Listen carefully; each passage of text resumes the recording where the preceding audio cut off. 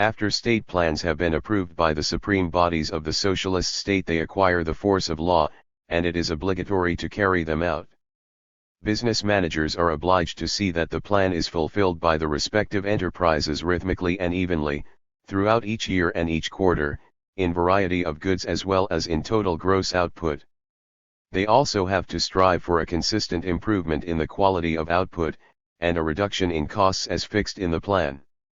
The most important, specific feature of socialist planning is that it combines the ensuring of proportionality with the constant growth of socialist production and technical progress.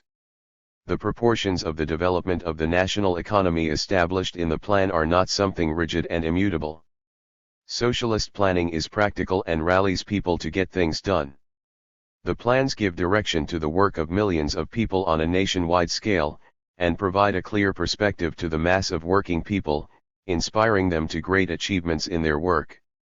The plan is the living creative work of the mass of the people. The reality of production plans lies in the millions of working people who are creating a new life. Drawing up the plan is merely the point at which planning starts. Lenin called the plan for the electrification of Russia a second-party program, and emphasized that this program will be improved, elaborated, perfected, and modified, every day, in every workshop and in every Velost.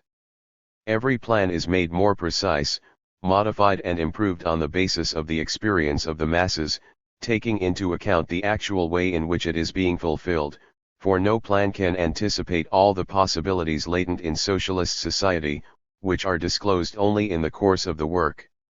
In the struggle to fulfill the plan in factory and mill, state farm and collective farm, the creative initiative and activity of the masses comes into play, socialist emulation develops, and new reserves for speeding up economic development are discovered. The work of rallying the mass of the people is carried out by the Communist Party and, under its leadership, by state and public organizations, the trade unions and the Young Communist League.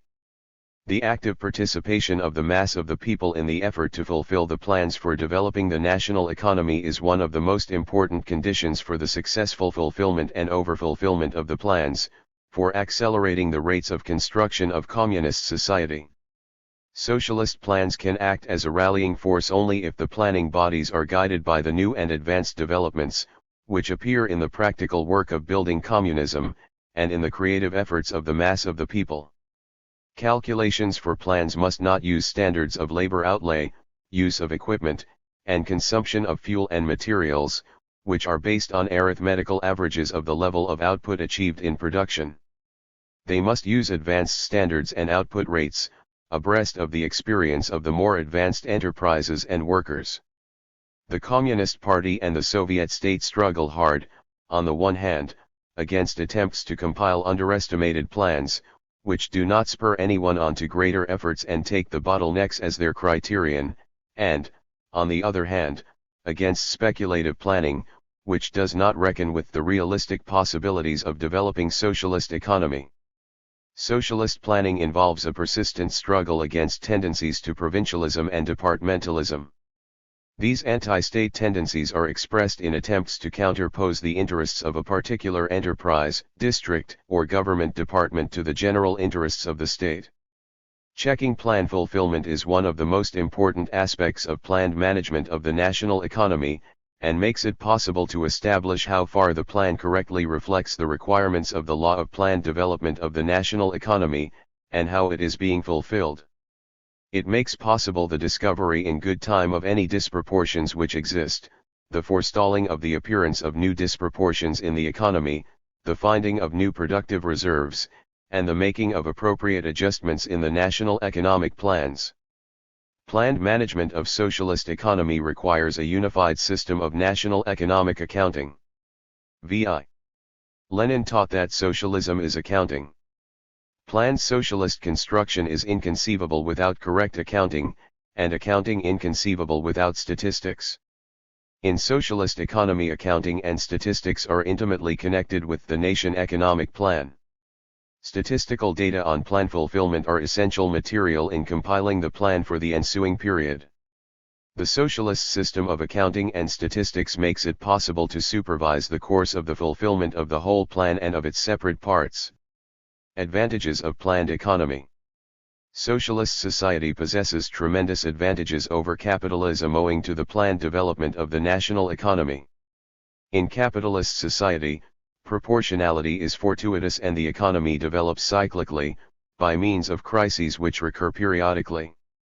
In contrast to this, socialist economy develops uninterruptedly along an ascending curve and at rapid rate, on the basis of proportions laid down by the socialist state in conformity with the requirements of the law of planned development of the national economy and the basic economic law of socialism.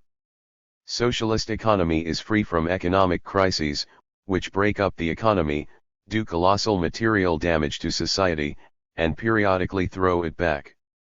During the pre-war 5-year plans, the Soviet Union made a leap which transformed it from a backward and agrarian country into an advanced and industrial one.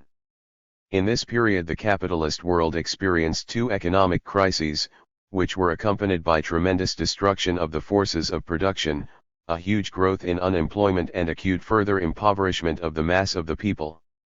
In the post-war period, socialist economy in the USSR has continuously gone forward according to plan, while the USA and a number of other capitalist countries experienced in these years the 1948-9 crisis, which caused a decline in output and an increase in unemployment.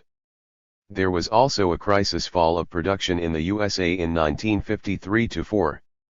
Unemployment is eliminated from socialist planned economy, so that the whole of the labor power of society is utilized. Capitalist economy inevitably gives rise to unemployment, and the capitalists use unemployment as a means of providing their enterprises with cheap labor power. Planned economy presupposes that the development of production will be directed to satisfying the needs of the whole of society. Capitalists invest in those branches in which the rate of profit is higher. In socialist planned economy, science and technology develop in a planned way, corresponding to the needs of the economy. Under capitalism, technological development is governed by the law of competition and anarchy in production. It takes place extremely unevenly, and this inevitably increases disproportionality in production. The profitability principle of private capitalism is governed by the aim of acquiring the maximum profits. In contrast to this, the law of planned development of the national economy, and socialist planning, ensure a higher form of profitability considered from the point of view of the economy as a whole. Socialist planned economy frees society from the huge wastage of social labor inherent in capitalist economy. It makes possible the most economical and effective use of all resources, both those existing within enterprises and on a national economic scale, continually uncovering new sources and reserves for increasing production. By planning, the socialist state ties together the production of different enterprises and brings about the most rational location of socialist production. The experience of the Soviet Union in the field of planning the national economy attracts the attention and interest of all countries of the world. Bourgeois scientists preach planned capitalism, sowing illusions among the working people that the monopolies, by eliminating competition, provide the conditions for planning capitalist economy and eliminating economic crises. But, as we have shown, the decisive prerequisite for planned management of economy is the existence of social ownership of the means of production and of the law of planned, proportional development of the national economy. Capitalist society, however, is dominated by private ownership of the means of production and the law of competition and anarchy of production. The limitation of competition in the monopoly enterprises and industries is accompanied by a sharp intensification of competition among the monopolies themselves and also between the monopoly and non-monopoly enterprises and industries. All attempts at planning the national economy and eliminating crises of overproduction in the capitalist countries inevitably meet with failure. The Soviet experience of planning the national economy is widely used in the people's democracies, which are successfully developing their economy on the basis of state plans. Brief conclusions. Planned development of the national economy is made necessary and possible by socialist ownership of the means of production. Planned, proportional development of the economy is an economic law of socialism. The law of planned, Proportional development of the economy is a regulator of the distribution of means of production and manpower in socialist economy, in accordance with the basic economic law of socialism. It requires the planned management of the national economy, the development of all branches of socialist economy on a proportional basis, the fullest and most effective use of material, labor, and financial resources. Socialist planning is successful if it correctly meets the requirements of the law of planned development of the national economy, and conforms fully to the requirements of the basic economic law of socialism. In the actual planned management of the economy, economic instruments connected with the operation of the law of value are utilized.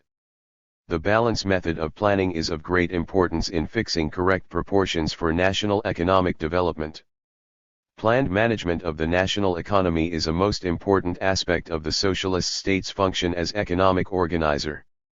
National economic plans are worked out by state bodies on the basis of directives determined by the Communist Party, and are based on scientific generalization from the experience of socialist construction, on taking into account the advantages afforded by a socialist economic system, and on the external and internal situation.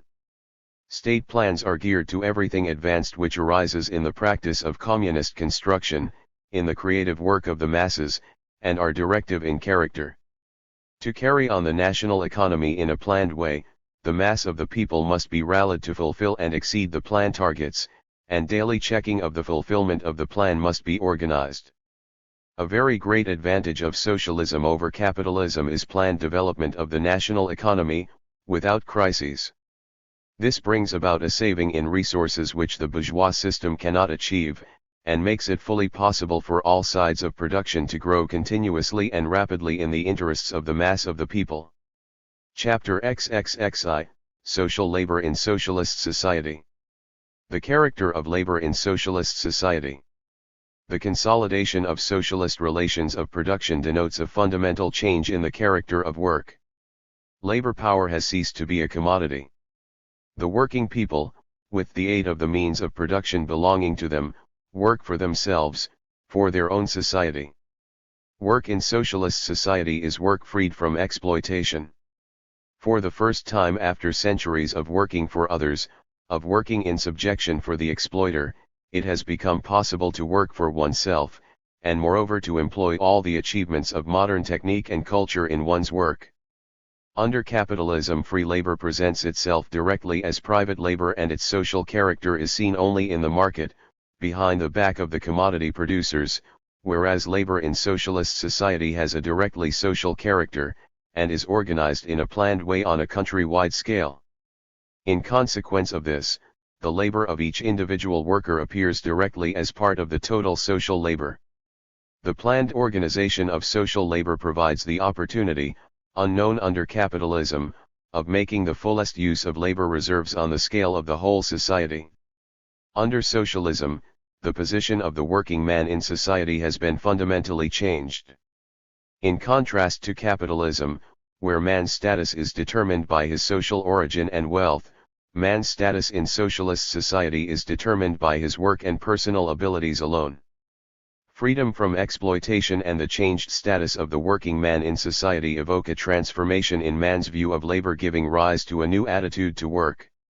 In the course of centuries, the exploiting system created among numerous generations of working people an aversion to work, as to an onerous and shameful burden. Socialism transforms labor into a matter of honor, valor, and heroism, and imparts to it an increasingly creative character.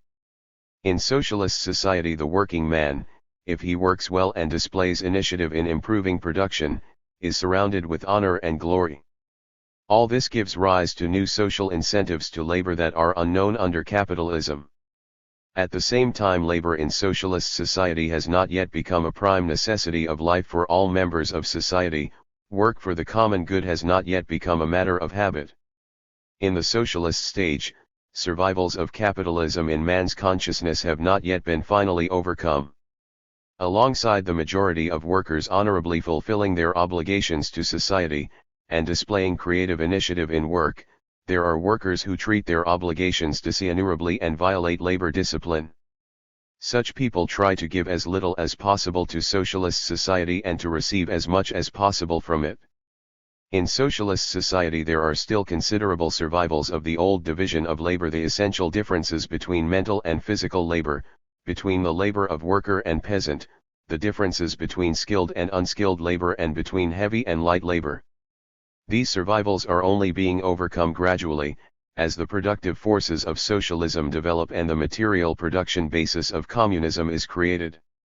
It follows from all this that the personal material interest of the worker in the results of his work as an incentive to the development of production is of tremendous importance. This interest is secured by the worker's dependence for his position in society on the quantity and quality of his labor. Making use of the material interest of every worker in the results of his labor is one of the fundamental methods of socialist economic management. Lenin pointed out, every important branch of national economy must be built up on the principle of personal incentive. The principle of material interest is most extensively applied in the wages of workers and employees, in the distribution of incomes in the collective farms, in the organization of cost accounting, in the fixing of prices of industrial and agricultural products, etc. The radical change in the nature of labor under socialism provides the necessary conditions for a systematic and rapid growth of its productivity, for creating a productivity of labor that is higher than that under capitalism.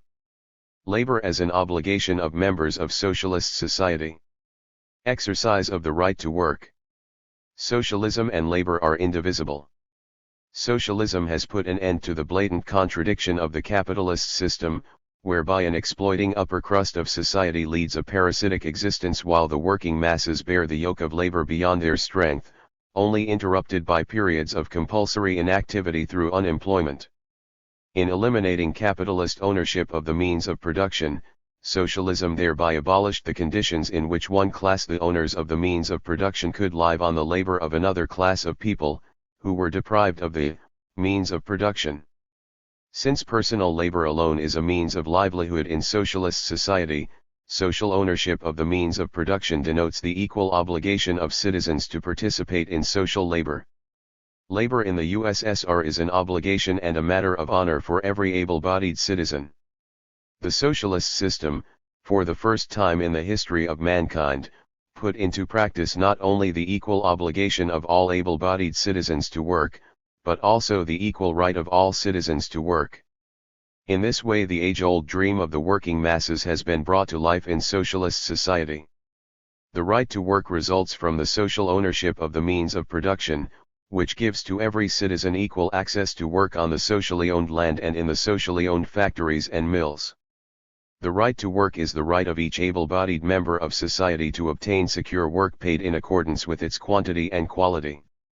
This right has been given legislative force in the Constitution of the USSR, and is guaranteed in practice by the socialist organization of the national economy, the steady growth of the productive forces of society, and by the elimination of the possibility of economic crises and of unemployment.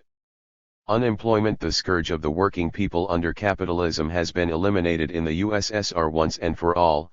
The worker is no longer under the threat of being thrown out of work and deprived of the means of livelihood. The abolition of unemployment and of the uncertainty of the workers for the morrow, the abolition of impoverishment and pauperism in the countryside, are a great achievement of the Soviet people. The effective right to work enables the labor resources of society to be utilized on an enormously increased scale for the development of production. The continuous growth of production in socialist society logically leads to a steady growth in the number of workers and employees. The number of manual and clerical workers in the national economy of the USSR at the end of the year amounted in 1928 to 10.8 million, 1932, 22.8 million, 1937, 27 million, 1940, 31.5 million, 1954, about 47 million. The elimination of unemployment in the towns and of rural overpopulation and poverty in the countryside, together with the continuous growth of socialist production, fundamentally alter the conditions in which enterprises are provided with labor power. Under capitalism, the demand for labor power is satisfied without any element of planning, out of the reserve army of unemployed and rural surplus population. In socialist society, on the contrary, enterprises obtain their labor in a planned way, by organized recruitment, training, and allocation. Capitalism makes the worker an appendage of the machine and stifles man's abilities. Socialism, on the contrary, liberates labor from exploitation and gives all citizens free access to education, thereby providing all the necessary conditions for the development and free play of the capacities of the working people.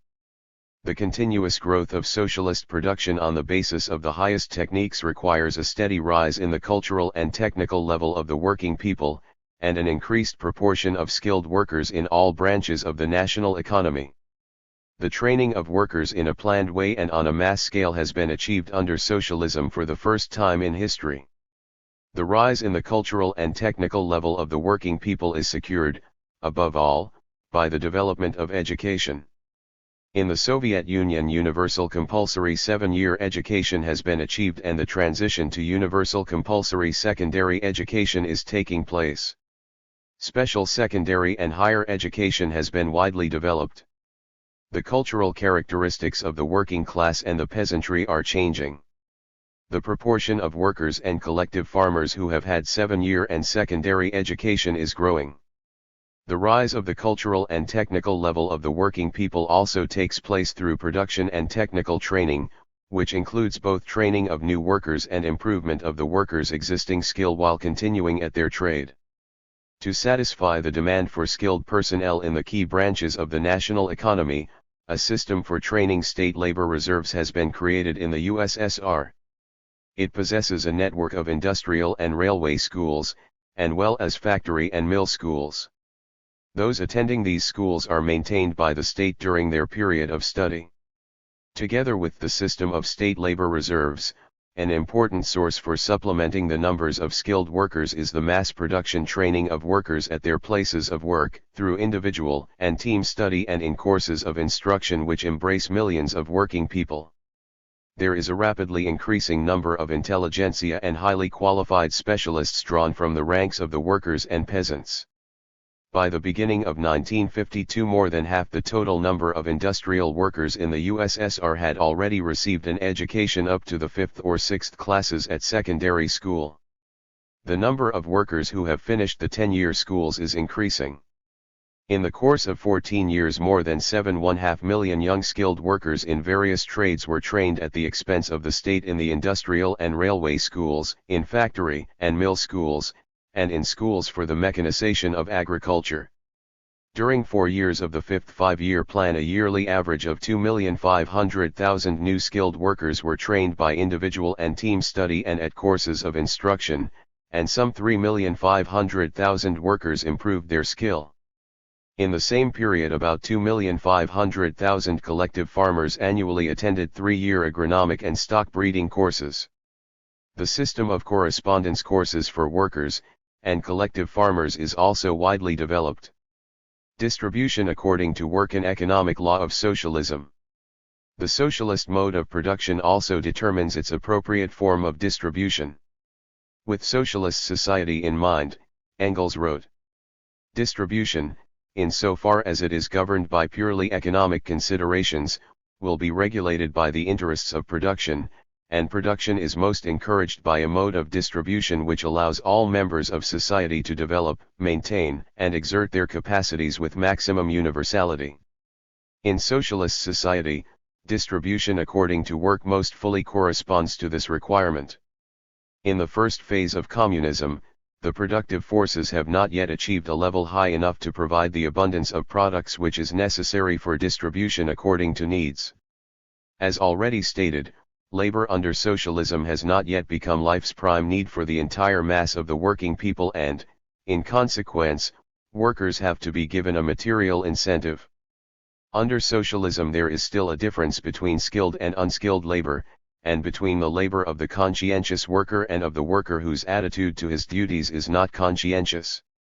In consequence, the distribution of articles of consumption has to take into account the differences in the quantity and quality of the labor expended by each worker in socialist production.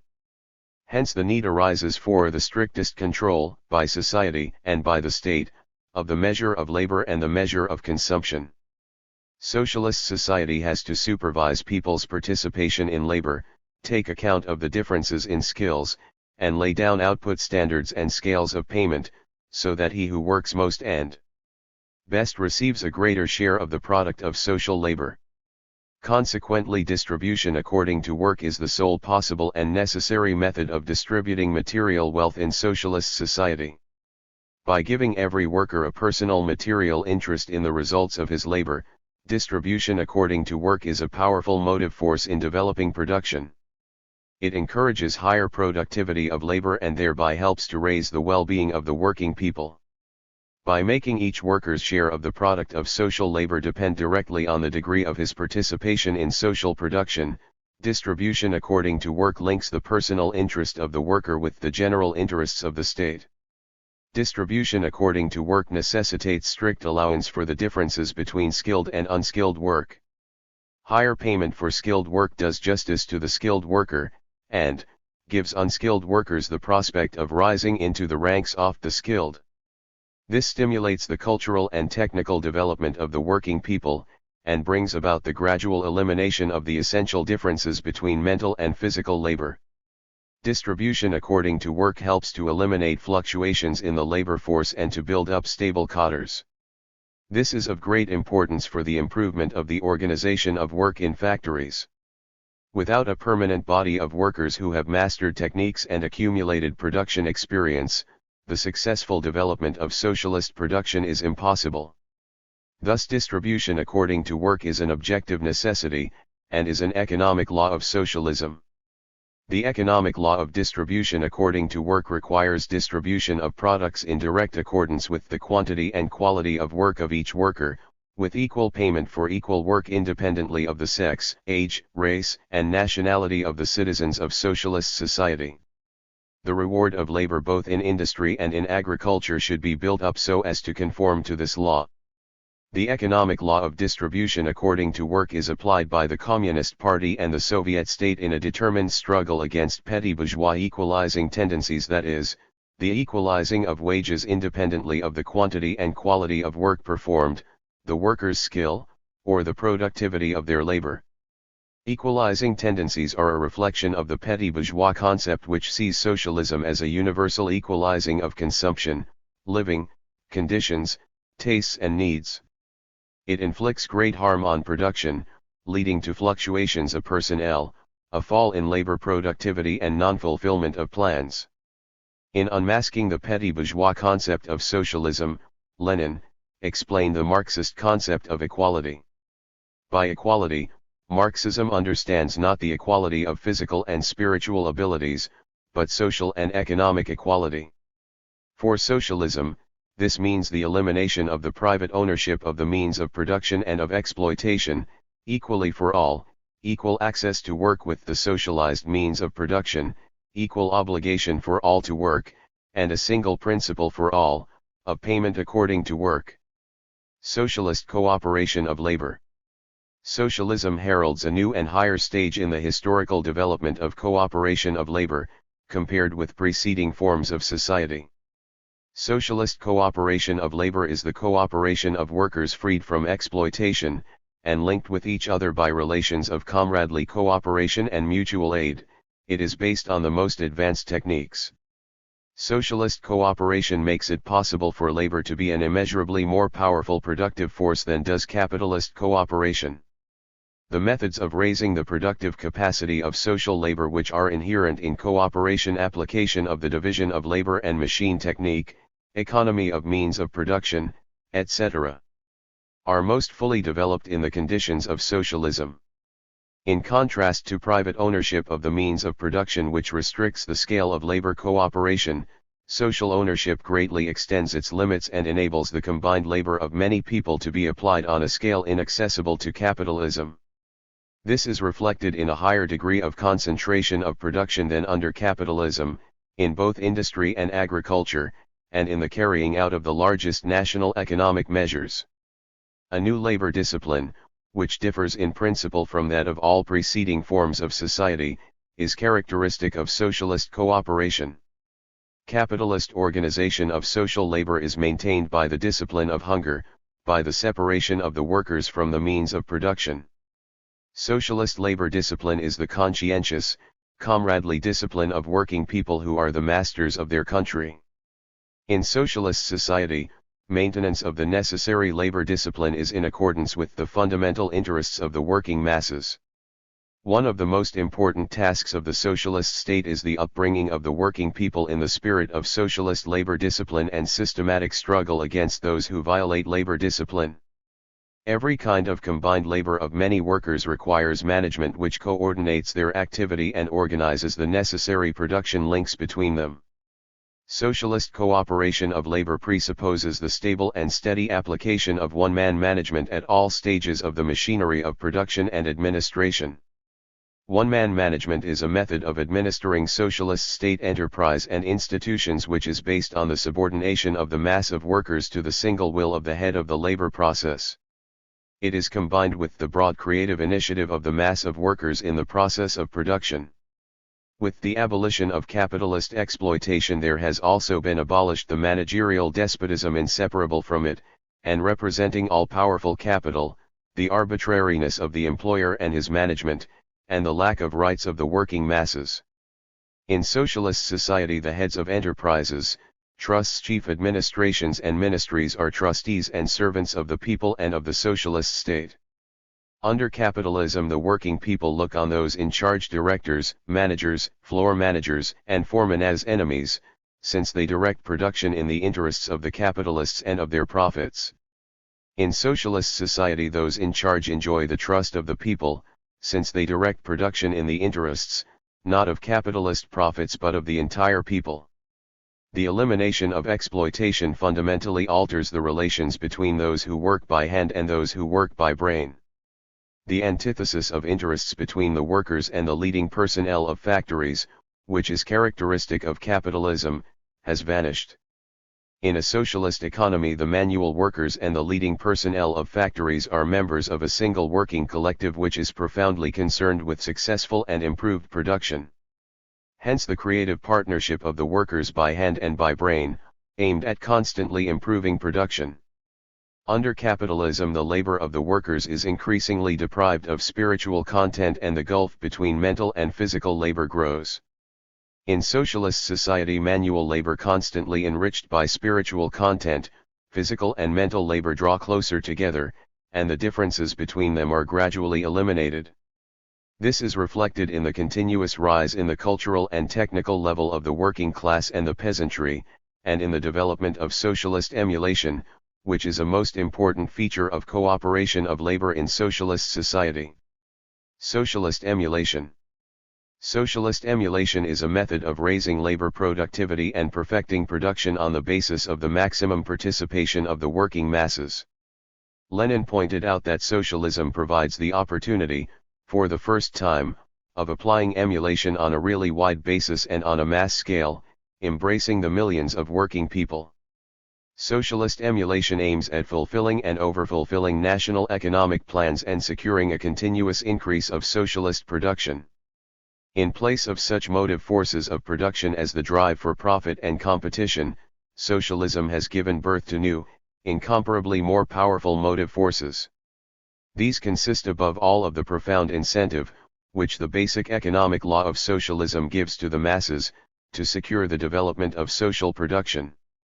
The subordination of socialist production to the aim of satisfying as fully as possible the growing needs of the working people serves as an inexhaustible source for raising the productivity of labor and perfecting industry on the basis of the highest techniques. Distribution according to work plays an important role in developing socialist emulation. By making the remuneration of labor dependent on the quantity and quality of the work done, distribution according to work encourages the display of the creative initiative of the masses in the process of production. Socialist emulation differs fundamentally from the competition which predominates in bourgeois society. The principle of competition is, defeat and death for some and victory and domination for others. The principle of socialist emulation is, comradely assistance by the foremost to the laggards, so as to achieve an advance of all. Competition says, destroy the laggards so as to establish your own domination. Socialist emulation says, some work badly, others work well, yet others best of all catch up with the best and secure the advance of all. Socialist emulation expresses the comradely cooperation of the working people and their common struggle for a general growth of production. It sets free the creative abilities of the workers and makes possible the fuller utilization of all the advantages of social labor which exist under socialism. The characteristic feature of emulation is the creative initiative of innovators and advanced workers, who have completely mastered advanced techniques, by discarding the old, outdated standards and work methods and proposing new ones. In the struggle against all that is old and outdated, advanced workers are opening new paths for the development of production and discovering new reserves for raising labor productivity. The creative initiative of the working people does not allow production to stagnate or mark time, it is the source of constant advance and improvement in production. The key to the advanced work methods of the innovators is the fundamental improvement of the organization of work and production and of production technology and techniques. Advanced workers in agriculture apply new methods of scientific technique in cultivation and stock breeding, raising crop yields and livestock productivity. Socialist emulation presupposes rapid and widespread application of advanced experience. In socialist society, the force of example takes mass effect for the first time, serving as a spur to continuous growth and improvement of production. This is attained, in the first place, by the active comradely assistance which the innovators extend to all workers in production in mastering advanced labor methods, and takes a variety of forms. Secondly, by the efforts of the mass of working people to overtake the advanced workers to master their experience so as to obtain a general increase in output. Thirdly, by widely publicizing emulation, comparing the work results of enterprises. Widespread application of advanced experience is one of the most important tasks of economic managers and social organizations. On the basis of the advanced experience of innovators in production, the state economic bodies lay down progressive standards of labor expenditure and of utilization of the means of production. These standards are used as the basis of production plans. The application of advanced experience, and the mastery of new standards and methods of work by the majority of workers, secure a new and higher level of labor productivity. The Communist Party and the Soviet state take the lead of the socialist emulation of the masses and support it in every way possible.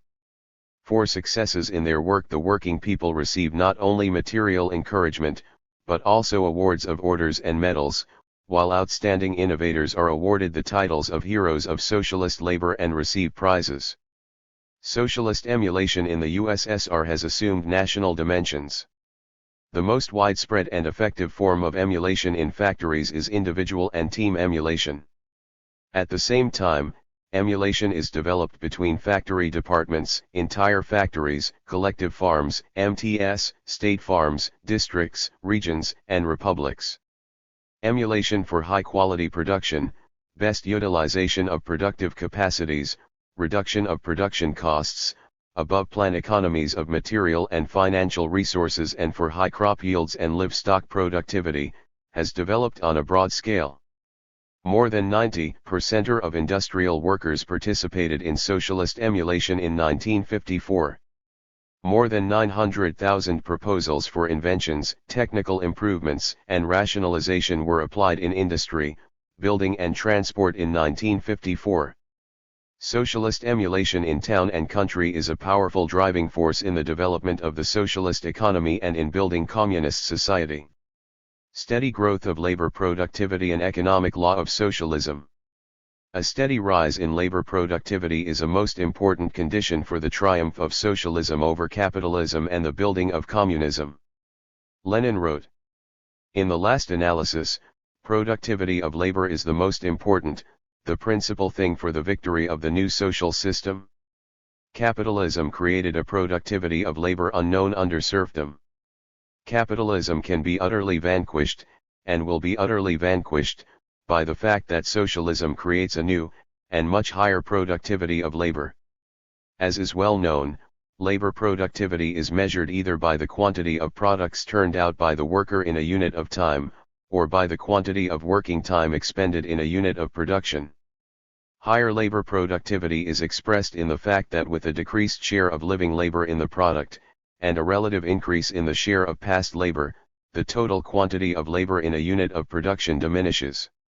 A growth of labor productivity means increased output per unit of working time. Labor productivity increases with economy of labor, including, in this context, both living and congealed labor in a nationwide scale. Marxism teaches that real economy consists in a saving of working time, and that this saving is identical with the development of the productive capacity of labor. Marx speaks of the universal economic law by virtue of which costs of production continually fall while live labor continually becomes more productive. But this law operates differently, under different economic conditions. Owing to the contradictions inherent in capitalism, the productivity of labor in bourgeois society grows at a slow rate and is unstable in character. Hence for capital the law of rising productive power of labor does not have unconditional validity. As well as eliminating private capitalist ownership, socialism also destroys the barriers inherent in capitalism which bar the way to an increase in the productivity of labor. It makes objectively necessary and possible a steady increase in the productivity of labor in accordance with the demands of the basic economic law of socialism. A steady rise in the productivity of labor is an essential condition for the constant increase of socialist production and the fullest satisfaction of the constantly growing needs of the people. The uninterrupted growth of socialist production occurs, firstly, owing to a rise in the productivity of labor and, secondly, owing to an increase in the total number of workers engaged in material production. In the period between 1940 and 1954 the rise in the productivity of labor accounted for approximately 70% of the increase in industrial production, and the increase in the number of workers for approximately 30%. Thus, the rise in the productivity of labor is the chief and basic source of the constant rise in socialist production. The systematic rise in the productivity of labor because it ensures a rapid increase in output, makes possible both an expansion of industry and an increase of consumption. A steady rise in the productivity of labor is also necessary in order to ensure the triumph of socialism in economic competition with the highly developed capitalist countries. Socialism creates the conditions necessary for a systematic and rapid rise in the productivity of labor. Socialism eliminates the tremendous waste of labor connected with anarchy of production and economic crises of overproduction and ensures the planned, most rational use of the means of production and labor power on the basis of constant improvement of techniques and organization of labor. In the conditions prevailing under socialism, in contrast to capitalism, the working people are profoundly interested in the maximum economy of labor time and means of production since industry serves the interests of the people. The Soviet worker is directly interested in raising the productivity of labor, for he knows that it strengthens the canal's power of the USSR and raises the cultural level of the working people. The basis of the high productivity of social labor under socialism lies in the unity of interests of the state and the people. All this testifies to the fact that the economic law of a steady rise in the productivity of labor operates in socialist society. This law determines both the need for increasing the amount produced per worker and also the increase in the productivity of the whole of social labor. It is essential for every worker in socialist industry constantly to increase in his own sector the productivity of labor by improving his use of working time and applying the most productive methods of work. There is required, besides this, an increase in the productivity of the whole of socialist labor. Productivity of labor from the social point of view increases as a result of an economy of labor on a scale covering the whole of society, that is to say as a result of the best possible use of machinery and equipment, raw materials, fuel, and other materials, an improvement in the location and utilization of the resources of live labor, a more rational location of industry throughout the regions of the country, an improvement in the quality of output, etc. Thus, by bringing production of an article closer to sources of raw materials and areas of consumption, the expenditure on the labor of transporting the article is reduced and, consequently, an economy of the labor for society is effected. Similarly, higher quality of production, shown, for example, by an increase in the period of service of a particular article, means an economy of labor for society as a whole. Of great importance for a rise in the productivity of social labor is an increase in the proportion of workers engaged in material production compared to a reduction in the administrative and managing apparatus, and also an increase in the proportion of workers engaged in the basic production processes compared with the personnel engaged on subsidiary and auxiliary work. The sources and reserves of a rise in the productivity of labor. In administering the national economy, the Communist Party and the Soviet state make use of the law of a steady rise in the productivity of labor. The national economic plans provide for a considerable annual increase in the productivity of labor, as a major condition for a total increase in output. The Communist Party and the Soviet state mobilize the working people to strive for a steady increase in the productivity of labor in all branches of the nation's economy, at every enterprise and in every production sector. The economy of the USSR has surpassed all the capitalist countries by the speed of its increase in labor productivity. The level of productivity of labor in the national economy of the USSR is several times higher than the level of pre-revolutionary Russia. During the years of the first five-year plan, the labor productivity in the industry of the USSR increased 41% and in the second five-year plan 82%. The average annual increase in labor productivity during the first five-year plan was 9% and in the second five-year plan 12.7%. In 1940 the productivity of labor in the industry of the USSR increased 4 times, and if account is taken of the reduction in the working hours per day 5.2 times compared with 1913. During the post-war period there has been a further increase in the productivity of labor. It increased in 1954 as against 1940 by 83% in industry and 61% in building. During the period between 1928 and 1954 the productivity of labor in industry increased more than 6 times, in building and railway transport approximately 4 times. Productivity of labor in collective and state farms was approximately 3 times as high as in pre-revolutionary agriculture. From the point of view, however, of the tasks of communist construction and economic competition with the advanced capitalist countries, and also of the opportunities available, the level of the productivity of labor reached is insufficient. As regards productivity of labor in industry, the USSR has overtaken the leading capitalist countries of Europe but lags behind the United States of America. In the practical working of industry, agriculture, transport, building, there are still serious shortcomings which have not been eliminated and which hinder the full utilization of the advantages of the socialist system for increasing the productivity of labor, and there are still enormous unutilized reserves. Although the plan for the first 4 years of the fifth five-year plan of industrial output was overfulfilled, the plan for the productivity of labor was not completely fulfilled. Many industrial enterprises systematically fail to fulfill the plans for productivity of labor. In the post-war period the rise in the productivity of labor lagged behind the rise in real wages. During the 1995-14 period the productivity of labor in industry rose 33% while real wages rose 37%. Side by side with the total increase in the productivity of labor there were certain industries which in this respect lagged far behind or even marked have.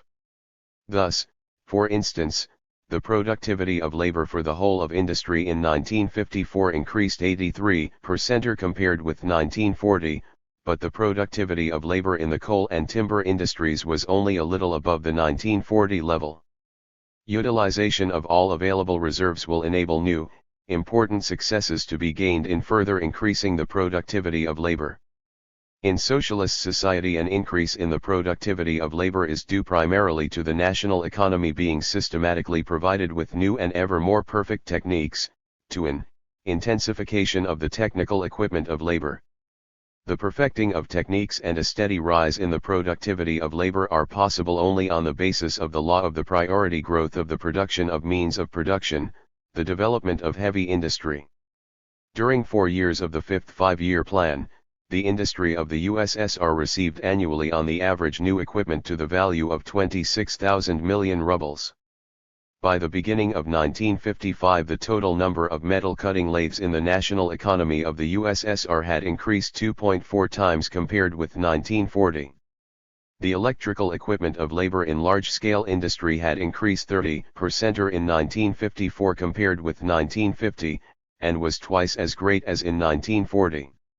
However, in the practical carrying out of economic development, the existing possibilities of technical progress and of raising the productivity of labor are not being sufficiently utilized. The rate at which improvements in machinery, mechanisms, and technological processes are being made lags behind the rate of development of production and the requirements of the national economy. Many types of machinery and equipment made in Soviet enterprises are inferior in quality and technical standard to the best types produced abroad. Insufficient application is made of complex mechanization and automation of production. There are disparities in the level of mechanization of interlinked production processes. Where there is a high level of mechanization of the main industrial processes, as a general rule the auxiliary processes are still very little mechanized. But the higher the level of mechanization of the main sectors and links and the higher their productivity labor, the more labor power is required for the non-mechanized sectors and operations. Hence large amount of manual labor in industry and other branches of the national economy. Thus, the proportion of workers operating by hand is as follows: in the lumbering industry 68% or in coal mining 44%, in the iron and steel industry 35%, in building 68%. The labor of these workers is of low productivity. As of this, what is gained from mechanization and the rise in the productivity of labor in the main production processes is to a considerable extent lost owing to the use of manual labor on auxiliary work. To ensure a further considerable rise in the productivity of labor, there must be a sharp increase in the rate at which industry is technically equipped, by means of constant improvements in machinery, equipment, and technological processes, and the wide development of complex mechanization and automation of production processes. Constant improvement in the organization of production is of tremendous importance for raising the productivity of labor. Improved organization of production within the enterprise involves combating last-minute spurts, introducing even working according to schedule, the use of the uninterrupted even flow method and the carrying through of other measures. Improvement in the organization of industry within the framework of a given branch and on a country-wide scale requires wide use of specialization and cooperation in production and, in connection with it, the unification and standardization of parts and assemblages and improvements in the geographical location of industry, that is to say, primarily the utilization of the advantages of planned, social division of labor. By using the advantages of social division of labor on both a branch and territorial scale, the labor expended on the production and transport of commodities can be reduced. Extensive specialization of industrial enterprises with the application of mass even flow production makes it possible to organize the production of articles on a mass scale, to introduce advanced techniques widely, to rationalize the organization of industry and so to raise the productivity of labor to a considerable extent. The economic importance of specialization in production can be shown by the following data. At a specialized factory the cost of producing a 12x 60 mm bolt is 10 kopecks, but in mechanized workshops making consumer goods it is 1 ruble 40 kopecks, i.e., 14 times more expensive. Further, the specialized factory greatly economizes metal in the manufacture of the bolts. In the automobile industry the production of a standard tool costs 4 times as much as it does at a specialized tool works. The socialist organization of labor based on conscious discipline and comradely cooperation among the workers and payment for labor according to quantity and quality provides great opportunities for raising the productivity of labor. Further improvement in the organization of labor combating stoppages, strengthening discipline, bringing more order into industry, improving the fixing of norms and payment for labor is a great reserve for raising the productivity of labor. A constant increase in the level of technical efficiency and industrial skill of the workers is an important condition for a steady rise in the productivity of labor.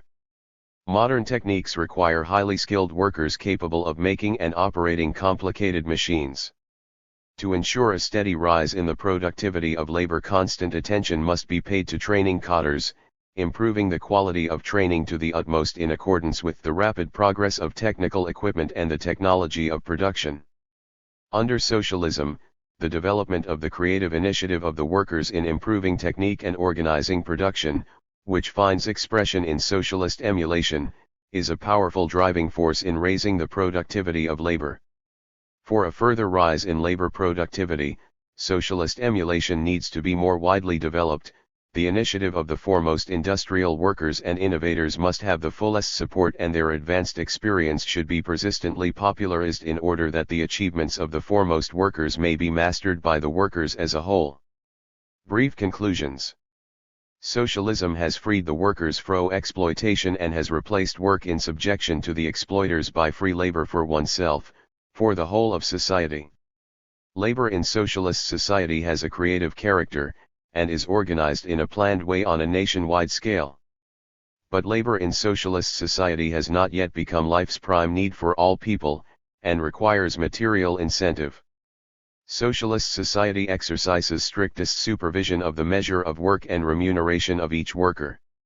In socialist society, labor is an obligation and a matter of honor for every able-bodied member of society. In the socialist system of national economy, unemployment has been abolished, and the right of all members of society to work has been put into effect. In socialist economy, the continuous growth of production is accompanied by a steady increase in the number of employed workers and the raising of their cultural and technical level.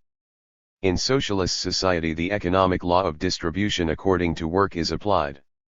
This requires distribution of material wealth in direct accordance with the quantity and quality of work done by each worker, equal pay for equal work, irrespective of the sex, age, race, or nationality of the working people.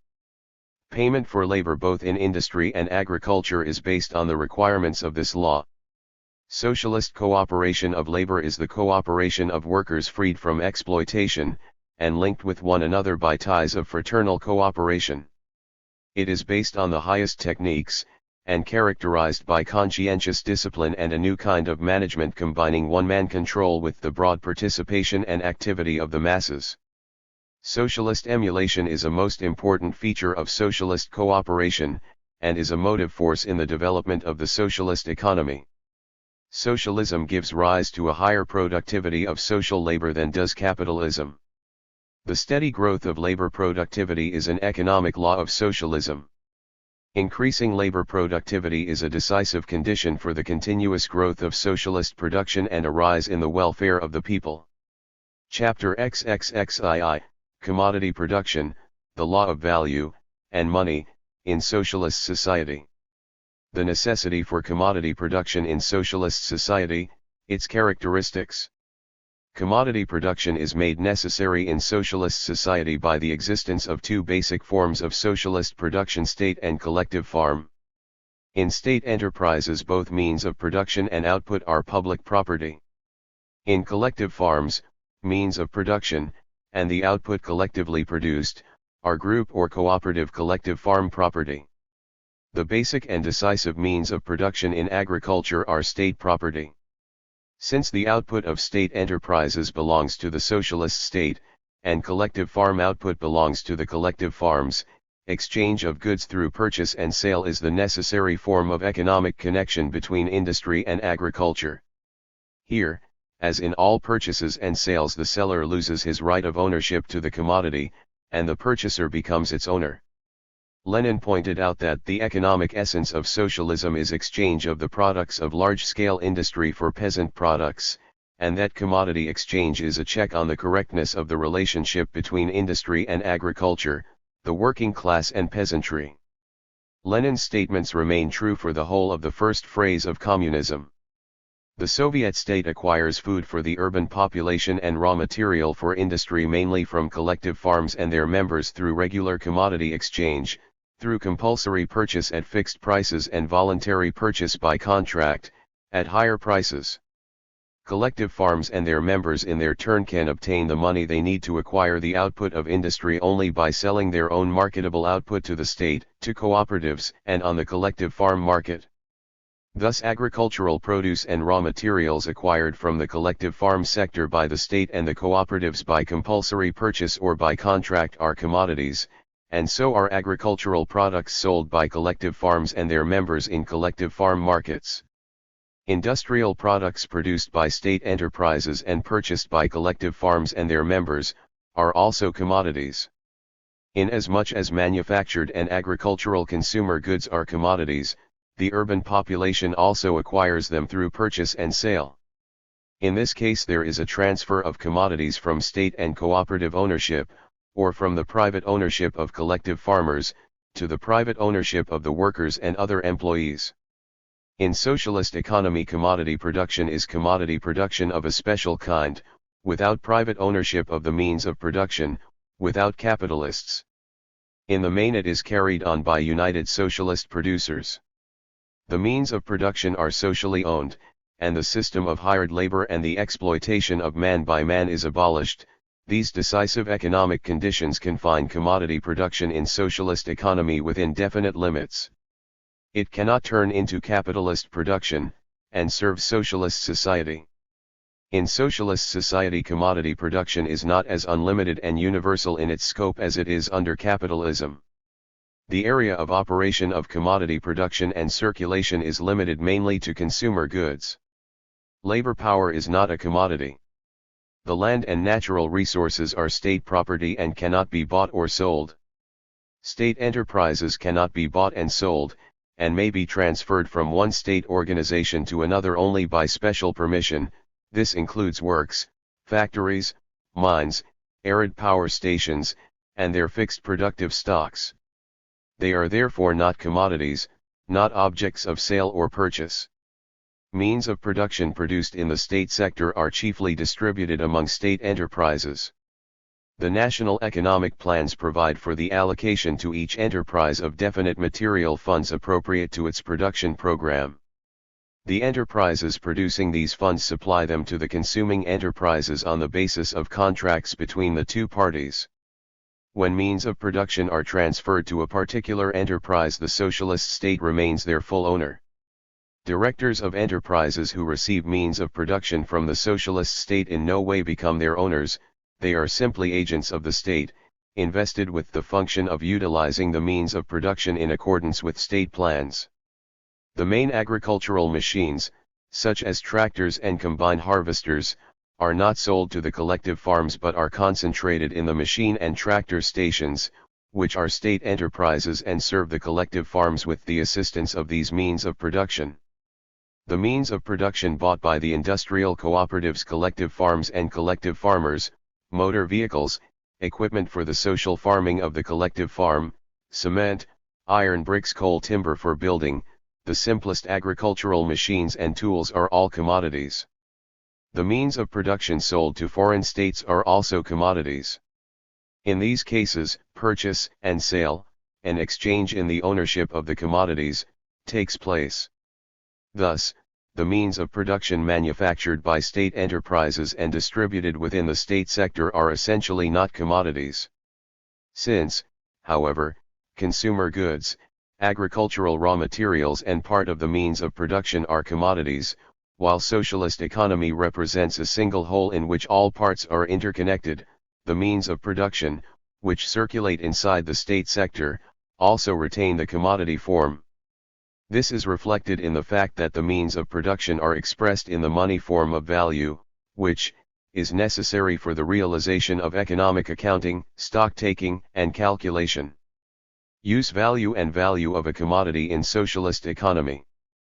Products which are made and realized as commodities in socialist society have a use value, created by concrete labor, and a value, created by abstract labor. In other words, a commodity has a twofold character in socialist society determined by the twofold character of the labor embodied in the commodity. The twofold character of labor in socialist society radically differs from the twofold character of labor in simple commodity production and in capitalist economy. The contradictions between private and social labor which are typical of commodity production based on private property do not exist in socialist society. As stated above, labor in a socialist economy is not private but directly social labor. Society plans the process of production, the distribution of labor among different branches of the national economy and among particular enterprises. In view of all this, commodity fetishism is overcome in socialist economy, and social relations between men do not assume the deceptive form of relations between things.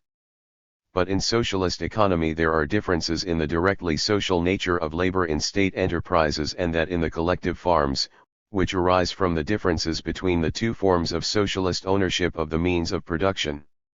In state enterprises labor is socialized on a national scale, by virtue of which the product of labor, too, belongs to the whole of society in the shape of the socialist state.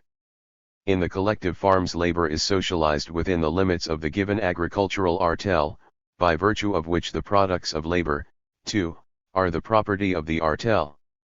In addition, collective farmers use their labor on their personal auxiliary plot, which is of subordinate importance. Labor in the subsidiary husbandry is private labor, it is not directly social labor. The differences in the degree to which labor is socialized in state enterprises and collective farms, and the existence of commodity connections between state industry and the collective farms, due to the two forms of social ownership, make it impossible to express and compare directly, in the form of labor time, the social labor expended in producing the output of the state and collective farm sectors. This makes necessary the indirect reduction of the social labor expended on the production of industrial and collective farm output to a common expression and measure, by utilizing value and its forms. This is effected by reducing the various concrete forms of the labor of workers and collective farmers to their equivalent in abstract labor, which creates the value of a commodity. The socialist state in the process of planned management of the national economy takes into account both aspects of a commodity, its use value and its value. The state requires that its enterprises should produce particular forms of output, particular use values. Use value is of interest to the capitalist only as a bearer of value and surplus value, but in socialist economy the creation of use values and the improvement of the quality of output have an independent and very great importance, for production is carried on in the interests of the fullest possible satisfaction of the growing needs of the whole of society. In socialist economy the value of a commodity is also of very substantial importance. The state plans production in money indices as well as in physical indices. Here the systematic reduction of the value of commodities which are produced, and the reduction of prices on this basis, plays a great part in ensuring the maximum satisfaction of the needs of society. In socialist economy the antagonistic contradiction between use value and value with which is linked the possibility of crises of overproduction, does not exist. At the same time a non-antagonistic contradiction between use value and value can arise under socialism as well. Socialist economy makes it fully possible to fulfill production plans in both monetary and physical terms. However, this possibility is not always realized. In the practical work of economic construction, the contradiction between use value and value is revealed, for example, in cases of excessive amount of a commodity, when a commodity cannot be sold because of its low quality, because it does not correspond to the demand, and so on, or in cases where individual enterprises in a drive to turn out the more profitable sorts of articles fail to fulfill the plan as regards range and quality of production. Contradictions of this kind are revealed and resolved in the course of the planned management of economy. In socialist economy there is a distinction between complex and simple labor, and complex labor is expressed in terms of simple labor. The relation between complex and simple labor is taken into account in planning production, in fixing output standards, and in planning wages. The magnitude of the value of commodities produced and realized in socialist economy is determined by the quantity of socially necessary labor time expended on producing them. Socially necessary labor time means the average labor time expended by the enterprises which produce the bulk of output in the branch concerned. The socially necessary time is a quantity which has an objective existence. The socially necessary labor time expended on producing a unit of a commodity determines the social value of the commodity. The time actually expended in producing a unit of a commodity in particular enterprises is the individual labor time which determines the amount of the individual value of a commodity in each of these enterprises. Under capitalism, socially necessary time is formed blindly, behind the backs of the commodity producers. In socialist economy, the state, basing itself on objective economic conditions and on the requirements of the economic laws of socialism, plans the growth of labor productivity and the reduction of production costs, and fixes standards for the expenditure of labor and materials in each enterprise. In this planned way it uses its influence to reduce the quantity of socially necessary time used in producing a commodity. Under capitalism, the contradiction between individual and socially necessary labor time is antagonistic in character. Enterprises at a more advanced technical level receive surplus profit, keep their technical improvements secret, and thus defeat, ruin and destroy their competitors. In socialist economy, the contradiction between the individual time expended at particular enterprises and the socially necessary labor time is not antagonistic in character. Commercial secrecy is unknown in socialist economy. In consequence, it is possible for the technical achievements of more advanced enterprises to be quickly spread to all enterprises in the branch of the economy concerned, and thus socialist economy as a whole is improved. Progressive standards of expenditure of labor and materials, the fixing of which takes into account the experience of more advanced enterprises, are an important means by which the socialist state exercises a planned influence on the quantity of socially necessary time. They pave a great mobilizing importance, as they encourage economic managements and the mass of working people to seek out methods by which production can be rationalized, new technology brought into use, labor productivity raised and output costs lowered. After these progressive standards have been reached by a majority of enterprises, they begin to coincide with socially necessary labor outlays and cease to be progressive.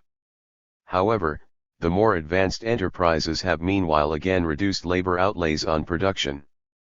On the basis of the experience of the more advanced enterprises, new progressive standards of labor outlays are fixed, and, by achieving these, socially necessary time is again reduced.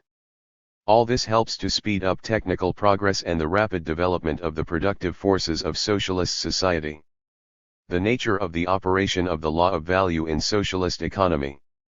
The law of value continues to operate in socialist economy to the extent that commodity production and circulation still exist. The economic structure of socialism confines the operation of the law of value within strict limits. The means of production in town and country are socialized, and the sphere of operation of commodity production and circulation is restricted. The role of the law of value is limited by these factors, by the operation of the economic laws of socialism, primarily the law of planned development of the national economy, by the planning of the national economy, and in general by all the economic activity of the socialist state. The law of value in socialist economy cannot be the regulator of production. As already shown, the regulator of socialist production is the law of planned, proportional development. In building enterprises and even in establishing whale branches of production, the socialist state is guided not by the urge to make profit but by the requirements of the basic economic law of socialism and the law of planned development of the national economy. If the law of value functioned as the regulator of production, the most profitable branches and light industrial enterprises would be the first to develop in socialist society, and heavy industrial enterprises, which were very important from the point of view of the interests of national economy but which temporarily might be unprofitable, would have to close down. However, in the USSR, enterprises which are at first unprofitable, or show only a small profit, are not closed down if they are necessary to the national economy, they are continued and subsidized, although at the same time steps are taken to make them profitable. In contradistinction to capitalism, where the law of value operates as a blind farce dominating man, the operation of the law of value in socialist economy is known, taken into account and utilized by the state in the practice of planning the national economy. The sphere of operation of the law of value in socialist economy covers primarily the circulation and exchange of commodities. In this sphere the law of value retains the function of a regulator to a certain limited extent.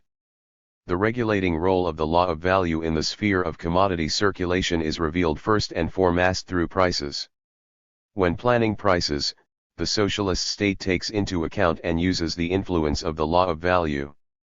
The problem of securing a sound economic basis for the planning of prices is of great importance for the development of the national economy. In the problem of prices, all the main economic and therefore, the political problems of the Soviet state intersect: questions of establishing correct relations between the peasantry and the working class, and of achieving an interconnected and interdependent development of agriculture and industry, questions of securing real wages and of strengthening the Chervonets. All these came up against the problem of prices, February 1927.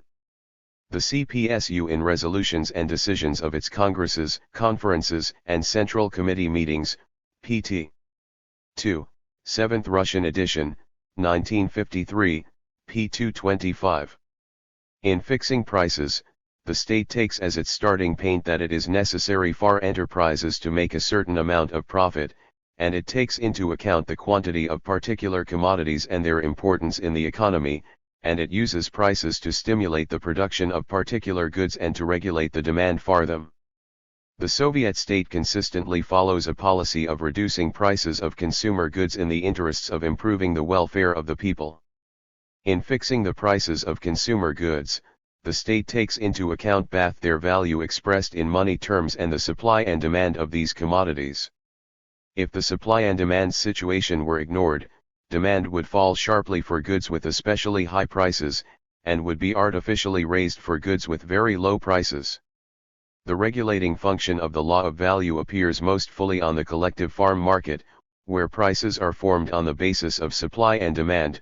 Price movements, moreover, influence the size and structure of commodity turnover on the collective farm market.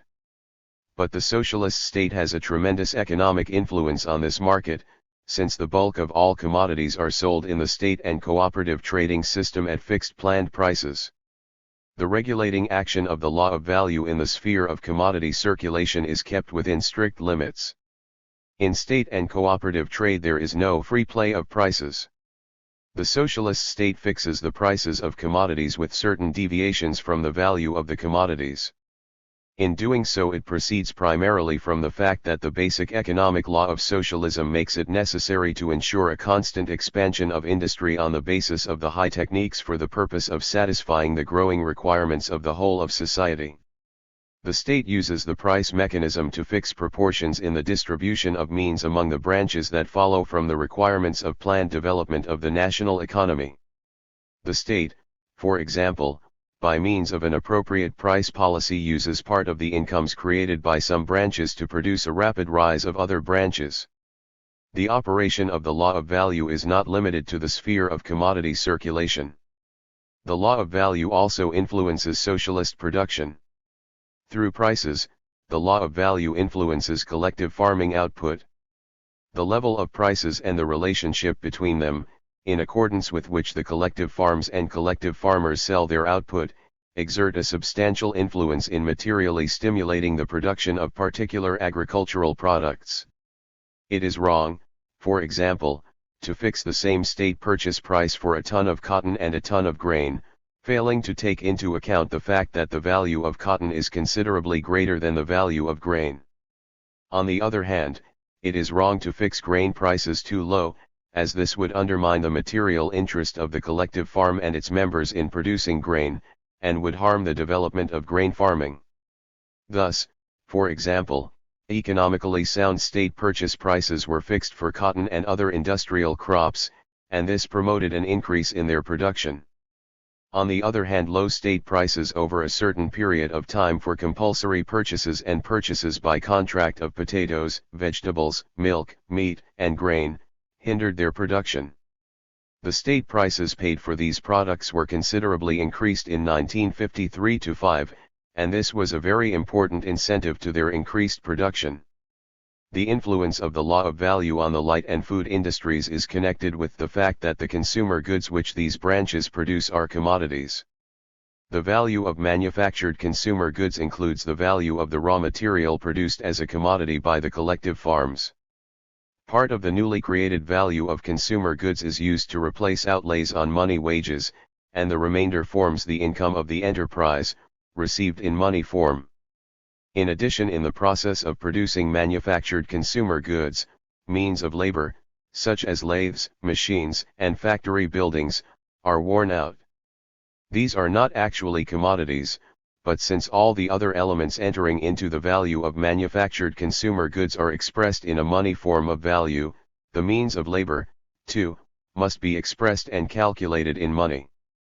Although the means of production manufactured in the state sector and circulating within it are, essentially, not commodities, nevertheless insofar as they retain the commodity form they also possess the value form. In this sense one speaks of the value of the means of production, their cost of production, price, etc. Here it should be borne in mind that these categories conceal the relations of production of the state socialist sector which, in essence, do not have a commodity character. The fact of the matter is that in our socialist conditions economic development proceeds not by way of upheavals, but by way of gradual changes, the old not simply being abolished out of hand, but changing its nature in adoption to the new, and retaining only its form, while the new does not simply destroy the old, but infiltrates into it, changes its nature and its functions, without smashing its form, but utilizing it for the development of the new. In socialist society the value form of the means of production is of great economic importance for the national economy. The law of value influences the production of means of production through consumer goods, which are needed to replace the expenditure of labor power. Consumer goods are commodities, and workers can get them only by buying them with money from their wages. Hence the money form of value has also to be used in the production of means of production, to keep account of all the other elements which, combined with wages, are included in the industrial output costs. The influence of the law of value on the production of the means of production and consumer commodities is manifested through the system of economic accounting, which is based on payment in money form for expenditure of labor, and which stimulates an increase in the productivity of labor, and lower costs and greater profitability of production. Knowledge of the operation of the law of value and ability to use it assists economic workers to manage production rationally, to improve methods of work consistently, and to find and make use of hidden reserves to increase output. The socialist state uses the law of value in carrying out control, through the financial and credit system, over industry and the distribution of the social product. The use of the law of value is of great importance in operating the economic law of distribution according to work. The money form of wages is the means of control over the measure of labor and over the measure of reward in socialist society. The restriction of the law of value, control over it, and its planned use are a tremendous advantage which socialism has over capitalism. It is thanks to this restriction that the operation of the law of value in the USSR is not accompanied by destructive consequences in the shape of crises, whereas under capitalism the law of value, despite the low rates of development of industry in the capitalist countries, leads to periodic crises of overproduction, to unemployment, and to the destruction of part of the productive forces. Money and its functions in socialist economy. The necessity of money in socialist society is determined by the existence of commodity production and the law of value. Before the socialist revolution the socialists wrote that it is impossible to abolish money at once. A great many technical, and what is much more difficult and more important, organizational gains are necessary in order to abolish money. In order to abolish money, it is necessary to arrange the organization of the distribution of products for hundreds of millions of people, an affair of many years. Money fundamentally changes its nature in being applied to the needs of the development of socialist economy. Under capitalism, money is turned into capital and is a means of appropriating the unpaid labor of other people. In socialist economy, on the other hand, money is a weapon of economic construction in the interests of the mass of the people in accordance with the requirements of the basic economic law of socialism. It is an expression of the socialist relations of production. Under socialism money fulfills the role of universal equivalent in the national economy as a whole. The money form is used not only in the circulation of consumer goods and those means of production that are commodities, but also in the economic turnover of those means of production that are not essentially commodities but which retain the commodity form. The unity of socialist national economy, the indissoluble connection and relationship between the production of means of production and the production of articles of consumption, between state industry and collective farm production, requires a single measure to express and measure the social labor expended on the production of what is produced.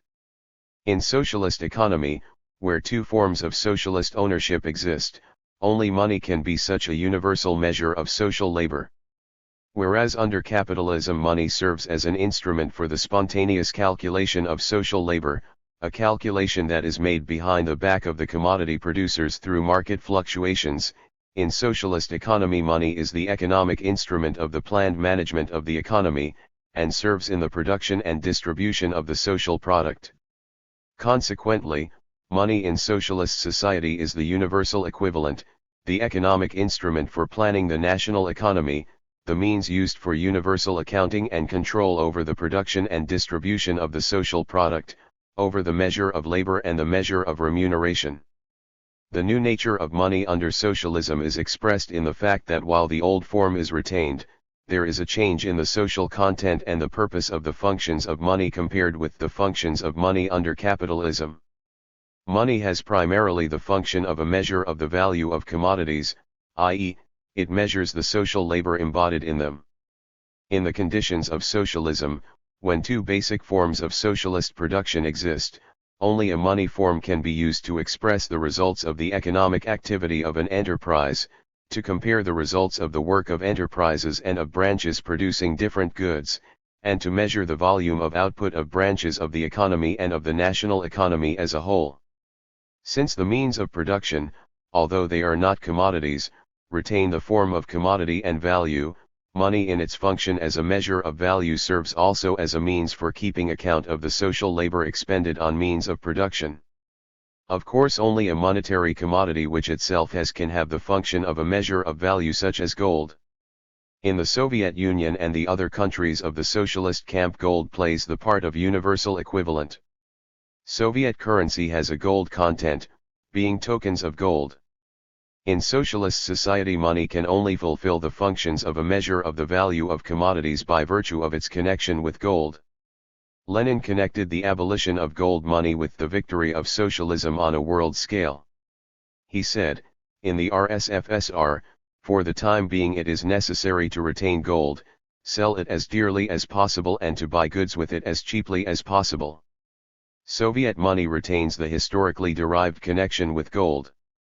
On the basis that gold is a universal equivalent, the Soviet state fixed a gold content for the ruble in carrying out the currency reform of 1922-4. The gold content of the ruble was later fixed indirectly, by establishing an exchange rate for the Soviet ruble with first the franc and later the dollar. In 1950, in connection with the increased purchasing power of the ruble and the reduced purchasing power of the dollar and other capitalist currencies, the Soviet state fixed the gold content of the ruble directly, at 0.222168 grams of gold. The exchange rate of the ruble with other currencies was raised to correspond with its gold content.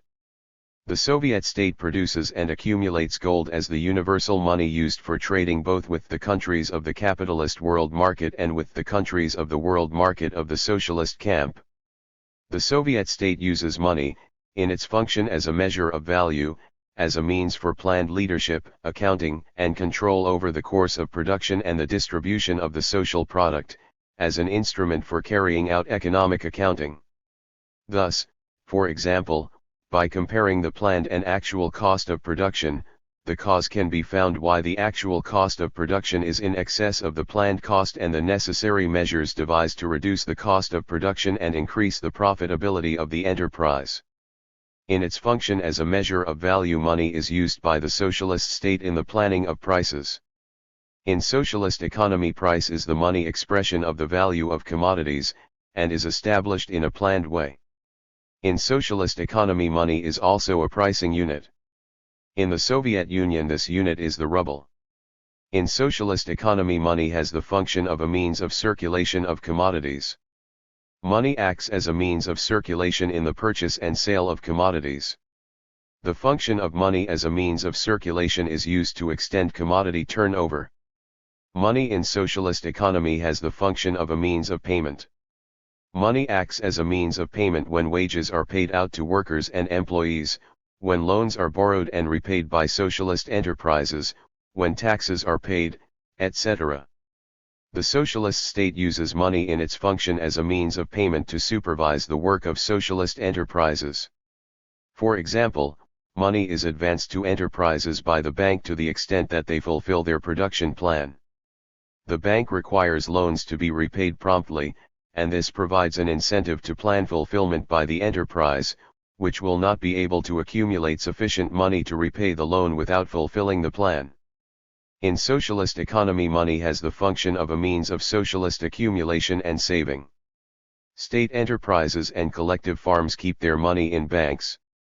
The money incomes of enterprises and organizations, and their money which is temporarily not in use, are used for the needs of socialist accumulation, to extend production, to form reserves, and to meet the material and cultural needs of the population. As a result of the improvement in the well-being of the working people, their money savings are increasing. These are kept in savings banks. In socialist society, gold performs the functions of world currency. The gold reserve is mainly a state reserve fund of world currency. In foreign trade, gold as an instrument for buying and selling is a means of international accounting by the state. The stability of the Soviet currency is secured not merely by the gold fund, but primarily by the huge quantity of commodities in state hands which are released into the trade network at stable planned prices. In no capitalist country does money have such a reliable backing as in the Soviet Union. Brief conclusions. Commodity production in socialist society is made necessary by the existence of two basic forms of socialist production, state and collective farm. Commodity production and commodity circulation are limited mainly to consumer goods. Commodity production in socialist society is commodity production of a special kind, without private ownership of the means of production, and without capitalists. It serves socialist society. A commodity in socialist economy has use value created by concrete labor, and value created by abstract labor. The contradiction between private and social labor does not exist in socialist society. In socialist economy, both the creation of use values and the improvement of the quality of output, and also systematic reductions in the value of commodities on the basis of the planned reduction of the socially necessary time spent on their production, are of the utmost importance. The sphere of operation of the law of value in socialist economy is limited. The law of value is not the regulator of production, but influences production and has a regulating influence on commodity circulation. The law of value is used in the process of the planned management of the national economy. The operation of the law of value is taken into account in the planning of prices. 4. Money in socialist economy is a universal equivalent, an economic instrument for planning the economy, a means for controlling and keeping account of the production and distribution of the social product, the measure of labor and consumption. Money has the function of a measure of value, a means of circulation, a means of payment, and a means of socialist accumulation and saving, a world currency. Soviet money is backed not only by the gold reserve but primarily by the mass of commodities which is concentrated in state hands and sold at state-planned prices. Chapter XXXIII, The Material Production Basis of Socialism. Wages in Socialist Economy. Wages and the economic law of distribution according to work. Lenin taught that socialism presupposes social labor accompanied by the strictest accounting, control, and supervision on the part of the organized vanguard, the most advanced section of the toilers. Moreover, it implies that standards of labor and the amount of remuneration for labor must be determined. The workers in state enterprises receive this remuneration for labor in the form of wages.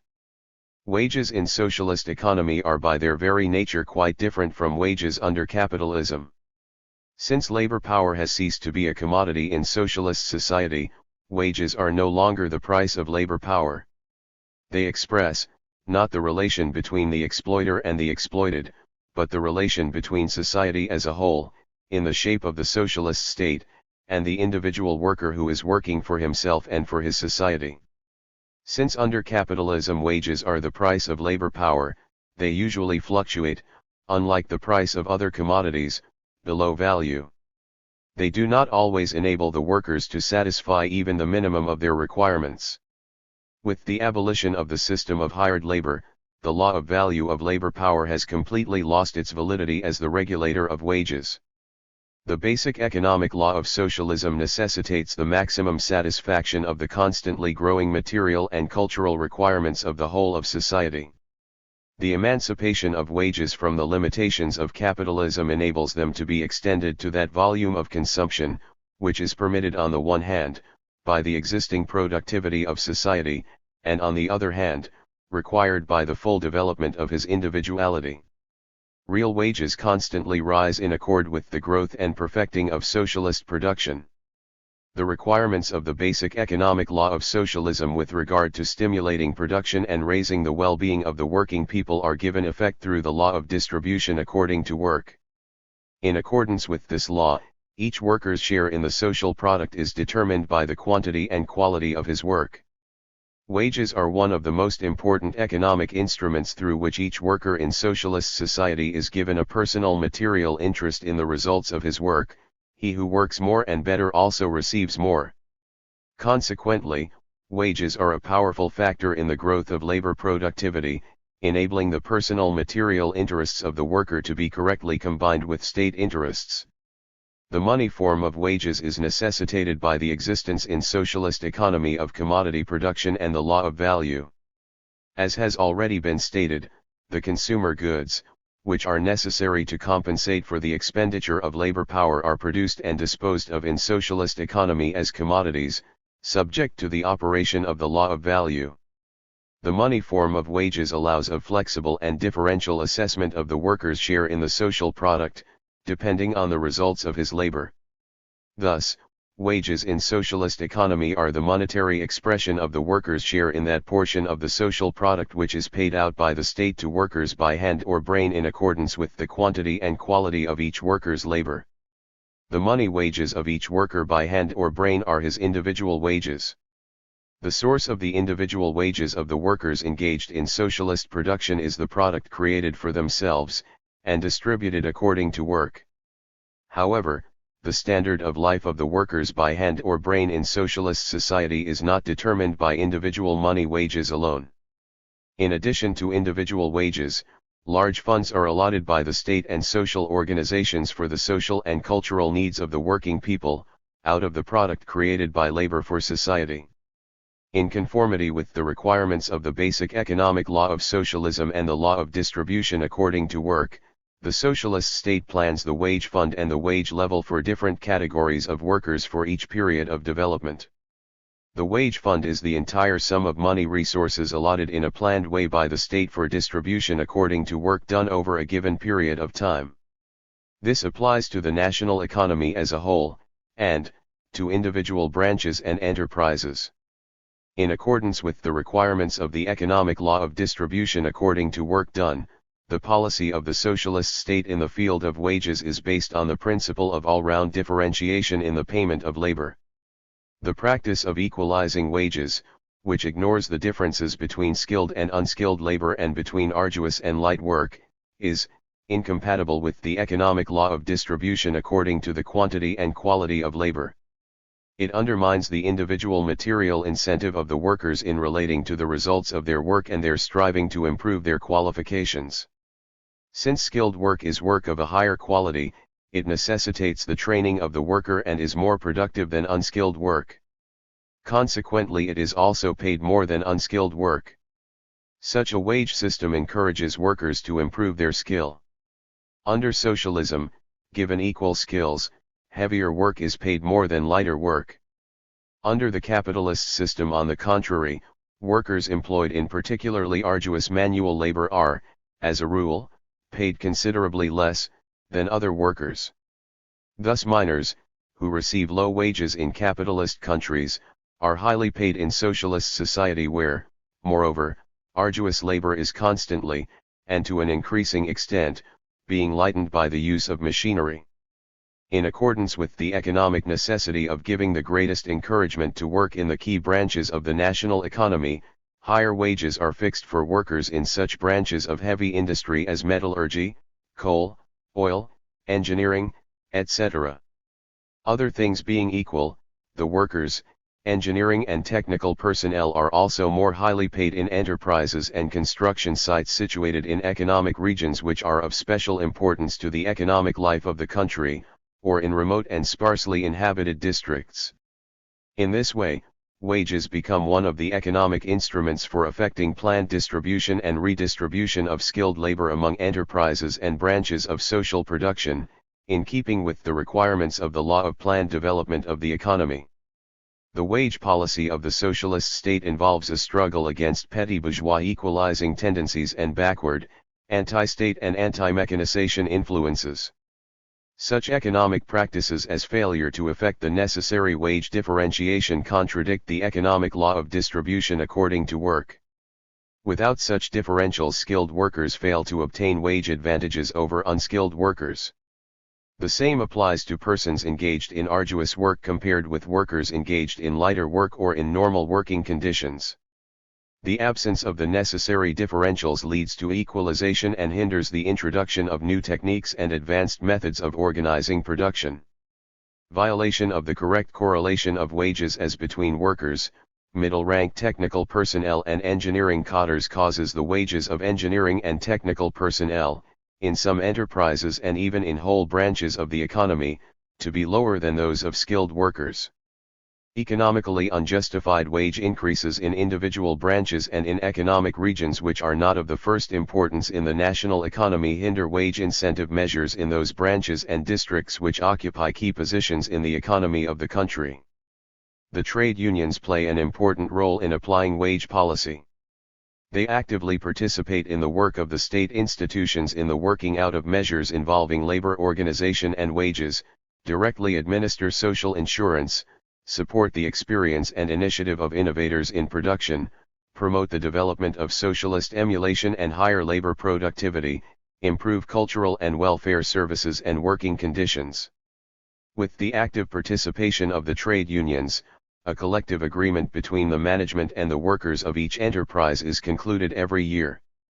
The collective agreement regulates all questions affecting work, wages, and living conditions. It binds both parties to take the necessary measures to secure the correct remuneration of labor and the growth of its productivity, and also the satisfaction of the growing cultural and living requirements of the workers in socialist enterprises. Forms of wages. The tariff system. The various systems of wages in socialist economy represent the concrete ways in which the requirements of the economic law of distribution according to work are satisfied. The piece rate system is the main wage system in state socialist enterprises. In 1954, more than 3/4 of all industrial workers were on piece rates. In socialist economy, piece rates provide the worker with the maximum interest in the results of his work. They differ fundamentally from capitalist piece rates, which are based on unbearable intensification of labor and lead to higher rates of surplus value. While increasing the intensity of work, the workers' wages are lowered. In socialist society, the size of each worker's earnings depends directly on the quantity and quality of his work. By securing increased earnings as output per unit of time increases, piece rates encourage higher labor productivity. They stimulate full and rational utilization of machinery, equipment, raw materials, and working time, the introduction of technical improvements and the best organization of work and production. Piece rates also assist socialist emulation, since high labor productivity brings high earnings. The direct piece rate system is the one most extensively used. Under this system, wages depend on the worker's output in a given period, measured in number of articles, weight, length, etc. Each unit of output is paid for at the same rate for the given type of work. The worker's wage increases in direct proportion to the increased quantity of his output of goods of the prescribed quality. Under the progressive piece rate system of wages, the worker is paid the same fixed rate for the fulfillment of the standard quota, but at other, higher, and progressively increasing rates for output above the quota. The greatest progression in rates is laid down for the key trades, for workers employed in underground work, hot workshops, and other arduous conditions. The effectiveness of the progressive piece rate system is lowered if there are so many pay scales that they hinder calculation and assessment of the wage, and the establishment of a direct and visible link between wages and labor productivity. Its effectiveness is also lowered if there are unjustifiably sharp differences in the rates for output above the quota in different branches of the economy. Under the piece rate bonus system, the direct piece rate is supplemented by bonuses for achieving certain indices: economy of fuel and power, lower production costs, reduction of spoilage, output of higher grade products, etc. In some enterprises, bonuses for certain qualitative indices are also applied in conjunction with the progressive piece rate system. In circumstances where production conditions make it impossible to apply individual piece rates, team or group piece rates are applied. The individual members of the team receive a share of the collective earnings after allowing for the time worked and the skill of each worker. Stressing the need for consistent application of the principle of material encouragement of efficient workers, the 18th Conference of the CPSU decreed that the bad practice of equalizing in the sphere of wages must be finally eliminated, and the piece and bonus systems must become, in still larger measure, the most important means of raising labor productivity, and hence also, of the development of our entire national economy. The time rate system is used in those occupations where piece rates can either not be applied, or where they are economically unsuitable because of the nature of the job. Time wages take the form of both plain time and time plus bonus payment. The plain time system is built up on differential principles, depending on the duration of working time and skill of the worker. In order to increase the material incentive of the workers employed on time rates, the time plus bonus system is applied. Under this system, the worker receives a bonus, in addition to the scale paid for the unit of time worked, for the achievement of various quantitative or qualitative indices: reduction of time spent on repair of equipment, economy of raw material, fuel or power, operation of mechanisms without breakdowns, reduction of spoilage, etc. The time plus bonus system is widely applied to managerial, engineering and technical staff. The basic wage of this category of worker is his monthly salary, which varies with the size of the enterprise, its national economic importance, his length of experience, etc. In addition to the basic salary, managerial, engineering and technical staff receive a definite percentage bonus addition for fulfillment and overfulfillment of the production plan by the enterprise, in terms of marketed output, provided that the planned output of gross output is fulfilled, and the prescribed assortment and planned production costs are observed.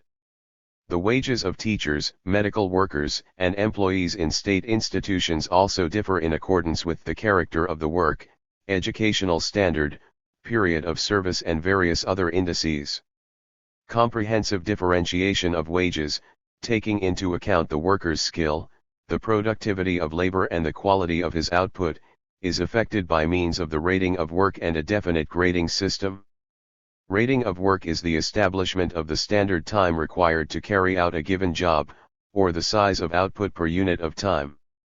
It is impossible to plan the economy without technical standards. Correct rate fixing is one of the most important factors in managing the production process, improving labor organization and raising its productivity, getting rid of equalizing tendencies and developing socialist emulation. Technical standards are an important regulating factor in organizing the broad mass of the working people around the advanced elements in production and bringing the backward ones up to the level of the more advanced. Socialist methods of management require aiming at progressive and technically justified output standards, which are fixed at a level falling between those which have already been achieved by the majority of workers, and those which have been attained by the best workers and innovators, and the most advanced enterprises. Capitalist output standards are a method of unrestrained intensification of work which destroys the health of the workers and shortens their lives. In socialist enterprises, on the contrary, they are laid down in such a way that while progressive, they are at the same time fully within the reach of the whole mass of workers. The introduction of progressive output standards is being achieved in the course of a decisive struggle against conservative elements who cling to outdated and lowered standards, thereby retarding labor productivity and the successful fulfillment of plans. The so-called statistical average standards, in particular, are examples of such backward standards, since they do not allow for progress in technique and production organization. They are based on the worker with poor mastery of technique, and legitimize unproductive losses of working time. Continuous, technical improvement requires periodic upward review of output standards. Correct rating of work must reflect the growth in technical equipment and the rise in the cultural and technical level of the workers. The interests of socialist society and of the mass of the workers demand the introduction of progressive and technically justified standards which fully correspond to the modern level of production technique and act as a strong factor in raising labor productivity. The evaluation of each type of work, depending on the skill of the worker, the nature of the work, and the conditions and peculiarities of the particular branch of production, is reached on the basis of the grading system. Wage levels in different branches of the economy and for different categories of workers are determined on the basis of this system. The main elements of the grading system are schedules of grades, skill grading handbooks, and the scale of basic rates. Wage differences in accordance with the worker's skill are arrived at on the basis of the schedules of grades. Workers are divided, according to their skill, into several grades.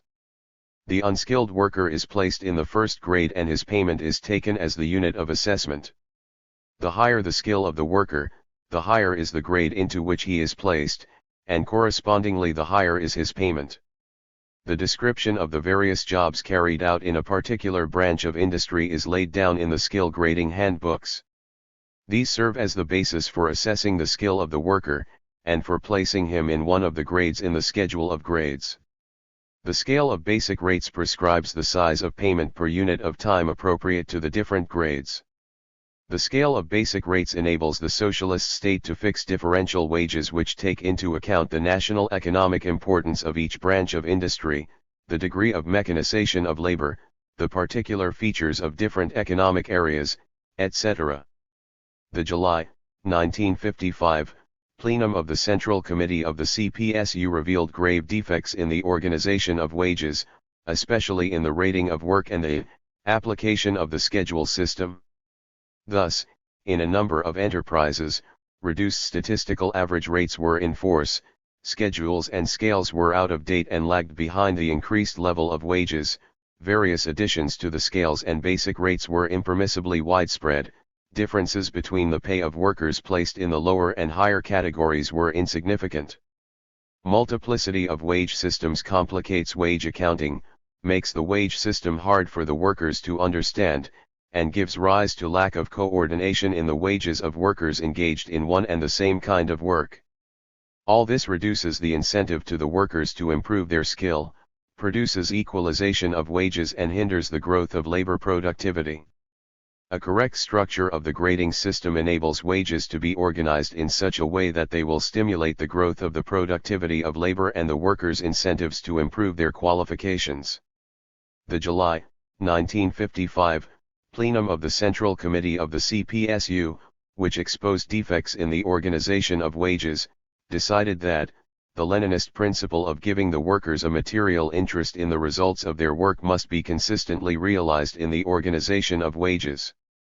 Technically well-founded rates of work must be generally applied in the enterprises, rates which correspond to up-to-date levels of technical development and production organization. The organization of labor in the enterprises must be improved so as to provide all workers with the conditions needed to achieve a high degree of productivity of labor. The steady rise of real wages in the socialist system. In accordance with the basic economic law of socialism, the socialist system provides a steady rise of real wages. The continuous growth of socialist production based on the highest technique and increased labor productivity is the most important economic factor in the rise of real wages. To enable socialist society to thrive and develop, higher labor productivity must constantly run ahead of the growth of wages. Only under these conditions can society obtain the necessary resources for expanding production and reserves, and for ever fuller satisfaction of the growing needs of the working people. The continuous growth of labor productivity and social production is a secure foundation for the further rise of real wages. The rise of real wages increases the purchasing power of the working people, and this in its turn provides social production with a constant impelling force. The continuous growth of socialist production leads to a systematic increase in the number of manual and clerical workers. In the USSR their numbers increased from 10.8 million at the end of 1928 to nearly 47 million at the end of 1954, a more than fourfold increase, accompanied by a considerable increase in real wages. Under capitalism, the need to maintain a reserve army of unemployed lays a heavy burden on working-class families and lowers the real wages of the working class as a whole.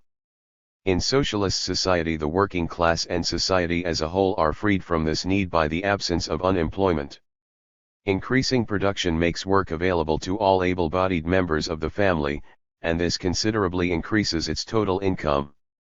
The working people of socialist society are freed from those enormous losses in wages borne by the working class of capitalist countries as a result of various wage discriminations according to sex, age, nationality and race.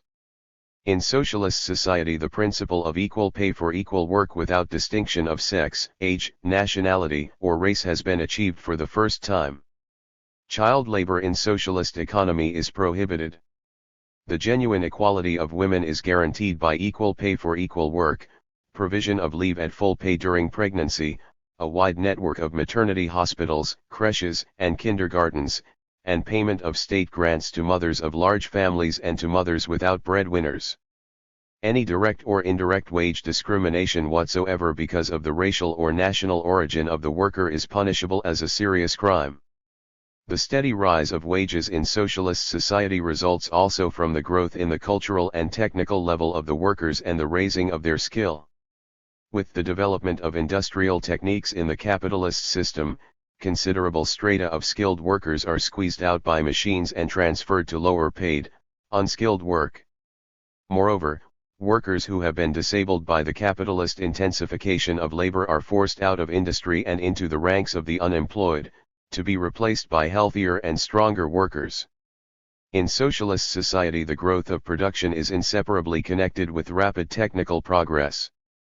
The old occupations involving heavy manual labor are being replaced by new, more skilled, and more highly paid ones, based on the latest techniques. In order to encourage steady and conscientious work in the same sphere of industry, the socialist state pays out large sums every year in the form of long service awards to various categories of workers in different branches of the national economy, cultural workers, and state employees. The consistent policy of the socialist state of reducing prices for consumer goods and raising the purchasing power of money is a major factor in the steady growth of real wages. The reduction of retail prices for the chief consumer goods, between 1947 and 1954, lowered the general level of these prices 2.3-fold, and gave the population a gain of several hundred milliards of rubles. In the same period, the rise in prices in the capitalist countries raised the cost of living index, according to official data, 21% in the USA and 40% in Great Britain. With the nationalization of the land, the enormous tribute which under capitalism the owners of urban land extract from society, in the form of land rent, has disappeared. In capitalist countries, the cost of rent, heating, and lighting absorb about 1/4 of earnings, in the budget of a worker's family. Under socialism, thanks to the social ownership of the land, the urban housing fund and municipal amenities, rents and other municipal services occupy a very small place in the budgets of workers' families. In the USSR they account for an average of little more than 4% and are thus a real factor in raising the level of real wages. In the Soviet Union, the extensive scale on which housing is being built systematically improves the living conditions of the working people. Between 1946 and 1954 alone, about 2,370 million square feet of housing space were built and restored by state enterprises, institutions, and local Soviets, and also by the population of towns and workers' settlements with the assistance of state credits. In addition, about 4.5 million houses were built and restored in rural localities.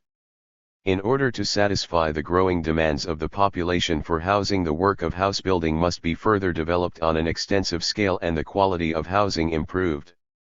The manual and clerical workers of socialist society are freed from the heavy burden which the working masses of the capitalist countries are compelled to bear as a result of the tax policy of bourgeois states.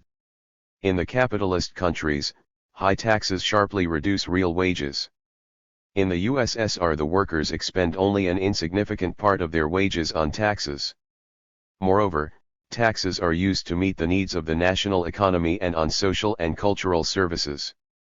The ever-increasing resources expended by the socialist state on social and cultural measures in the interests of the whole people are a very important supplement to the individual money wage. In socialist society, social insurance of manual and clerical workers is compulsory, and is provided at the expense of the state. In the capitalist world, on the other hand, social insurance is to be found in only a few countries, and in these the workers are obliged to pay a considerable portion of the insurance contributions from their own wages. Expenditure by the Soviet state on social insurance were 8.9 milliard rubles in the first 5-year plan, 32.1 milliards in the second, 79.1 milliards in the fourth, and more than 92 milliard rubles in the first 4 years of the fifth 5-year plan. In the USSR, the manual and clerical workers receive, at the expense of the state, social security pensions, free medical assistance, free or reduced cost treatment in sanatoria and holidays in rest homes and children's institutions, free education and vocational training, and student stipends.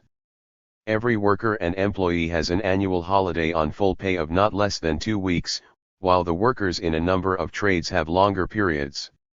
Between 1940 and 1954, expenditure out of the state budget of the USSR on social and cultural measures increased nearly 3.5 times.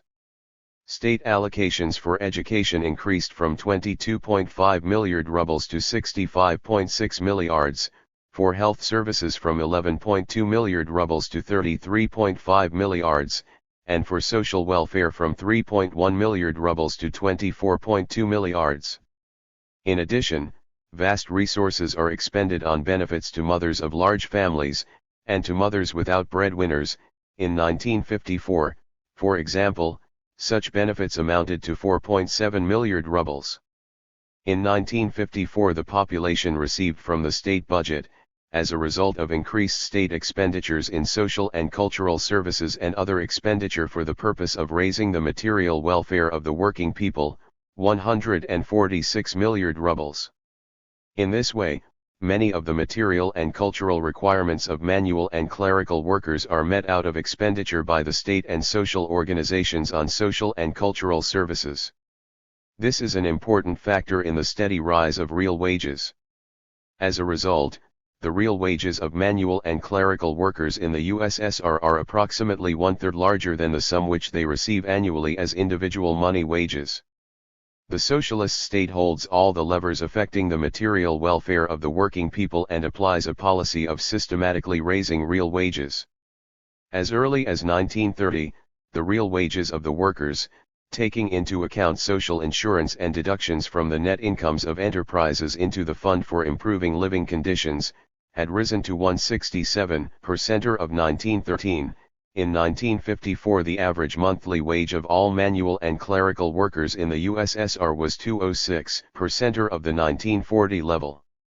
The retail price level in state, cooperative, and collective farm trade, together with charges for rents and all forms of services, amounted in 1954 to 118 per center of the 1940 level. Consequently, the real wages of all manual and clerical workers and employees in the USSR had increased between 1940 and 1954 by 74 per center.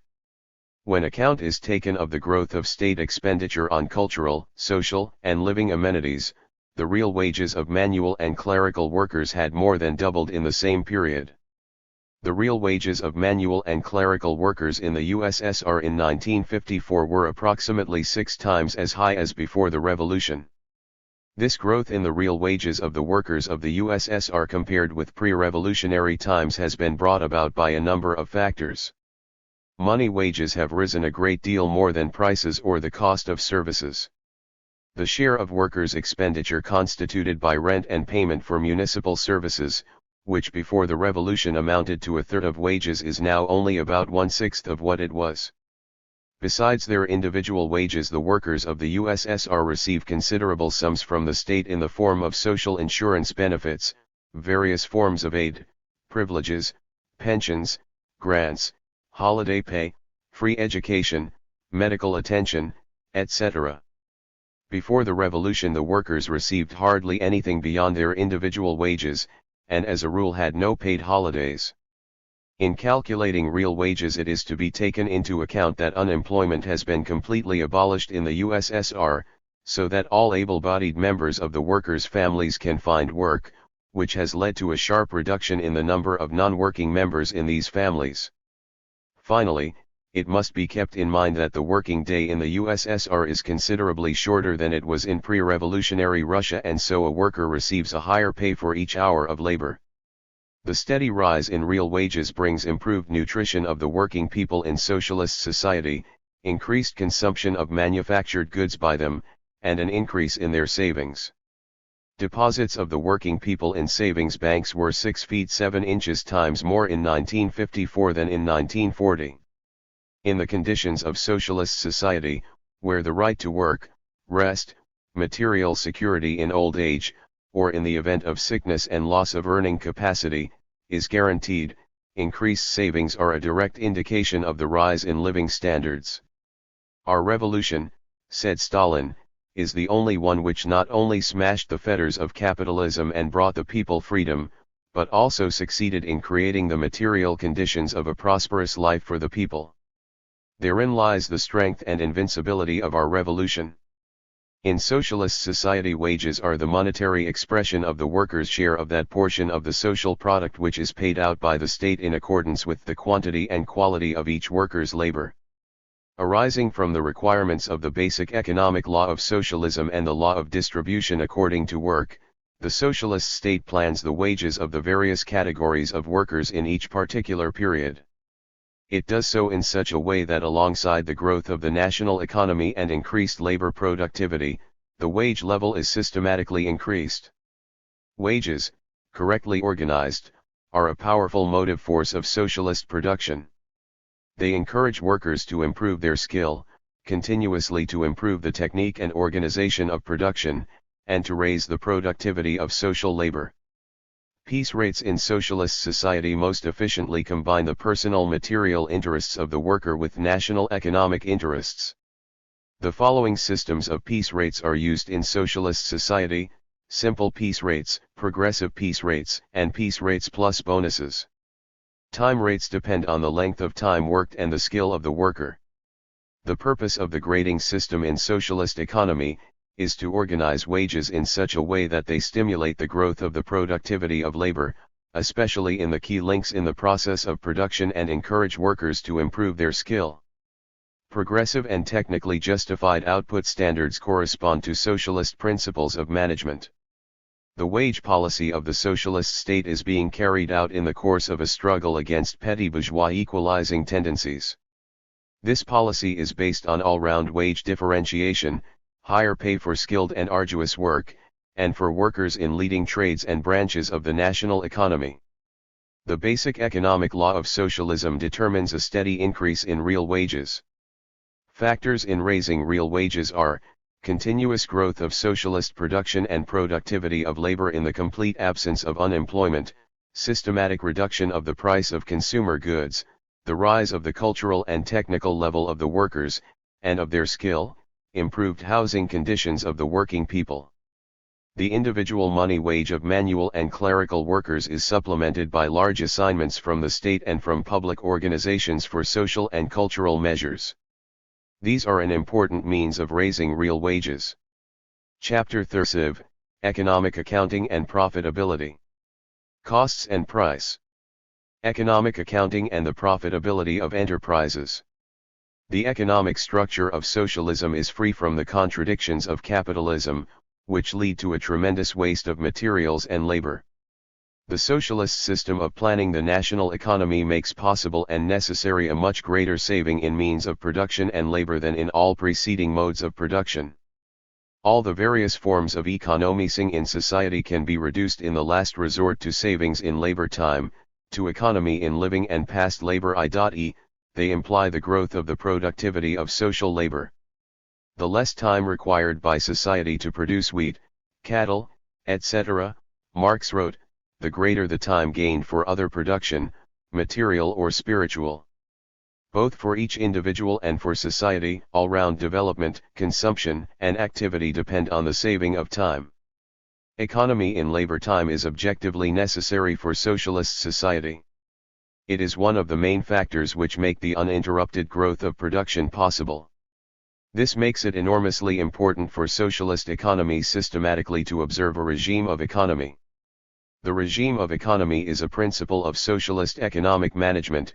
It consists in saving, in the interests of society as a whole, working time, materials, and money, in all enterprises and institutions.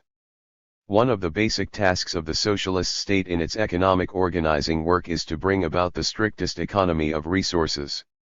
The Communist Party and the Soviet state rally the mass of the people in a struggle for economy, so that every hour of social labor which is expended, and every unit of equipment, fuel, power, and raw materials, will lead to ever-increasing output.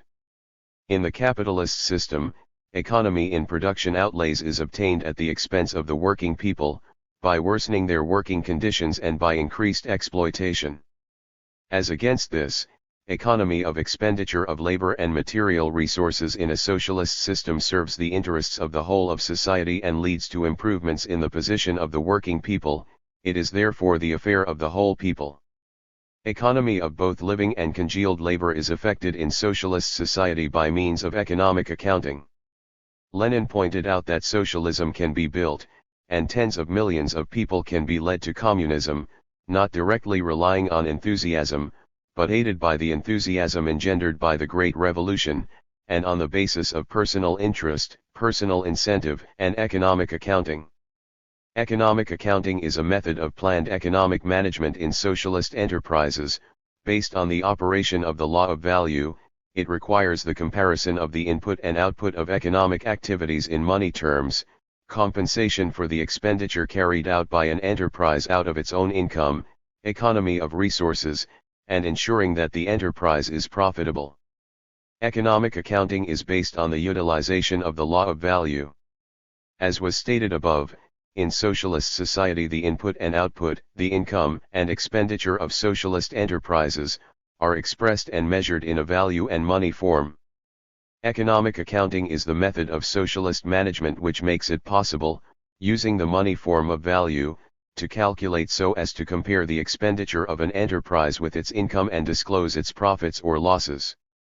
Economic accounting presupposes the need to compensate enterprises for their expenditure by income from the sale of their products at prices laid down by the state. This expresses how the requirements of the law of value are taken into account. Economic accounting is aimed at achieving the best economic results for the smallest expenditure, ensuring the profitability of enterprises through economy and rational utilization of resources. Profitability means that the receipts of an enterprise from selling its output replace its costs and provide an extra income in addition. Profitability is one of the most important indications of the economic effectiveness of the work of an enterprise in a particular period. The profitableness of individual plants and industries is of immense value for the development of our country. It must be taken into account both when planning construction and when planning production. It is an elementary requirement of our economic activity at the present stage of development. Economic accounting provides a material stimulus to improvement in the economic activity of an enterprise, fosters a spirit of rational conduct of the enterprise in its leaders and other workers, disciplines them, teaches them to calculate exactly the amount they produce, to introduce advanced technique, to raise the productivity of labor, to lower costs of production and to increase the profitability of the enterprise. Based as it is upon the operation of the law of value, economic accounting is at the same time the means of realizing the requirements of a basic economic law, the law of planned development of the national economy, and other economic laws of socialism. Economic accounting, which stimulates economy in working time and the mobilizing of the internal reserves of enterprises, contributes to the continuous growth of socialist production on the basis of the application of advanced technique and steady raising of the productivity of labor in the interests of the fullest satisfaction of the growing demands of society as a whole, of the working people. Economic accounting is the necessary condition for realizing the requirements of the law of planned, proportional development of the national economy. It is used as an instrument of the state for planned guidance of enterprises. Economic accounting has the task of ensuring the fulfillment and overfulfillment of the state plans with the least expenditure of labor and means of production, with the rational use of all resources. It serves as a means for checking on the fulfillment of plans in both quantitative and qualitative respects. In socialist economy, over and above the profitability of particular enterprises and branches of production, a higher measure of profitability, inaccessible to capitalism, is attained profitability on a national scale. This signifies that profitability is determined not only from the point of view of particular enterprises and branches of production, and not only within the limits of a single year, but also from the point of view of the whole national economy and over a long period. At the same time, an increase in the profitability of individual enterprises and of whole branches of the economy is a necessary condition for acceleration of the rate of development of the whole national economy. In socialist economy, as already mentioned, in addition to profitable enterprises, there may be enterprises which are of great national economic importance, but which are temporarily unprofitable and even making a loss. The socialist state supports them by state subsidies, and at the same time takes steps to make them profitable. Thus, during the 1941-5 war, the system of covering the losses of heavy industry by subsidies was inevitable. But it hindered economic accounting, and weakened material incentives to reduce output costs. Therefore, the system of subsidies was abolished after the war. This was done by increasing labor productivity and reducing costs, and also by temporarily raising output prices in certain branches of heavy industry. Wholesale prices were fixed to correspond with costs. The abolition of subsidies assisted and improved economic accounting, provided incentives to economize in labor and material outlays in industrial production, and established suitable conditions for the subsequent reduction of wholesale prices. The strengthening of economic accounting demands of the economic organs a struggle for the fulfillment of their accumulation plans by all enterprises. It is incompatible with the practice of taking resources from enterprises which are working well and transferring them to those which are working badly. Economic accounting expresses the interrelationship between the socialist state and its enterprises, and also the relations between individual enterprises. Economic accounting is based on the combination of centralist management of socialist enterprises by the state with economic independence of operation for each enterprise. An enterprise is independent in its economic operation in that it receives and has at its disposal state-owned resources, both material and financial, and can exercise considerable initiative in the most rational use of them for the best possible achievement of planning targets.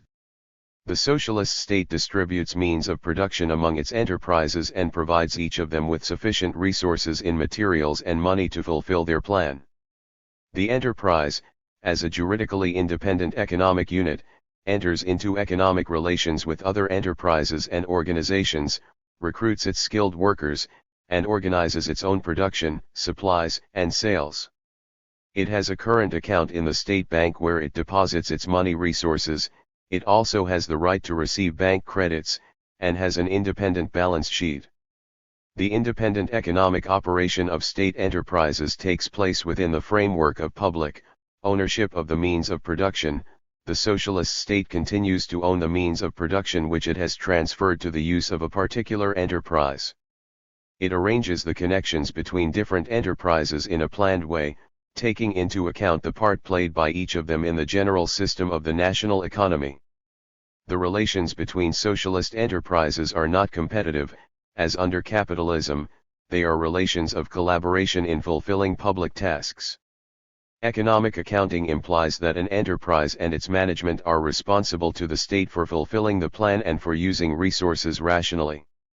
The enterprise is responsible for paying wages to manual and clerical workers on time and in the right amounts, for making payments due to the state budget on time and in full, and for making proper use of budget appropriations and bank loans which it receives.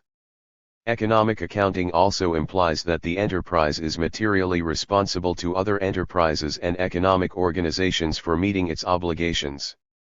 Economic relations between enterprises are regulated with the aid of economic contracts.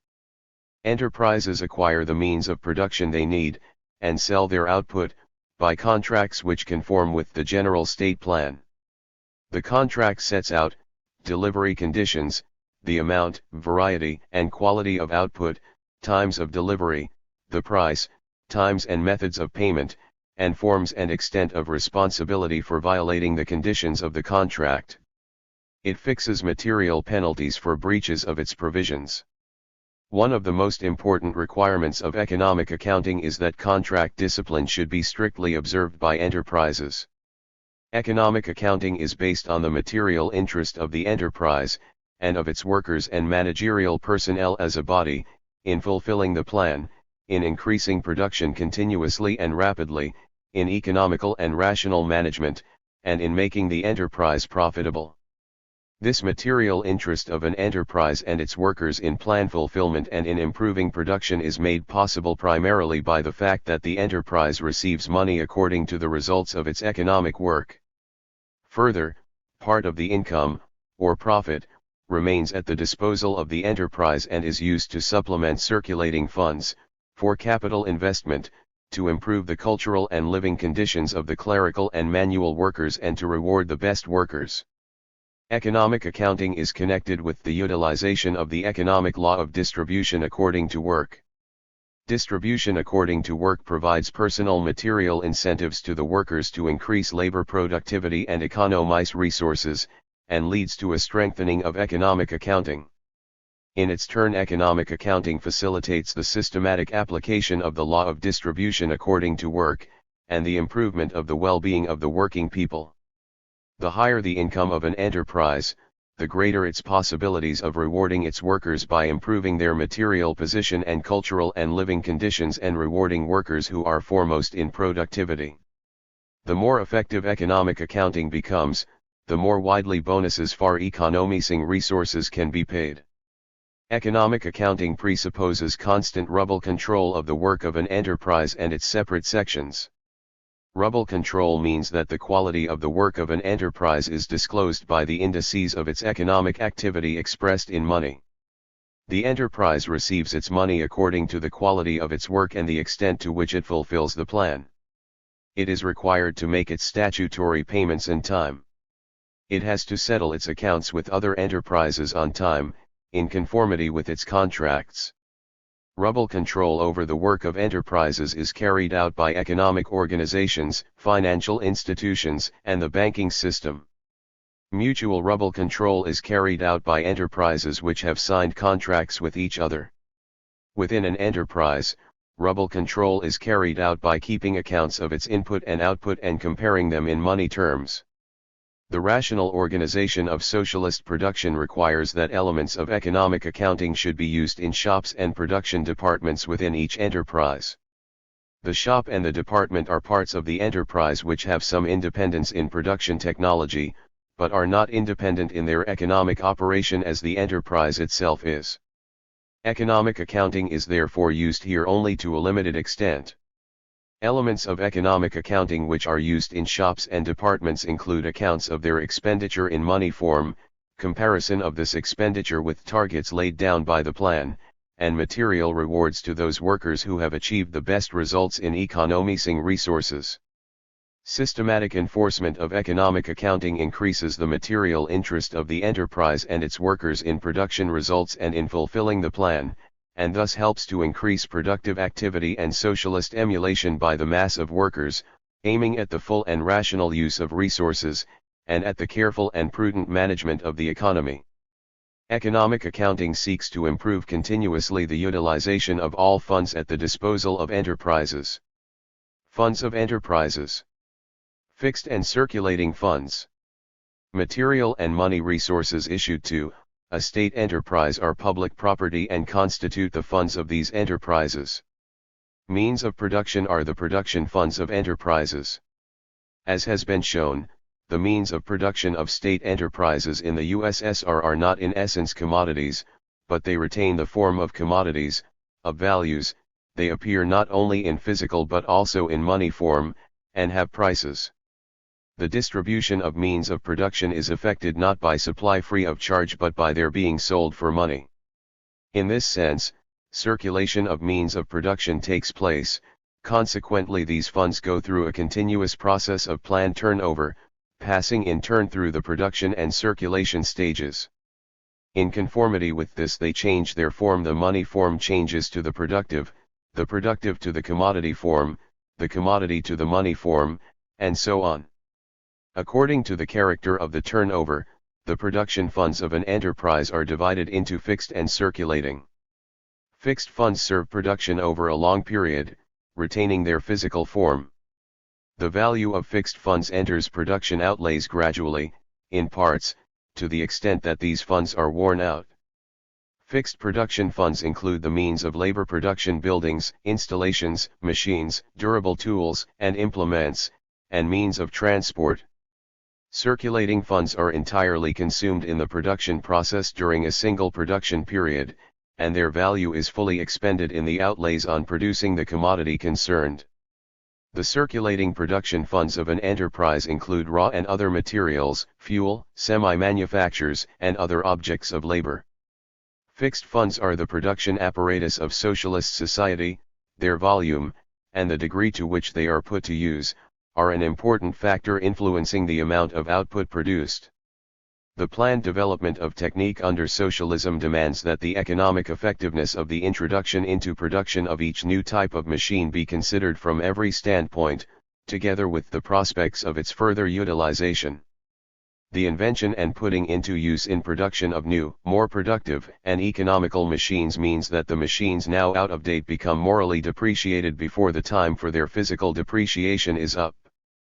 The conception of moral depreciation of machinery in socialist society is very important, since the rapid tempos of technical progress demand that out-of-date technique be replaced without delay by new, and new by newer still. The moral depreciation of machines under socialist conditions differs in principle from the moral depreciation of machines under capitalism. The replacement of obsolete equipment by new takes place under socialism not spontaneously or through competition but in a planned way, so that these replacements do not lead to the ruin of small and medium enterprises and are not accompanied by the wastage of productive forces that takes place under capitalism. The planned conduct of the national economy creates extensive possibilities for the rational use of all available technique. To replace fixed funds as they are worn out, the enterprise has a depreciation fund. Allocations for depreciation should ensure constant renewal of the production apparatus. The depreciation fund is formed by including a definite part of the value of the fixed funds, corresponding to the extent to which they are used up, in the outlay on every unit of output. Part of the resources of the depreciation fund is used in planned fashion to replace fixed funds which have gone out of use, and the rest remains at the disposal of the enterprise to be expended on capital repair of the existing fixed funds.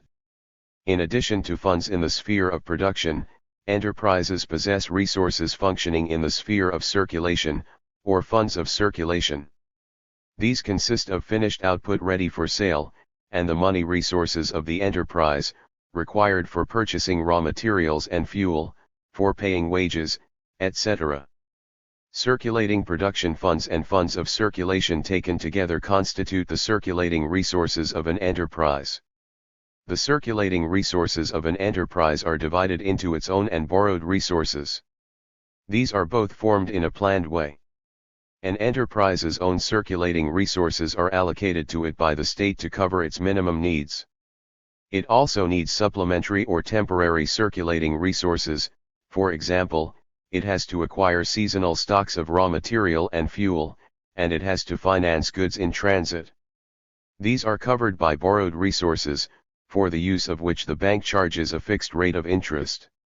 This system of allotting circulating resources encourages the enterprise to use them as rationally and economically as possible, and to speed up their turnover.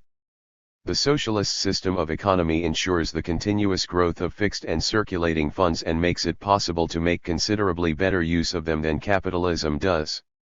The state fixes standards which are obligatory for the enterprise's progressive technical and economic standards of utilization of machines and equipment, standards of consumption of raw materials, fuel, and other elements of the circulating fund per unit of finished output, and standards of stocks for each constituent part of the circulating fund and of the finished output.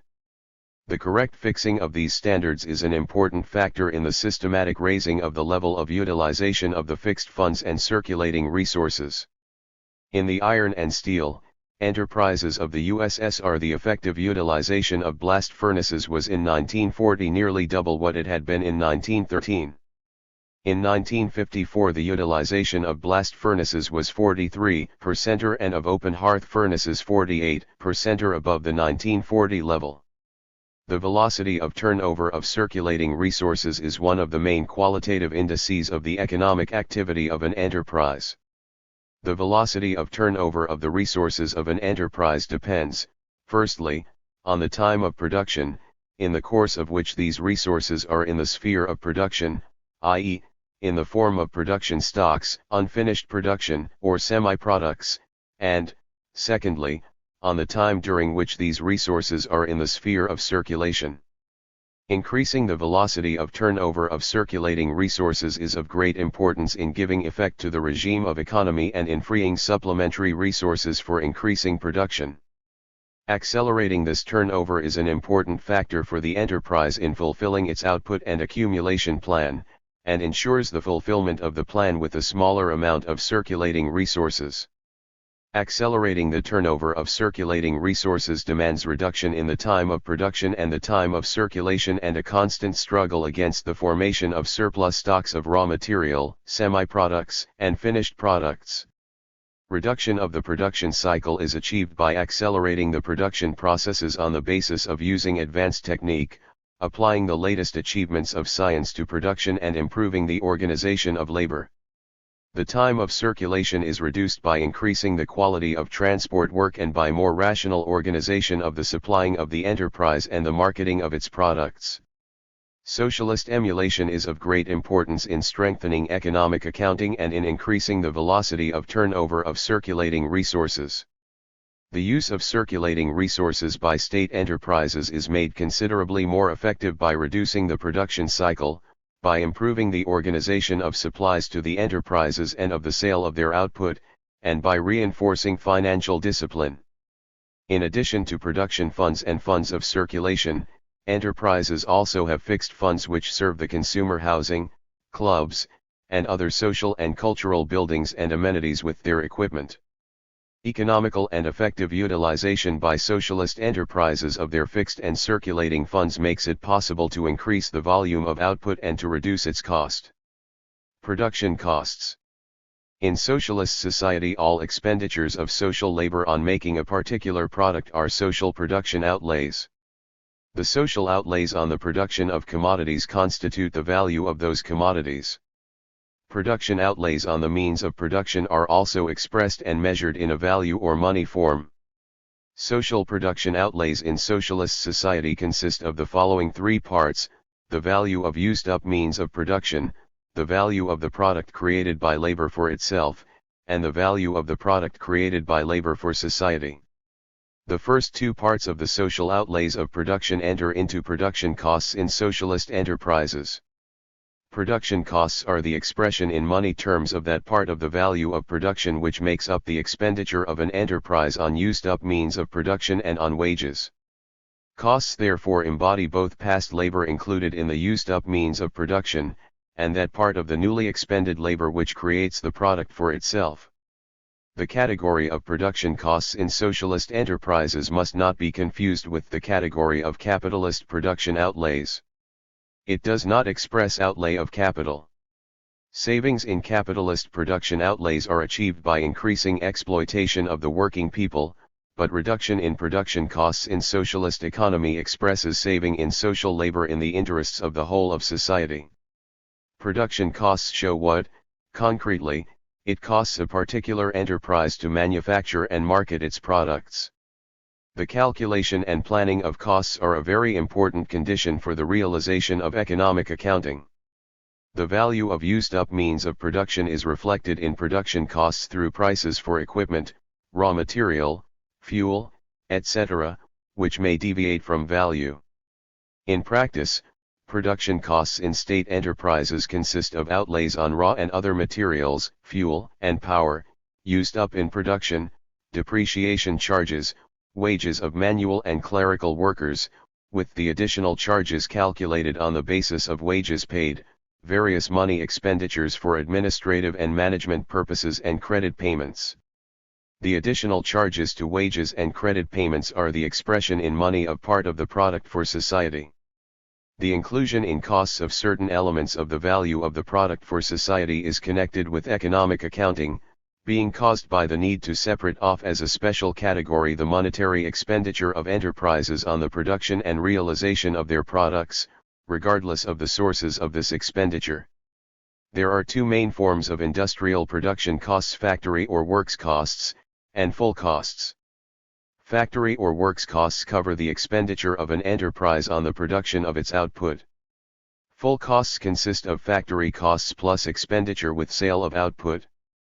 In 1954, about 3/4 of industrial production costs in the USSR consisted of material outlays, and 1/4 consisted of wages. The entire productive work of an enterprise, together with its activity in connection with obtaining supplies of material and disposing of the finished product, finds generalist expression in its costs of production. The lower the costs, the higher the level of the economic work of an enterprise. Reduction in the costs of production, transport, and building is the most generalist index there is of the quality of the work of the national economy. Costs depend on the degree of productivity of labor and the expenditure on labor power, on the level of utilization of equipment, on economy and the observation of standards in the use of raw material, fuel and other materials, and on the expenses of circulation, especially transport. The state systematically sets planned targets for reducing output costs, on the basis of raising the productivity of labor, with progressive standards of labor outlays and of the utilization of the fixed and circulating means of production, acceleration of the turnover of resources, and reduction of expenditure on the upkeep of the administrative apparatus. Systematic reduction of the costs of production of socialist enterprises means constant economy of both living and past labor. It reflects the demands of the law of steady raising of the productivity of social labor. Reduction of costs is one of the central tasks of socialist management. Every percentage by which the costs of production, transport, and building are reduced gives socialist society milliards of rubles which are used to extend production and improve the people's welfare. Active participation by the masses in the struggle for economy in the national economy is of very great importance for the reduction of costs. The costs of production are being systematically reduced in the state industries of the USSR. Thus, the cost of production was reduced as compared with the previous year, taking into account the reduction in prices of raw and other materials and fuel and the costs of electrical and thermal power and freight charges, in 1951 by 7% or in 1952 by more than 8% or in 1953 by more than 5% or and in 1954 by nearly 4%. The national economy of the USSR contains large unused reserves for the reduction of production expenses. A considerable section of our industrial enterprises do not fulfill their planned tasks for reducing the cost of production, do not effect the necessary economies of raw and other materials, fuel, and power, do not carry on a resolute fight against unproductive expenses. One of the main causes why plans for the reduction of costs are not fulfilled is the existence of extensive losses due to spoilage in production. A serious improvement in the qualitative indices of production in all enterprises is one of the conditions necessary for the further advance of Soviet industry. The net income of a state enterprise. The centralist net income of the state. The difference between the value and cost of production constitutes the net income of society, in which is expressed the product for society created by the labor of workers in socialist production. Thus, whereas the cost of production is one of the main elements of the value of this production, the second element of this value is the net income. In the state sector, the whole of the net income is public property. It is expressed in money, and takes two basic forms: the net income of the state enterprise and the centralist net income of the state. Both forms of net income are created in the sphere of production, in socialist enterprises. They differ in the methods by which they are accumulated and used. The net income of a state enterprise is that part of the net income created by labor for society, which is accumulated in the enterprise concerned and is used to a considerable extent for the enterprise's own needs. The centralized net income of the state is that part of the net income of society which is concentrated in state hands to be used for public needs. These two forms of net income are made necessary by the system of economic accounting, on the one hand, and, on the other hand, by the fact that socialist economy needs to centralize a considerable part of its net income. This enables the socialist state to make sure that the workers have an interest both in increasing the profitability of every individual enterprise and in satisfying the needs of society as a whole. In everyday economic practice, the net income of state enterprises is called profit. But in socialist society, the conditions in which the economic category called profit can exist have completely vanished, for profit expresses the economic relations of capitalist exploitation. In view of this, the net income of a state enterprise is not in essence profit. The size of the net income of an enterprise depends on the extent to which production, sales, and cost reduction plans are fulfilled.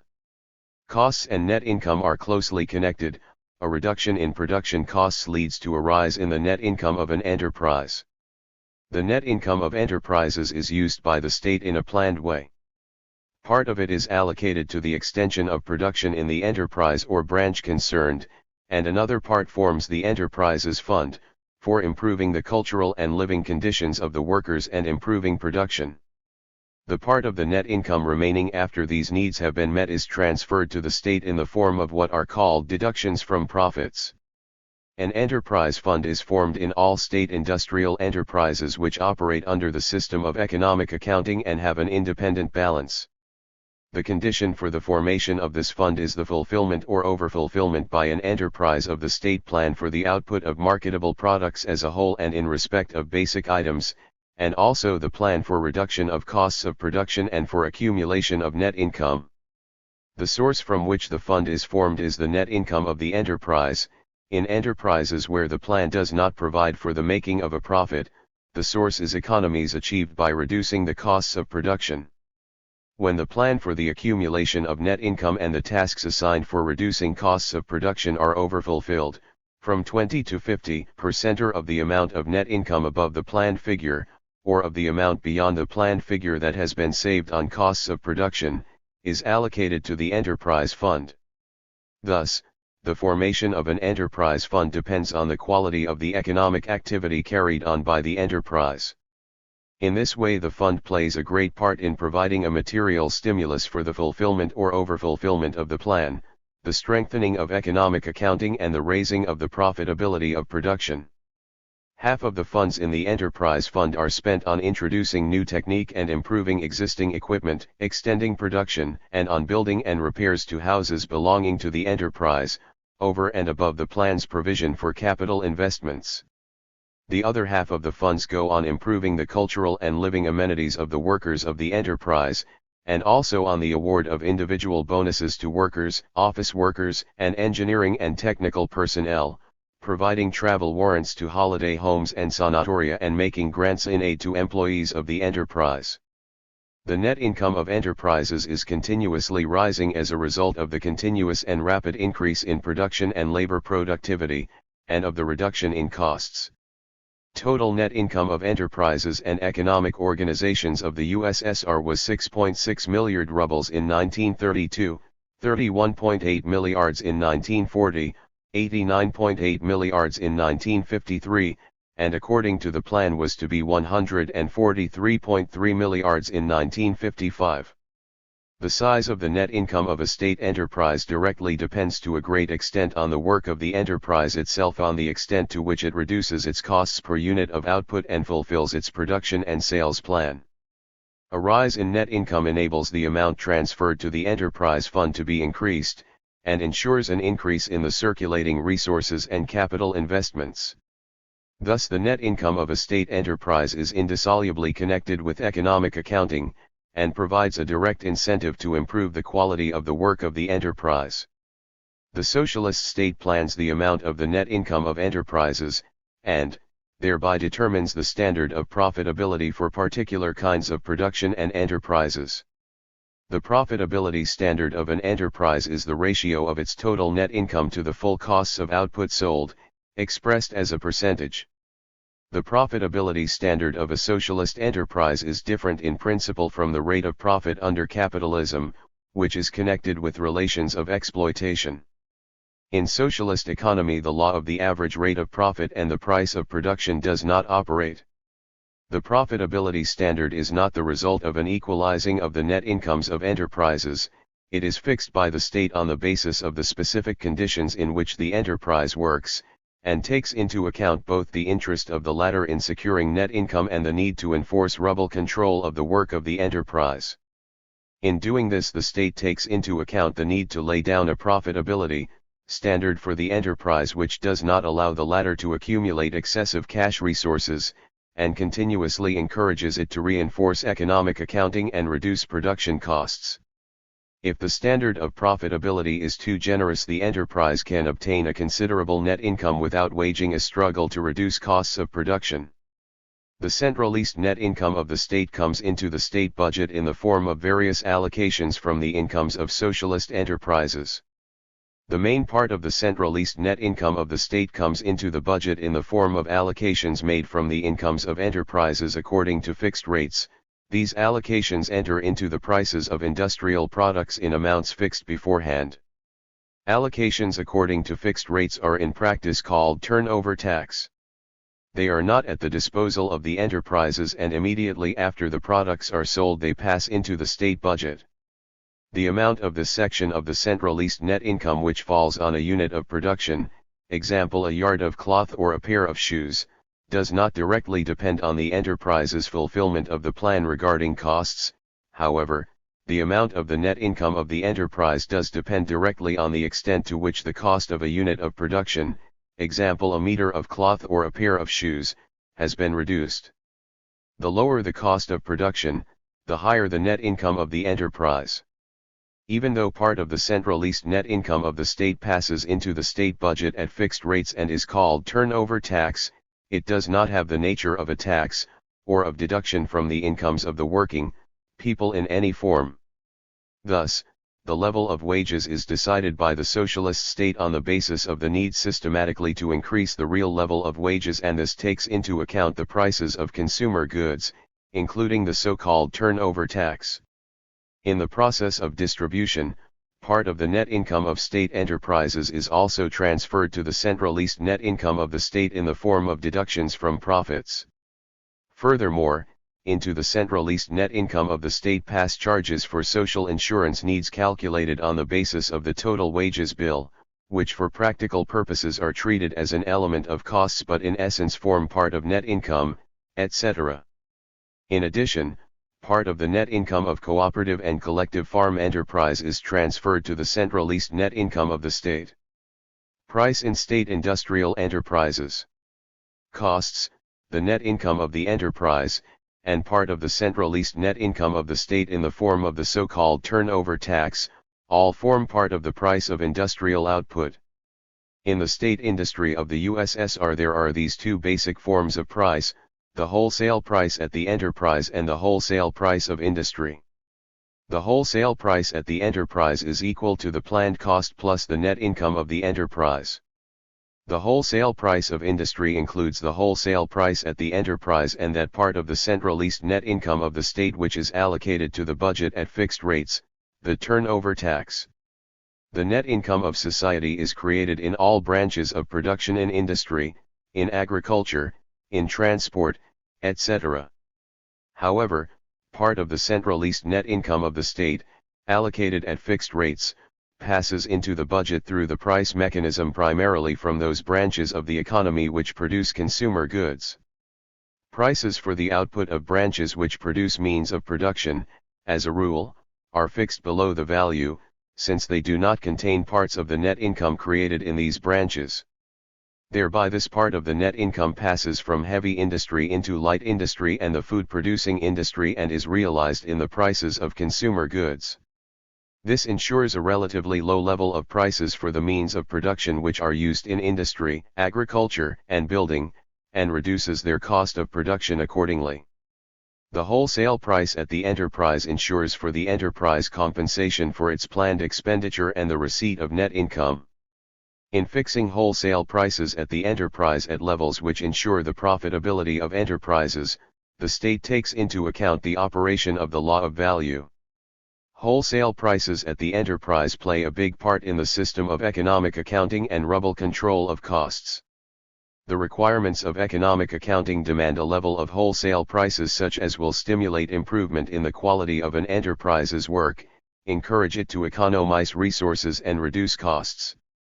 Wholesale prices which do not guarantee that when the enterprise fulfills the plan as regards costs it will make a profit or even recover its expenses lead to a weakening in economic accounting and in the enterprise's incentive to raise the quality of its economic activity.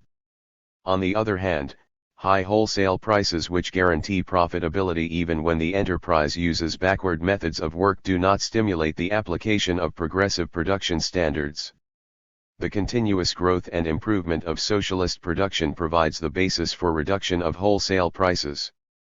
The socialist state consistently carries out a policy of systematic reduction of costs of industrial production and reduction of prices of industrial commodities. In turn, the reduction of prices serves as a factor in the reduction of costs.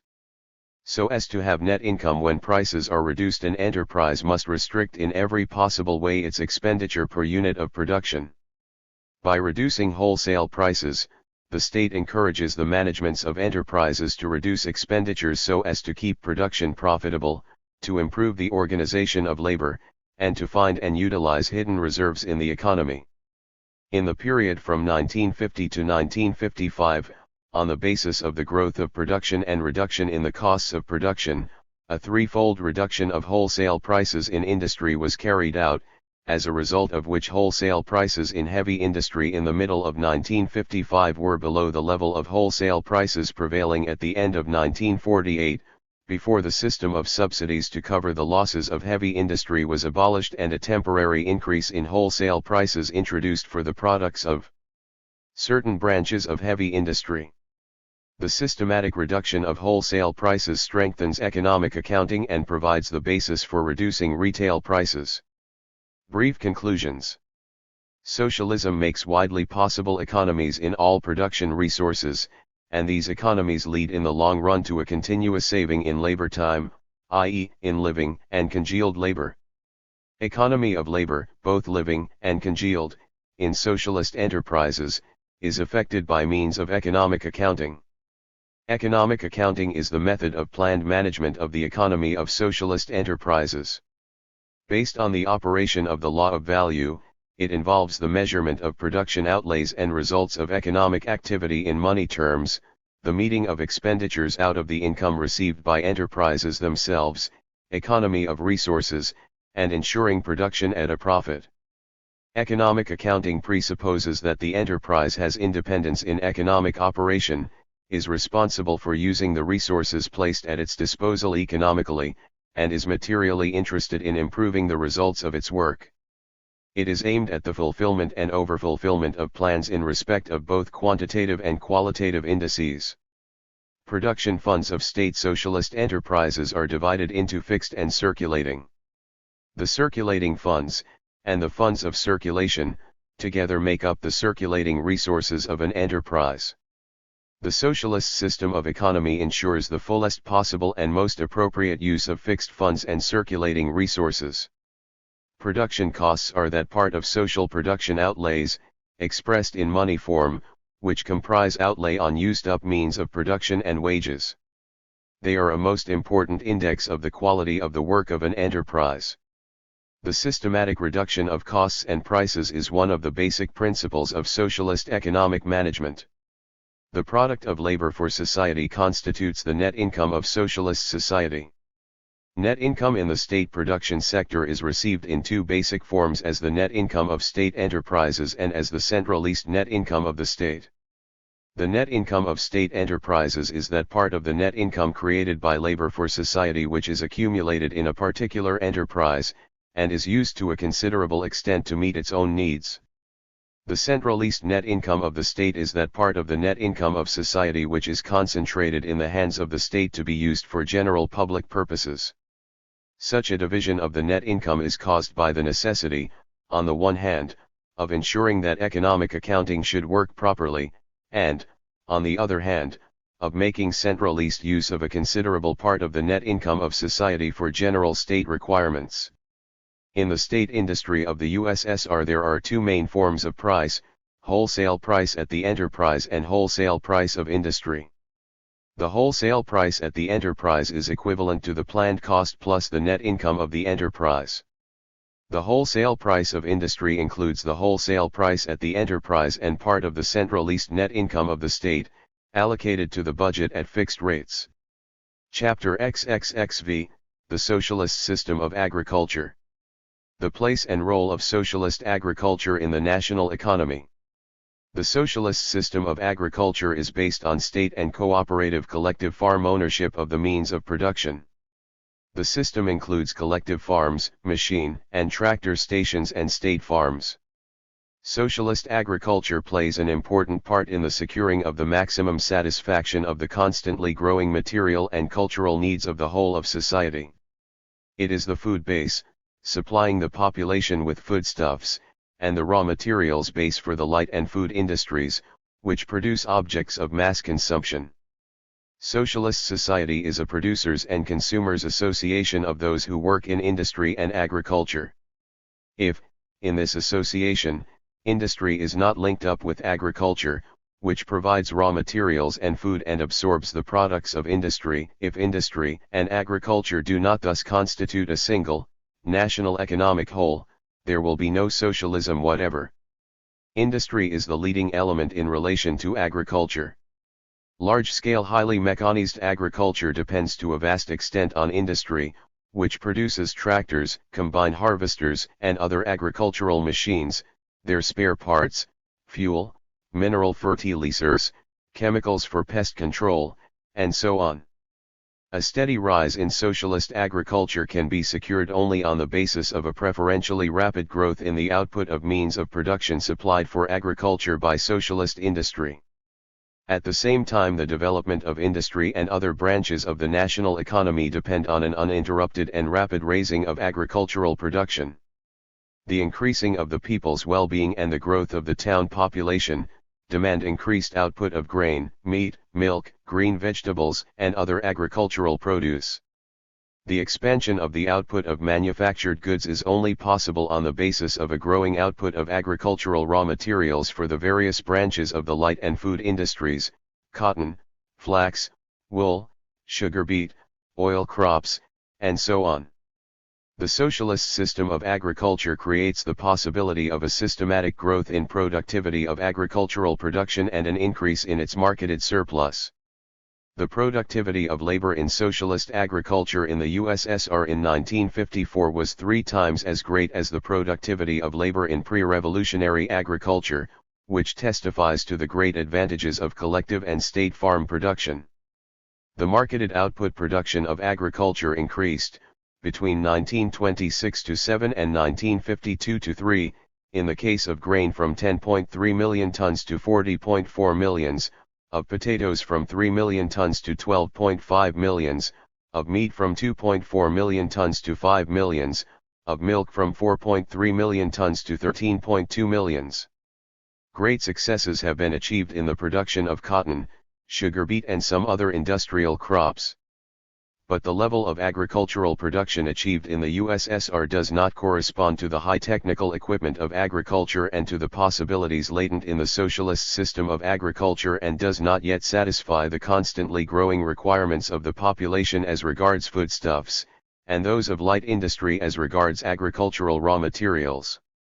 In order to fulfill all the requirements of the population for various foodstuffs and to develop widely the different branches of the light and food-producing industries, it is essential not only rapidly to increase agricultural production as a whole, but also to improve its structure.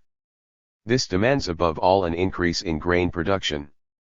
Grain farming is the basis of the whole of agricultural production.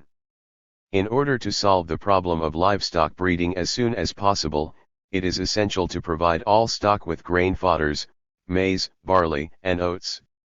The expansion of cotton, flax, sugar beet, and sunflower production, as well as that of other industrial crops, means that bread must be provided for those engaged in raising these crops. Thus the development of all branches of agriculture depends on an increase in grain output. The all-round satisfaction of the population's requirements in foodstuffs and the improvement of the structure of its diet also demand further development of stock breeding and of all other branches of agriculture, potato and other vegetable growing, fruit growing, viticulture, etc. Socialist agriculture has great and still far from exhausted possibilities of ensuring full supplies of agricultural produce for the population and of raw material for industry. The great successes achieved in the development of heavy industry allowed the Communist Party and the Soviet state to set forth in 1953-4 a program for a steep rise in all branches of agricultural production and to undertake the practical realization of this program.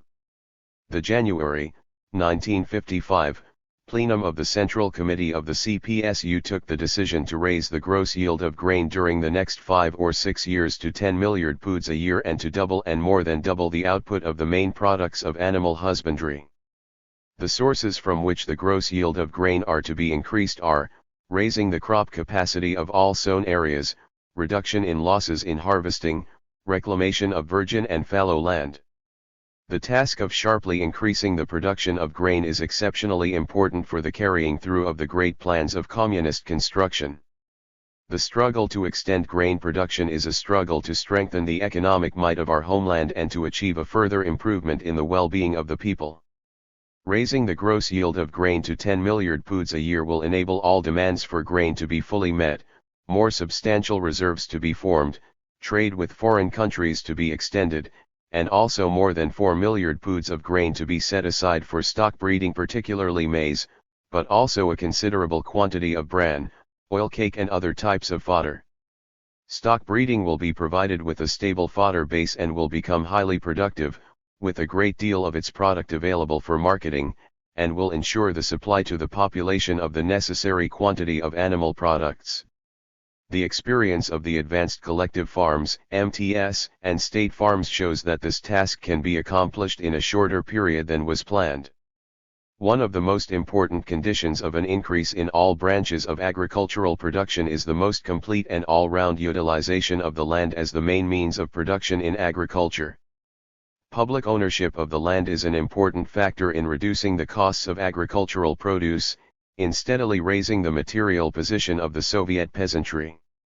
In pre-revolutionary Russia, the poor and middle peasants had about 330 million acres of agricultural land. As a result of the October Socialist Revolution and the victory of the collective farm system, the collective farm peasantry in 1937 already had for their use more than 910 million acres of agricultural land, i.e., almost 3 times as much. At the present time, including the collective farms of the western regions of the Ukrainian SSR and the Belarusian S.S.K., the western districts of the Moldavian SSR, and the Baltic Soviet republics, the collective farm peasantry has for its use 980 million acres of agricultural land, and in all, including forests and other lands not yet used for agriculture, 1,430 million acres of land are secured to the collective farms for their perpetual use. Apart from this, the collective farms have, for long-term use without payment, 445 million acres of the State Land Fund and the State Forest Fund, of which 163 million acres are agricultural land. The state farms have about 170 million acres of agricultural land, subsidiary farms belonging to factories and institutions, and other land users, have more than 46 million acres. The collective and state farms have huge reserves of unutilized, fertile, virgin, and long fallow lands. The acquisition of these lands offers the possibility of considerably increasing in a very short period the output of agricultural produce. The economic necessity for the nation of increasing the production of grain and other agricultural products has required the carrying out of large-scale public works for the fullest development of the land wealth of the country. In keeping with the decisions of the February-March, 1954, plenum of the Central Committee of the Communist Party of the Soviet Union on the further expansion of grain production and on the development of virgin and long fallow lands, and with subsequent decisions of the Communist Party and the Soviet state, a vast program has been adopted which provides for the development of virgin and long fallow lands, mainly in the country's eastern districts, so that the sown area of grain and other agricultural crops on newly developed lands should reach 6,974 million acres in 1956. The successful fulfillment of this national task made possible even in 1954 and the first half of 1955 the opening up of 65 million acres of highly fertile virgin and long fallow lands in collective and state farms. The large tracts of land secured to each collective and state farm allow the most productive use of tractors, combines and other complex agricultural machines, the introduction of correct crop rotations, work on land improvement, the construction of irrigation and drainage canals, afforestation, etc. The land, Marx pointed out, constantly improves if it is correctly treated. The socialist system affords every possibility of creating a rational system of agriculture which ensures a regular increase in soil fertility and the highest productivity of agricultural output. A rational system of agriculture presupposes its intensification. Intensification of agriculture means the additional investment of means of production in a given land area and the improvement of agriculture methods, so as to obtain the greatest quantity of produce from each acre under cultivation by reducing the expenditure of labor and resources per unit of production. Intensification presupposes the application of artificial and organic fertilizers, the raising of highly productive breeds of cattle, the application of the latest achievements of agronomic and veterinary science, etc. This is the main line of development for socialist agriculture. The machine and tractor stations. The industrial base of collective farm production. The collective farms are served by state-owned machine and tractor stations, in which are concentrated the most important implements of agricultural production. The concentration in state hands of the most important means of agricultural production is a great advantage of the collective farm system. Agricultural technique is ceaselessly being perfected. The constant progress of socialist agriculture is unthinkable without this. The creation of numerous machines which are being more and more improved demands large-scale capital investments, which pay for themselves after a number of years. The Soviet state invests in agriculture considerable and ever-growing resources which would be beyond the means of even the largest individual agricultural enterprises. In 1953 alone expenditure on the development of agriculture provided by the state budget, and also out of other public funds, amounted to 52 milliard rubles. In 1954 this expenditure increased to 74.4 milliard rubles. In the budget allocations, expenditure on further strengthening the machine and tractor stations amounted in 1954 to more than 32 milliard rubles. Machine and tractor stations are the industrial material and technical base of collective farm production, and represent a decisive force in the development of the collective farms. The production link between industry and agriculture is realized through the MTS. The socialist production relations between the working class and the collective farm peasantry are expressed in the mutual relations between the machine and tractor stations and the collective farms. Thanks to the MTS, the development of the collective farms takes place on the basis of the highest technique. A high level of mechanization of collective farm production is the basis on which labor productivity in collective farms is raised.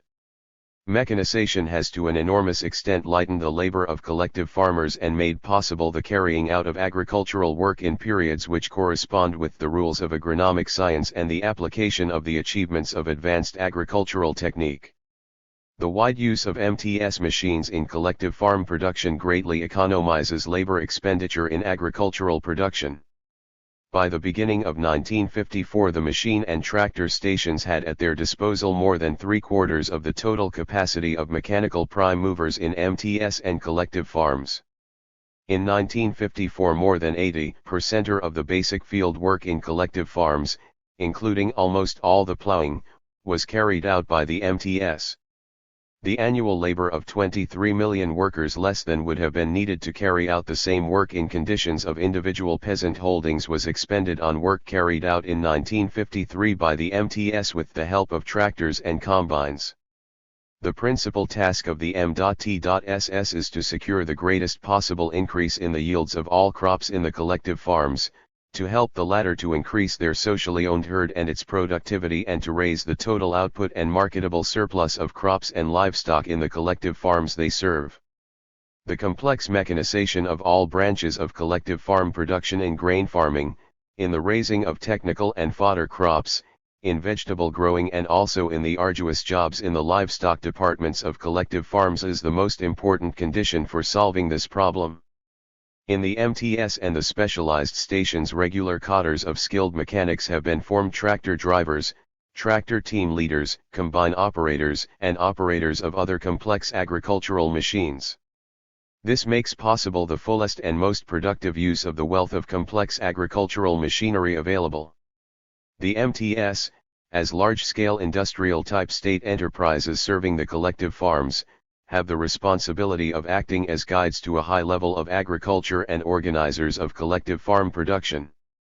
Through the MTS, the Soviet state exercises its function as economic guide and organizer in the strengthening of the collective farms. The MTS helps them in the planning of their socialized sector, in the correct organization of labor, in the training of personnel, in the whole economic, political, and cultural life of the Soviet countryside. Until 1953, the rich and complex machinery in the MTS was entrusted to seasonal collective farm workers, who were allocated by the farms to work in the MTS just for the period of field work. In accordance with the decisions of the September 1953 plenum of the Central Committee of the Communist Party of the Soviet Union, permanent cadres of mechanics were created in the MTS. The total number of permanent workers on the strength of the MTS in 1954 was about 2 million, which included 1 million tractor drivers, 200,000 tractor team leaders and their assistants, and 240,000 combine operators. The MTS serve the collective farms on the basis of agreements concluded with them which have the force of law for both sides. The obtaining by the collective farms, served by a given MTS, of the greatest quantity of produce and money income per 100 acres of agricultural land with the least possible expenditure of labor and resources per unit of production is the basic economic index of MTS activity. The MTS are responsible for carrying out state deliveries of agricultural produce from the collective farms. In accordance with the agreements concluded by the MTS with the collective farms, the latter pay for the work done for them by the former in kind, for certain work, however, in money. The payment in kind for MTS work is that part of the collective farm's gross production which reimburses the outlay of the state MTS on the production of collective farm output. The payment in kind embodies in itself past labor, consisting of the expended means of production of the MTS, and also the newly expended labor of the MTS workers, which consists of labor for themselves and labor for society. The rates of payment in kind for MTS work are fixed, but differentiated according to the zones of the country and their economic and natural conditions. For overfulfillment of planned yields of agricultural crops, the MTS receive from the collective farms a definite part of the harvest gathered above plan. Selling the agricultural produce coming from the collective farms as payment in kind, the state obtains money which is spent on replacing used-up means of production of the MTS and on the wages of MTS workers. Through the sale of agricultural produce supplied as payment in kind, the state also obtains a net income which is used to expand existing MTS, to construct new MTS and for other public needs. The establishment of fixed rates of payment in kind is an important condition for the MTS advancing from being financed out of the budget to economic accounting, so that each MTS should spend its resources in keeping with the income it has received. The introduction of economic accounting into the MTS and observance by them of a regime of economy are of great importance for the reduction of the cost per centner of agricultural produce received as payment in kind, fuller and more efficient use of machinery, high quality and timely repair of machines and careful maintenance of the latter. The principle of the material interest of workers in the results of their labor is applied in the MTS in particular forms, different from the forms of payment of labor in other state enterprises and in the collective farms. Permanent and seasonal workers in the tractor teams receive payment for their labor in money and in kind, on the basis of piece rates. Moreover, during the period of field work, payment is reckoned according to the output standards they have kept up and on the basis of prices calculated in workdays. The state, through the MTS, pays the permanent and seasonal tractor team workers for each workday they perform a guaranteed minimum in kind, the size of the minimum depending on the fulfillment of the planned tasks as regards yields of agricultural crops in the collective farms served. In addition to this, tractor team workers receive from the collective farm in which they are working, for the workdays they have earned, the difference between the actual payment in grain per work earned day and the guaranteed minimum. This applies likewise to all other agricultural produce, on the same footing as the collective farmers. During the period of work away from the fields, the MTS pay their workers a money wage on the basis of piece rates. The system of payment of MTS workers gives them a material interest in the better use of agricultural technique and in raising collective farm production. The socialized sector of the collective farms. Planning of collective farm production. Freed from the necessity of spending large sums on the purchase and rent of land, as well as on the purchase of the most important implements of production, the collective farms are able to use their growing income for the development of their socialized sector. The socialized sector of the collective farm is organized on state land and run with the help of modern machinery, concentrated in the MTS and constituting public property. The means of production belonging to the artel, and the output of the collective farms, constitute cooperative collective farm property. Since the agricultural artel is an enterprise of cooperative type, the socialized means of production are part of the indivisible fund of the collective farm. The indivisible fund of the collective farm consists of collective farm implements of labor, work, and store, cattle, buildings, means of transport, subsidiary enterprises, long-term plantations, irrigation works, materials and money allocated for the development of the socialized sector. Cultural buildings and amenities also belong to the indivisible fund.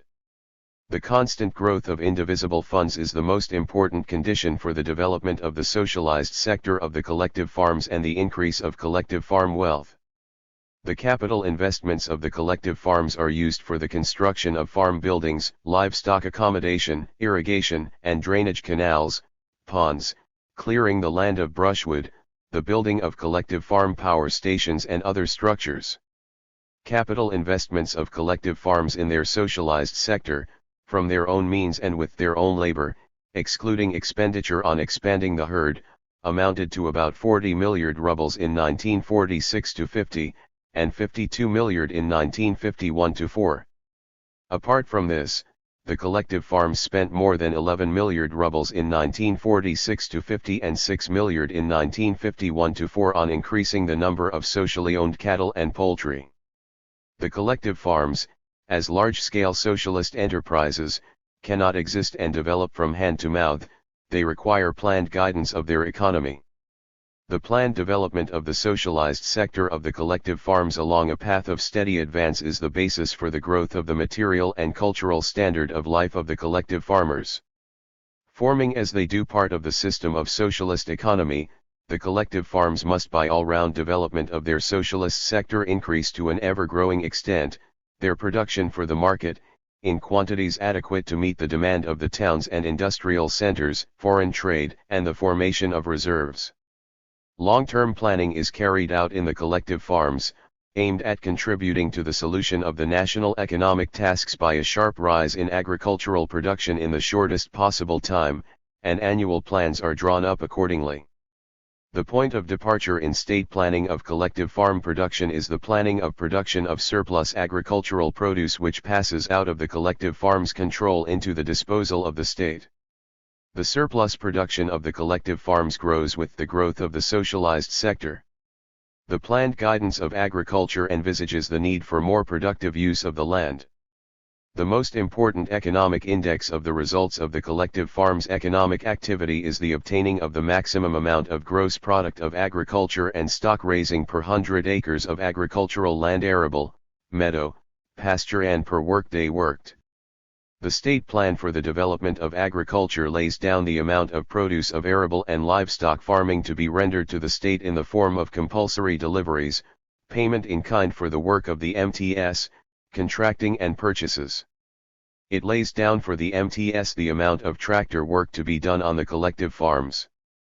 The collective farms must plan, with the participation of the MTS, a level of agricultural production which will completely ensure the fulfillment of the planned tasks of delivery and sale of produce, both arable and pastoral, to the state, as well as covering the needs of the socialized sector of the collective farms and those of the collective farmers.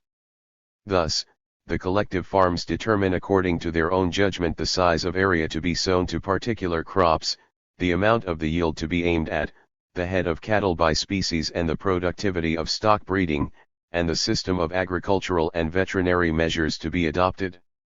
The plans for sowing the various crops and the plans for stock breeding are discussed and decided at general meetings of collective farmers.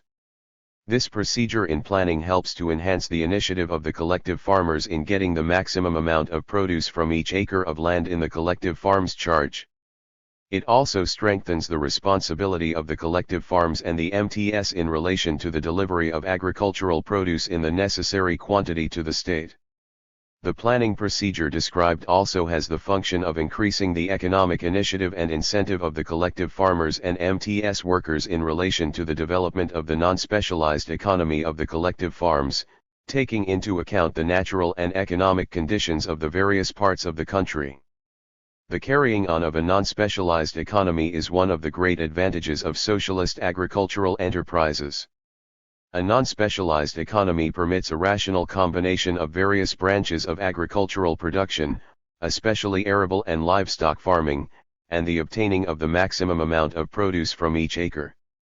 In collective farms which correctly combine the production of grain, industrial crops, fodder, and vegetables, and stock breeding, the labor force is employed more fully and evenly through the whole year, higher indices of labor productivity are obtained, and the economy pays better.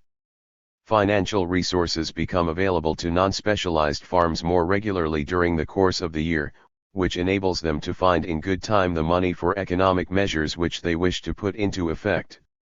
A non-specialized farm does not contradict but presupposes specialized regions and districts of the country and particular farms specializing in branches, crops, and kinds of stock. The correct conduct of a socialist agricultural enterprise excludes both the universalism of small peasant economy, in which a variety of crops are cultivated, mostly for the peasant's own consumption, and the one-sided development of capitalist farms, which usually specialize in one crop.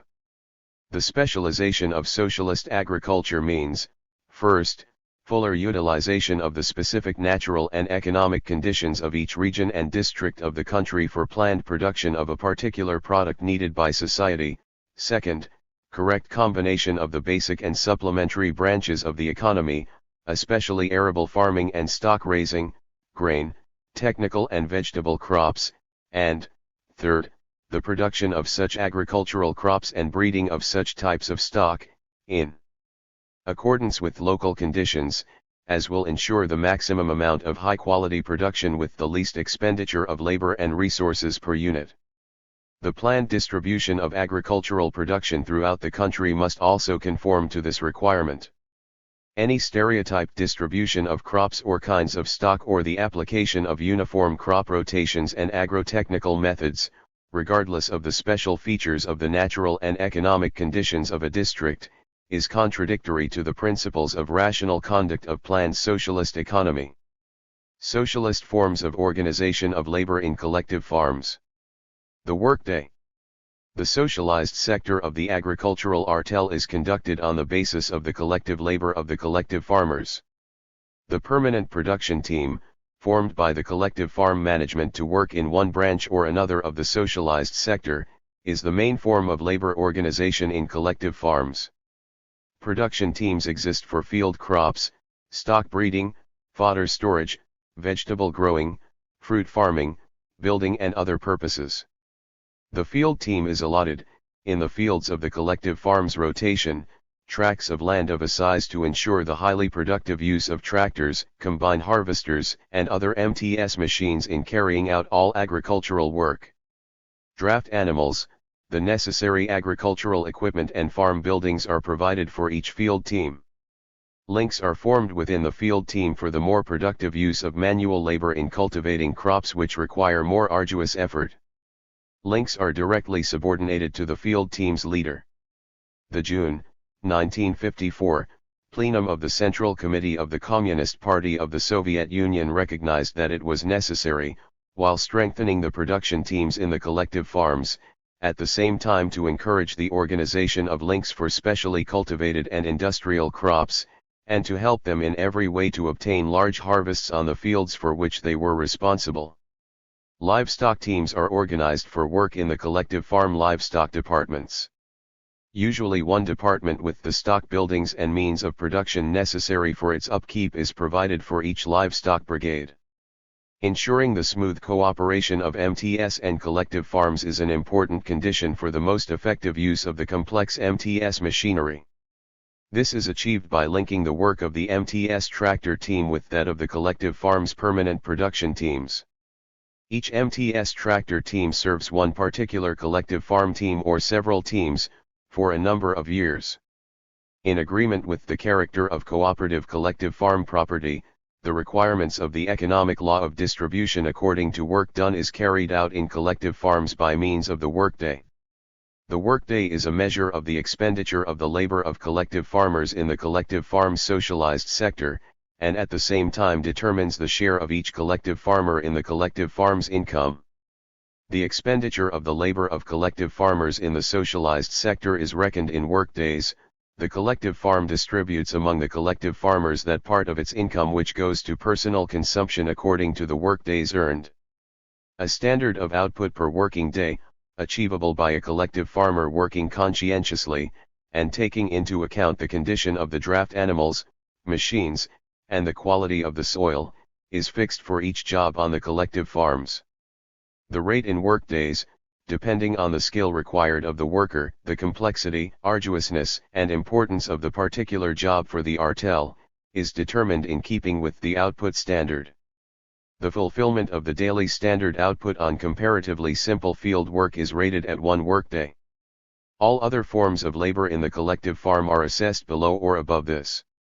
In the course of a working day, a collective farmer can be credited with 1 workday, half a workday or several workdays, according to the form of labor involved and the degree of fulfillment or overfulfillment of the standard output. Consequently, a workday is not the same as a working day. The collective farms plan their workday expenditure by separate branches and agricultural crops. They maintain strict supervision of the correct crediting of workdays according to the work done by each team, link, and individual collective farmer. Thus the workday takes account of both the quantity and the quality of the collective farmer's labor in various jobs, and this makes possible the correlation of various types of work in the collective farm. Skilled labor is rated higher in workdays than unskilled, more intensive labor higher than less intensive. The workday also makes possible the correlation of labor of different productivity in similar jobs. A collective farmer overfulfilling the output standard is allotted correspondingly more workdays. In the workday, the labor of an individual collective farmer is expressed as part of the total direct social labor in the collective farm. In this way, the personal labor of each collective farmer in collective farm production receives its social evaluation. The workday reflects socialist production relations between the collective farmers within their particular collective farm, and is an important economic instrument for organizing collective farm production. Insofar as the existence of 2 basic forms of socialist production leads to the existence of commodity production and circulation, the collective farms cannot confine themselves to reckoning up the expenditure on collective farm production in terms of workdays. They have their finances, they calculate collective farm output and income in money terms, and accumulate money. Payment of workdays in the collective farms takes place not only in kind, but also in cash. In the workday are expressed the principles of equality in socialist society, the freeing of all workers from exploitation, the obligation of everyone to work, and the right of everyone to be remunerated for his labor according to its quantity and quality. The workday secures equal pay for the labor of men and women. The collective farm system has put an end to the age-old economic inequality of the peasant woman. Only in the collective farm has the peasant woman acquired the opportunity of standing on an equal footing with the man. Thus the workday is a new economic category, born of the collective farm system. The output of collective farm production. Collective farm income. The output produced in the socialized sector of the artel constitutes group, cooperative collective farm property. At the same time, not only the collective farms, but also the MTS, which carry out most important jobs in the collective farm, participate in the creation of collective farm output and income. The gross production if a collective farm means the entire amount of the agricultural produce and raw material produced in its socialized sector during a year. The size of the value, or of the social costs of production of collective farm production for a given year is determined by the total amount of socially necessary labor, both living and congealed, embodied in this production, including the expenditure incurred in the previous year towards the harvest of the year in question. In connection with the role played by the MTS in collective farm production, the labor of industrial workers, expended in producing tractors, combines and other agricultural machines, spare parts for these, fuel, lubricants, etc., forms an ever-increasing share of the value of collective farm production. The share contributed by the skilled labor of the engineering and technical personnel of the MTS is also increasing. The constituent parts of the value of collective farm production are, first, the value of the used-up means of production of the collective farm and MTS, second, the value of the product for themselves created by the collective farmers and MTS workers, third, the value of the product for society created by the collective farmers and MTS workers. Owing to the peculiarities of cooperative collective farm property and to the participation of the MTS in the creation of collective farm production, the formation, replacement, and distribution of the value of the production of a collective farm takes place in a different way than in a state enterprise, example in a state farm. It is necessary to distinguish the expenditure of labor and resources carried out directly by the MTS from the expenditure of labor and resources carried out directly by the collective farm. One of the most important indices of the results of socialist management in a given collective farm and the MTS which serves it is the costs of collective farm production. In calculating the costs of collective farm production, there must be taken into account the value of the means of production of the collective farm and of the MTS used up per unit of production, and the expenditure of resources on payment for the labor of the collective farmers and the MTS workers. The value of the MTS means of production used up, the expenses of paying for the labor of the MTS workers, and also the net income created by the MTS workers in assisting collective farm production, are replaced by the agricultural produce which the collective farm hands over to the MTS in the form of payment in kind. This part of collective farm production in kind passes from the collective farms to the state without assuming commodity form, without any buying and selling. It constitutes part of the so-called extra-rural turnover and is taken into account in calculating the degree to which collective farm production is marketable.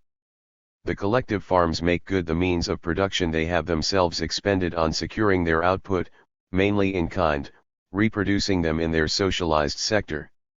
Such means of production include seeds, livestock, fodder, organic manure, etc.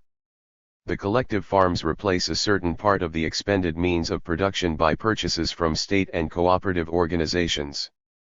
Such means of production include vehicles, small-scale equipment, small motors, simple machines, artificial manures, pedigree stock, building materials, etc.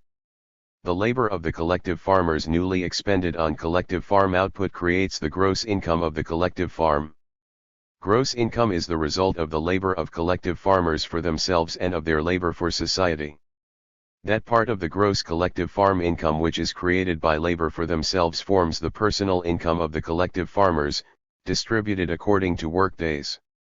In addition to this, the collective farmers obtain personal income from their subsidiary home plots. That part of the gross income which is created by the labor of collective farmers for society forms the net income of the collective farm. The size of the net income depends above all on the level of productivity of labor attained. The productivity of labor in agriculture is determined by a variety of conditions. Decisive significance in the raising of the productivity of labor belongs to the mechanization of agricultural work, fuller and more efficient use of machines and tractors and of the collective farm's own means of production, correct organization and payment of labor, the development of socialist emulation, and the introduction into production of the achievements of agronomy and veterinary science and of the experience of advanced people in the field of socialist agriculture. As V.I. Lenin showed, in the last analysis, all differences in the economic organization of agricultural enterprises, their technique and so on, are summed up in the yields obtained. The results of economic activity in the field of stock breeding find expression in the amount of meat, milk, wool, and other animal products obtained. On the basis of the growth in the productivity of labor, of economy in the expenditure of living and congealed labor per unit of production, the costs of collective farm production must systematically decline. The higher the productivity of labor in collective farm production, the lower the productive expenditure o means of production and payment of labor per centner of grain, cotton, flax, beet, meat, milk, wool, and other forms of agricultural produce, and the better the socialized economy pays. Comparison between the production outlay and the results obtained, expenses and income, observance of a strict regime of economy of embodied and living labor, struggle against every kind of unnecessary and unproductive expenditure, a proper organization of the financial side, accounts, and bookkeeping. These are the conditions necessary for correct leadership of the development of the socialized sectors of the collective farms along the road to further progress. Calculating the outlay of collective farms and MTS on collective farm production is very important for determining the economic profitability of the production of particular products, for planned, rational distribution of agricultural crops and kinds of stock as between parts of the country, and for determining the results of the economic activity of the collective farms and MTS, the degree to which they are paying. Collective farm income is divided into income in kind and in money. Collective farmers receive part of the remuneration for their labor in kind, the other part in money. The increase in the socialized funds of the collective farms takes place partly in kind and partly in money. Under conditions of commodity economy, the money incomes of the collective farms play a big part in the development of collective farm production and the growth in the welfare of the collective farmers. The money incomes of the collective farmers are formed by selling their marketable surplus to the state and the cooperatives through the system of state procurement and purchase, and also through direct sale to the population on the collective farm market. A considerable part of collective farm commodity production becomes available to the state as state procurements of agricultural produce, which include compulsory deliveries and contract purchases. State purchases through compulsory deliveries is made in the case of grain crops, livestock produce, potatoes and a number of other vegetable crops. State purchases by means of contract are made predominantly in the case of industrial crops. The consistent application of the principle of the material interest of collective farms and collective farmers in increasing agricultural output is the basis of the policy of the Communist Party and the Soviet state as regards compulsory and voluntary deliveries of agricultural produce to the state. This is achieved by establishing firm prices for compulsory deliveries and voluntary sales, which ensure the reimbursement of expenditure on the production of agricultural produce and the growth of collective farm cash income, and also by applying firm quotas of compulsory deliveries for each district. State procurements in the form of compulsory deliveries of agricultural produce by the collective farms are carried out on the basis of the acreage principle, i.e., in accordance with the quantity of land secured to the collective farm. Each collective farm is obliged to sell to the state as compulsory deliveries a definite quantity of the output of crops per acre of arable, and of livestock produce per acre of ground area. The acreage quotas of compulsory deliveries are permanent. The progressive significance of such a system of compulsory deliveries of agricultural produce lies in the fact that it raises the interest of the collective farmers in developing their socialized cultivation and livestock breeding, and in the fullest use of the socialized land of the collective farm. With fixed, permanent quotas of compulsory deliveries, the collective farms are assured that, after fulfilling their obligations to the state, they can freely at their own discretion dispose of the collective farm produce.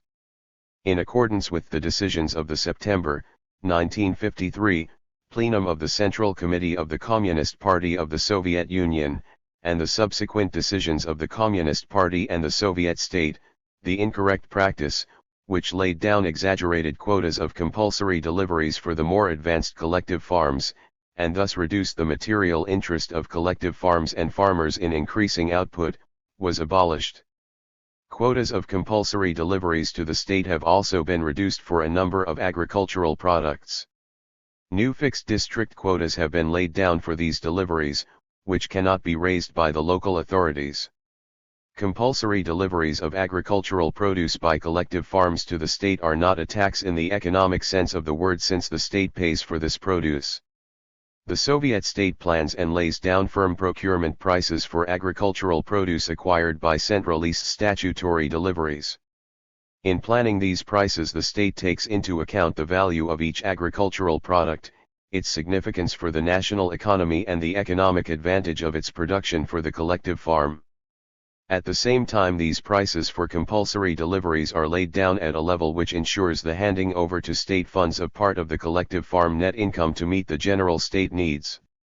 State income from the sales of produce received through compulsory deliveries is used for public needs, for the development of socialist industry, which supplies agriculture with machines and fertilizers, on education, on health, etc. For some agricultural produce, the state, in addition to the fixed price, grants cash bonuses and organizes a return sale of grain, manufactured goods, and foodstuffs.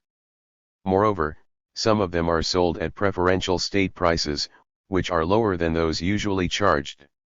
Apart from compulsory deliveries and contract purchases of industrial crops, the state acquires agricultural produce from collective farms and collective farmers in the form of state purchases, at purchase prices which exceed those paid for compulsory deliveries. In this purchasing of agricultural produce, the state carries on return sales to the collective farms and collective farmers of manufactured goods. Finally, the collective farms sell to the population a certain part of their saleable output on the collective farm market, at prices formed in this market under the influence of supply and demand.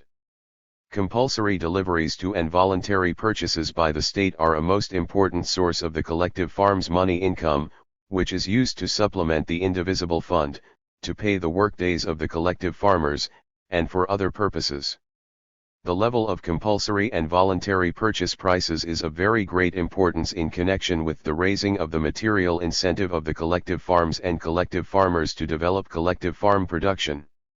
As has been mentioned, the law of value, though not the regulator of socialist production, exercises an influence on the formation of the prices of agricultural products. The prices at which marketable produce is sold have a strong bearing on the state and development of collective farm production and its particular branches. These prices must make good the outlay on production and guarantee a certain degree of profitability. If these requirements of the law of value are ignored, the material incentive of the collective farms and farmers to develop one or other branch of the socialized sector may be undermined. Thus, at the September 1953 plenum of the Central Committee of the Communist Party of the Soviet Union, it was established that the level of compulsory delivery and voluntary sales prices which formerly existed for a number of agricultural products was not stimulating the collective farms and collective farmers to increase their production. The necessity of raising these prices in keeping with the requirements of the law of value arose. With a view to increasing the personal material interest of collective farmers in a further improvement in agriculture, compulsory delivery and voluntary sale prices were considerably raised, quotas of compulsory deliveries reduced, the share of purchases at the higher purchase prices increased, and the agricultural tax on the personal subsidiary holding of the collective farmers reduced.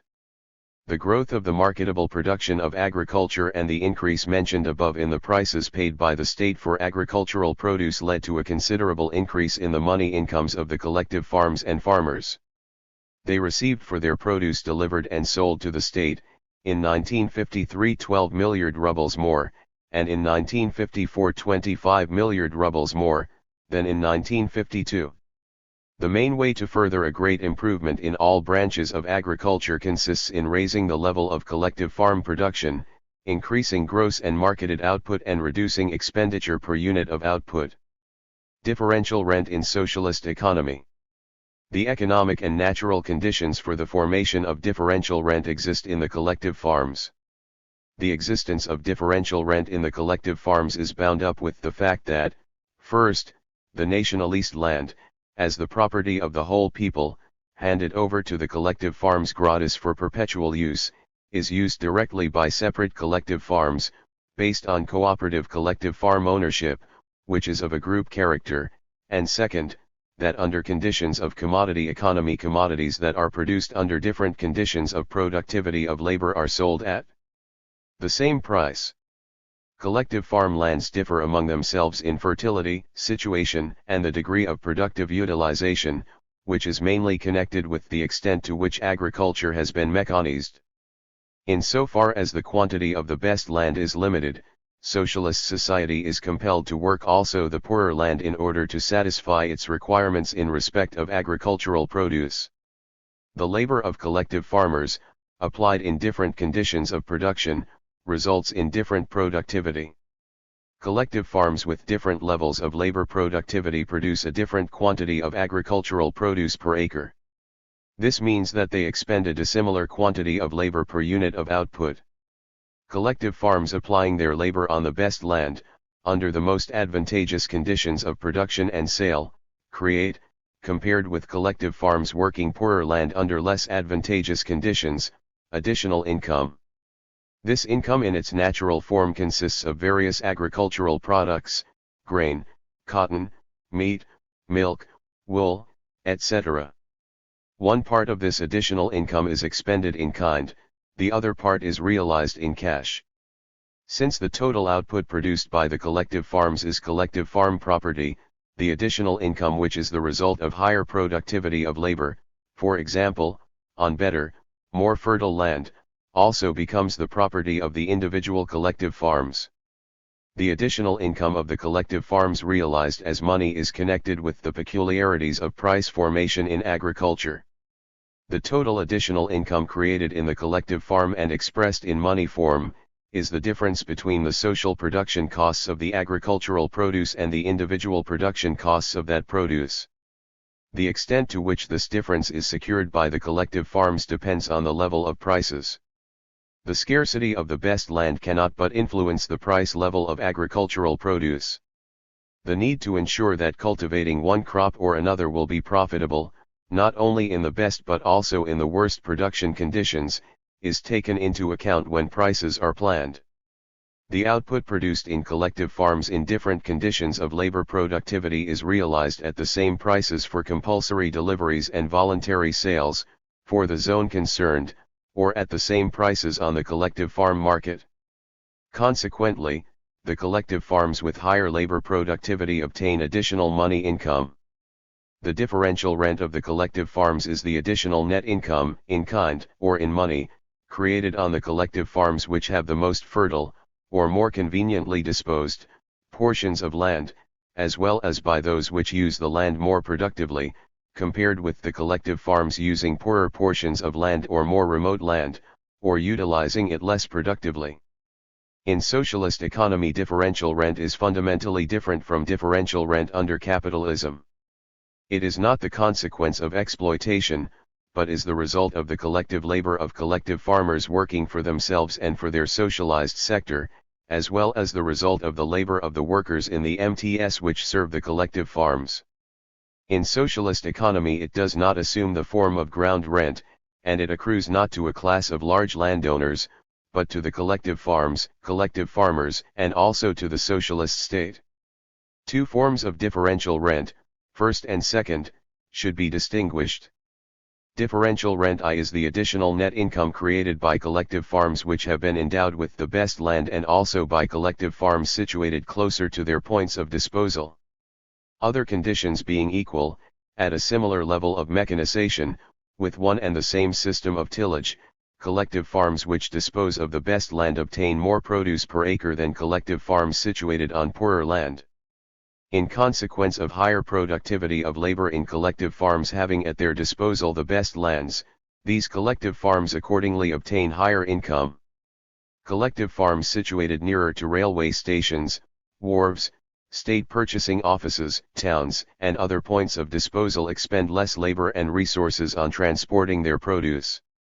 Therefore, expenditure per unit of output in these farms is lower than in collective farms situated at a distance from their points of disposal. Collective farms with these advantages in their situation also obtain additional income.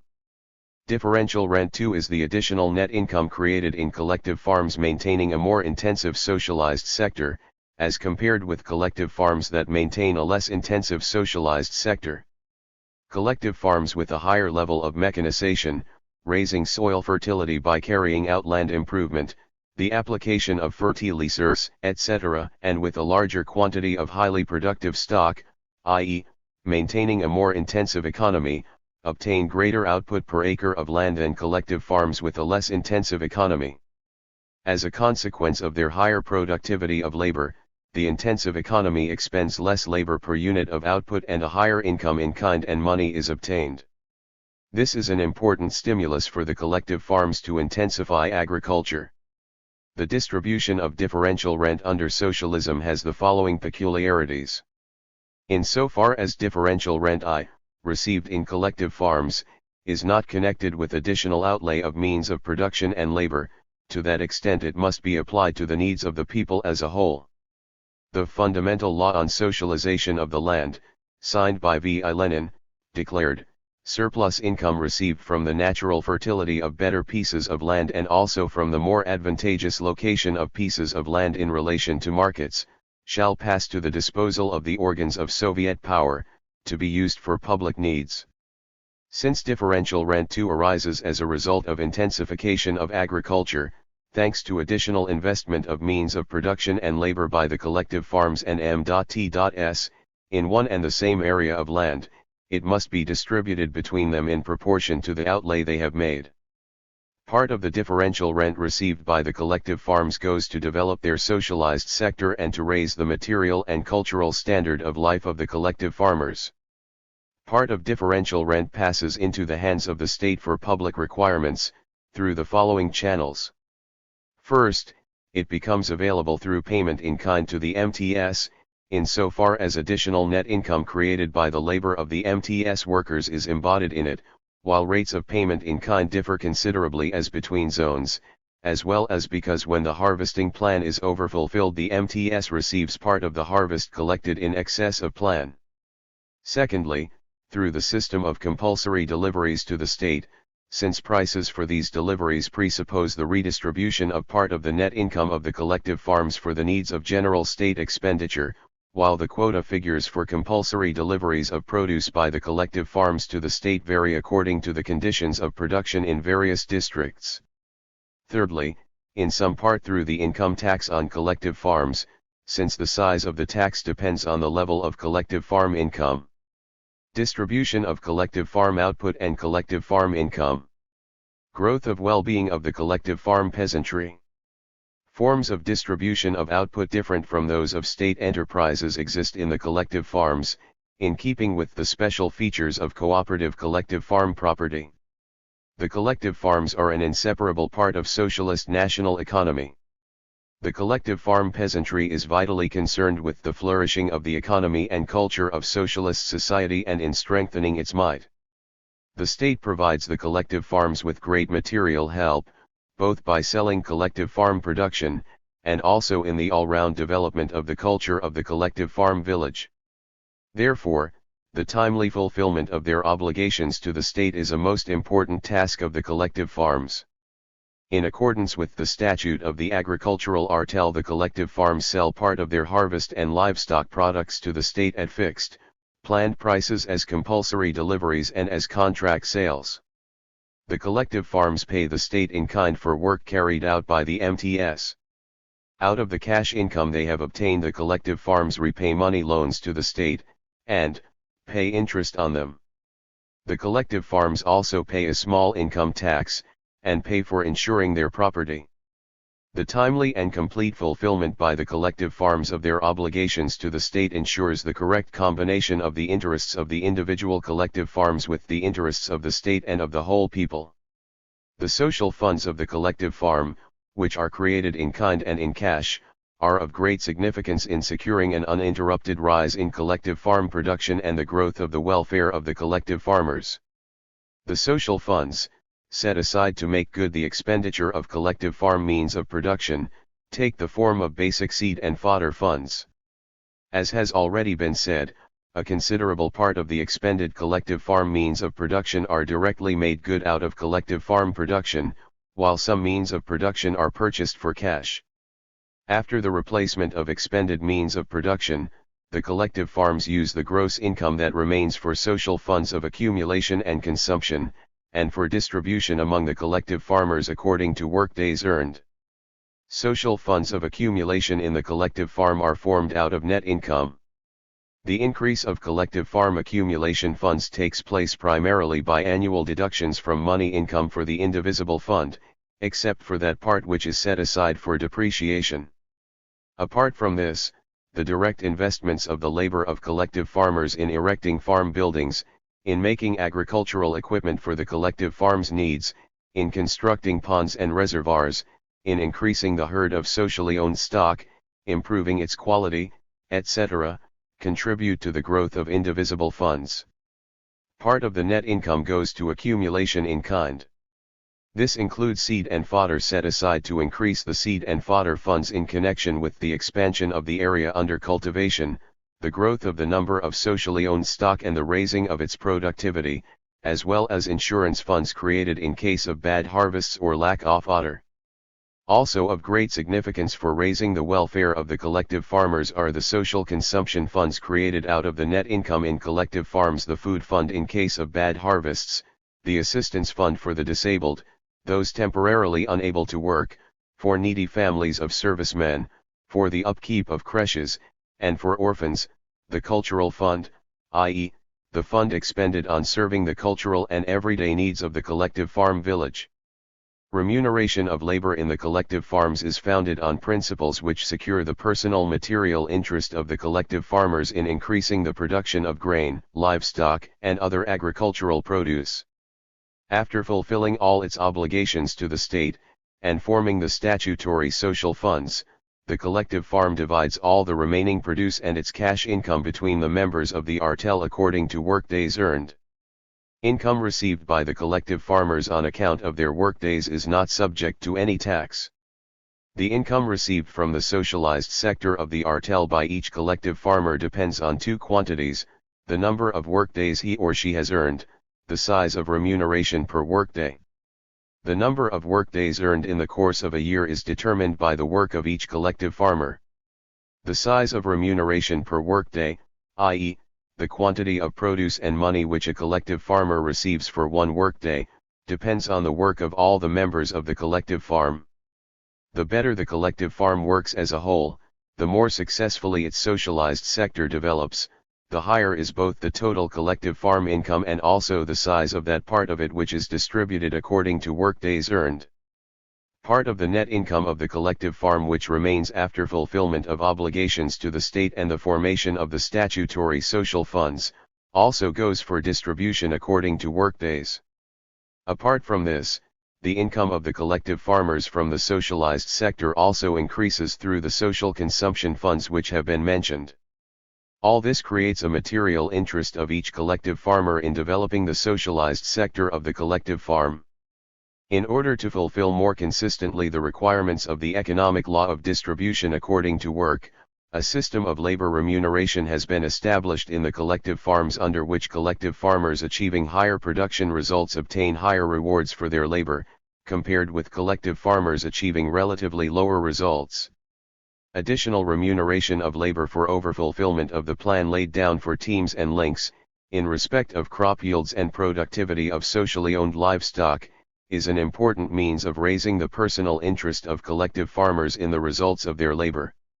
For example, collective farmers in the field teams receive as an additional payment, for overfulfillment of the planned yield on the total area of grain crops for which their team is responsible, from a quarter to a half of the grain gathered by the team above that laid down as its planned harvest.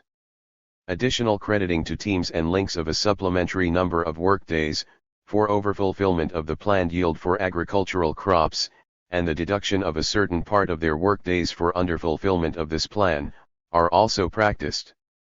Remuneration of the labor of collective farmers working in collective farm livestock departments depends on milk yield, wool clip, birth and rearing of young animals, increase of live weight of store cattle, etc. Of great importance in raising the material incentive of the individual collective farmers is the practice of regularly giving them advances in cash and in kind during the year, against the payments due to them for workdays. Thus the personal interests of the collective farmers and the social interests of the collective farm are correctly combined in the workday and in the system of distributing collective farm income. The measures taken by the Communist Party and the Soviet state to increase the material interest of collective farms and collective farmers in a further advance of agriculture strengthen still more the union of the working class and collective farm peasantry, the foundation of the might of the socialist state. Apart from the socialized sector of the collective farm, which is of decisive significance, a subsidiary personal holding of collective farmers near their homes exists in the agricultural artel.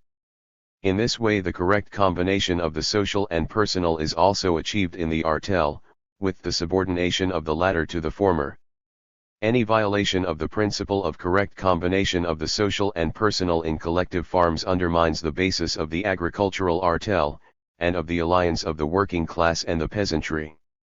Money income of collective farms rose from 5.7 milliard rubles in 1933 to 20.7 milliard rubles in 1940, to 49.6 milliard rubles in 1953, and to 63.3 milliard rubles in 1954. In addition, the collective farmers obtain money income from their subsidiary holdings near their homes. With the money income obtained from the socialized sector and their personal holdings, collective farmers buy manufactured goods at the planned prices of state and cooperative trade, which are systematically being reduced. The appearance of the Soviet countryside has fundamentally changed on the basis of the collective farm system. In place of the old village a new one has arisen, with public farm buildings, power stations, schools, libraries, clubs, and children's creches. The Soviet peasant is a peasant of a new type, possessed of the benefits of science and culture. Wide sections of the Soviet intelligentsia, engineers, doctors, agronomists, veterinary workers, teachers, organizers of large-scale socialist production have emerged from the ranks of the collective farm peasantry. Many collective farmers have become expert in advanced agricultural technique, have become masters in the art of securing high crop yields and highly productive stock breeding. These facts testify to the extensive cultural revolution which has taken place throughout the Soviet countryside. The total number of students in elementary and secondary schools in the countryside increased from 6.1 million in 191,415 to 21.1 million in 1951 to 2. In 1952, 29 million persons were studying in the countryside at all forms of education. On January 1, 1955, there were 275,000 cultural and educational institutions in the countryside, libraries, clubs, and cinemas. In the Soviet village not only has obligatory elementary education been given effect, but the task of general 7-year education is being successfully carried out. Development of the state farms and ways of raising their profitability. The state farms are, by their social and economic nature, the highest form of organization of socialist agriculture. The state farms are state socialist enterprises producing grain, meat, milk, wool, and various industrial crops. All their means of production, as well as their output, are public property. The state farms, as the largest agricultural enterprises, have the possibility of using to the utmost modern agricultural technique, applying rational division of labor, economizing in expenditure on farm buildings, equipment, etc. State farms are equipped with modern agricultural machinery, which makes possible the mechanization of almost all production processes and creates the necessary conditions for achieving high labor productivity. The highest level of mechanization has been achieved in grain farming. Complex mechanization of all branches of production is being effected in the state farms. The sizes of state farms are determined by their particular branch of production, The economic and natural conditions of the districts where they are situated, the level of technique achieved and the necessity of all-round and productive utilization of each acre of land. The most important economic index of the size of a state farm, within the limits of a particular production trend, is the size of its gross and marketable production. The specific sizes of state farms differ in different parts of the country. The high marketable output of state farms is one of their great advantages. The marketable output of grain in the grain state farms averages about 70%. The state farms supply the state with a considerable quantity of agricultural produce. The immense possibilities of the state farms, however, are quite insufficiently used. There are still not a few state farms which, as a result of bad guidance, use great tracts of land wastefully, produce little grain, milk, meat, or other produce and run their affairs at a loss. Overcoming these faults, and skillfully using the advantages of the state farms as highly mechanized, large-scale socialist enterprises will make it possible sharply to increase output and delivery to the state of agricultural produce in a very short time. In the development of socialist agriculture in the period of the gradual transition from socialism to communism, the part played by the state farms in supplying the country with foodstuffs continues to increase. The planning procedure for state farm production laid down by the state, determining as it does the amount of marketable produce rendered to the state as the basic index, releases the initiative of the state farm workers to improve production by intensifying it so as to get the greatest possible amount of produce from the land with the least outlay of labor and resources. The state farms are capable of becoming highly productive, highly profitable farms, acting as an example of the rational organization of agricultural production, high yields of agricultural crops and productivity of livestock.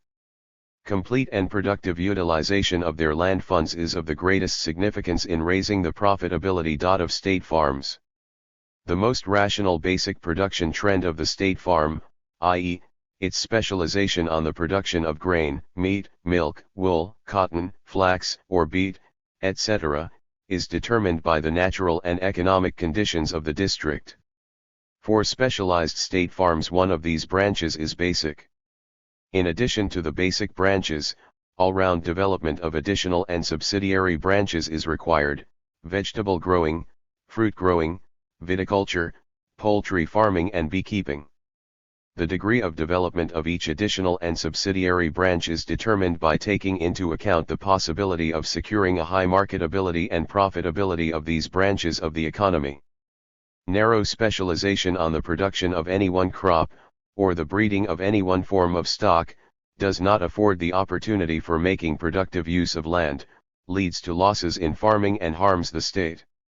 Highly mixed, varied and well-developed state farm production, while preserving specialization in the basic branches, ensures the achievement of the maximum quantity of agricultural produce per acre of arable, meadow and pasture. It is especially important that state farms should provide their own seeds for their sown areas, and fodder for all their stock. Increasing gross and marketed production per acre of agricultural land means the reduction of production costs and the raising of the profitability of the farm. State farms, being large-scale highly mechanized enterprises, can raise agricultural produce with least labor expenditure and supply the country with it at the lowest prices. The reduction of the production costs of state farms is achieved by further mechanization of production, raising the effective use of the machine and tractor pool, improved organization of labor, the application in all branches of state farm production of the achievements of agricultural science and the experience of the best workers, the introduction of complex agronomic and veterinary measures, the struggle against losses and the observance of a regime of economy. All this leads to raising the productivity of labor, which is reflected in increased yields of agricultural crops and productivity of livestock. State farms work on the basis of economic accounting. The level of profitability of a state farm is determined by the net income it obtains. The net income created in the state farm is the difference between the cost of production and the value of the agricultural output. The net income realized by the state farm is the difference between the cost of production and the price of the agricultural output sold by the state farm to the state or, to a limited extent, sold on the market. Part of the net income created in the state farm is realized by the procurement organizations and in the sale of state farm produce to the population. With a view to increasing the material interest of state farms in developing production, the state subsidy for state farms which formerly existed was abolished in 1954, and new delivery prices were introduced for grain, oil crops, and the basic forms of livestock produce, so as, on the basis of reduced costs, to ensure that each state farm could make a net profit. The state farms deliver the produce of their main branches of agriculture to the state at delivery points and at fixed delivery prices. The state farms sell the produce of their subsidiary branches, including what is processed within the farm, directly to the consumer at state retail prices. The abolition of the state subsidy to the farms, and their adoption of the method of economic accounting, is a most important economic measure in the sphere of state farm construction, and lays a firm basis for the rational running of their economy. The net income remaining at the disposal of the state farm, and accumulated in money, is spent on strengthening and expanding its farming and on improving the cultural and social amenities for state farm workers. Special funds are formed for this: the Fund for Strengthening and Expanding the Economy of the State Farm, the Insurance Fund, the Enterprise Fund. The development of state farm production depends, to an enormous extent, on strengthening socialist forms of labor organization and the consistent application of the socialist principle of payment according to work done. The permanent production team is the basic form of labor organization in the sectors and livestock departments of the state farm. In field cultivation there are tractor field teams which are allotted portions of land in the fields with crop rotation, tractors, combines and other agricultural machines, means of transport, and work equipment. Special links are formed in the team to grow those agricultural crops production of which is inadequately mechanized.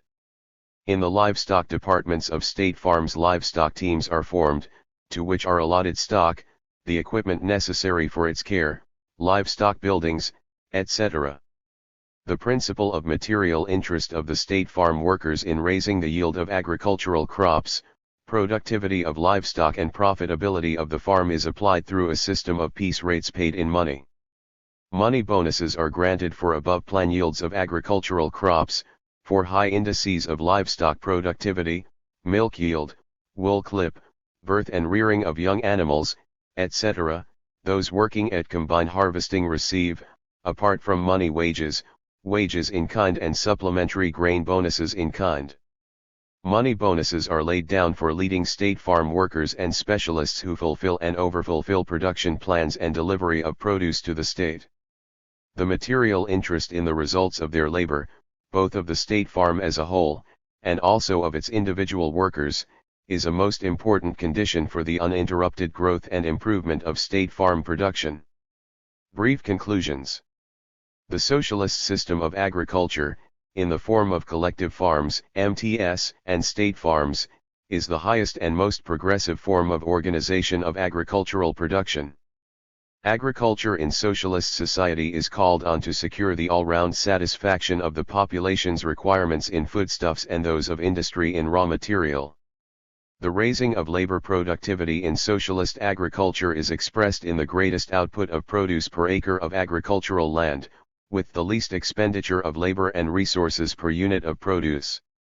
Machine and tractor stations are the industrial material and technical base of collective farm production and the support points for guidance of the collective farms by the socialist state.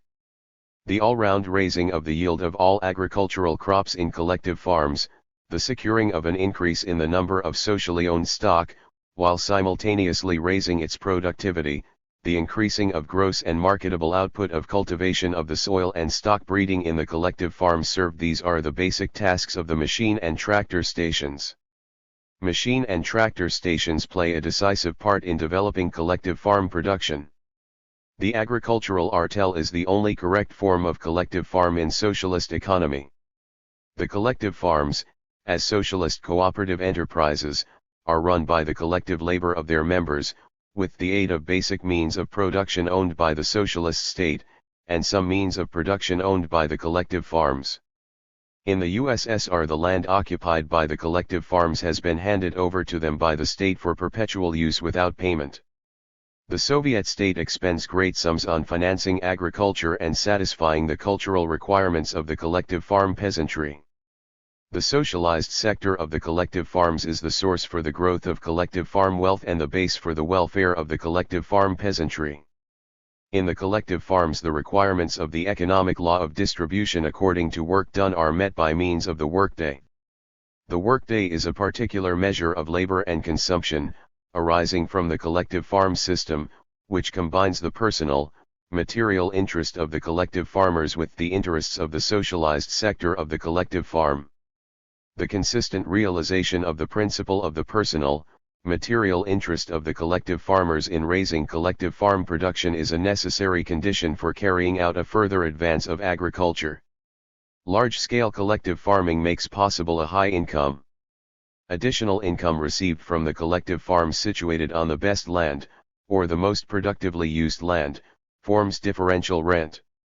Differential rent of collective farms falls to the collective farms and farmers, but is also transferred to the state. The produce and money income of the collective farm, in accordance with the statute of the agricultural artel, go to fulfill the collective farm's obligations to the state, to form its social funds and to remunerate the labor of the collective farmers according to workdays earned. In keeping with the basic economic law of socialism, the collective farm system secures the uninterrupted growth of the material well-being and the cultural standard of life of the collective farm peasantry. The state farms are very large-scale and highly mechanized state agricultural enterprises, and play an ever-growing part in agricultural production. The state farms work on the basis of economic accounting. The uninterrupted growth of labor productivity and the material interest of the state farms and their workers in the results of their labor, these are the essential conditions for the conversion of all state farms into model, highly productive and profitable enterprises. Chapter 30, Trade in Socialist Economy. The nature and role of trade in socialist society. The need for trade in socialist society arises from the existence of commodity production and the law of value. Insofar as under socialism consumer goods are produced as commodities, the distribution of them, their conveyance to the consumer, inevitably takes place through commodity circulation.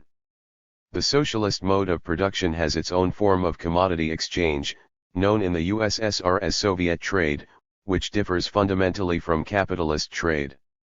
Soviet trade is without capitalists. In the USSR, commodities are sold by state and cooperative enterprises and organizations, collective farms, and collective farmers. The resources of Soviet trading enterprises are socialist property. With the complete predominance of socialist property in all spheres of the national economy, the conditions for the existence of such categories as commercial capital, commercial profits, etc., have completely disappeared in the economy of the USSR.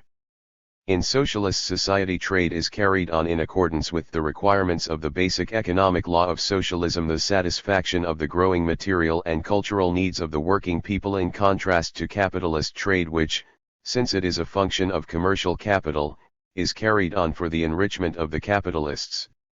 The bulk of articles of personal consumption produced in socialist society goes to the population through trade. By far the greater part of the incomes of the population is spent on the purchase of articles of personal consumption, foodstuffs, clothing, footwear, cultural and household goods. Only a part of these goods are distributed directly, without making use of trade, as for example the distribution of products in kind to collective farmers on account of workdays earned. The development of trade is very important in providing the working people of town and country with a personal material interest in the results of their labor and in raising its productivity. Soviet trade is an essential prerequisite for the operation of the economic law of distribution according to work, since the realization of the money income of the working people takes place through its channels. The various requirements of the working people, according to their incomes, depend for their satisfaction to a large extent on the development of Soviet trade and on the quality of its service to the consumers. The collective farms acquire goods for use in production through the trading system: agricultural machinery, various implements, electrical equipment, fuel, building materials, automobiles, etc. Trade also includes the compulsory deliveries and voluntary sales of agricultural produce to the state and cooperative organizations by the collective farms and collective farmers. Soviet trade, as Lenin taught, is a form of economic bond between town and country. It is a vitally important link in the system of economic connections between state industry and collective farm agriculture. The development of the trade bond between town and country is an essential prerequisite for the further strengthening of the alliance of the working class and peasantry, for providing the urban and rural population with articles of consumption, and industry with agricultural raw materials. The division of labor between production and trade organizations and the assigning of the function of commodity circulation to the trading and procurement organizations constitutes a great economy for socialist society, facilitating the acceleration of the turnover of the social product and a restriction of the resources engaged in the sphere of circulation. This enables the resources going to expand socialist production to be increased. While itself based on socialist production, Soviet trade is at the same time an essential prerequisite for its further development and consolidation. The growth of industry and agriculture and increased demand of the population for commodities are by themselves still insufficient to secure a steady expansion of the socialist economy.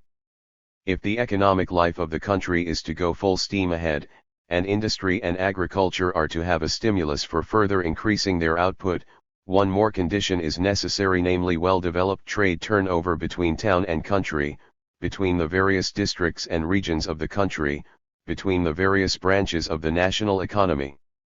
The country must be covered with a vast network of wholesale distribution bases, shops, and stores. There must be a ceaseless flow of goods through these bases, shops, and stores from the producer to the consumer. Works, English edition, volume 13, pages 347-8. Soviet trade links socialist production to national consumption. Under capitalism, the connection between production and consumption is brought about through the uncontrolled mechanism of competition and through crises. In socialist economy, the operation of the law of planned, proportional development of the national economy makes possible and necessary the utilization of trade as a means of achieving planned connection between production and consumption. The law of balanced, proportional development of the national economy that operates in our society calls for the conscious and organized coordination of production and consumption. Since our economy is planned, we can directly and not in a roundabout way calculate demand and develop production accordingly. Herein lie the tremendous advantages of our system. But this imposes a tremendous responsibility upon the distributing organizations, for success depends on us alone, on our organization and ability. Soviet trade is based, on the one hand, on the continuous expansion of socialist production, and on the other hand on the constant growth of the requirements and purchasing power of the masses. The rising living standards of the population, the growth of money incomes of the working people and the systematic reduction of prices create a constantly growing demand for the products of industry and agriculture.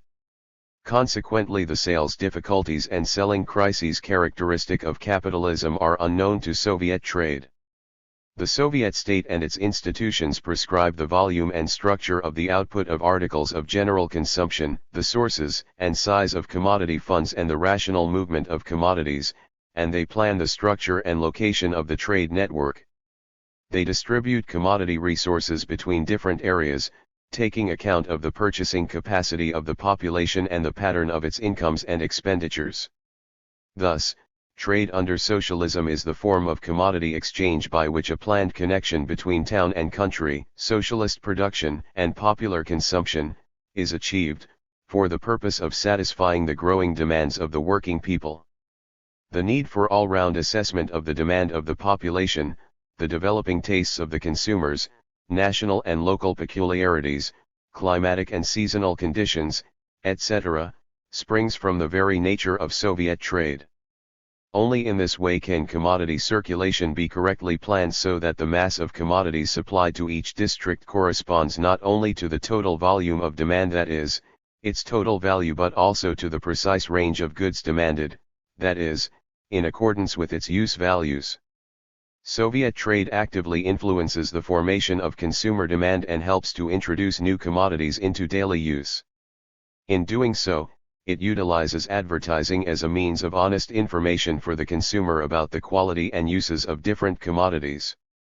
This contrasts with capitalist advertising, which is for the purpose of making profit at the expense of the consumer. The level and correlation of prices of commodities sold to the public is an important factor in forming demand. The high level of purchasing power in the USSR does not in any way mean that any commodity is automatically assured of sale.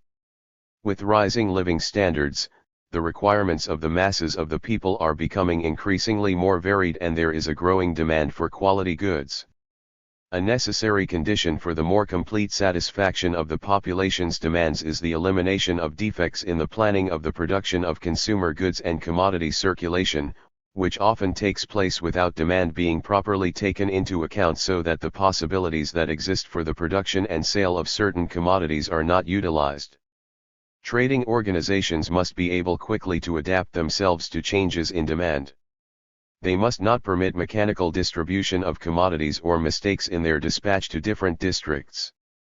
They are required to secure a steady improvement of service to the consumer, serving the convenience of customers and saving their time. It is the function of Soviet trade to exercise an active influence on production for the purpose of increasing the output of commodities which correspond to the demand of the population. It must seek to improve the quality of commodities, widening and improving their variety.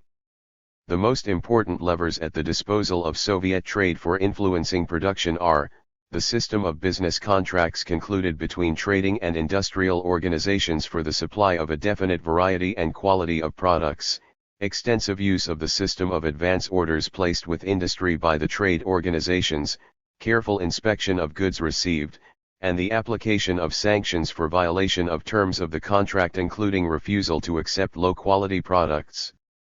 Very important in strengthening the active influence of Soviet trade upon production is the widespread practice of direct contracts between local distributive organizations and enterprises on the one hand and productive enterprises on the other. The correct organization of community turnover presupposes a combination of centralized supply with a wide development of the initiative of local organs in mobilizing commodity resources and increased responsibility for them in supplying the population. The amount of goods which become available in any region through centralized supply depends on how local possibilities for mobilizing commodity resources are utilized there. This enhances the incentive of local organs to ensure the growth of local production and procurement. An increase in the role of the local organs in planning commodity turnover leads to the popular demand being better taken into account, with an improvement in the operative capacity and flexibility of the distributive organizations, which have as their task to facilitate in every way the drawing into commodity circulation of the continually fresh supplies of additional local resources. The movement of commodities within the country is conditioned by the distribution of production, and by the level and structure of consumer demand in the various districts. In connection with this, well-coordinated transport is very important, as upon this largely depends the rapidity of commodity circulation. In addition to the function of commodity circulation, the trading and procurement organizations also undertake the transport, storage, sorting and packaging of goods. These constitute a continuation of the production process in the sphere of circulation. Trade ensures a regular flow of financial resources required for renewal and extension of production in the state and collective farm sectors. The velocity of turnover of resources throughout the national economy depends to a large extent in the rapidity with which commodities are sold. Through Soviet trade, that branch of socialist industry which produces consumer goods receives the financial resources which reimburse it for its expenditures and also provide both the net income of the enterprises and the centralized net income of the state. Part of the cash income obtained by the light and food producing industries from the sale of commodities passes to heavy industry as payment for means of production. Uninterrupted sale of commodities through the channels of Soviet trade secures the timely flow into the state funds of the financial resources earmarked for utilization throughout the national economy. The sale of their marketed output by the collective farms and the collective farmers is a source of monetary income used both to strengthen and develop the socially owned economy of the collective farms and to satisfy the personal requirements of the collective farmers. The expansion of Soviet trade, with an increasing quantity of commodities sold at stable planned prices, is a most important condition for strengthening the stability of Soviet currency. With the development of socialist production and the increasing welfare of the people, trade turnover is growing, and its structure is being improved. The proportion of higher quality commodities and more valuable grades is increasing, and their variety is being enlarged. The volume of state and cooperative retail trade in the USSR increased 2.3-fold between 1928 and 1940, whereas in the capitalist countries in the same period, trade not only failed to increase, but was below the 1929 level on the eve of the Second World War.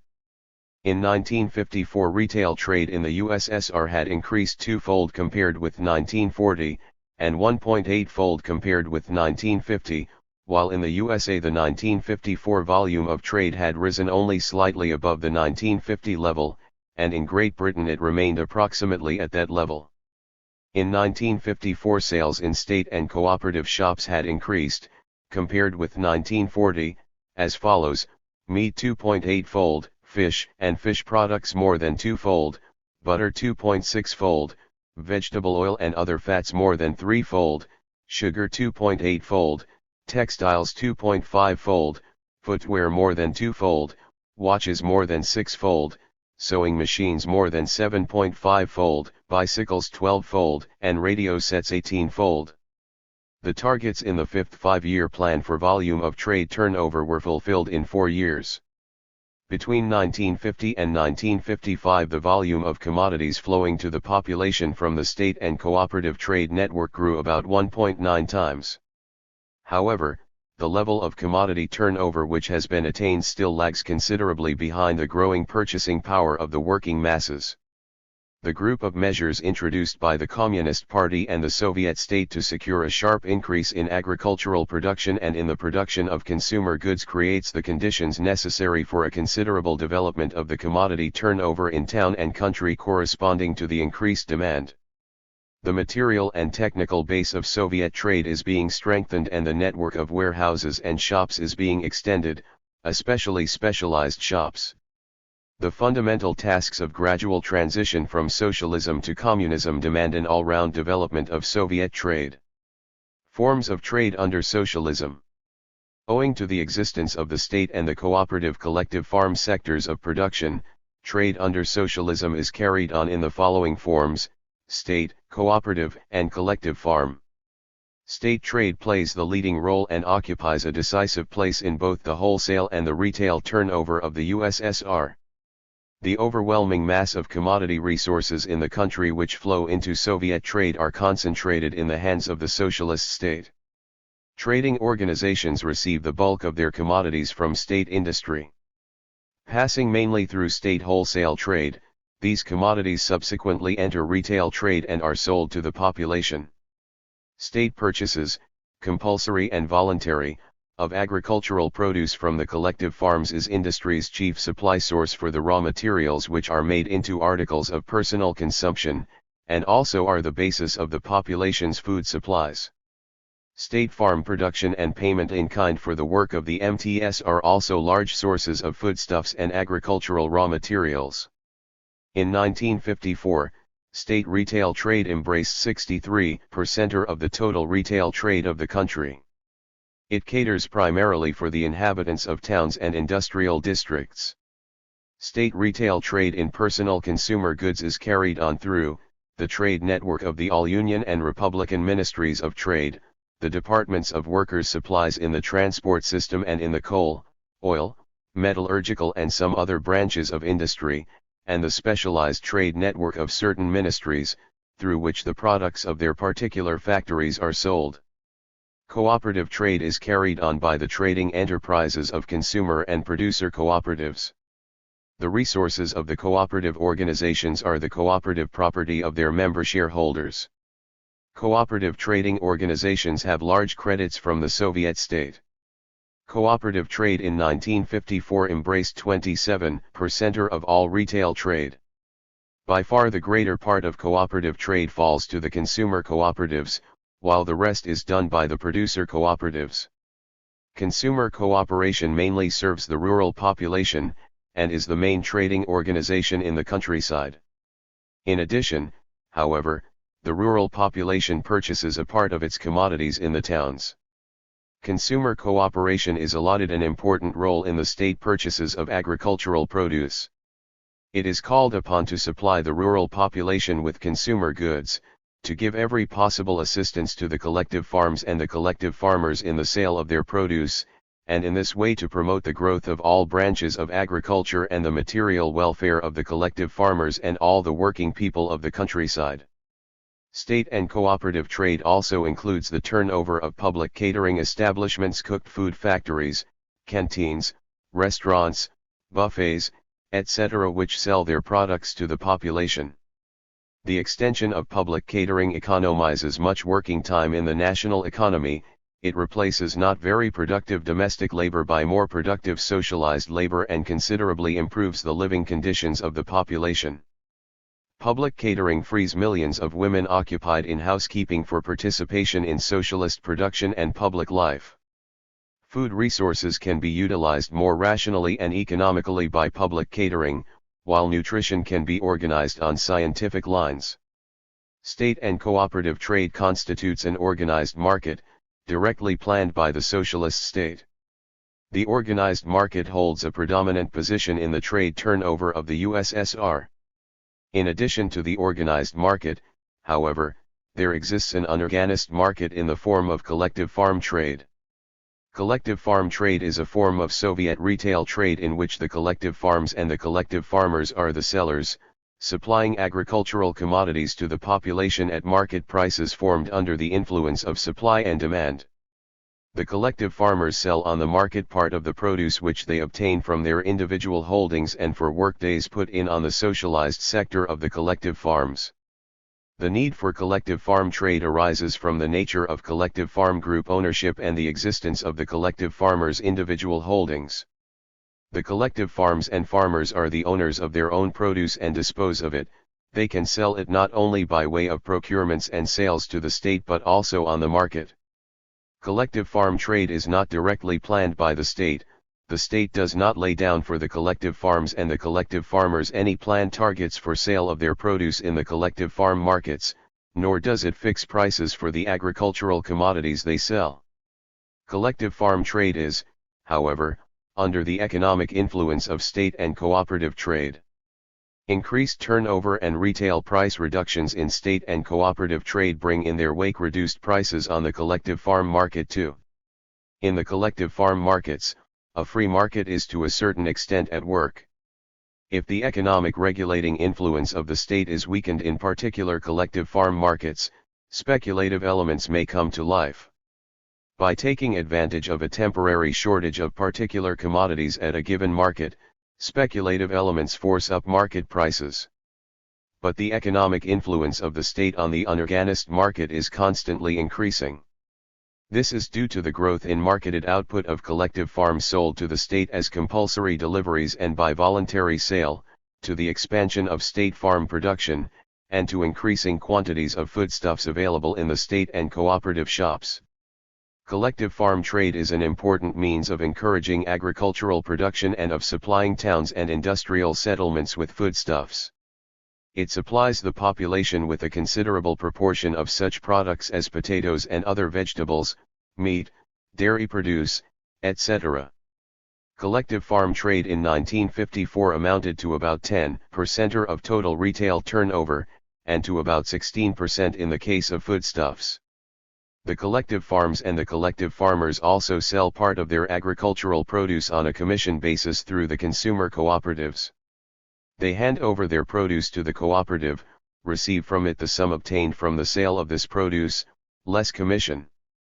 This has definite advantages for the collective farms and farmers, sparing them as it does the outlay they would otherwise have to incur to sell their goods.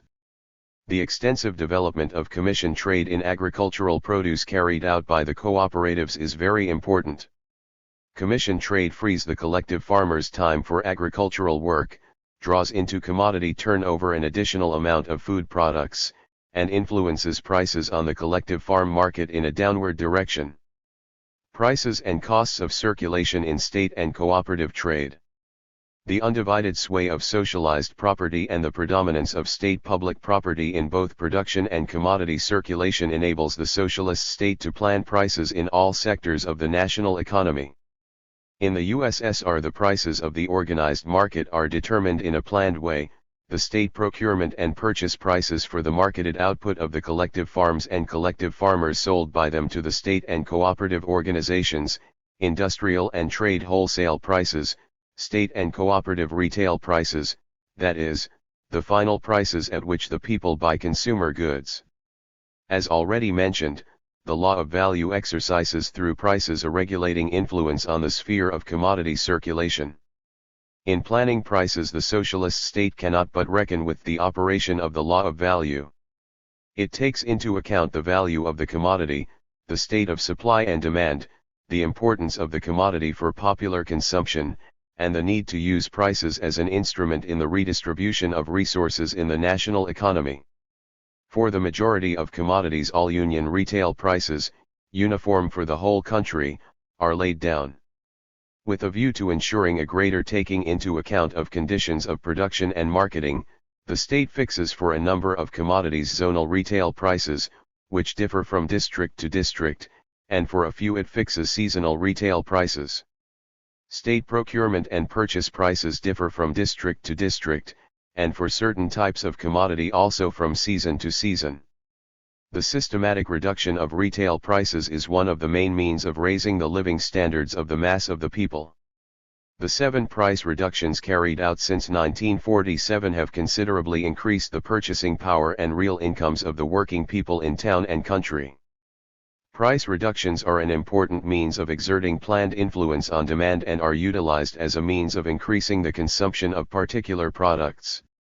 Retail price reductions are based on reductions in production and trading expenses as well as on the increasing volume of commodities made available by the state for sale to the population.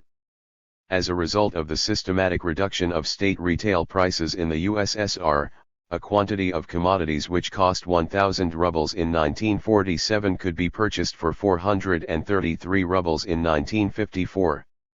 In 1954, retail prices of bread and of butter were 3 times lower than at the end of 1947, meat nearly 3 times lower, and sugar 2.3 times lower. The targets laid down in the 5th five-year plan for price reductions were fulfilled ahead of time. At the same time, in the USA, Great Britain, France, and the majority of other bourgeois countries, prices of these commodities had considerably increased, compared with 1947. Commodities enter the trade network at wholesale prices. The trade organizations sell these commodities to the population at retail prices. The difference between the retail and the wholesale price constitutes the trade margin. This trade margin covers the circulation costs of the trading organizations and their net income. In this way, the retail price of the trade organizations is equal to the wholesale price plus the trade margin. The trade margin is usually assessed by deducting a fixed percentage discount from the retail price. Trade margins are planned by the state, and their reduction obliges trade organizations to improve their work and reduce costs of circulation. Costs of circulation in Soviet trade are the money expression of the expenses of the trading undertakings in bringing commodities to the consumer. In state and cooperative trade, these costs are planned by the state. Costs of circulation include expenditure on depreciation, expenses of storage, sorting and packaging of goods, transport, wages of trade workers, etc. There are 2 forms of circulation costs in Soviet trade. In the first place, there are costs connected with the continuation of the production process in the sphere of circulation. In contrast to capitalist trade, these costs are the major item in Soviet trade. In the second place, there are costs connected with the commodity form of production. These 2 forms of circulation costs are made good in different ways. The first form of circulation costs is made good by the labor of the trade workers connected with continuing the production process in the sphere of circulation. This labor increases the value of the commodities, which covers expenditure on transporting, storage, packaging and other productive functions performed by the trade organizations. The second form of circulation costs, i.e., the costs connected with the commodity form of production, is made good out of the net income created in the productive branches of the economy. The level of wholesale industrial prices is determined in such a way that a part of the net income of industry flows into the trade organizations. As a result of the advantages of the planned socialist economic system, the level of costs of circulation, that is, circulation costs as a proportion of turnover, is a fraction of the level in the capitalist countries. Soviet trade is free from the enormous unproductive expenditures which constitute the lion's share of capitalist costs of circulation, and which are brought about by the anarchy of production, crises, competition, speculation, and colossal excesses in advertising. In socialist society, the flow of commodities bears a planned character, and production is provided with a constantly growing internal market. Hence the great reduction in the USSR compared with bourgeois countries, of the time of circulation and of the number of stages through which commodities pass on their way from producer to consumer. The speed of turnover in the USSR is considerably higher than in the capitalist countries, which means a very great economy of resources. Under capitalism, the accumulation of enormous stocks of surplus commodities is a characteristic phenomenon. In contrast, the volume of commodity stocks in socialist economy is planned, in accordance with the requirements of trade and the need for an even and uninterrupted flow of commodities into the trade network. This enables the formation of surplus stocks of commodities to be averted. As Soviet trade increases, circulation costs are still further reduced. This reduction is in socialist society combined with improvement in the organization and technique of trade, increasing the quality of service to the customer, and is an important way of economizing social labor. It enables supplementary resources to be switched over to increasing material production, expanding turnover, and improving trade standards. Fundamental factors in the reduction of costs of circulation are the mechanization of labor processes, increased productivity, the development of socialist emulation among the trade workers to secure improved working of the trade network, and better utilization of labor power. With the help of piece rate and bonus systems of wages, the Soviet state gives material incentives to trade workers to achieve higher indices of work. Important sources for the further reduction of circulation costs are improvement in the planning of commodity turnover and study of the popular demand, correct organization of the delivery of goods to the distributive network, extension of trade in ready-packed goods, struggle against losses in trade and procurement, rationalization of the transport and warehousing of goods, and more effective utilization of transport. Of essential importance for the reduction of costs of circulation is a further shortening of the channels of movement of goods, a cutting down of the number of links in the trade network. On the eve of the Second World War, costs of circulation in wholesale and retail trade of the USSR amounted to approximately 10% of the retail turnover. In 1954, in state and cooperative trade, they amounted to about 8% of retail turnover. The reduction of costs of circulation is inseparably bound up with the improvement of economic accounting in trade enterprises. Economic accounting requires that trade enterprises operate profitably, that is, have a net income while strictly observing fixed prices. The net income of socialist trading enterprises differs fundamentally from capitalist trading profits. It is created by the labor of trade workers freed from exploitation and also of workers of socialist production. This income is used for general state requirements, for extending the trade network, increasing the resources of the trading organizations, and improving the material and cultural position of the workers in Soviet trade. Foreign trade. Socialist economy requires a broad development of foreign trade commodity exchange with foreign countries, which makes possible utilization of the advantages of international division of labor. All products of socialist production which enter into foreign trade turnover are, as has been mentioned, commodities. Under conditions of socialist society, the development of foreign trade is subordinated to the basic economic law and other economic laws of socialism and is carried out in a planned way, the operation of the law of value being taken into account. Foreign trade of a society based on socialism is used to satisfy more fully that society's growing requirements. It serves as an additional source of means for the development of production, use of the achievements of peaceful technique and improvement of the supply of consumer goods to the population. Foreign trade under socialism is a monopoly of the state. In the USSR, all foreign trade transactions are in the hands of a special state organization, the Ministry of Foreign Trade. They are subordinated to the tasks of socialist construction, and are based on state export and import plans which are an integral part of the national economic plan. The monopoly of foreign trade is an essential condition for the existence and development of socialist economy. The monopoly of foreign trade in the USSR serves as an instrument of planned extension of commodity turnover with foreign countries, and at the present time performs two important functions. First, it guarantees the economic independence of the land of socialism from the capitalist world. It protects the national economy and internal market from penetration by foreign capital and from the pernicious effects of economic crises and the uncertainties of the world capitalist market. Secondly, it is directed to strengthening economic cooperation between the USSR and the people's democracies, to the rendering by the Soviet Union of aid for the economic development of these countries. This new function of the monopoly of foreign trade has arisen with the formation of the world market of countries in the democratic camp. In place of the competitive struggle, these countries build their commercial relations on fraternal mutual assistance. The monopoly of foreign trade has reliably protected the economy of the USSR from the economic aggression of the imperialist countries.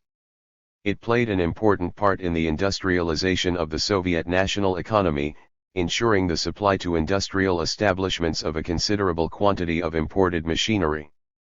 Since the conversion of the USSR into an industrial power, the structure of its foreign trade has substantially changed. Industrial goods have begun to predominate in Soviet exports, whereas in the exports of pre-revolutionary Russia agricultural raw materials predominated.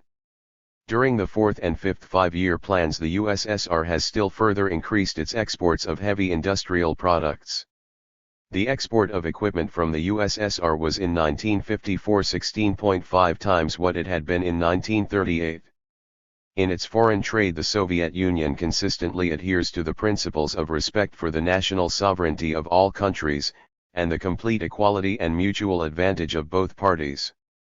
Basing itself on the possibility of peaceful coexistence of the two systems, the socialist and the capitalist, the Soviet state regards the extension of foreign trade relations as one of the most important ways of drawing the peoples together, reducing international tension and strengthening the cause of peace. As a result of the tremendous growth of socialist production in the USSR, and the rise of the new world market of the democratic camp, the foreign trade of the Soviet Union is steadily increasing from year to year. Its trade with the countries of the democratic camp is growing rapidly, and accounts for the major share of the Soviet Union's total foreign trade. In 1954, trade with the capitalist countries accounted for 1/5, and trade with the countries of the democratic camp for 4/5 of the U.S.S.R's total foreign trade. The Soviet Union steadfastly steers a course of developing business-like economic relations with the capitalist countries on mutually advantageous conditions.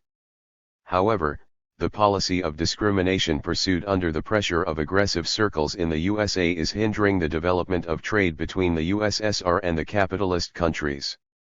This policy is expressed in the rejection of trade relations with the USSR and the people's democracies, and compelling all dependent bourgeois countries to adhere to this policy. This policy seriously injures the interests of the states which pursue it and is consequently meeting with failure.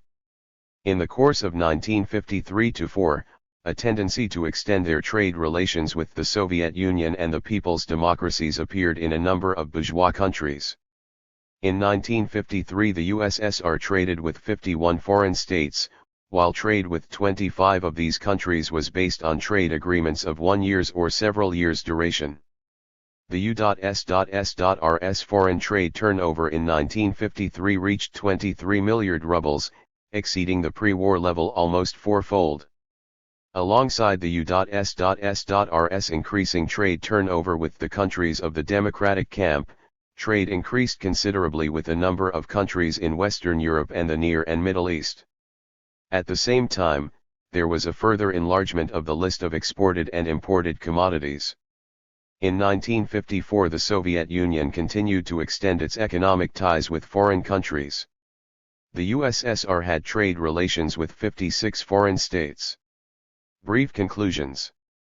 The socialist mode of production has its own form of commodity exchange in the form of trade by socialist enterprises with the aim of satisfying the growing demands of the working people. Trade under socialism is conducted in a planned way, linking growing socialist production with increasing consumption by the people, linking town and country, the various sectors of the national economy, and the districts of the country. There are two markets in the USSR, the organized market in the form of state and cooperative trade, and the unorganized market which involves collective farm trade. The organized market is directly planned by the state. It plays the decisive role in trade turnover. The unorganized market is not directly planned, but is regulated by the state through economic channels. Prices in state and cooperative trade are determined in a planned way. Prices in the collective farm markets are formed under the influence of supply and demand, and are subject to the regulating influence of state prices. The Soviet state affects the reduction of retail prices. This is bringing about an increase in the purchasing power of the workers, employees and peasants, and the growth of consumption by the people. Soviet trade is based on the system of economic accounting and is considerably more economical than capitalist trade, being freed from the enormous unproductive expenses which are engendered under capitalism by private property, competition, and anarchy of production. In a socialist economy, foreign trade is a state monopoly and serves the ends of strengthening and further developing that economy through making use of the advantages of the international division of labor. The monopoly of foreign trade is a means of planned extension of the foreign trade turnover of the USSR with all foreign countries regardless of their social system, on the basis of complete equality and mutual advantage. It ensures the protection of the socialist economy against penetration by foreign capital and is directed to strengthening economic collaboration between the Soviet Union and the other countries of the socialist camp. Chapter XXXVII, The National Income of Socialist Society. The gross social product and the national income in socialist society. The gross social product in socialist society is the total material wealth produced in society over a particular period, such as a year. It is created by the labor of workers in branches of material production, industry, agriculture, building, transport when serving production, and likewise by the labor of trade workers when carrying on operations which continue the production process in the sphere of circulation. In addition to manual workers, brain workers employed in branches of material production also participate directly in the creation of material wealth. In the non-productive branches no gross social product is formed. But although workers employed in the non-productive sphere do not produce material wealth, their labor is necessary to socialist society and for material production, it is socially useful labor.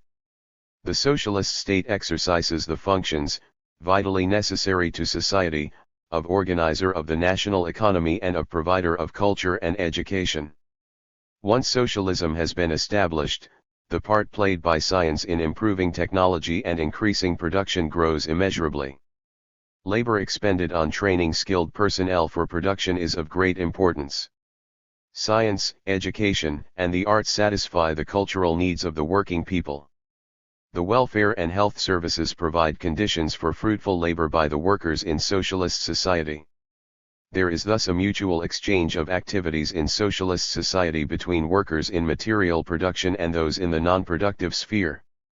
Production, the sphere of providing material goods, is the basis of the socialist system, as it is of all others.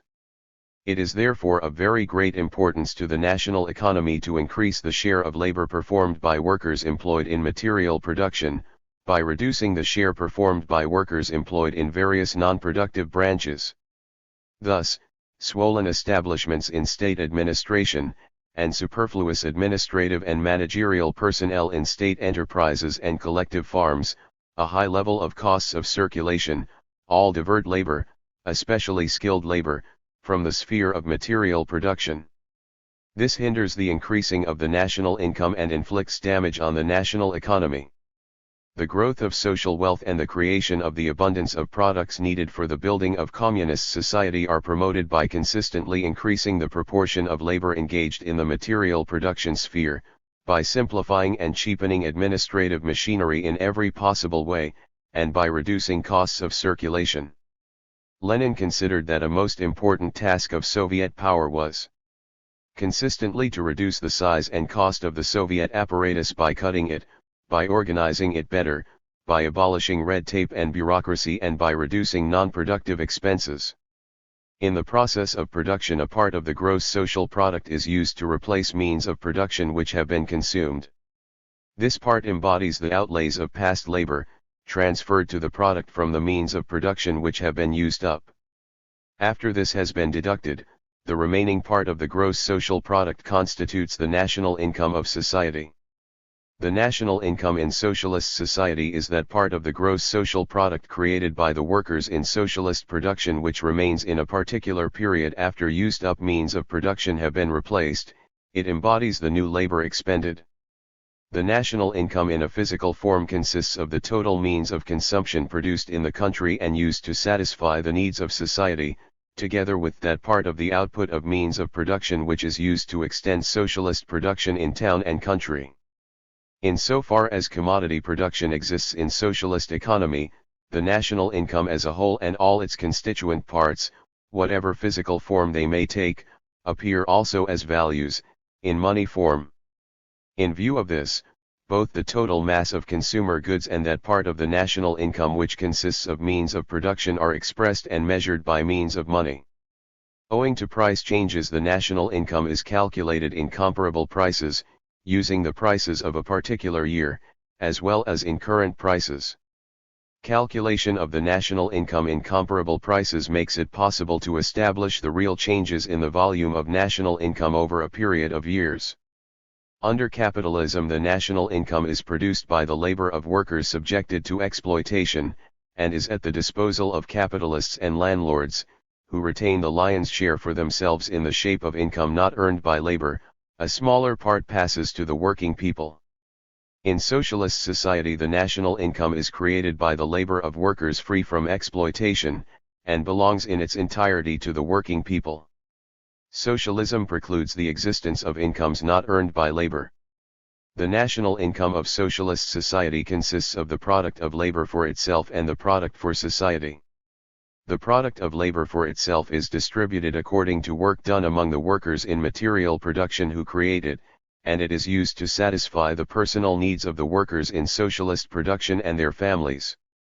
The product for society created by the workers in material production is the net income of socialist society, and is used to extend production, to develop cultural and health facilities, to cover expenditure on state administration, etc.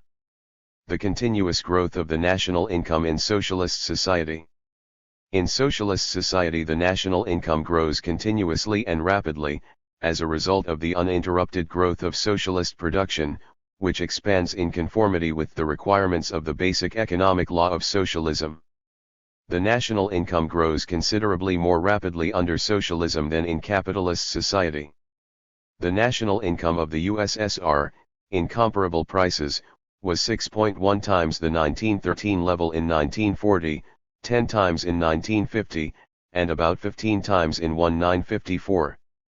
Between 1929 and 1954, the national income of the USA, in comparable prices, did not even double itself. The USSR national income, also measured in comparable prices, rose over the same period 11 times in spite of the tremendous damage done to the economy by the fascist invaders during the war years.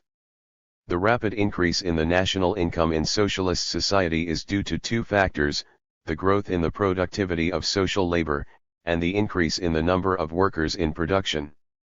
The bulk of the increase results in socialist society from the growth in labor productivity.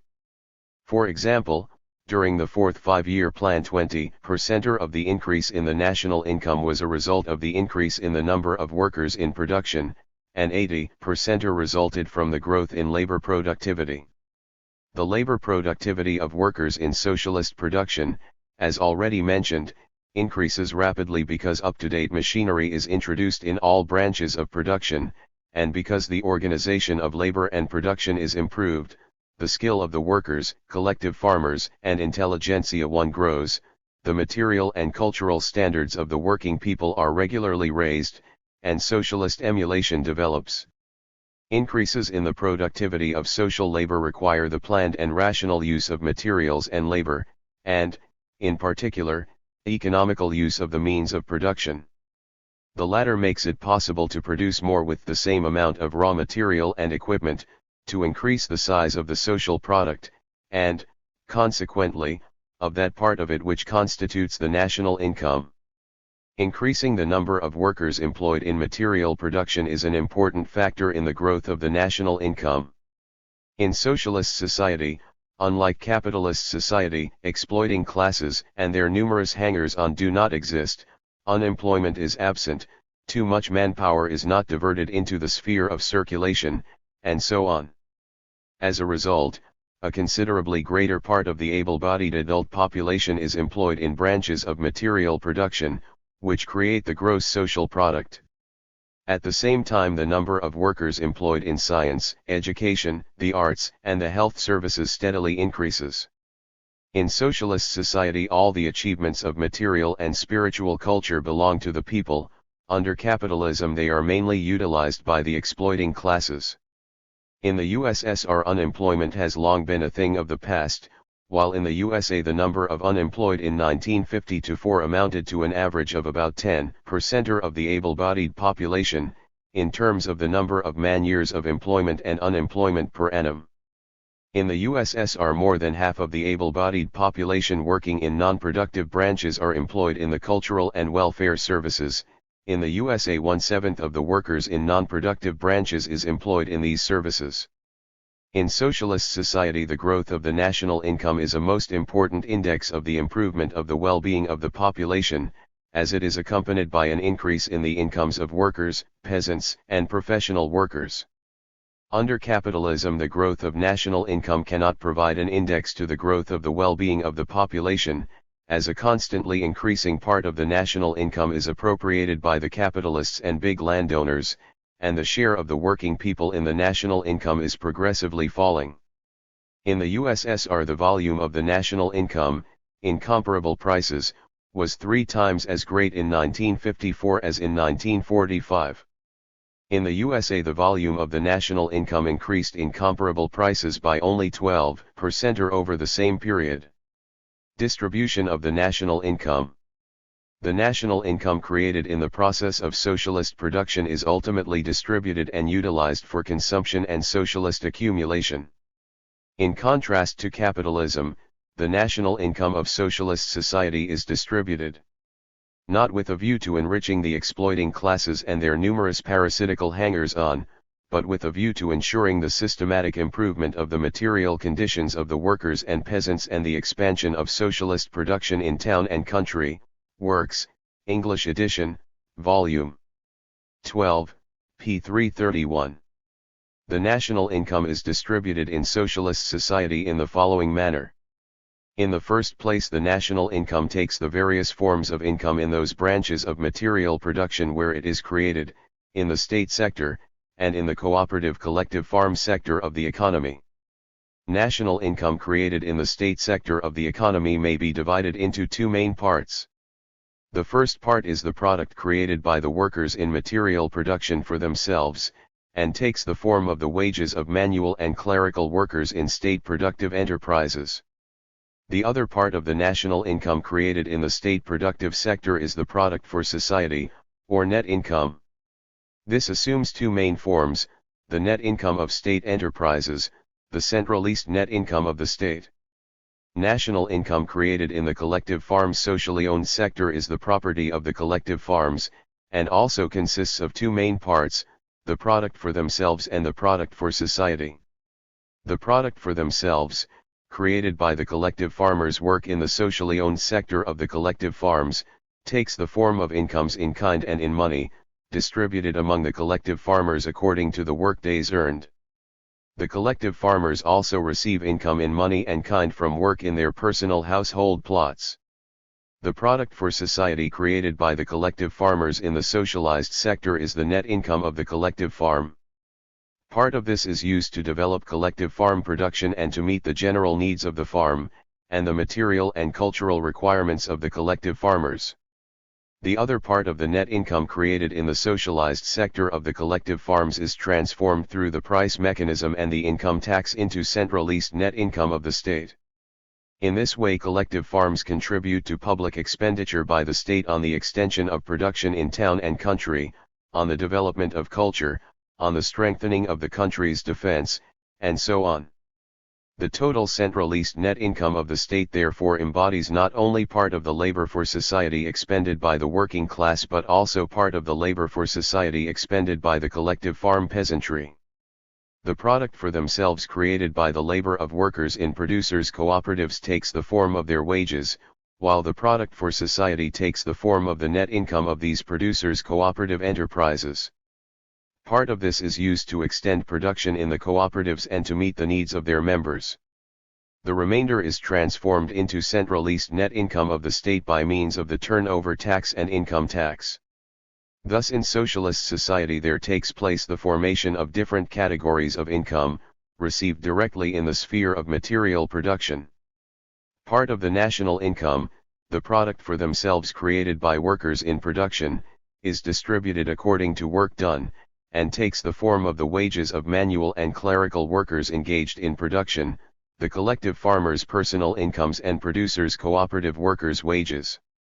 The other part of the national income, the product created for society by the workers in production, or the net income of society, takes the following forms: net income of state enterprises, net income of collective farms and cooperative enterprises, and centralized net income of the state. However, as stated above, some part of the net income of enterprises is transformed into the centralized net income of the state in the course of the distribution of the income. In the course of the further distribution of the national income, mainly through the state budget, part of it is transformed into the incomes of non-productive branches, and of the workers employed in them. In socialist society the state expends large sums on meeting a number of social needs such as the education and health services, the maintenance of state administration, and increasing the country's defensive capacity. Socialist society cannot advance unless it accumulates year by year and extends social production. It could not develop the productive forces or satisfy the growing needs of the population without this. Hence follows the economic necessity of concentrating in the hands of the state a considerable part of the national income, in the shape of a cash fund to be spent on the purposes that have been mentioned. This fund is formed almost entirely out of the centralized net income of the state. Only a very small part of it consists of receipts from the population. The budget plays the main part in concentrating resources in the hands of the state and in apportioning them for social needs. Part of the net income of society is expended by the state on social and cultural services and administration, and takes the form of the wages of scientific, educational, and health workers, and of workers in state administration and the armed forces. A considerable part of the cultural and welfare services is supplied to the population in town and country without payment, at state expense. Part of the cultural and welfare institutions and enterprises reimburse themselves for their expenditure out of payments by the population for the services rendered. The state pays pensions, allowances and stipends, and grants various privileges, holidays with pay, etc. This increases the real wages of manual and clerical workers and the real incomes of the peasantry. Ultimately the whole national income of socialist society may be divided into the consumption fund and the accumulation fund. The consumption fund is that part of the national income which is used to satisfy the growing material and cultural requirements of the workers, peasants, and intelligentsia. It is formed primarily from the product created by the labor of workers in production for themselves. A further substantial part of the consumption fund is formed by the state, the collective farms and the cooperatives out of the product for society, expended on social and cultural services. Increases in the consumption fund are the conditions necessary for the growth in the incomes of the working people. In socialist society, the incomes of workers, peasants, and intelligentsia grow continuously and rapidly for the following reasons. The uninterrupted extension of production makes it possible to employ additional workers each year, drawn from the natural growth of population, with the resulting increase of the gross income of the working people. The skill and productivity of labor, the average earnings of manual and clerical workers, and the average income of collective farmers, increase regularly. State budget allocations for culture, education, and health are increasing. Funds received by the working people in the shape of social insurance and social security payments and so on are increasing. Moreover, the real incomes of the working people in socialist society increase more rapidly than their nominal incomes, because the state pursues a policy of reducing the prices of consumer goods. The rapid and continuous growth of production is the source of the continuous improvement of the material and cultural standard of living of the working people. To achieve this growth in production, part of the national income has to be transferred to the accumulation fund. The accumulation fund is the part of the national income of socialist society which is used to extend and improve socialist production in town and country, to increase non-productive funds for cultural and welfare purposes, including the housing fund, and to form reserves. Thus the accumulation fund provides material conditions for the growth and improvement of socialist production on the basis of higher technique, and for further increases in the well-being of the people. The working people of the USSR receive about 3/4 of the national income for the satisfaction of their personal material and cultural needs, out of both the product for themselves and the product for society. The remainder of the national income is used for socialist accumulation in town and country. Brief conclusions. The national income of socialist society is that part of the gross social product which embodies the newly expended labor of workers, peasants, and intelligentsia employed in production. In contrast to capitalism, all the national income under socialism belongs to the working people. The national income grows considerably more rapidly in socialist society than under capitalism, because socialism is free from the anarchy in production, waste, and economic crises inherent in capitalism, and ensures that materials and labor are used in a planned and rational way. The growth of the national income is brought about, firstly, by increasing the productivity of social labor, and, secondly, by increasing the number of workers employed in the branches of material production. The national income is distributed in conformity with the requirements of the basic economic law of socialism, and this leads to a continuous increase in the incomes of the working class, the peasantry, and the intelligentsia.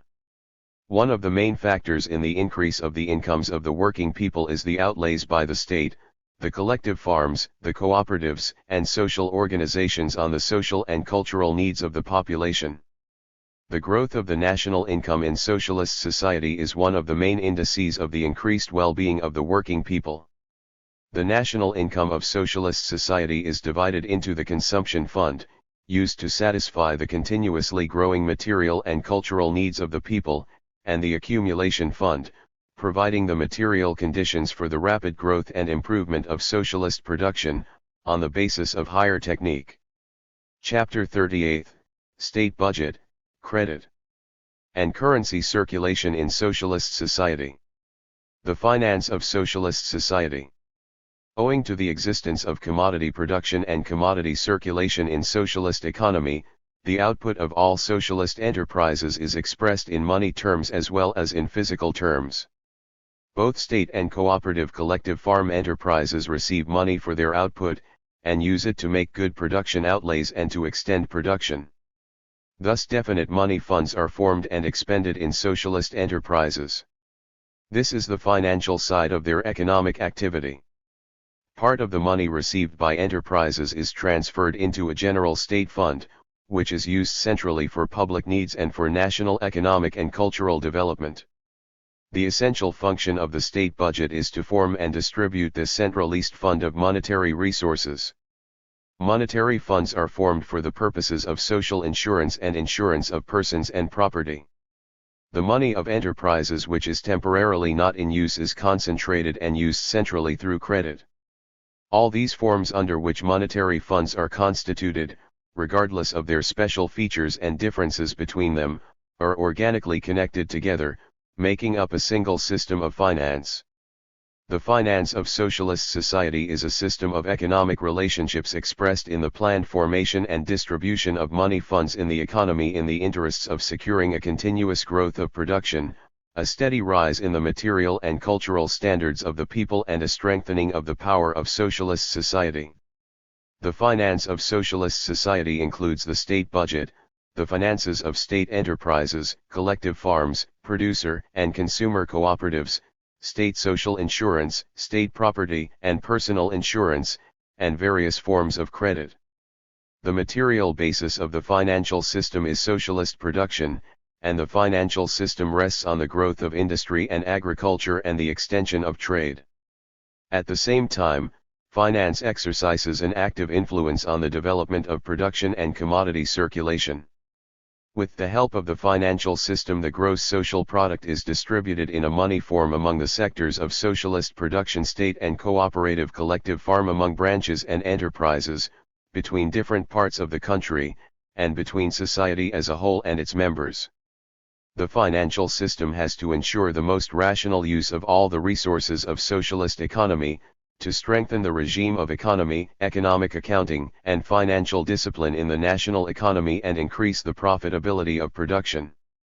By means of finance, the socialist state enforces rubble control over the whole economic activity of enterprises and branches of the economy. The budget of the socialist state. The state budget occupies a leading place in the financial system of socialism. In socialist society, the state budget is the main form in which the centralized fund of monetary resources is formed and used in a planned way to extend socialist production and satisfy the growing needs of society as a whole. A considerable part of the national income is distributed through the state budget. The budget includes revenue and expenditure. The plan for budgetary revenue and expenditure is the basic financial plan of socialist society. The state budget under socialism differs radically in its essential character from the state budget under capitalism, which is an instrument for additional exploitation of the working masses and enrichment of the monopolies, and is used for the purpose of militarizing the economy and conducting an arms drive. In harmony with the basic economic law of socialism, the budget in socialist society functions as a very important factor in the development of peaceful economy and the growth of the productive forces for the purpose of satisfying the growing material and cultural demands of society as a whole. The incomes which the exploiters used to squeeze out of the labor of the people now remain in the hands of the working people and are used partly for the expansion of production and the enlistment of new detachments of working people in production, and partly for directly increasing the incomes of the workers and peasants. Thanks to the predominance of social ownership of the means of production, the state budget under socialism is closely connected with the whole national economy, and is an instrument for the planned development of socialist economy and rational use of productive resources in all branches of the national economy. Reflecting the plan for the national economy, the budget at the same time exercises an all-round influence upon its fulfillment. In the hands of the socialist state, it serves as a necessary means of ensuring observance of those proportions in the national economy demanded by the law of planned development of the national economy. By means of the budget, the socialist state mobilizes the monetary resources of the national economy and makes these resources available to enterprises and branches in accordance with their planned tasks and how they are fulfilling them. It carries out a check on the state of the financial affairs of the branches and enterprises, on how far they are observing a regime of economy. The state budget is based on the development of the whole of the socialist national economy. First, it is integrally connected with the finances, the revenues, and expenditures of state enterprises. Most of the net income of society created in these enterprises passes to the state budget. A considerable part of capital construction in all branches of the national economy, and of the increase in the fixed and circulating funds of state enterprise, is paid for out of the state budget. The connections between the state budget and the collective farms are of great importance. Part of the net income of collective farms is transferred to the budget and used for public needs. The state, through the budget, gives financial assistance to the collective farm sector in developing production, and maintains schools, hospitals, and other social and cultural institutions serving the collective farmers. The main source of the revenue side of the state budget of the USSR is the net income of society, or more exactly that part of it which is the centralized net income of the state. In 1954, 86% of all budgetary revenue came from the net income of society. The centralized net income of the state enters the state budget in the form of turnover tax, as it is called, deductions from the net income of state enterprises, charges calculated on the basis of the wages bill for social insurance purposes, income tax from collective farms and other cooperative enterprises, and so on. The first two sources constitute the bulk of the total revenues in the state budget of the USSR. Resources from the population, received as taxes and loans, are also one of the sources of state budgetary revenue. Taxes on the population are a form in which part of the personal incomes of members of society is compulsorily transferred to the budget. In socialist society, unlike capitalism, taxes are a very small part of the income of working people, and are used for public needs. In 1954 they amounted to only 8.3% of the total revenue of the USSR. State budget. Payments and allowances of all kinds to the population out of the budget amount to several times more than the taxes collected from the population. Part of the working people of the USSR are completely freed from paying taxes, and the rates of taxation depend on the size of the income. In 1954 the agricultural tax on the peasantry amounted to less than 1% of the revenue of the state budget, and in that year the total taxation on the rural population was reduced to less than 40% of the level of 1952. State loans in socialist society are a form in which the state attracts resources from the population for the needs of society as a whole for a definite period. When working people subscribe to loans, they voluntarily transfer part of their personal incomes to the state for its temporary use. At the same time loans are a form of savings for the working people, and provide them with income in the shape of cash prizes and interest. In the state budget of the USSR between 1951 and 1954, an average of more than 5% of all revenue came from this source. The expenditure side of the budget consists of state financing, i.e., non-returnable expenditure, for the following main purposes: development of the national economy, social and cultural measures, maintaining state administration, ensuring the defense capacity of the state. The bulk of the resources of the state budget of the USSR is used to finance the economy and social and cultural measures. More than two-thirds of all the state budgetary expenditure was allocated to these purposes in the post-war period. Financing out of the budget is one of the most important factors in developing the economy of the Soviet Union. In 1946-54 state budgetary expenditure on the national economy amounted to 1,462 milliard rubles. Budgetary resources are used to secure the preferential growth of production of means of production, to develop heavy industry, to improve agriculture and to extend the production of consumer goods. The socialist state spends tremendous budgetary sums annually on capital investments in all branches of the economy. The USSR state budget finances extensive capital construction of new works, mines, factories, power stations, state farms, MTS, railways, municipal enterprises, housing, schools, hospitals, sanatoria, and so on. Part of the budget resources is used to increase the circulating resources of existing enterprises, supplementing the amount remaining for this purpose from the net amount of the enterprises themselves. The state material reserves needed for the planned conduct of the economy and for the country's defense needs are formed out of budgetary funds. A considerable proportion of the budgetary funds is expended on social and cultural services, which are an important source of steady improvement in the material and cultural standards of living of the people. With this object in view, budget allocations are made for scientific development, education, health, physical culture, pensions and allowances, and so on. In socialist society, part of the budgetary resources is expended on maintaining the machinery of state, which is responsible for activities of many kinds in the fields of economic and cultural development. In order to put into effect the regime of economy, in the interests of an extension of production and the satisfaction of the growing needs of the people, the cost of administration and management has to be reduced in every possible way. In view of this, the socialist state systematically carries out a policy of rationalizing the administrative and managerial machinery and cutting down expenditure on maintaining it. Part of the budgetary resources are spent on strengthening the country's defense. In the Soviet Union, which follows a policy of peace, expenditure on the armed forces constitutes a comparatively small share of the budget.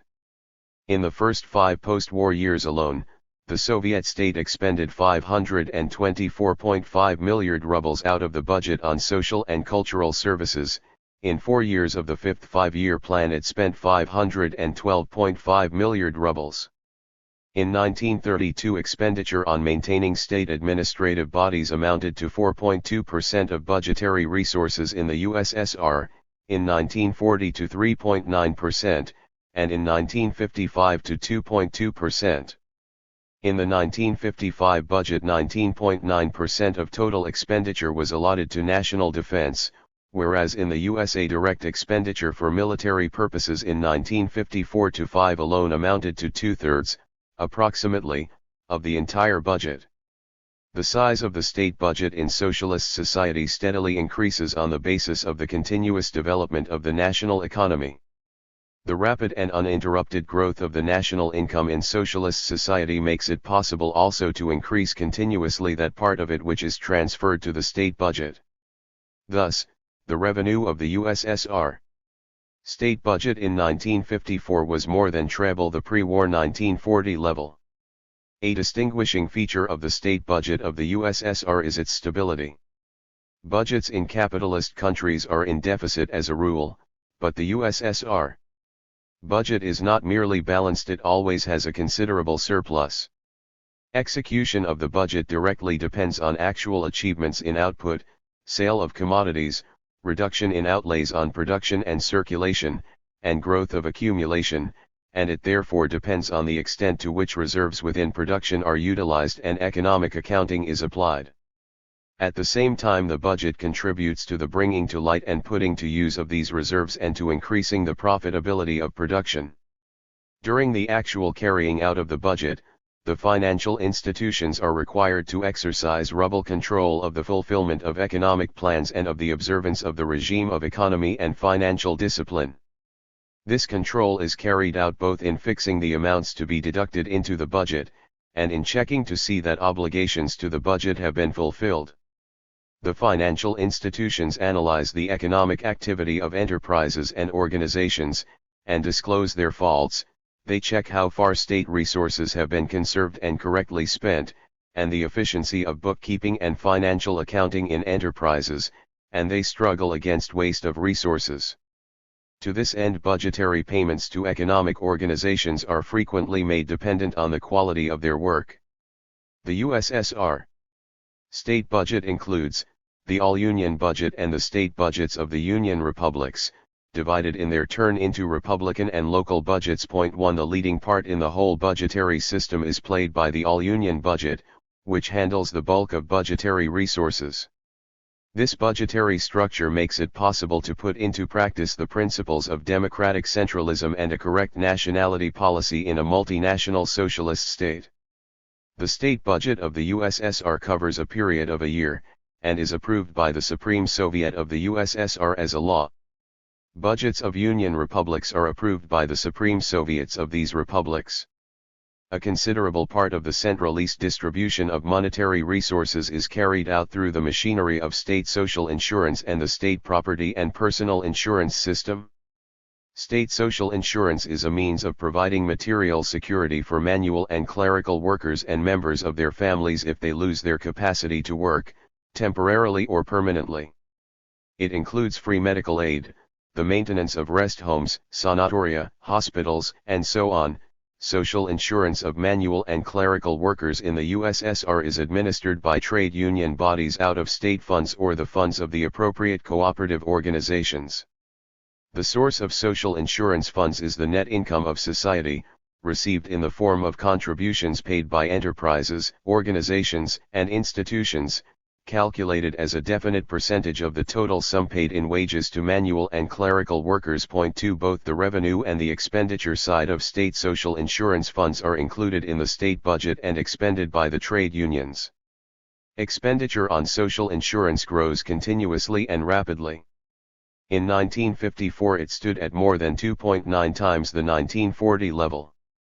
State property and personal insurance is a means of reimbursing and preventing losses by citizens, enterprises, and organizations, from misfortunes and accidents. It is a state monopoly in the USSR, and is administered by insurance organs mainly for individual citizens and for collective farms and cooperative bodies. The main source of its funds is insurance payments made by the population and by enterprises and organizations. Credit in socialist economy. Credit is one of the economic tools of socialist society. The need for credit under socialism arises from the existence of commodity production and money economy, and the development of the function of money as a means of payment. Socialist economy presupposes planned organization of the entire payments turnover of the country with an extensive development of credit. Of enormous importance, moreover, is the rational utilization on the scale of the national economy as a whole of temporarily liberated monetary resources. Monetary resources accumulate in the economy which are temporarily not in use, and on the other hand socialist enterprises temporarily need supplementary resources.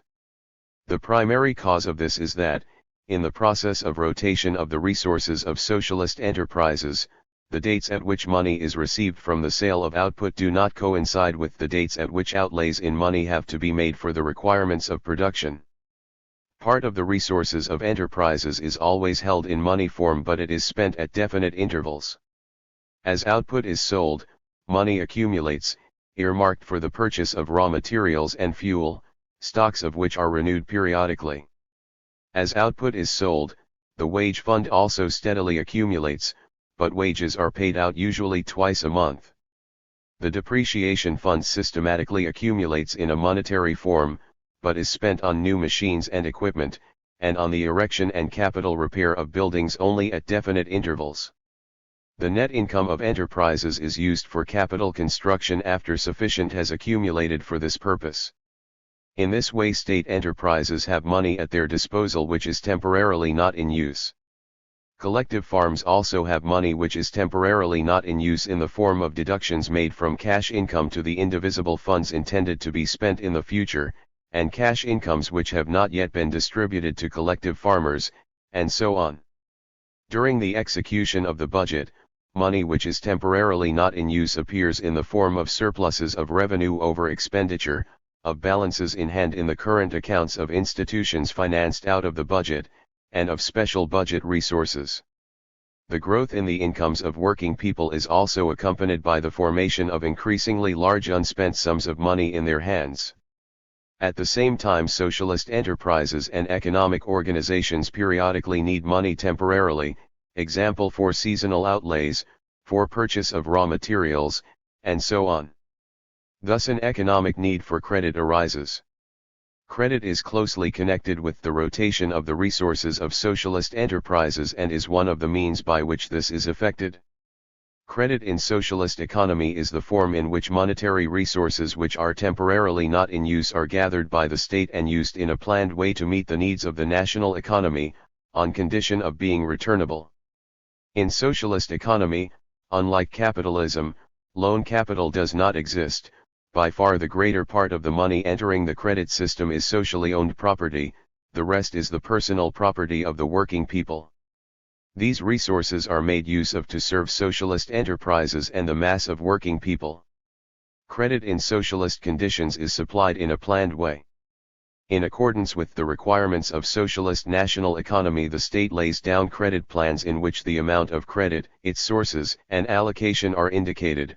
The credit plan reflects the national economic plan and has the task of contributing to its fulfillment. In socialist society, money which is temporarily not in use is accumulated in state credit institutions, banks and savings banks. Thus enterprises operating on the basis of economic accounting have to keep their cash resources on clearing accounts in the state bank. Cash belonging to collective farms is deposited in current accounts in the state bank or in savings banks. Money accumulated by socialist enterprises is also concentrated in special banks. Unspent budget resources are also kept with the state bank, as are the cash resources of state institutions, trade unions, insurance, and so on. Credit is also a channel through which the free monetary resources of the population are made available, by inducing them to keep accounts in the state savings banks. Credit given by the banks is divided into long-term and short-term. Short-term credit serves the movement of the circulating resources of state enterprises, collective farms, and other cooperative organizations. Long-term credit mainly serves the sphere of capital construction. The state assists collective farms and cooperative unions with long-term credits, and it assists working people with credits. Sums which they themselves accumulate are also a source of long-term credits to collective farms and cooperative bodies. State enterprises receive resources for capital investment from the state in the form of non-repayable budget allocations. They also finance capital investments partly from their own resources. In conformity with the plan, enterprises and economic bodies receive loans in the form of direct bank credits. All enterprises must obtain their loans only from a bank. In the USSR there is no commercial credit. If commercial credit were to be allowed, this would lead to a weakening in control by the banks over the economic activity of enterprises and make possible planless and uncontrolled redistribution of resources among enterprises. The bank grants loans to an enterprise for definite economic measures, such as the seasonal purchase of raw material and the formation of temporary stocks of finished or semi-finished output. This form of credit ensures the direct connection between bank credit and the process of production and circulation. Direct short-term credits are made by the bank to enterprises and economic organizations on the following main principles: loans must be returned at a definite date, loans are for a stated purpose, bank loans must be secured by material values. The fact that loans are returnable, and at a definite date, promotes a quicker turnover of the resources of economic organizations and enterprises, and facilitates ruble control by the bank. The requirement that loans must be secured by definite material values enables the bank to supervise the proper use of the credit for the stated purpose, and links credit with the movement of material resources. The banks pay a definite interest on deposits and charge a somewhat higher interest on loans. Interest in socialist economy is that part of the net income of the enterprise which is paid by them to the bank for the temporary use of money on loan. Under capitalism, the level of interest is formed spontaneously, as a result of competition. As against this, in socialist economy rates of interest are fixed by the state in accordance with a plan. The state in doing so starts from the need to give enterprises and organizations a material incentive both to keep their free resources in the banks, and to use their own and borrowed money as efficiently as possible. Credit under socialism is connected with rational organization of the resources of enterprises and of settlements between them. In socialist society, wide use is made of bookkeeping transactions without transfer of cash. Settlements between enterprises and organizations are made through the banks by the transfer of money from the account of one enterprise or organization to that of another on the instructions of the owners of the accounts.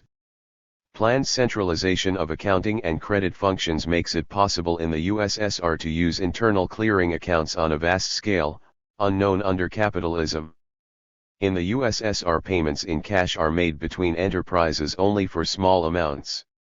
Bookkeeping settlements replace cash in economic transactions, and thus reduce the amount of money needed in the national economy for purposes of circulation. Bookkeeping settlements speed up the turnover of money and of the whole social product, and promote the strengthening of the currency system. Credit given to state enterprises is of great importance in the organization of production. A considerable part of the working resources of enterprises is in the form of credit. It promotes the growth of socialist production, rational utilization, and acceleration of the rate of turnover of resources and reduction in the cost of production and increase in the profitability of enterprises. Socialist credit is a powerful instrument of rubble control by the state of the work of enterprises and economic organizations. Granting credit is bound up with preliminary and subsequent checks on the financial position of the enterprise. For this, the credit institutions check fulfillment of plans of income and accumulation, the use of the enterprise's own and borrowed circulating resources for the stated purpose, and so on. When loans are granted, the credit institutions check how the enterprise is using its resources and making its payments as they fall due, and also the extent to which the enterprise is financially stable enough to use the credit properly. The credit institutions take steps to improve the efficiency of enterprises in making payments, their economic accounting, and the regime of economy. Banks in socialist society. Banking in the USSR is in the hands of the socialist state. Banks in socialist society are state institutions which carry out in a planned way in the interests of the socialist economy the supply of credit to enterprises, the financing of capital investments and settlements and payments in the national economy. Thus banks in socialist society retain their old form but have changed their essential character in comparison with that of capitalist banks. The banking system of the Soviet Union includes the State Bank of the USSR and the specialized state long-term investment banks. The leading position in the banking system is occupied by the State Bank. The State Bank of the USSR is the country's issue bank, short-term credit bank and clearing center. It performs the following functions. First, it controls currency circulation, the movement of cash in the country. It takes currency out of circulation and issues currency according to the plan and by the methods laid down by the government of the USSR. Secondly, it serves as cashier for the national economy, i.e., it concentrates in its branches the cash of socialist enterprises, state and voluntary organizations, and issues cash to them for their current payments. Thirdly, it provides short-term credit to those enterprises and economic organizations in all branches of the national economy which are run on the system of economic accounting. Fourthly, it is a clearing center, i.e., it organizes and carries out monetary settlements between enterprises, institutions and organizations within the country.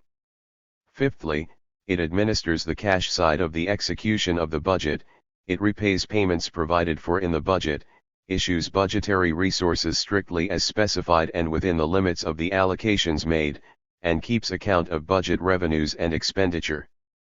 Sixthly, it holds the country's foreign currency funds and settles international accounts on trading and other economic operations between the USSR and foreign countries. Part of these settlements are effected through the USSR. Bank for Foreign Trade. The USSR State Bank is the largest bank in the world. It has its subordinate institutions in the Republican, territory, regional, and almost all the district centers of the country. By organizing settlements through clearing accounts and by credit operations, the State Bank fulfills its function of being the most important instrument of the state for rubble control of the financial and economic work of enterprises and organizations. Clearing settlements effected by the State Bank embrace the overwhelmingly greater part of the payments turnover of enterprises and economic organizations. Long-term investment banks serve particular branches of socialist economy. Their main function is to finance and provide long-term credits for capital investments by enterprises in the appropriate branches of the national economy. All monetary resources allocated by plan to capital investment are concentrated in the appropriate investment banks, which administer all payments or construction, issue funds for building work and supervise its expenditure in conformity with the plan. In the USSR there are, the Bank for Financing Capital Investments of State Enterprises and Building Organizations in Industry, Transport, and Posts and Telegraphs, the Bank for Financing Capital Investments by State Enterprises and Organizations in Agriculture and Forestry, and for long-term credits to collective farms and the rural population, the Bank for Financing Capital Investments in Trade and Cooperation, and the Central Bank for Financing Municipal Economy and Housing, together with local municipal banks which come under local authorities. The banks carry out rubble control of production and circulation, and thus assist the strengthening of the regime of economy and economic accounting. This control is effected by financing and granting credits for measures envisaged by plan and in accordance with the actual fulfillment of the plan, by requiring that loans should be returned in accordance with the appointed dates for achievement of planning targets, by applying appropriate penalties when the approved regulations for use of funds and the fixed dates for repayment of loans are not adhered to. In order to improve the economic work of enterprises and to enforce a strict regime of economy, it is necessary to increase rubble control of production by the banks and to bring pressure to bear on enterprises which are badly managed. It is very important for the strengthening of economic accounting and control by the rubble that the state bank approaches differently the allocation of credit to enterprises which are working well and enterprises which are working badly. To enterprises which have not fulfilled their tasks in reducing costs, or their accumulation plans, or have not preserved their own circulating resources, a harsher credit and settlements regime is applied, which may go as far as ceasing to give further credit, the calling in before they are due of loans previously given, and other measures. At the same time, enterprises which have worked well receive a number of benefits in connection with credit, especially in the form of increased loans. This differentiated approach enhances the role of rubble control by the bank in stimulating an improvement in the quality of an enterprise's work and observance by it of a regime of economy. The banks work on the basis of economic accounting. The net income of a bank is the difference between the amount it receives in interest on the one hand and the total interest it pays out, together with the cost of maintaining its machinery on the other. On the basis of the growth of socialist economy and the development of credit relations, the turnover of the banks is continuously increasing. Total credit investments by the state bank in the national economy amounted to 190 milliard rubles at the end of 1954, 340% of the 1940 level. State savings banks accept cash deposits from individual citizens and from collective farms and voluntary organizations, paying a definite rate of interest on deposits and rendering services to the working people in paying their accounts, example for municipal services, rent, etc. The steady increase in the deposits placed in the savings banks by the population is an index of the continuous improvement of the material well-being of the working people. By the end of 1954, total deposits by the population in the savings banks amounted to 48.4 milliard rubles, compared with 18.5 milliard in 1950. Savings banks also effect operations in connection with state loans, they pay out lottery prizes and interest. Currency circulation in socialist economy. Soviet money is a gold token, a universal equivalent. As stated above, its stability is primarily assured by the vast commodity stocks held by the state and released for sale at fixed prices. Soviet currency also has a gold backing. The steady growth of socialist production and commodity turnover constitutes the firm foundation of Soviet money. Of great importance for increasing the purchasing power of the Soviet ruble is the reduction of prices, based on the reduction of the cost of production and costs of circulation and on increasing the volume of commodities available.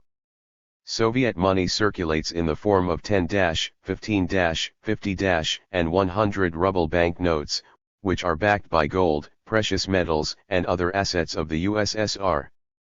State Bank. In addition to banknotes, 1-, 3-, and 5 ruble state treasury notes, and metal coins of small denominations, are also in circulation. Soviet money can fulfill in a normal way its role as a gold token if the amount of this money available is in accordance with the actual requirements of the national economy for means of circulation and of payment. In socialist economy, currency circulates in conformity with the economic law that the quantity of money required for commodity circulation is determined by the sum of the prices of the commodities in circulation and the velocity of circulation of money. Bookkeeping settlements without cash payments, made in the course of commodity circulation, have the effect of reducing the amount of currency required. The total sum of currency in circulation, required by society over a definite period, depends in addition on the total currency payments which are made over the period involved. In socialist economy, these payments include wage payments, money payments for workdays, lottery prizes, and others. Current payments by the population include house rents, taxes, savings bank deposits, and others. Thus in socialist society the quantity of currency required in circulation is determined by the sum total of prices of the commodities sold for cash, the size of current payments in cash, and the velocity of circulation of currency. Normal functioning of monetary circulation is an important condition for the planned development of the national economy. On the basis of the law of planned development of the national economy and utilizing the law of currency circulation, the socialist state plans the circulation of currency in the country in inseparable connection with the planning of the entire national economy as a whole. In the Soviet Union, emission is strictly centralized. Currency is issued into circulation by the State Bank of the USSR, and each supplementary issue by the State Bank is made by a government decision. The bulk of the cash issued by the State Bank is used in conformity with plans to pay wages, to make money payments on account of workdays, and to pay for state purchases, compulsory and voluntary, of agricultural produce from collective farmers. In the reverse direction, the main channel along which money returns to the bank is the receipts of trading organizations, which provide more than 4/5 of all state bank receipts, and also the receipts of municipal undertakings, transport, and posts and telegraphs, which are paid into the bank daily. Currency is also issued from the state bank to pay interest, lottery prizes and redemption of bonds of state loans, pensions, allowances, insurance monies, small accounts, etc. The state bank regularly receives money on account of taxes and other payments under the budget, and also of deposits in the savings banks, insurance contributions, and so on. Thus a mass of currency continuously passes through the branches of the state bank. One of the essential conditions influencing currency circulation is the relationship between the monetary incomes of the population on the one hand, and the volume of trade and of services which are paid for by the population on the other. A balance of money incomes and expenditures of the population is compiled in order to ascertain these relationships and to ensure in the national economic plan the requisite proportions between the increase in the money incomes of the population and the increase in the corresponding total mass of commodities and chargeable services. In this balance all the money incomes and expenditures of the population which are due to take place in the planned period are taken into account. Definite proportions in the movement of currency laid down for the various elements in the national economic plan make it possible to fix the appropriate plan targets in the sphere of currency circulation. An important instrument in planning currency circulation is the cash plan of the State Bank, which has to be approved by the government. The cash plan is a plan of the cash turnover for the whole system of the State Bank. It shows all the cash receipts expected by the bank in the planning period concerned, and all its cash payments. In compiling it, the balance of money incomes and expenditures of the population is taken into account. It therefore takes into account the volume of retail trade, the volume of procurements of agricultural produce, the sum total of wages of manual and clerical workers, and other indices which determine the size of cash receipts and payments. The cash plan makes provision for the emission of currency and its withdrawal from circulation, in accordance with the relationship between the cash income and expenditure of the State Bank over the country as a whole. The State Bank also regulates currency circulation in the country by means of the credit plan. The planned organization of currency circulation makes it possible to increase or reduce the total mass of currency and to provide the right quantity of currency required for circulation at each period, in every district, and throughout the country as a whole. In this way currency circulation is put on a firm footing. The currency reform at the end of 1947 was of tremendous importance in stabilizing the Soviet currency system. In the currency reform, the former currency, which had been devalued to a certain extent during the war, was exchanged for new 1947 currency of full value, in accordance with conditions which were laid down. Unlike the currency reforms in capitalist countries, carried through by worsening the conditions of the working people, the Soviet currency reform was carried out in the interests of the working people. The wages of manual and clerical workers continued to be paid at the same rates, but in new money of full value. The currency reform was accompanied by a reduction in the prices of commodities. It eliminated the effects of the war in the sphere of currency circulation, restored the full-value Soviet ruble, increased the importance of money in the national economy, facilitated the return to retail trade at uniform prices without ration cards, and led to a rise in the real wages of manual and clerical workers and the real incomes of the collective farmers. Currency circulation was put in order, the production of consumer goods increased, retail trade expanded and the prices of goods were reduced. All these factors led to a rise in the purchasing power of the ruble and of its exchange rate. From March 1, 1950, the Soviet government raised the official exchange rate of the ruble, and the rate was henceforth fixed directly in terms of gold, in conformity with the gold content of the ruble, instead of on the basis of the dollar, as had been laid down in 1937. In socialist economy there is a state foreign currency monopoly, i.e., the socialist state handles all accounts with foreign states and the purchase, sale, and possession of foreign currency. The state foreign currency monopoly and the monopoly of foreign trade make Soviet currency independent of the changeable situation on the capitalist market. This independence is constantly reinforced by the accumulation of gold reserves and the favorable trading and payments balances of the USSR. Brief conclusions. The finance of socialist society includes the state budget, the finances of socialist enterprises, state social insurance, state property and personal insurance, and various forms of credit. The state budget is the main form by which a centralized fund of monetary resources is formed and utilized in a planned way to meet public needs. The main source of the revenue side of the budget is the net income of society, which is primarily used to finance economic construction and cultural development. Credit in socialist society is a method of concentrating in state hands money which is temporarily not in use, and using it in a planned way, on condition of repayment, for fulfilling the needs of socialist economy. Interest is the payment fixed by the state for the temporary use of money loans, its source is the net income of enterprises. Credit is effected by the banks and by the savings banks. There are two kinds of banks in the USSR, the state bank, which is the bank of issue, the short-term credit bank, and the center of accounting for the country, and the specialized state long-term investment banks. The banks carry out ruble control in respect of production and circulation, and assist in strengthening economic accounting. The socialist state plans currency circulation in the country on the basis of the law of planned development of the national economy and the law of currency circulation. By the planned organization of currency circulation in socialist economy, the total mass of currency is made to conform to the cash requirements of commodity circulation. On the basis of the growth of production, increase in commodity turnover and reduction of prices, the socialist state ensures a strengthening of currency circulation and rising purchasing power of the ruble.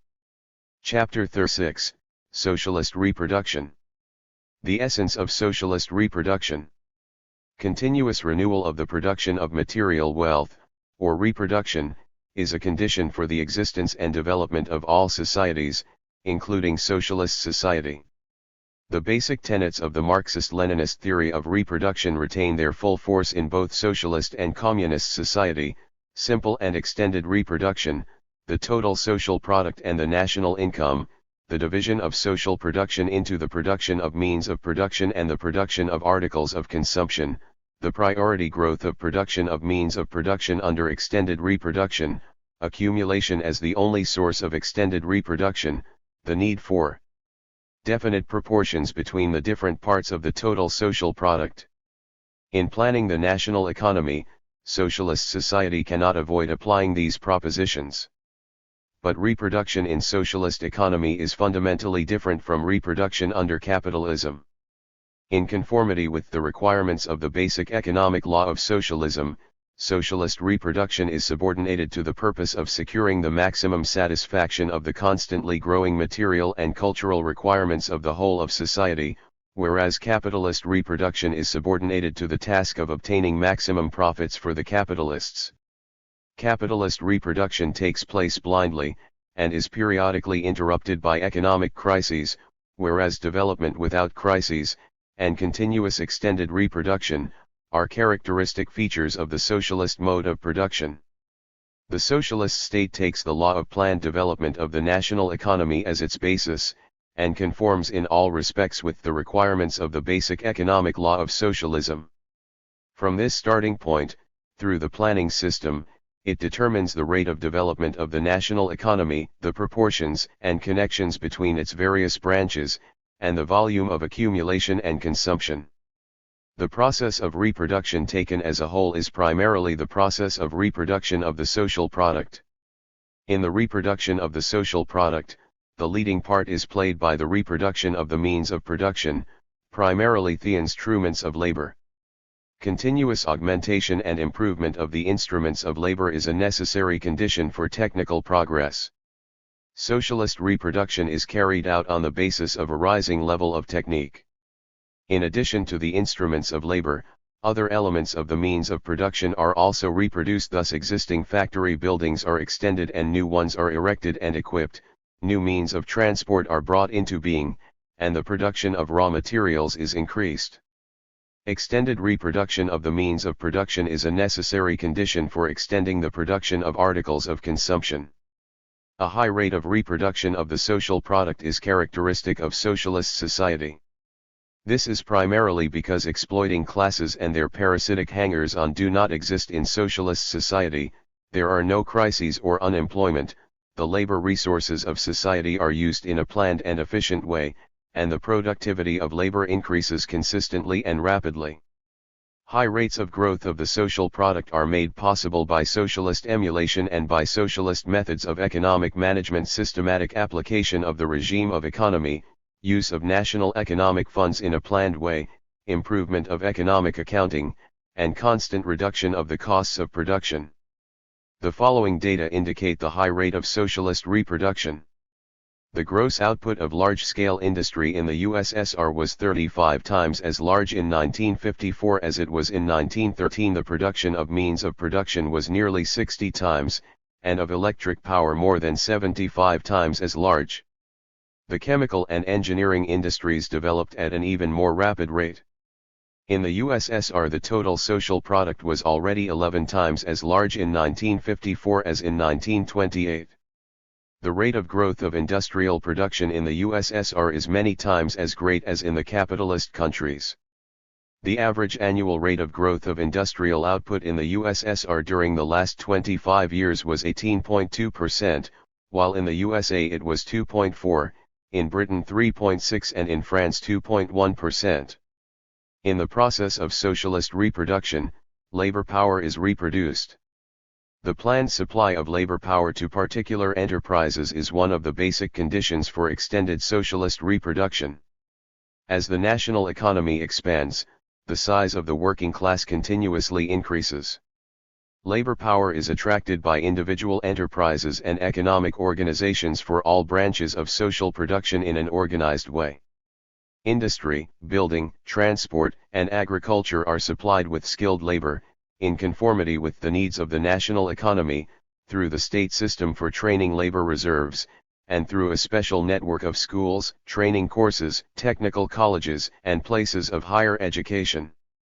Labor is allocated in a planned way to branches of the national economy and particular enterprises. The continuous improvement of the level of skill and general culture of the mass of workers as a whole is a characteristic feature of the reproduction of the labor force. In socialist society, extended reproduction is also the extended reproduction of socialist relations of production. This signifies reproduction of socialist property in both its state and its cooperative collective farm forms, relations of comradely collaboration and socialist mutual aid by the workers in the process of producing material wealth, mutual relations between workers in the distribution of articles of consumption in conformity with the quantity and quality of the work of each worker. Socialist relations of production are free from the extremely profound contradictions which are inherent in capitalist production relations. The reproduction of capitalist relations of production involves the increasing exploitation of labor by capital, and the growth and deepening of class contradictions between the exploiters and the exploited, and this inevitably leads to the revolutionary downfall of capitalism. The reproduction of socialist relations of production involves the strengthening of the alliance between the two friendly classes, and of the intelligentsia integrated with them, the consolidation of the moral and political unity of society, and the gradual effacing of class boundaries and social distinctions between man and man. In the process of extended reproduction there takes place the gradual transition from socialism to communism. The national wealth of socialist society. The structure of the total social product. The national wealth of socialist society consists of all the material wealth which is at its disposal. The first element in the national wealth of socialist society is the production funds of the economy, i.e., the means of production. These are subdivided into the fixed production funds, and the circulating production funds of the national economy. The national wealth of socialist society also includes natural resources which have been involved in the process of reproduction. The fixed production funds of the national economy are state or cooperative collective farm means of labor which function in all branches of material production. The circulating production funds of the national economy are the objects of labor, which are both engaged in the production process itself and held in stock by state enterprises, collective farms, and other cooperative bodies. The second element in the national wealth is the circulation funds of the national economy. They include stocks of finished output stored by state productive enterprises, collective farms, producers' cooperatives, and state and cooperative trading enterprises and organizations. The third element in national wealth is the material reserves of the state and the cooperatives and collective farms, together with emergency stocks. The fourth element in the national wealth is the non-productive funds of the national economy representing state or cooperative collective farm property which serves the purpose of non-productive consumption over a long period, the housing fund and the buildings of cultural and welfare bodies. Such are the main elements of the national wealth representing socialist property. The national wealth also includes the personal property of the population, personal property which increases on the basis of the continuous growth of socialist property. An important part in the reproduction of material wealth is played by the accumulated experience in production, the knowledge and skill of the working people of socialist society, and the varied spiritual wealth of the country. The level of skill of the existing population is always a prerequisite of all production, and is therefore the main accumulated wealth. During the Soviet 5-year plans the national wealth of the USSR increased tremendously. The fixed production funds of the economy alone had grown six-fold in comparison with 1913 by the end of 1940, and about 12-fold by the end of 1954. Under capitalism by far the larger part of the national wealth belongs to the exploiting classes, and wealth is augmented in the form of the accumulation of capital, leading to the impoverishment of the mass of the people. Capitalist relations give rise to fictitious wealth, represented by shares, the price of land, etc. In socialist society the whole of the national wealth is the property either of the state, or of the collective farms and other cooperative organizations, or is the personal property of the working people. Socialism knows no such thing as fictitious wealth, all the wealth of socialist society is real wealth. As the national wealth of socialist society grows, the material well-being and the cultural level of the whole people rise. National wealth includes all the material wealth which is possessed by socialist society at a given moment. In other words, the national wealth reflects the results of the whole preceding development of society. The total social product, on the other hand, represents the material wealth created by society over a particular period, such as a year. The social product in socialist economy arises in two forms, the physical or material form, and the value or monetary form. The total production of socialist society is divided into two large departments, the production of means of production which are to re-enter the process of production, and the production of articles of consumption, which are to satisfy the needs of the population. In conformity with this, the social product in its physical or material form falls under either means of production or articles of consumption. In practical economic activity the division of the total social product into means of production and articles of consumption takes place as a rule in accordance with the actual utilization of the output. Department I comprises all production devoted to productive needs. It includes the products of heavy industry consisting of means of production, part of the products of the light and food industries, which are used as raw material and are processed, buildings used for production purposes, and also agricultural products used productively, seeds, cattle, fodder and agricultural raw material for use in industry.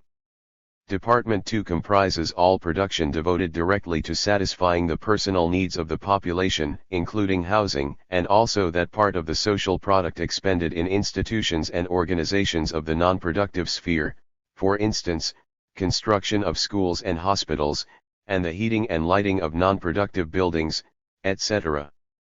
In Department I, it is essential to distinguish between the production of means of production for Department I and the production of means of production for Department 2. The production of means of production, and especially the production of instruments of labor for Department I, plays the leading role in the process of reproduction. Extended socialist reproduction requires the constant renewal and increase of the production of both means of production and articles of consumption, in the definite proportions laid down by the National Economic Plan.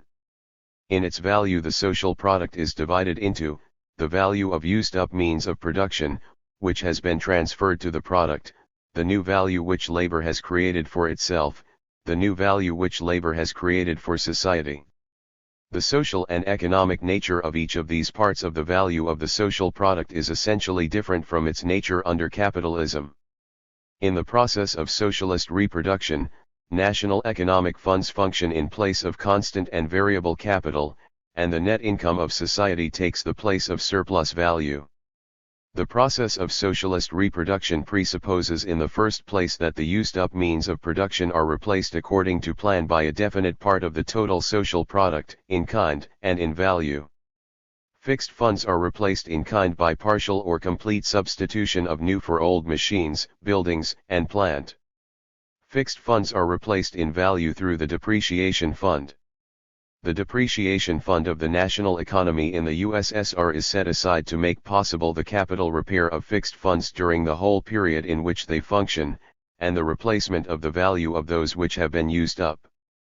The process of socialist reproduction also presupposes that articles of consumption must be newly created by workers in material production to replace those which have been distributed according to work done and used to meet the personal needs of these workers and their families. Finally, in the process of socialist reproduction, the workers in material production create by their labor the product for society, earmarked for socialist accumulation and for the satisfaction of the material and cultural needs of society. The relationship between the two departments of social production.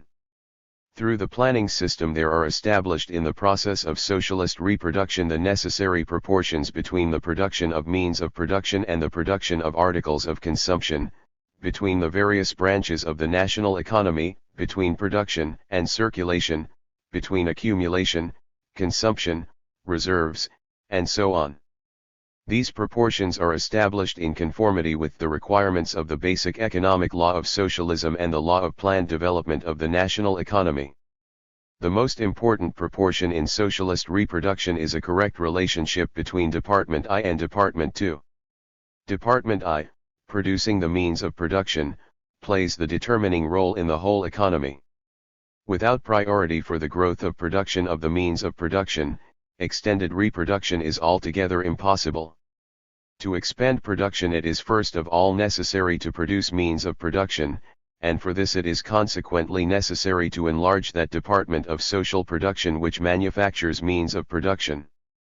Lenin described priority for the growth of production of the means of production, relative to the production of articles of consumption, as an economic law in conditions of extended reproduction. The law of priority growth of the production of means of production assumes even greater importance under socialism than under capitalism. A more rapid growth of Department I compared with Department II is a necessary condition for ensuring the uninterrupted advance of socialist production on the basis of higher techniques. Priority for the growth of the production of means of production is a necessary prerequisite for the extensive introduction of up-to-date technique into all branches of socialist production and the systematic raising of the productivity of labor. Priority for the growth of production of the means of production means that industry develops more rapidly than agriculture. In socialist economy, proportions between industry and agriculture are fixed in such a way as to make possible the continuous growth of agricultural production as well as industrial production.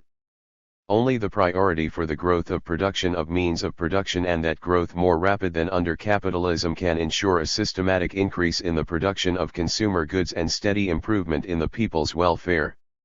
Uninterrupted and rapid growth of heavy industry, running ahead of the growth of the other branches of industry and the national economy, is the indispensable condition for stable progress in agriculture and in the light and food producing industries which produce consumer goods.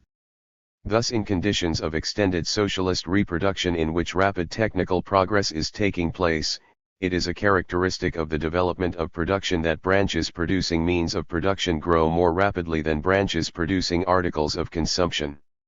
At the same time, in socialist society, the production of articles of consumption increases continuously in absolute terms. This is expressed in the growth of the output of agriculture and of the light and food producing industries, in the expansion of house building in town and country, and in the extension of commodity turnover. The proportion of means of production to total industrial output in the USSR was 34% in 1924 to 58% in 1937 and approximately 70% in 1953. The industrial production of consumer goods in the USSR increased 14-fold between 1925 and 1954.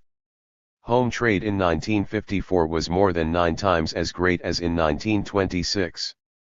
The priority growth of the production of means of production as the economic law of extended reproduction does not exclude the fact that in particular years it may happen to be practically expedient and necessary, in order to put an end to lagging behind in the production of consumer goods, and to overcome the partial disproportions arising from this, to make this production catch up, accelerating the development of certain branches of agriculture or of the light or food-producing industries.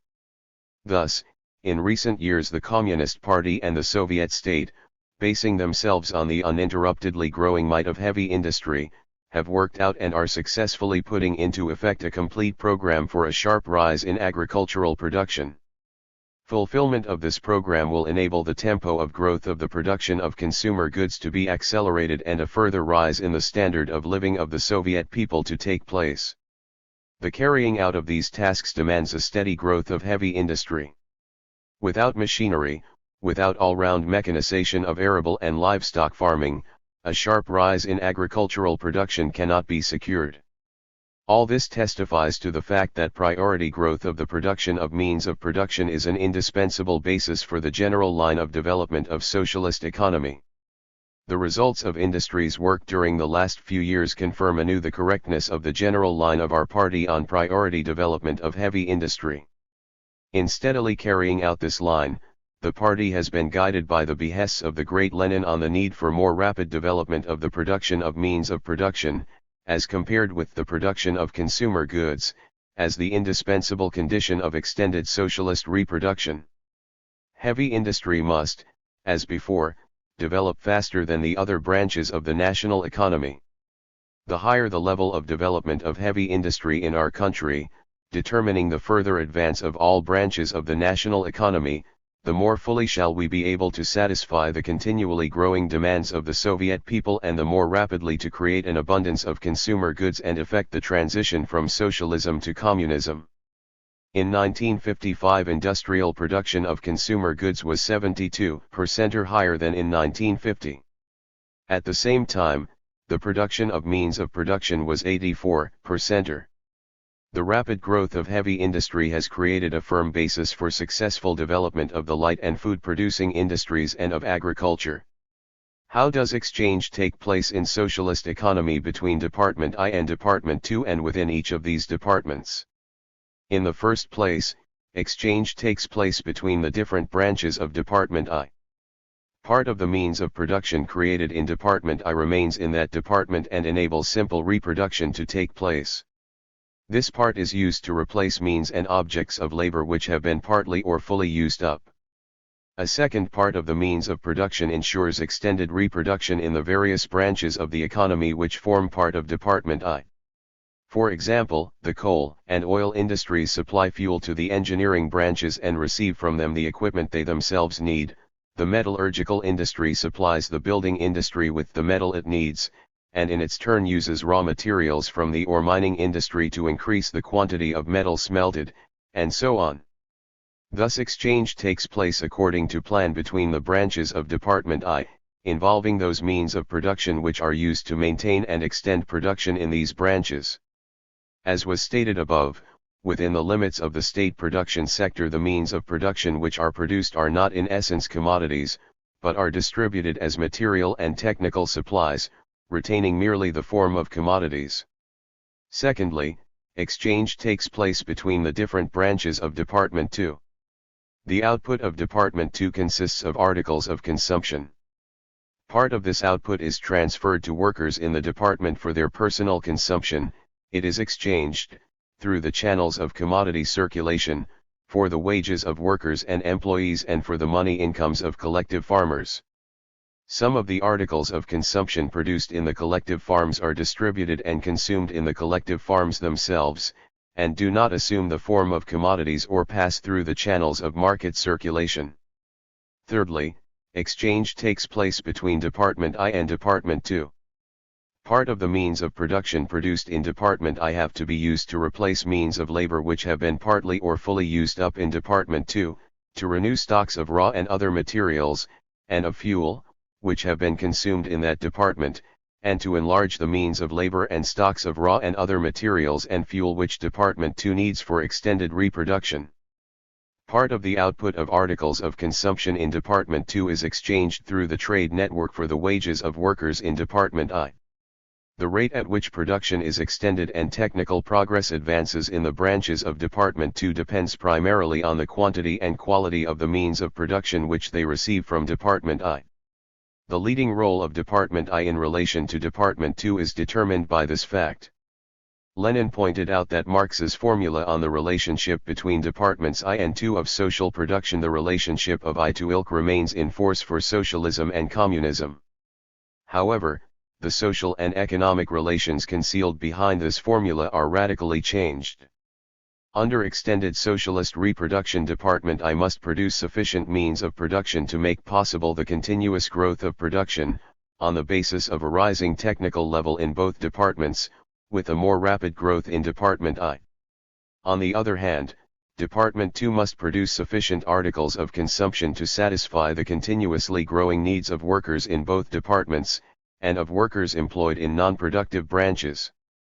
In each particular period, part of the means of production and articles of consumption which are produced is used to increase reserves. In the anarchical conditions of capitalist production, in which the demand of the mass of the working people is restricted in terms of available purchasing power, the most difficult problem for capitalist reproduction is that of the realization of the social product.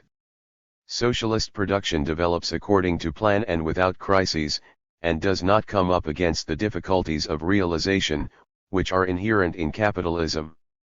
This is because the uninterrupted growth of the purchasing power of the population creates a constantly expanding demand for the output of industry and agriculture.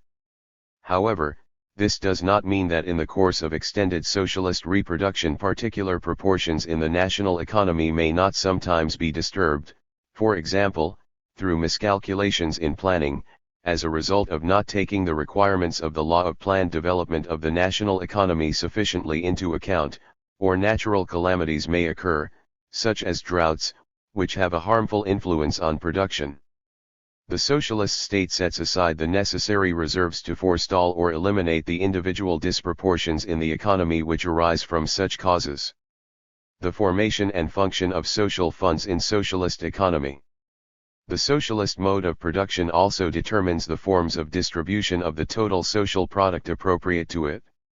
Society, in the person of the socialist state, distributes the social product in a planned way in conformity with the requirements of the basic economic law of socialism. As stated earlier, the total social product, after subtraction of the part which is used to replace means of production which have been consumed, forms the national income of socialist society. The national income is divided into two large funds, the accumulation fund, which is used to bring about the continuous growth and improvement of socialist production, and the consumption fund, which is used to satisfy the continuously growing material and cultural needs of the whole of society. The bulk of the accumulation fund is allocated to the extension of production. The scale of production in socialist society grows regularly from year to year, and at rates which the capitalist world has never achieved. A second part of the accumulation fund is allocated to capital construction in the cultural and welfare field. This includes carrying out capital work on a vast and increasing scale in the building of schools, hospitals, and municipal institutions. Finally, a third part of the accumulation fund forms the reserve or insurance fund of society. State reserves of raw materials, fuel, and foodstuffs, and reserve funds in the collective farms, make it possible to avoid hold ups in the process of reproduction. The consumption fund in its turn consists of two parts. The basic part of this fund is the fund for the payment according to work done of workers in socialist production, which is used, in accordance with the economic law of distribution according to work done, to pay wages to the manual and clerical workers employed in production, to pay for the work of collective farmers, etc. A second part is the fund of social consumption, used to cover the varied needs of socialist society as a whole. Part of the fund of social consumption is expended on social and cultural purposes. It covers the growing needs of socialist society in science, education, health, the arts, and other branches of culture and welfare. It is from this fund that, in conformity with the economic law of distribution according to work done, the workers in the cultural and welfare services receive their wages. Image 09. Chart of the distribution of the total product in socialist society. Part of the fund of social consumption forms the Social Security Fund, which provides state assistance to mothers with many children, and those without a breadwinner, to children, old people, and invalids, in conformity with the right, recognized by the Soviet state, to material security when incapable of work and in old age. Part of the fund of social consumption is used to cover outlays on administration to pay workers in the machinery of government, etc. Part of the national income is used for the defense needs of the country. While the danger exists of military attacks on the USSR by imperialist aggressors, it is of extremely great importance to strengthen the defensive capacity of the land of socialism. As pointed out earlier, the greater part of the national income is expended on satisfying the personal, material, and cultural needs of the working people in the USSR. Socialist accumulation. Accumulation and consumption in socialist society. The source of extended socialist reproduction is socialist accumulation. Socialist accumulation is the utilization of part of the net income of society, consisting of means of production and articles of consumption, to extend production, and also to constitute material reserves and increase the non-productive social and cultural funds. As a result of socialist accumulation, there is a growth of material values owned by the state, the cooperatives, and the collective farms. This means an increase in the national wealth of socialist society. The accumulated part of national income is also expressed in money terms. The major part of the monetary accumulations of all branches of the national economy, and part of the money in the hands of the population, is mobilized through the state budget for public needs. Socialist accumulation takes place by means of capital investments in the national economy. Capital investments are the total outlays used over a particular period to create new productive and non-productive fixed funds and to reconstruct those already in existence. A certain part of the capital investments in the national economy is used to replace fixed funds which have been consumed. In a planned and systematic way, the socialist state carries out capital works on a vast scale, such as the building of new factories, works, power stations and mines, and the extension of existing ones, and the building of state farms, machine and tractor stations, means of transport and communications, housing, schools, hospitals, and children's institutions. The volume of state capital investments in the national economy of the USSR was as follows. 1929 to 3268 milliard rubles. 1933 to 37 158 milliard rubles. 1946 to 54 over 900 milliard rubles. Capital investments are mainly allocated to the extension of socialist industry. From capital investments, more than 1,500 large-scale industrial enterprises were built and put into operation during the first 5-year plan, 4,500 during the second, and approximately 3,000 during the 31/2 years of the third 5-year plan. In 1946 to 54, more than 8,000 state industrial enterprises were constructed or rebuilt. Many thousands of cultural and welfare institutions were set up in addition to industrial and agricultural enterprises. Socialist accumulation is based on continuously increasing the productivity of social labor and systematically reducing the costs of production. In socialist economy there is a high rate of accumulation, such as capitalism has not achieved even in the most favorable periods of its development. This is because socialist economy is planned and free from crises. The level of capital investment in the national economy is high, means of production and labor resources are used in social production in a planned and rational way, and parasitic consumption is absent.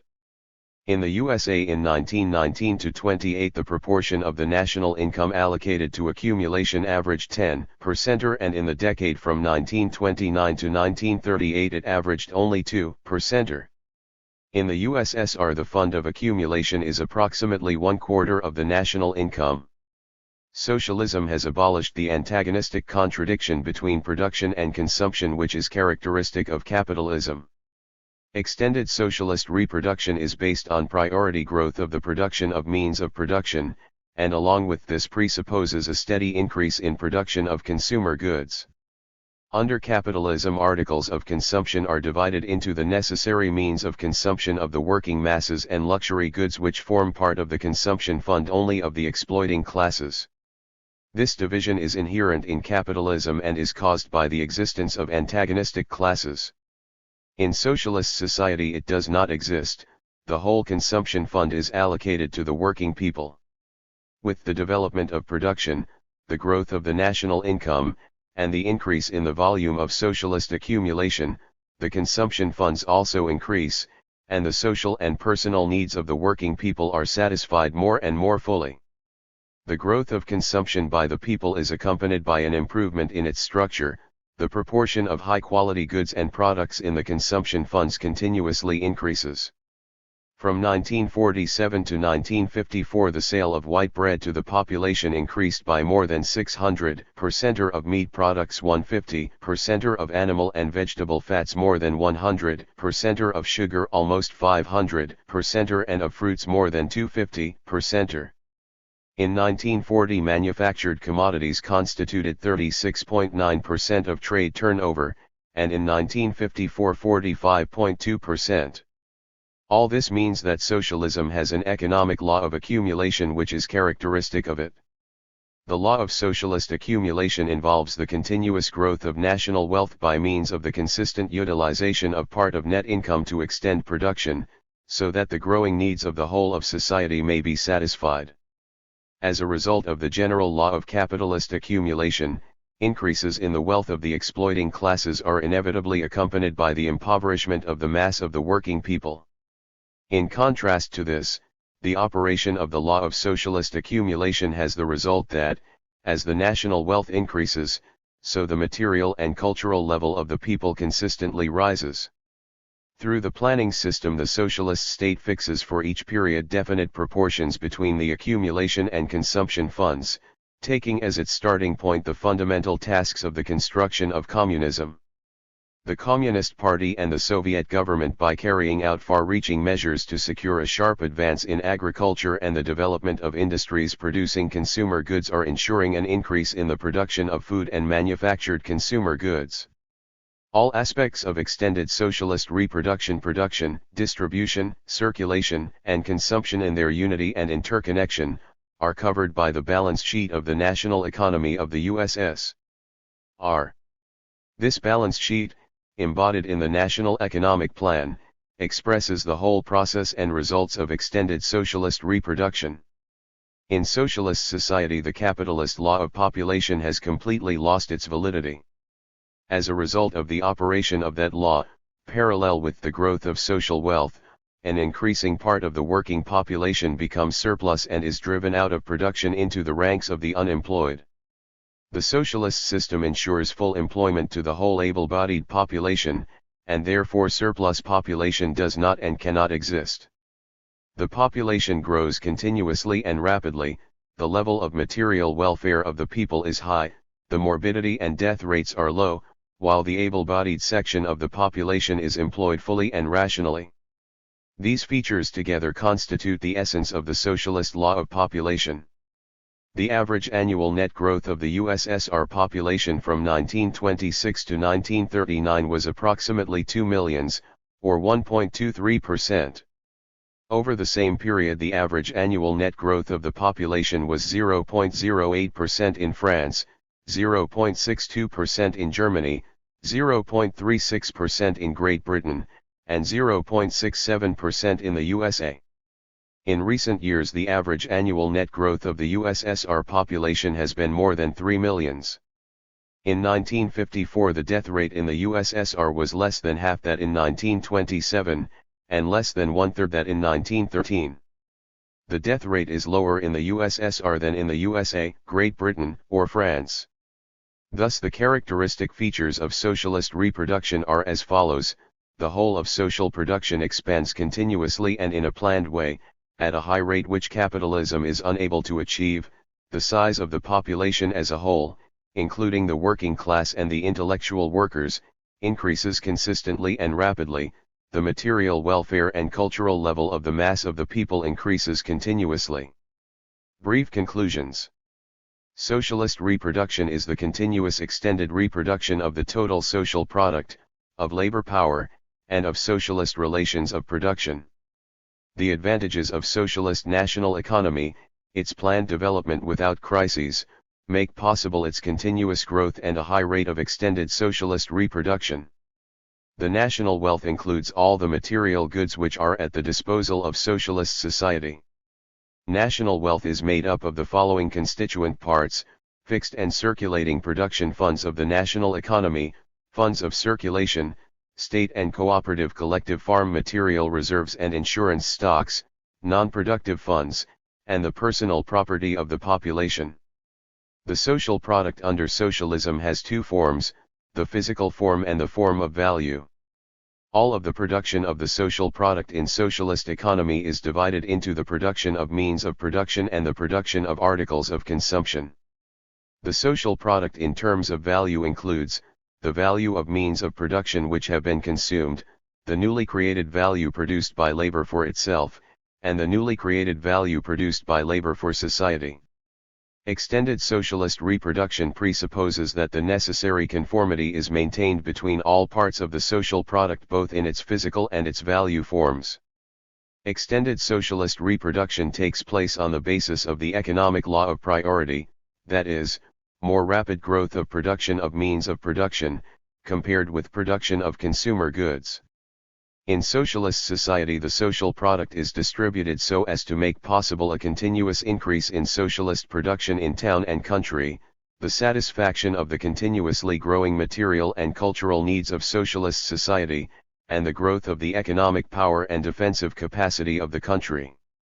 Socialist accumulation is the utilization of a part of the net income of society, consisting of means of production and articles of consumption, for the extension of production, the formation of social reserves, and the enlargement of non-productive social and cultural funds. Socialism is free from the antagonistic contradiction between production and consumption which is inherent in capitalism.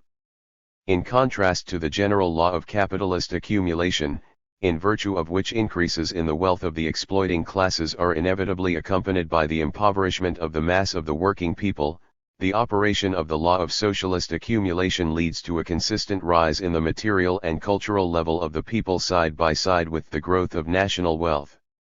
In the socialist system, the capitalist law of population has lost its validity. The socialist law of population is expressed in the continuous and rapid increase of the population, and in the rational and full employment of the able-bodied section of the population in the interests of society as a whole. Chapter XL: The gradual transition from socialism to communism. The two phases of communist society. As has been confirmed by the entire history of mankind, society develops from lower to higher stages. Communist society, which is the final aim of the struggle for emancipation of the working people in all lands, is the highest and most progressive stage of social development. Communist society passes through two phases of development, the lower phase known as socialism, and the higher phase known as communism. In the first stage, communist society cannot as yet be free from the traditions and traces of capitalism, from whose womb it has emerged. Only the further development of socialism on the basis which it has itself created can lead to the second and higher phase of communist society. Consequently, socialism and communism are two stages of maturity of the new communist form of society. Social ownership of the means of production is the economic basis of both phases of communism. The predominance of social ownership determines the planned development of the national economy. Characteristic of both phases of communist society is the absence of exploiting classes and of the exploitation of man by man, of national and racial oppression.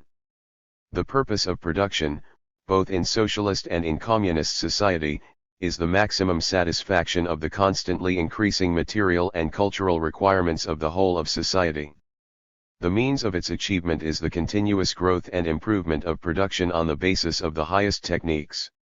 At the same time, the higher phase of communism differs in important particulars from the lower phase, insofar as it is a higher stage in the economic and cultural maturity of communist society. Even at the stage of socialism, the productive forces attain a high level. Socialist production develops constantly at high rates of growth and the productivity of social labor grows rapidly. But the productive forces of society and labor productivity are still insufficient to provide an abundance of material wealth. Communism presupposes a level of development of the productive forces of society, and of the productivity of social labor, which will provide this abundance. As distinct from socialism, where there are two forms of social or socialist property, state and cooperative collective farm property, the complete predominance of one form alone, communist ownership of the means of production, will be established at the stage of communism. Owing to the existence at the stage of socialism of two main forms of socialist production, state and collective farm, commodity production and commodity circulation are retained. At the stage of communism, however, when the predominance of one form of property and one form of production communist will have been established, there will no longer be commodity production and commodity circulation, and consequently the need for money will disappear. While, at the stage of socialism, there is no longer an antithesis between town and country, between mental and physical labor there still exist essential distinctions between them. At the stage of communism these will no longer exist and only inessential distinctions will remain. There are two classes in socialist society, the working class and the collective farm peasantry. They are friendly to each other but their status in social production differs. Together with the working class and the peasantry, there is a social stratum composed of the socialist intelligentsia. With the abolition of the distinctions between the two forms of socialist property and the elimination of the essential distinctions between town and country, between mental and physical labor, the boundaries between workers, peasants, and intelligentsia will be finally effaced. All will become working members of communist society. Communism is classless society. At the stage of socialism, labor, freed from exploitation, is equipped with advanced technique and is a matter of honor. At the same time, complete mechanization of all the productive processes has not yet been attained, work has yet to become a prime need of life, the careless attitude of some members of society towards their work has not yet been overcome, there is still a need for strictest supervision by society of the measure of labor and the measure of remuneration. At the stage of communism, complete mechanization and automation of the productive processes will have been attained and labor will be transformed in the eyes of the whole of society from a mere means of life into a prime need of life. Communism guarantees to all members of society the flowering of their physical and mental abilities. All members of society will be cultured and highly educated people, having the opportunity freely to choose their occupations. Communism presupposes a further development of science, art, and culture on a scale hitherto unknown. the high level of development, of the productive forces and of the productivity of social labor will guarantee an abundance of every kind of material and cultural wealth, which will make possible the advance from the socialist to the communist principle of distribution. In a higher phase of communist society, wrote Marx, after the enslaving subordination of individuals under division of labor, and therewith also the antithesis between mental and physical labor, has vanished, after labor, from a mere means of life, has itself become the prime necessity of life, after the productive forces have also increased with the all-round development of the individual, and all the springs of cooperative wealth flow more abundantly only then can the narrow horizon of bourgeois right be fully left behind and society inscribe on its banners, from each according to his ability, to each according to his needs. Such are the main distinctions between socialism and communism. Elaborating and enriching the Marxist teachings on communism, Lenin formulated the basic principles for the ways of building communist society. Laying down the program of the Communist Party, Lenin said, "In commencing socialist transformations, we must clearly have in mind the aim towards which these transformations are, in the long run, directed, namely, the aim of creating a communist society, not confined merely to the expropriation of the factories, mills, land, and means of production, not confined merely to strict accounting and control of production and distribution of products, but advancing further, to the realization of the principle, from each according to his ability, to each according to his needs." On revising the program and changing the name of the party, Works, 4th Russian edition, Volume XXVII, p. 103. The Soviet Union possesses all that is necessary to build complete communism. It has, for this purpose, gigantic material resources and natural wealth, a powerful industry and a highly mechanized agriculture. A further powerful factor in accelerating the development of the Soviet economy towards communism is the creative participation of the masses, expressed in the socialist emulation of the whole people. The Soviet people is being led to communism by the Communist Party, equipped with the theory of Marxism-Leninism, knowledge of the economic laws of socialism and a scientifically based program for building communist society. The international conditions in which the building of communism is taking place in the USSR have been fundamentally altered since the Second World War. Whereas formerly the Soviet Union was the only socialist country, there is now a powerful camp of socialism numbering hundreds of millions of people. The formation of the camp of socialism has brought about a fundamental change in the balance of forces in the world arena and has created a new environment for the building of socialism and communism. In the people's democracies of Europe and Asia, the foundations of socialism, the first phase of communist society, are being laid. A decisive condition for the victory of socialism and communism in all the countries of the socialist camp is the further consolidation of the power of this camp, and the development of close economic, political, and cultural cooperation of the peoples belonging to it. But alongside the socialist camp there is the hostile imperialist camp.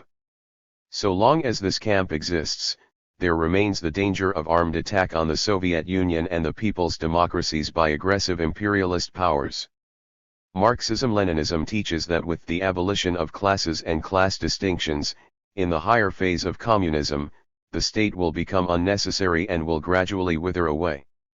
But in this respect international conditions have to be considered. To the question will our state remain in the period of communism as well, Stalin gave the following answer: yes, it will, if the capitalist encirclement is not eliminated, and if the danger of military attack from abroad is not abolished, although naturally, the forms of our state will again change in conformity with the change in the situation at home and abroad. No, it will not remain and will wither away if the capitalist encirclement is eliminated and is replaced by a socialist encirclement. Problems of Leninism, 1953, English edition, p. 797.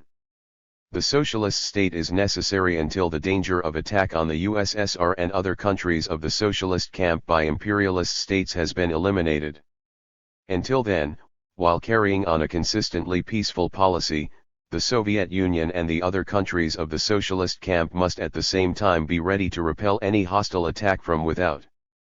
This requires that the socialist state be strengthened in every possible way, the economic power of the country increased and its defensive capacity ensured.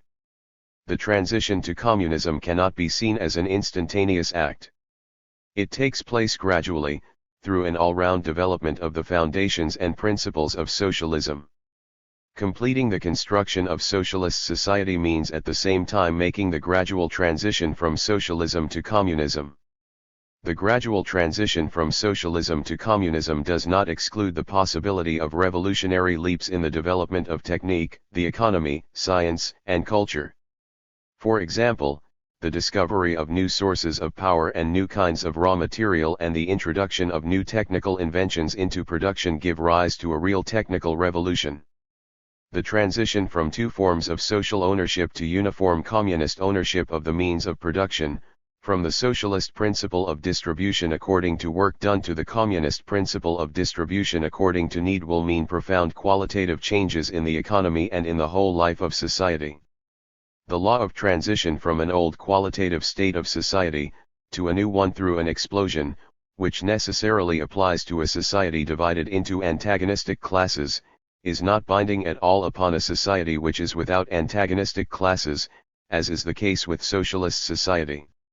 The material and cultural prerequisites of communism are formed step by step as the productive forces of socialist society develop, as its wealth and culture grow, as social ownership of the means of production is strengthened and increased, and as the masses are educated in the spirit of communism. This does not mean that the development of society along the road to communism takes place without internal contradictions having to be overcome. These contradictions, however, as already mentioned, are not antagonistic in character. The Communist Party and the Soviet state, knowing the economic laws of society's development and relying upon them, are able in good time to reveal the contradictions as they arise and take measures to solve them. The basic economic task of the USSR. The Soviet Union is a mighty industrial power. In the tempo of development of its industry, the Soviet Union is ahead of all the capitalist countries. In the overall amount of industrial production, in the volume of production of such decisive branches of the national economy as the production of pig iron and steel, the output of coal and the output of electrical power, the USSR is ahead of all capitalist countries except the USA, and holds second place in the world. However, the task, laid down by V.I. Lenin, of overtaking and outstripping economically the most highly developed capitalist countries, has not yet been fulfilled. A country's economic might is determined not by the volume of production generally, but by the volume of production taken in connection with the numbers of the population, that is, calculated per head of population. Together with this, the amount of industrial production and especially of heavy industrial production, is of decisive significance. The basic economic task of the USSR consists in overtaking and outstripping economically, that is, in production per head of population, the most highly developed capitalist countries of Europe and the USA. Only if we outstrip the principal capitalist countries economically can we reckon upon our country being fully saturated with consumers' goods, on having an abundance of products, and on being able to make the transition from the first phase of communism to its second phase, Leninism, 1940, English edition, p. 634. The struggle to fulfill the basic economic task of the USSR is of decisive significance for the building of communism, for the victory of the socialist system of economy in economic competition with the capitalist system. The decisive advantages in this competition between two opposing systems lie with the socialist system of economy. The advantages possessed by the socialist system of economy make it possible to solve the basic economic task in an historically very short space of time. To fulfill the basic economic task, it is necessary firmly to ensure an uninterrupted advance of the whole of social production, with priority for the growth of the production of means of production. In order to ensure continuous extension and improvement of production on the basis of advanced technique, an enormous increase of production capacity is required in all branches of the national economy, and above all in heavy industry. This increase in production capacity is brought about by the capital construction of socialist enterprises, based on the most up-to-date achievements of science and technique, the technical reconstruction of existing factories and works, replacement of obsolete equipment by new, more productive equipment, modernization of obsolete equipment, and full and rational utilization of existing machinery and mechanisms. To ensure technical progress in all branches of the national economy, the Soviet Union possesses a large body of engineers, scientists, and skilled workers, a highly developed heavy industry and up-to-date engineering industry, and a large-scale socialist agriculture. Technical progress in the USSR is being realized in conditions of increasing cooperation with the countries of the socialist camp.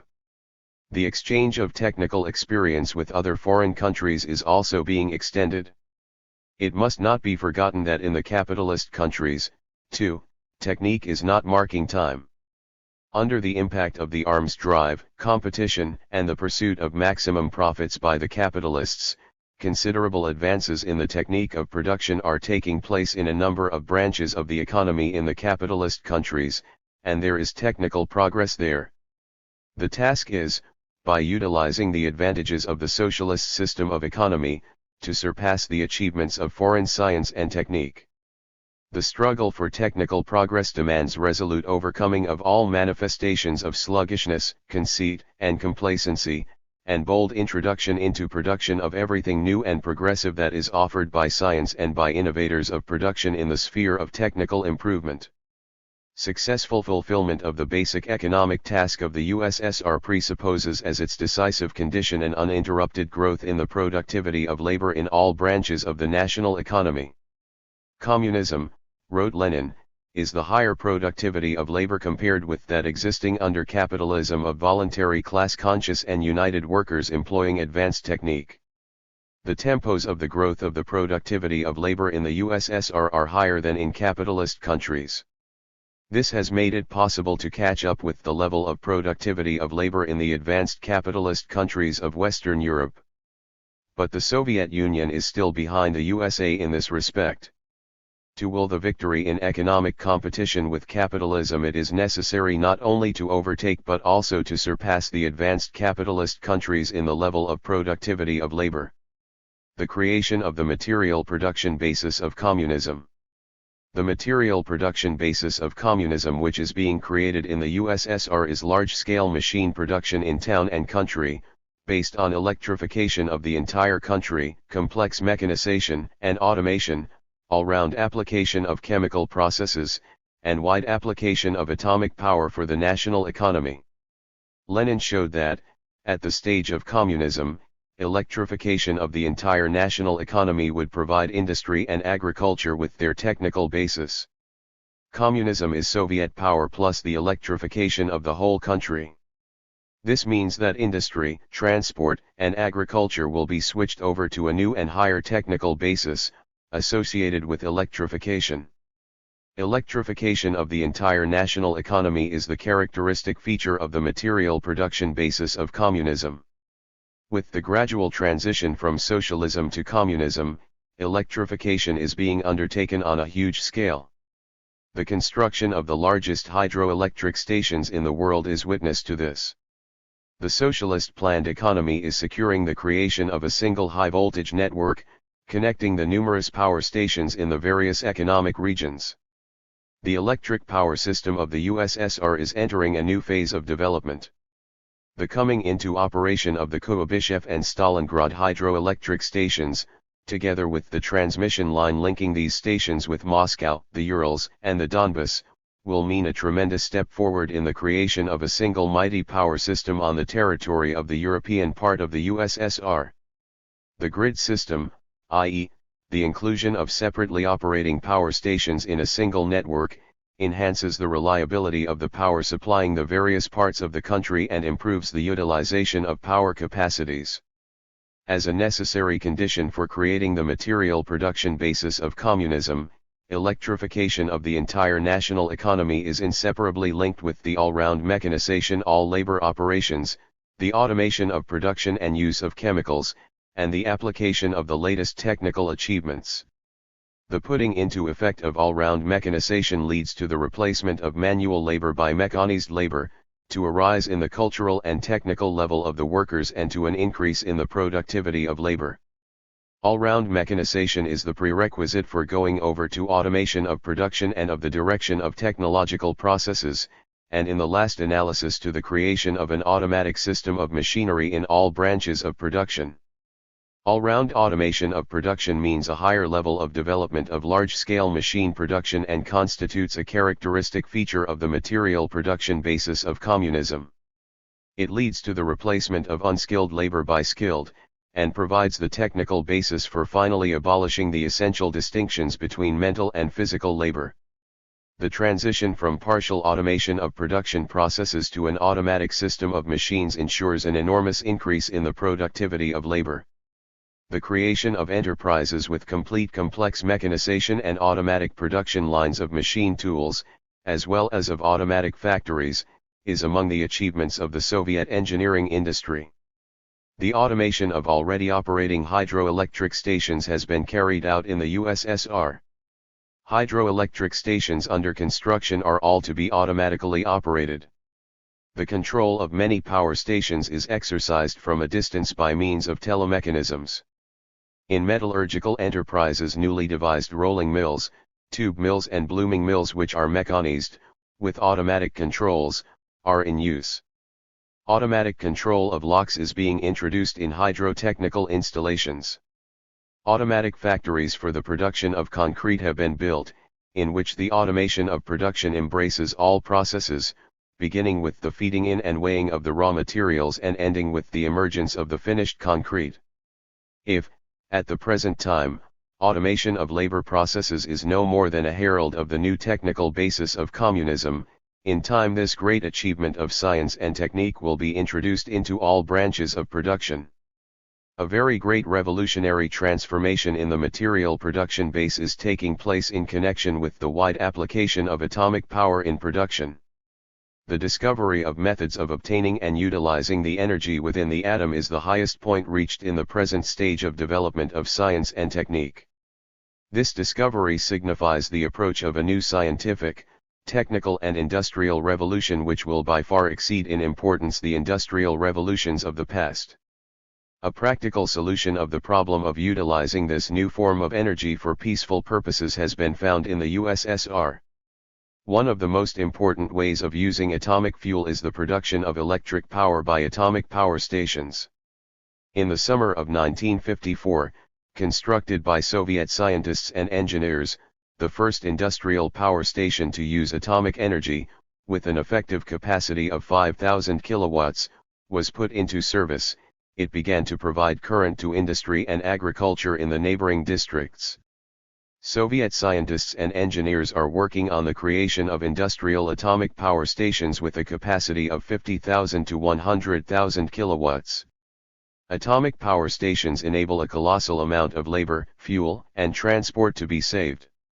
The atomic industry of the U.S.S.R. provides science and technique with radioactive elements which are already being used on an ever wider scale in industry, agriculture, and medicine. In industry, radioactive substances are used to determine the quality of and reveal any defects in various kinds of material, to facilitate automatic control, to assist in prospecting for minerals, etc. By using these substances, biologists are enabled to carry on research into various aspects of the metabolism of animal and vegetable organisms and to devise new methods of increasing the yield of crops and the productivity of cattle. Radioactive equipment and preparations are successfully used in medicine to identify and cure a number of diseases. The application of atomic energy to the production of material wealth, the further improvement of jet propulsion techniques, radio techniques, telemechanics, etc., are opening up unprecedented possibilities for improving production and raising labor productivity. All this is bringing about a vast acceleration in economic development, and is one of the decisive factors in providing the level of productive forces necessary for advancing to the higher phase of communism. The means of abolishing the essential distinction between town and country. The growth of the productive forces of socialist society will give rise to the necessity for changes in relations of production also. In the higher phase of communism, relations of production will be based on uniform public or communist property in the means of production. The transition to uniform communist property requires all-round strengthening and further development of state and cooperative collective farm property, and also the gradual raising of collective farm and cooperative property, in the future, to the level of public property. On the basis of uniform communist property, the essential distinction between town and country will disappear. The essential distinction between town and country, between industry and agriculture, between workers and collective farm peasantry, at the socialist stage, springs from the fact that industry is state property, while agriculture has group, collective farm property. There is a considerably higher degree of electrification, mechanization, automatization, and application of chemicals in industry.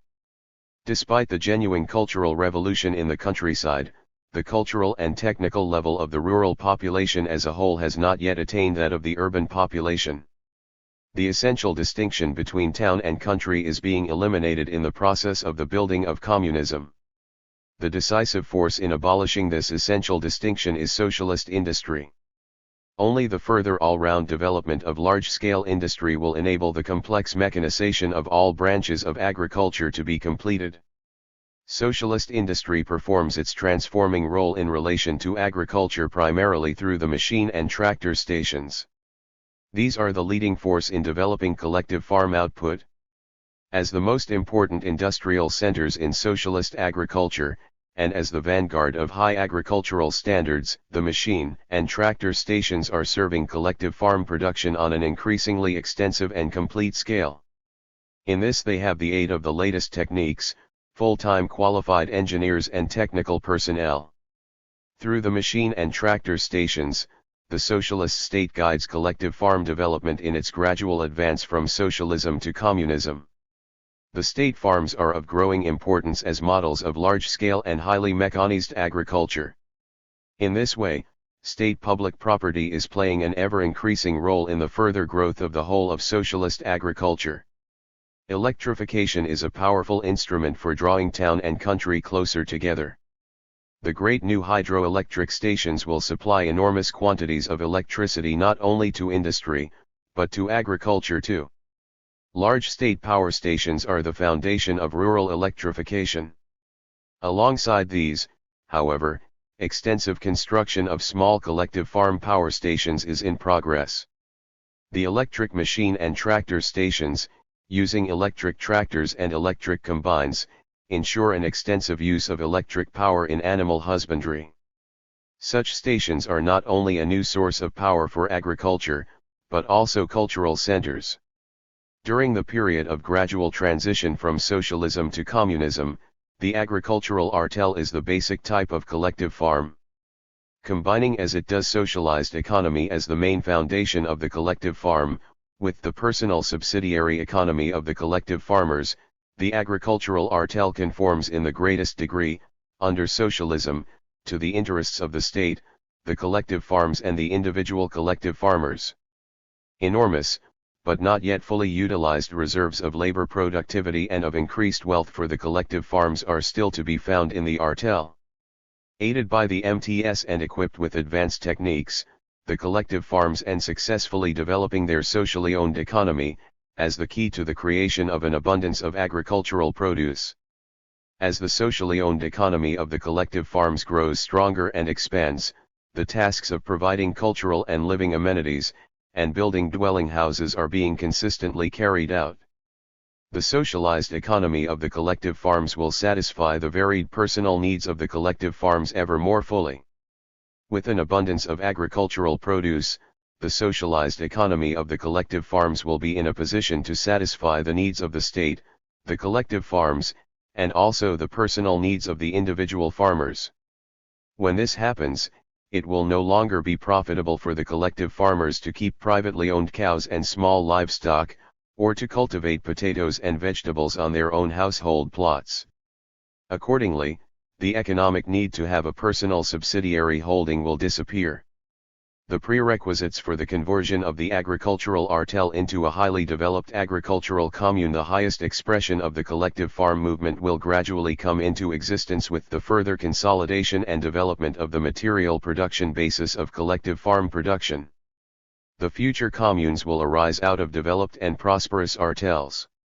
The future agricultural commune will arise when the fields and farms of the artel have an abundance of grain, cattle, poultry, vegetables, and all other produce, when the artels have mechanized laundries, modern kitchens and dining rooms, mechanized bakeries, etc., when the collective farmer sees that it is more to his advantage to get meat and milk from the collective farm's meat and dairy department than to keep his own cow and small livestock, when the woman collective farmer sees that it is more to her advantage to take her meals in the dining room, to get her bread from the public bakery, and to have her linen washed in the public laundry, than to do all these things herself.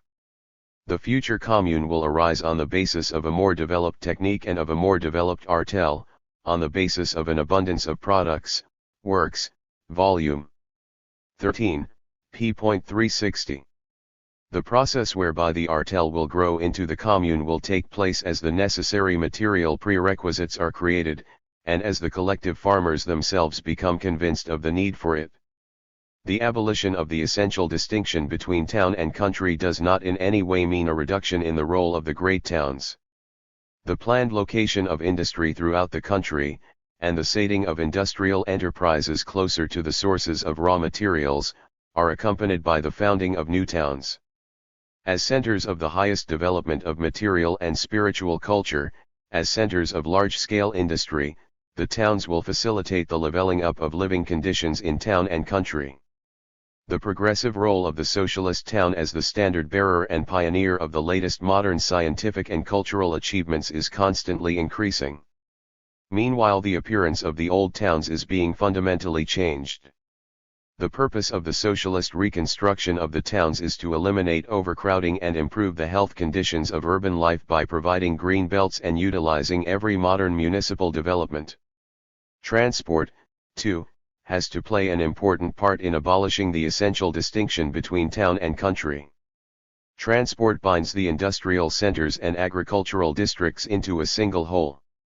The development of rail, road, water, and air transport, the transmission of electric power over great distances, the improvement and widespread extension of radio and television, are all important ways of bringing town and country, economically and culturally, closer together.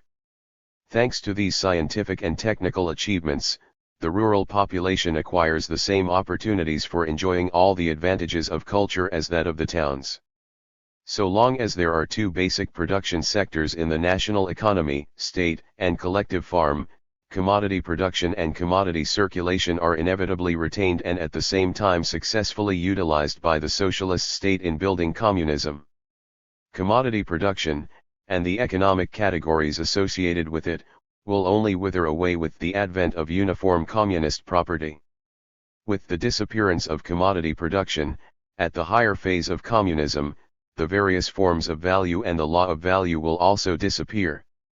The quantity of labor expended in the manufacture of a product will be measured not in a roundabout way through the medium of the various forms of value, as is the case in conditions of commodity production, but straightforwardly and directly by the quantity labor time expended on production. Labor time will always remain, even when exchange value has disappeared, the creative essence of wealth and standard of the cost required to produce it. The friendly alliance of the workers and peasants will be increasingly strengthened during the period of the completion of the building of socialist society and gradual transition from socialism to communism. Both these classes have the same root interests and the same goal, the building of communism. The establishment of communist ownership of the means of production will form the basis for the final obliteration of the boundaries between the working class and the collective farm peasantry. With the disappearance of the essential distinction between town and country at the stage of communism, there will nonetheless be retained a certain inessential distinction between them. This arises from specific features of industrial and agricultural production respectively, as for example the seasonal nature of agricultural work, connected with the natural processes of growth and ripening of plants, the limited time available for using agricultural machinery, etc. The means of abolishing the essential distinction between mental and physical labor. For the advance to communism, it is essential to attain such a cultural growth of society as will provide for the full and all-round development of man's physical and spiritual abilities. After the abolition of the antithesis between physical and mental labor, the problem has arisen of abolishing, in the course of communist construction, the essential distinction between them which obtains in the phase of socialism. This essential distinction is that the majority of workers are still on a lower cultural and technical level than engineers and technicians, the majority of collective farmers are on a lower level than agronomists.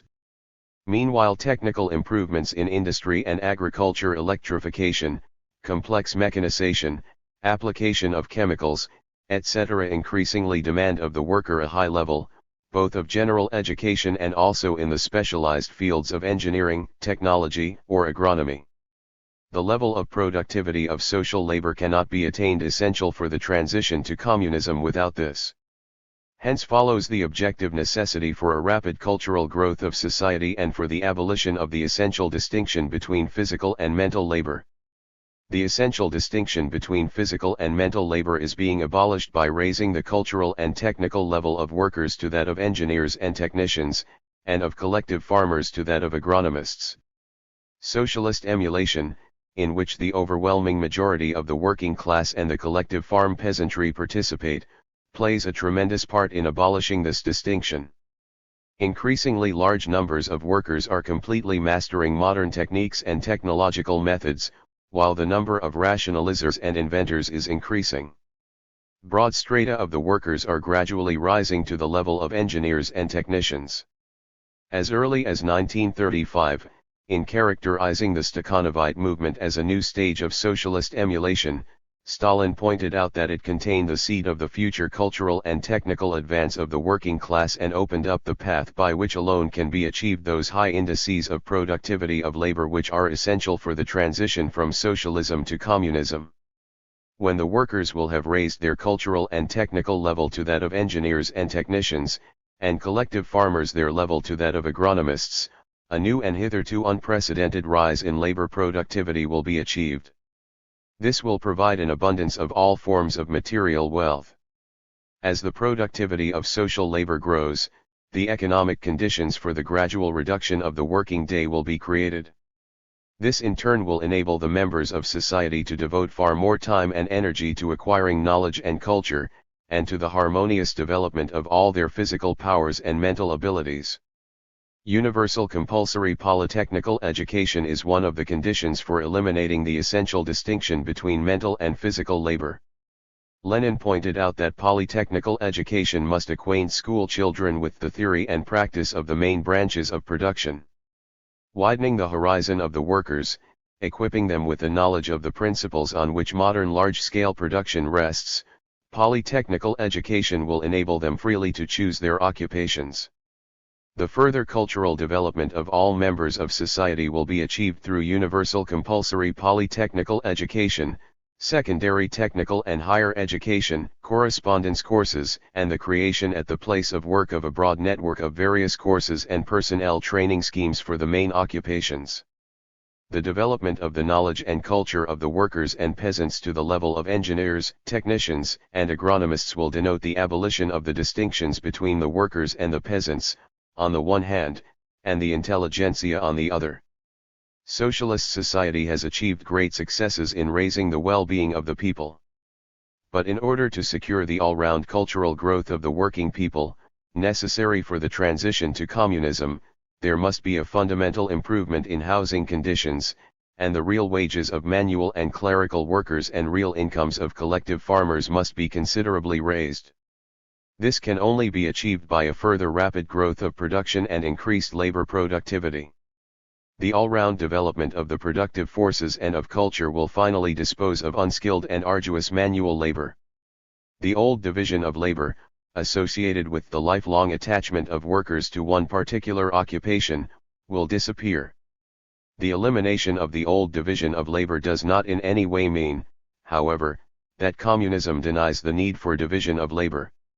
The building of communism demands the training of qualified and versatile specialists in all fields of production, science, and technique.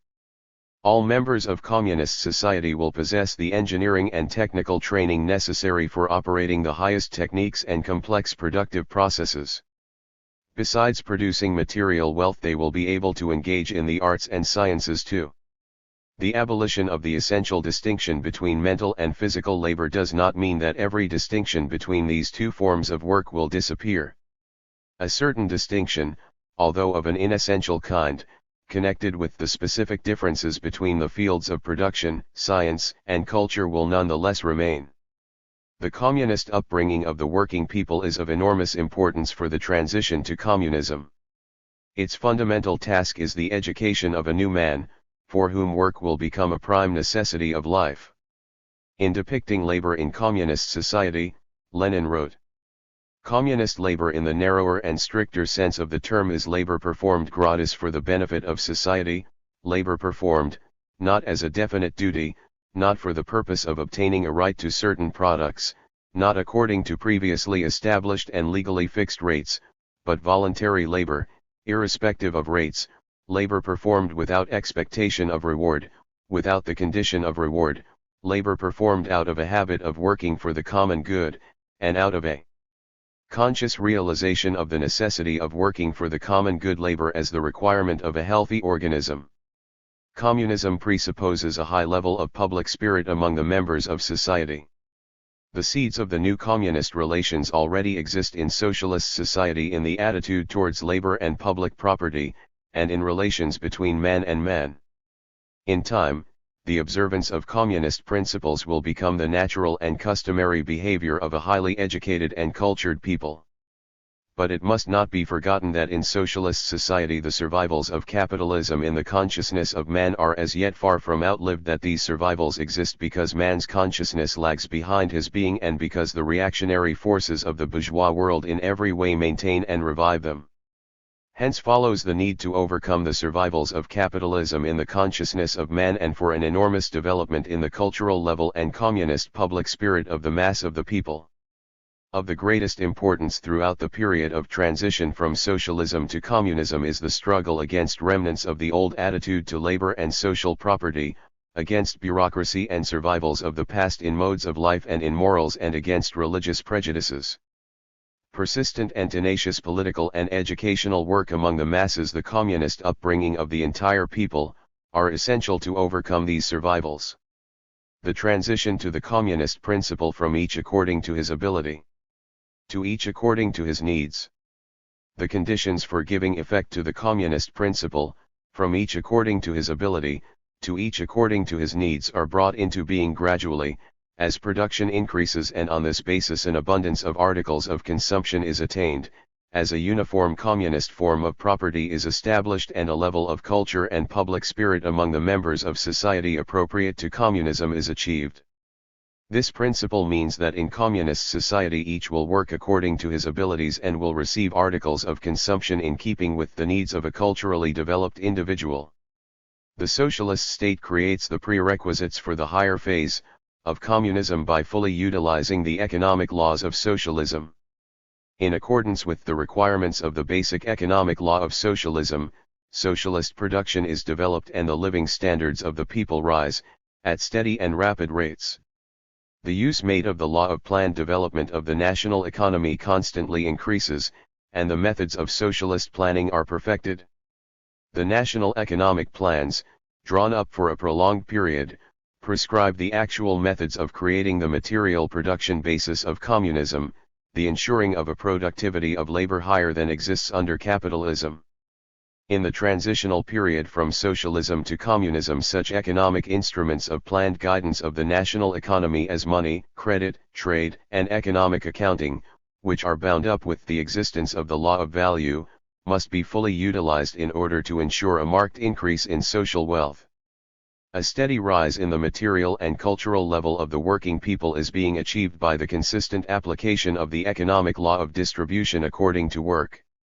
The growth of labor productivity is accompanied by price reductions for manufactured and agricultural commodities. The real wages of manual and clerical workers, and the incomes of collective farmers, are being systematically raised. The working people are able to obtain increasing quantities of foodstuffs, clothing, household goods, etc. The successful fulfillment of the program of big advances in agriculture and increases in the production of mass consumption goods, which is being carried out by the Communist Party and the Soviet state, is of very great importance in providing the prerequisites for the transition to communism. In the USSR, the task has been posed of providing satisfaction of man's scientifically ascertained food requirements. We must set before ourselves the task, said N.S. Khrushchev, of achieving a level of food consumption, based on scientifically tested standards of nutrition, necessary for the all-round and balanced development of a healthy person. A decisive increase in the production of material wealth means that the wage level of manual and clerical workers, and the level of incomes of collective farmers, provide for an ever fuller satisfaction of the growing material and cultural requirements of the working people. With the growth of abundance of products, there will come into being the prerequisites for the transition from distribution according to work to distribution according to needs.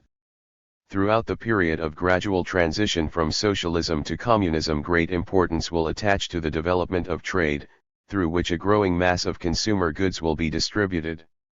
Improvement of Soviet trade will build up that extensive machinery which will be used, at the higher phase of communism, for the direct distribution of products according to needs, without commodity and money circulation. Communism will ensure the all-round satisfaction of the varied personal requirements of the members of society, both by multiplying the quantity of articles of consumption and household use which become the personal property of individuals, and also by developing the social forms in which the needs of the population are met. The Soviet Union is the first country in the world to have built socialism, and to be today successfully raising up the edifice of communism. The countries of people's democracy, using the experience of the Soviet Union, are carrying out the building of socialism, the first phase of communist society. Inevitably, the development of mankind will move along the road to communism.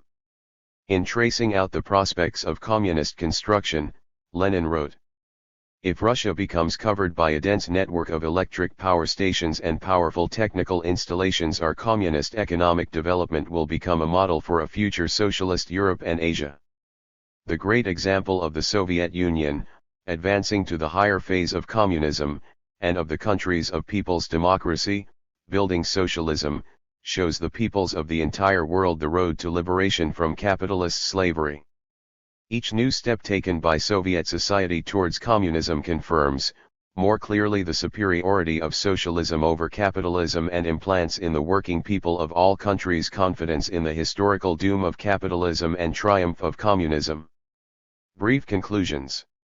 Socialism and communism are two phases of development of the communist social formation.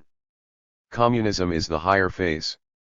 It is characterized by a higher level of productive forces in comparison with socialism, uniform public communist property in the means of production, the absence of classes and class distinctions, the absence of essential distinctions between town and country and between physical and mental labor. From being a mere means of life, labor at the stage of communism will become a prime necessity of life for everybody. On the basis of an enormous rise in the level of productive forces and the productivity of social labor, an abundance of articles of consumption will be achieved and the transition effected to the communist principle, from each according to his ability, to each according to his needs. For the transition to communism, it is necessary to solve the basic economic task of the USSR, that of overtaking and outstripping the most advanced capitalist countries economically, that is, in production per head of population. The material production basis of communism must be brought into being, sufficient to provide an abundance of objects of consumption. The essential distinction between town and country must be abolished, on the basis of the creation of uniform communist property in the means of production. This in turn requires all-round strengthening of the role of state public property in the means of production in the national economy as a whole, and in agriculture in particular, and the strengthening and development also of the socially owned economy of the agricultural artel. The transition to communism further requires such a cultural development of society as will abolish the essential distinction between mental and physical labor, and will raise the educational level and technical knowledge of all workers to the level of engineers, technicians, and agronomists. The successful achievement of the gradual transition from socialism to communism in the USSR is being brought about by the millions of working people, under the leadership of the Communist Party and the Soviet state, guided in their work by the knowledge and use of the objective laws of economic development. In socialist society, the seeds of communism are already present in production, in attitudes to work and to social property, and in relations between man and man. Communism is being built in the course of a decisive struggle against the survivals of capitalism in the consciousness of man. A necessary condition for the liquidation of these survivals is the communist education of the working people. The all-round strengthening of the mutual cooperation and fraternal friendship of the countries in the socialist camp is a decisive condition for the successful building of communism in the USSR and of socialism in the people's democracies. The building of communism in the USSR is of enormous international importance. See the building of socialism in the countries of people's democracy. Chapter XLI, the economic system of the people's democracies in Europe. The prerequisites of the People's Democratic Revolution. The People's Democratic Revolution in the countries of Central and Southeastern Europe had its way prepared by the whole course of development of capitalism and the class struggle of the working class and working people of these countries, by the entire course of the world liberation movement. Capitalist relations predominated in the economies of these countries, with the exception of Albania. Czechoslovakia was a developed industrial country in which light industry working for export predominated. Poland and Hungary had a medium level of development of industry, with agriculture playing the predominant role. Romania and, still more, Bulgaria, were agrarian countries with poorly developed industry. Albania was an economically backward country with important survivals of the patriarchal tribal system. During a long period the countries of Central and Southeastern Europe underwent oppression by imperialist powers. The landlords and big bourgeoisie who were in power were dependent on foreign finance capital and carried out its will. Exploitation of the working class had reached extreme limits. The development of capitalism in the majority of these countries had been accompanied by the retention of considerable survivals of feudal and serf relations. The bulk of the peasantry, constituting the majority of the population, suffered from land hunger and were poverty-stricken. All this made revolutionary the working class and broad masses of the peasantry. In the majority of the countries of Central and Southeastern Europe, before the revolution, an enormous section of the land was in the hands of big property owners, landowners and capitalists. In Poland, peasant farms of up to 121/2 acres, which represented about 2/3 of all farms, held less than 15% of the land. Landowner and capitalist farms of over 125 acres, which represented 0.9% of the total number of farms, held about 1/2 of the land. In Hungary, farms of up to 141 acres, which represented 84% of all farms, owned 1/5 of the land. Farms of over 125 acres, which represented 0.9% of all farms, held nearly half the land. In Romania, farms of up to 121 acres included 3/4 of the total number of farms, but held 28% of the land, and in Czechoslovakia the figures were 70.5% and 15.7%. Landlord land ownership was abolished in Bulgaria in the main as a result of the Russo-Turkish War of 1877-8. A considerable part of the land in Bulgaria before the Revolution of September 9, 1944, was concentrated in big kulak-type, capitalist holdings, while the bulk of the peasantry owned only a little land. Thus, holdings of a dozen acres or less, which made up 2/3 of all holdings, comprised only 30% of the land. Capitalist monopolies dominated the industry of the countries of Central and Southeastern Europe, and foreign capital held the key positions. In pre-war Poland, nearly 2/3 of capital investments in industry belonged to foreign capital. In pre-war Romania foreign capital controlled 91.9% of the total capital investments in the oil industry. In Hungarian industry, 40% of all capital invested in 1937 belonged to foreign firms. In Bulgaria, in 1937, about one-half of the capital investments in large-scale industry, and about two-thirds of the capital investments in transport companies, were in the hands of foreign firms. During the Second World War, the countries of Central and Southeastern Europe fell under the yoke of German imperialism, which drained away their entire wealth. The landowners and monopolist bourgeoisie became the agents of German fascism and completely isolated themselves from the people. Class and national contradictions were sharpened to the extreme. The working masses, under the leadership of the working class, and headed by the Communist and Workers' parties, waged a stubborn struggle for liberation from fascist slavery, against the German invaders, and the landowning and capitalist cliques, which had betrayed the national interests of their countries. In the struggle of the working people for their national and social liberation, the influence and prestige of the Marxist-Leninist parties of the working class grew enormously. The Soviet Union, in the course of its victorious struggle against Hitlerite Germany, liberated the peoples of the countries of Central and Southeastern Europe from the German fascist yoke. The masses in these countries overthrew the Hitlerites' hangers-on and were enabled to go forward to build their own life on new, democratic principles. In this way, the People's Democratic Revolution commenced. The character of the People's Democratic Revolution. The chief motive forces of the People's Democratic Revolution are the working class and the peasantry, under the leadership of the former. During the struggle against fascism in the countries of Central and Southeastern Europe, a national front had been formed which united all the anti-fascist forces, including, besides the working class and the peasantry, the urban petty bourgeoisie and part of the middle bourgeoisie. The revolution eliminated the political rule of the landowners and monopolist bourgeoisie. People's democratic governments came into being, based on an alliance of the working class and the peasantry. The foundations of a state of a new type, the People's Democratic Republic, were laid down. Together with the Communist and Workers' parties, in a number of countries the petty bourgeois and bourgeois parties who had joined the National Front of Struggle against Fascism participated in the government and machinery of state. The People's Democratic Revolution was in the first place anti-imperialist, since it liberated the enslaved peoples from the imperialist yoke and gave them national independence. In the second place, it was anti-feudal, since it eliminated feudal survivals in the economy and in the political systems. The anti-imperialist, anti-feudal revolution is a bourgeois democratic revolution of a new type, typical for the historical circumstances of the second phase of the general crisis of capitalism.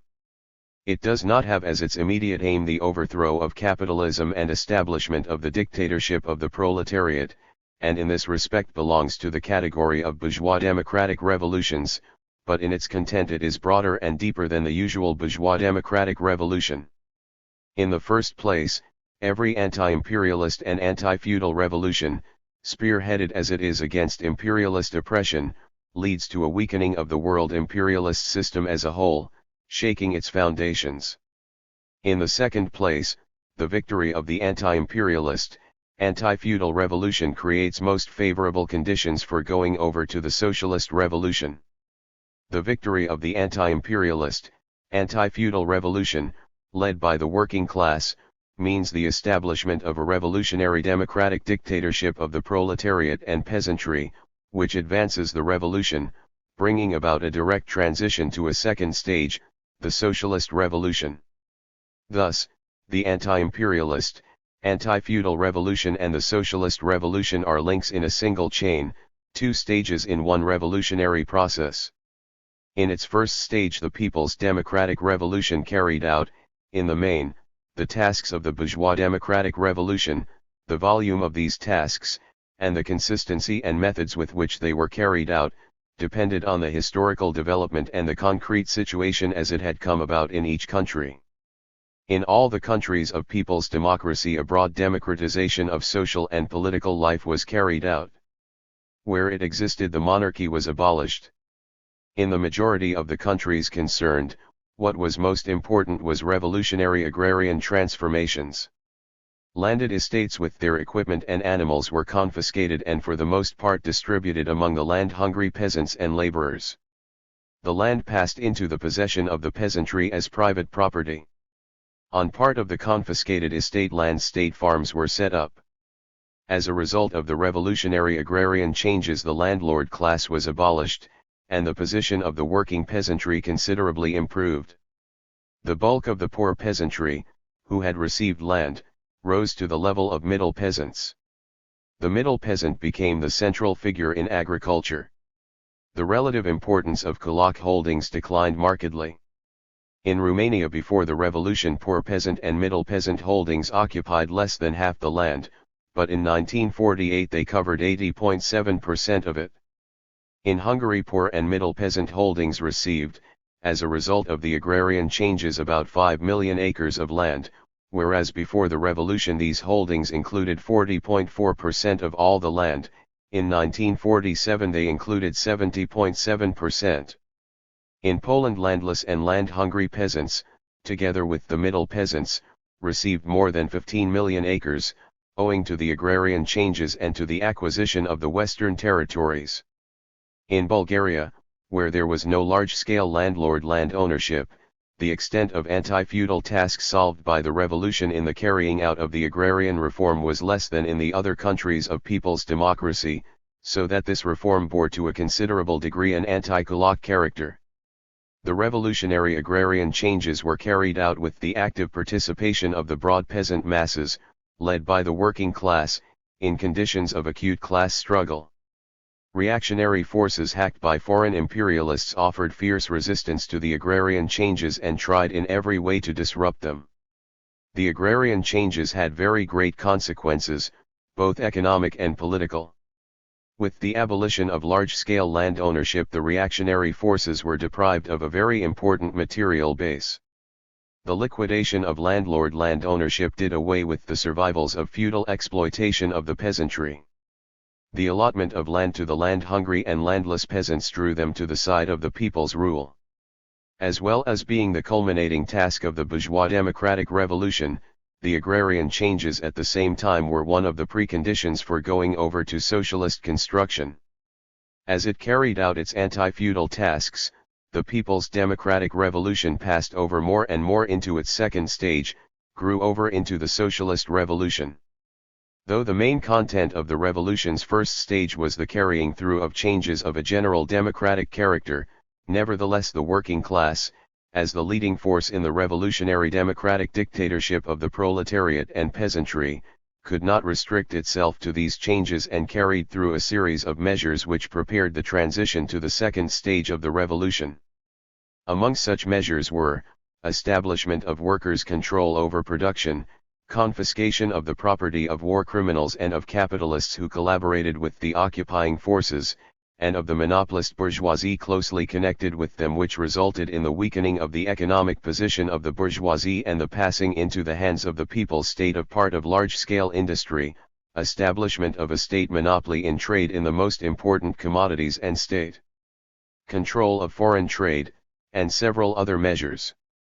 As the revolution progressed, the nationalization of the means of production spread further and further. The effect of all this was to weaken the position of the bourgeoisie as a whole and to strengthen that of the working class. The nationalization of large and medium industry, transport, means of communication, etc., was carried through in the European people's democracies in several stages. Nationalization began as early as 1945-6 and was in the main completed by 1947-8. As the transition progressed from the solving of general democratic tasks to the solving of the tasks of the socialist revolution, the struggle between the working class and the counter-revolutionary bourgeoisie inevitably grew more acute. The bourgeoisie, relying upon the economic power which it still retained, and upon the support of foreign capital, making use of its agents in the state apparatus and to some extent in the government itself, tried by every means to frustrate the measures of the people's democratic power and recover its economic and political domination. The working class, after consolidating its forces by uniting the workers' parties on the basis of Marxism-Leninism, welded the peasantry and other strata of the population around itself. In the course of the People's Democratic Revolution, the state organs were purged of counter-revolutionary bourgeois landlord elements. The old bourgeois state machine was finally broken up and replaced by a new state apparatus answering to the interests of the working people. The masses gave a resolute rebuff to the attempts of the bourgeoisie to restore alien imperialist oppression. As a result of the rout of the bourgeoisie, the leading role of the working class in the state was conclusively strengthened. All these tasks had been disposed of in the majority of the European people's democracies by 1947-8. The state system of people's democracy began successfully fulfilling the functions of the dictatorship of the proletariat. People's democracy became one of the forms of the proletarian dictatorship. Embodying the rule of the working people under the leadership of the working class, said G. M. Dimitrov, the people's democracy, in the existing historical situation, as is already proved by experience, can and must successfully fulfill the functions of the dictatorship of the proletariat for the liquidation of the capitalist elements and the organization of a socialist economy. Thus the process of growing over from a revolution bourgeois democratic in character into a socialist revolution, the process of gradual transition from one stage of people's democracy to another, was completed, from the revolutionary democratic dictatorship of the proletariat and peasantry to people's democracy carrying out the functions of the dictatorship of the proletariat. Consolidation of the hegemony of the proletariat and of the leading role of the communist parties in the course of these democratic transformations was the decisive prerequisite for transition to the socialist revolution and the dictatorship of the proletariat, and also determined the nature of this transition.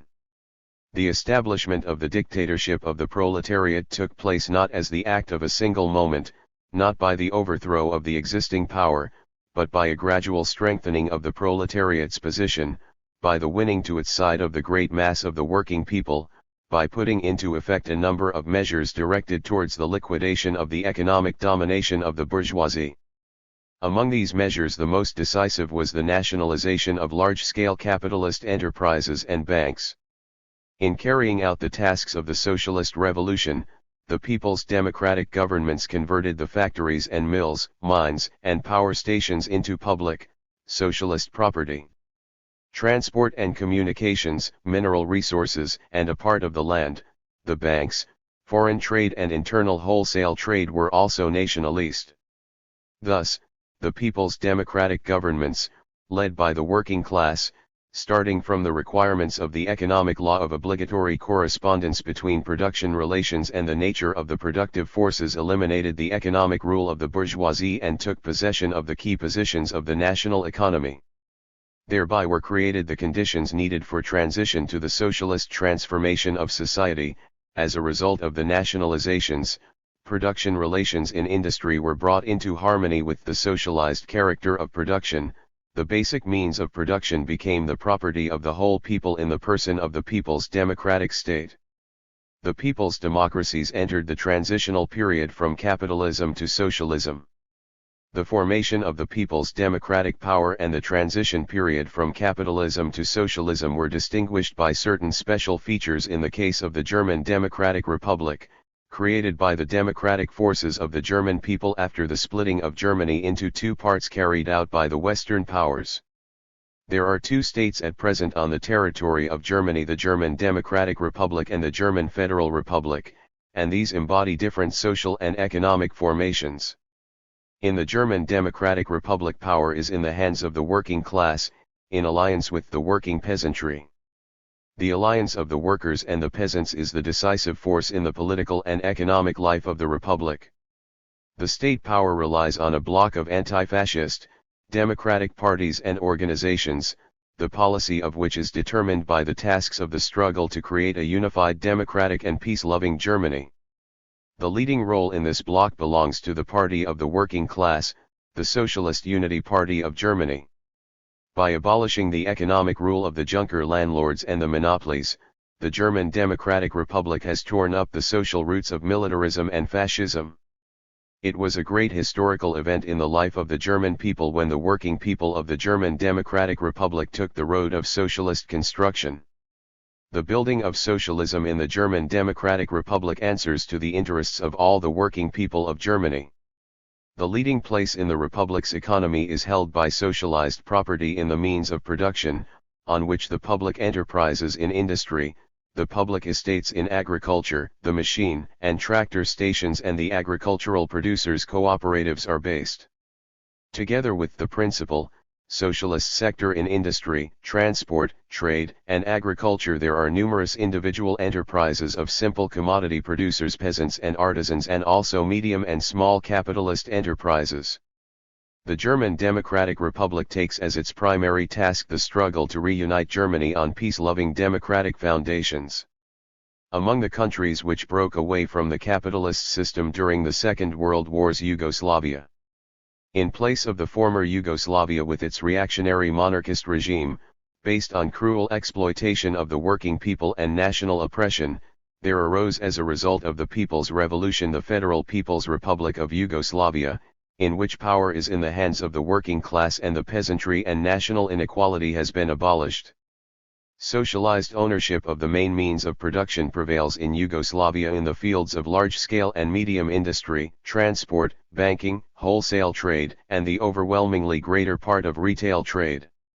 In spite of the efforts made by imperialist forces, Yugoslavia has maintained its national independence and resisted the attempts of foreign capital to penetrate its economy. At the present stage of world development, when a mighty camp of socialism exists, people's democracy constitutes a way of revolutionary socialist transformation of society. The historical experience of the Soviet Union and the countries of people's democracy confirms Lenin's teaching that, while there must be unity on the main and basic question of securing the victory of socialism in various countries, different forms and methods of solving specific problems of socialist construction may be applied, depending on the historical and national peculiarities of particular countries. Lenin wrote, "All nations will reach socialism, this is inevitable. But not all nations will reach socialism in the same way, each will introduce a special feature in the form of democracy it adopts, in the form of the proletarian dictatorship, and in the rate at which it carries out the reconstruction of the various phases of social life." Forms of economy and classes. The economy of the European people's democracies is a transitional economy containing more than one form. There are to be found in it three basic forms of economy or sectors of the national economy: socialist, small commodity, and capitalist. The socialist form of economy includes the industrial enterprises, transport, the banks, trading establishments, agricultural estates, machine and tractor stations based on state or public ownership, various types of enterprises based on cooperative property, industrial, consumer, credit, agricultural, marketing and supply, and agricultural producers' cooperatives. In all the European people's democracies, the socialist sector occupies the predominant place in the economy. The major part of the national income is produced in this sector. All banking operations, industry, transport, all internal wholesale trade and the main part of retail trade is in state hands. A state monopoly of foreign trade has been set up. In agriculture, however, with the exception of Bulgaria, the socialist form of economy does not yet occupy a predominant place. Occupying a predominant position in the national economy and embracing the key economic positions, the socialist form of economy in each of the European people's democracies is the determining force in their economic development and is growing stronger from year to year. In recent years, the socialist form of economy represented in the various countries. In the national income, Poland 76%, Czechoslovakia 92%, Hungary 81%, Romania 70%, Bulgaria 87%, Albania approximately 70%. In industry, Poland 99.5%, Czechoslovakia 99.6%, Hungary 97%, Romania 99%. In wholesale trade, 100% in all these countries. In retail trade in 1954, Poland 96%, Czechoslovakia 99.8%, Hungary 99.7%, Romania 76%, Bulgaria 99.5%. In the German Democratic Republic, the proportion of the socialist sector in industry amounted in 1953 to 85.5%, in wholesale trade to 94.5%, and in retail trade turnover to about 70%. In the socialist sector, the exploitation of man by man has been eliminated and the character of labor has been changed. From being labor for the capitalists, it has become labor for oneself and for the whole of society. Because of the changed economic conditions in the socialist sector, the economic laws of capitalism, which express the relations of exploitation and anarchy of production, have quitted the stage. The laws of socialist economy have come into being and have begun to operate: the basic economic law of socialism, the law of planned, proportional development of the national economy, the law of distribution according to work done, and others. A continuous growth of socialist production is taking place, based on the highest techniques, with the aim of securing the victory of socialism and satisfying the growing needs of the working people. Socialist production is carried on in a planned way, based on the law of planned, proportional development of the national economy. Planning methods are being constantly improved. The existence in the economy of the people's democracies of two forms of socialist property, as well as of small commodity economy, leads to the operation of the law of value and of the economic categories associated with it: money, trade, credit, etc. The law of value is not the regulator of socialist production but does influence it. This influence is taken into account by the people's democratic states in planning prices, carrying out economic accounting, etc. Trade, money, credit, and other economic categories, associated with the law of value, are being successfully utilized as instruments for the building of socialism. Insofar as the socialist sector plays a leading role in the economy of these countries, the basic economic law of socialism, the law of planned development of the national economy, and the other economic laws of socialism, are exercising an increasing influence on the development of the national economy as a whole. As socialist relations of production continue to grow, the sphere of operation of the economic laws of socialism is steadily extending. The small commodity economy includes the farms of the individual working peasants and also small handicraft production based on the personal labor of its owners. In some countries, particularly in Albania, survivals of patriarchal relations still exist in the countryside. Individual peasant farms produce the bulk of agricultural produce, the middle peasants occupy a predominant place among them. Small commodity peasant economy based on private ownership of the means of production inevitably gives birth to elements of capitalism. Planning in the European people's democracies does not yet embrace directly the entire national economy. Production in the small commodity sector is regulated by the operation of the law of value. However, the people's democratic governments, relying on the law of planned development of the national economy, exercise a regulating influence on small commodity production through trade, state purchases, prices, credit, taxes, etc. The capitalist economy includes the kulak farms, private trading establishments and private industrial enterprises based on the exploitation of hired labor. The law of value is the economic regulator in the capitalist sector. Within the confines of this sector, the law of surplus value still operates, but its sphere has been greatly reduced. The size of capitalist enterprises and their opportunities for exploiting hired labor are strictly limited.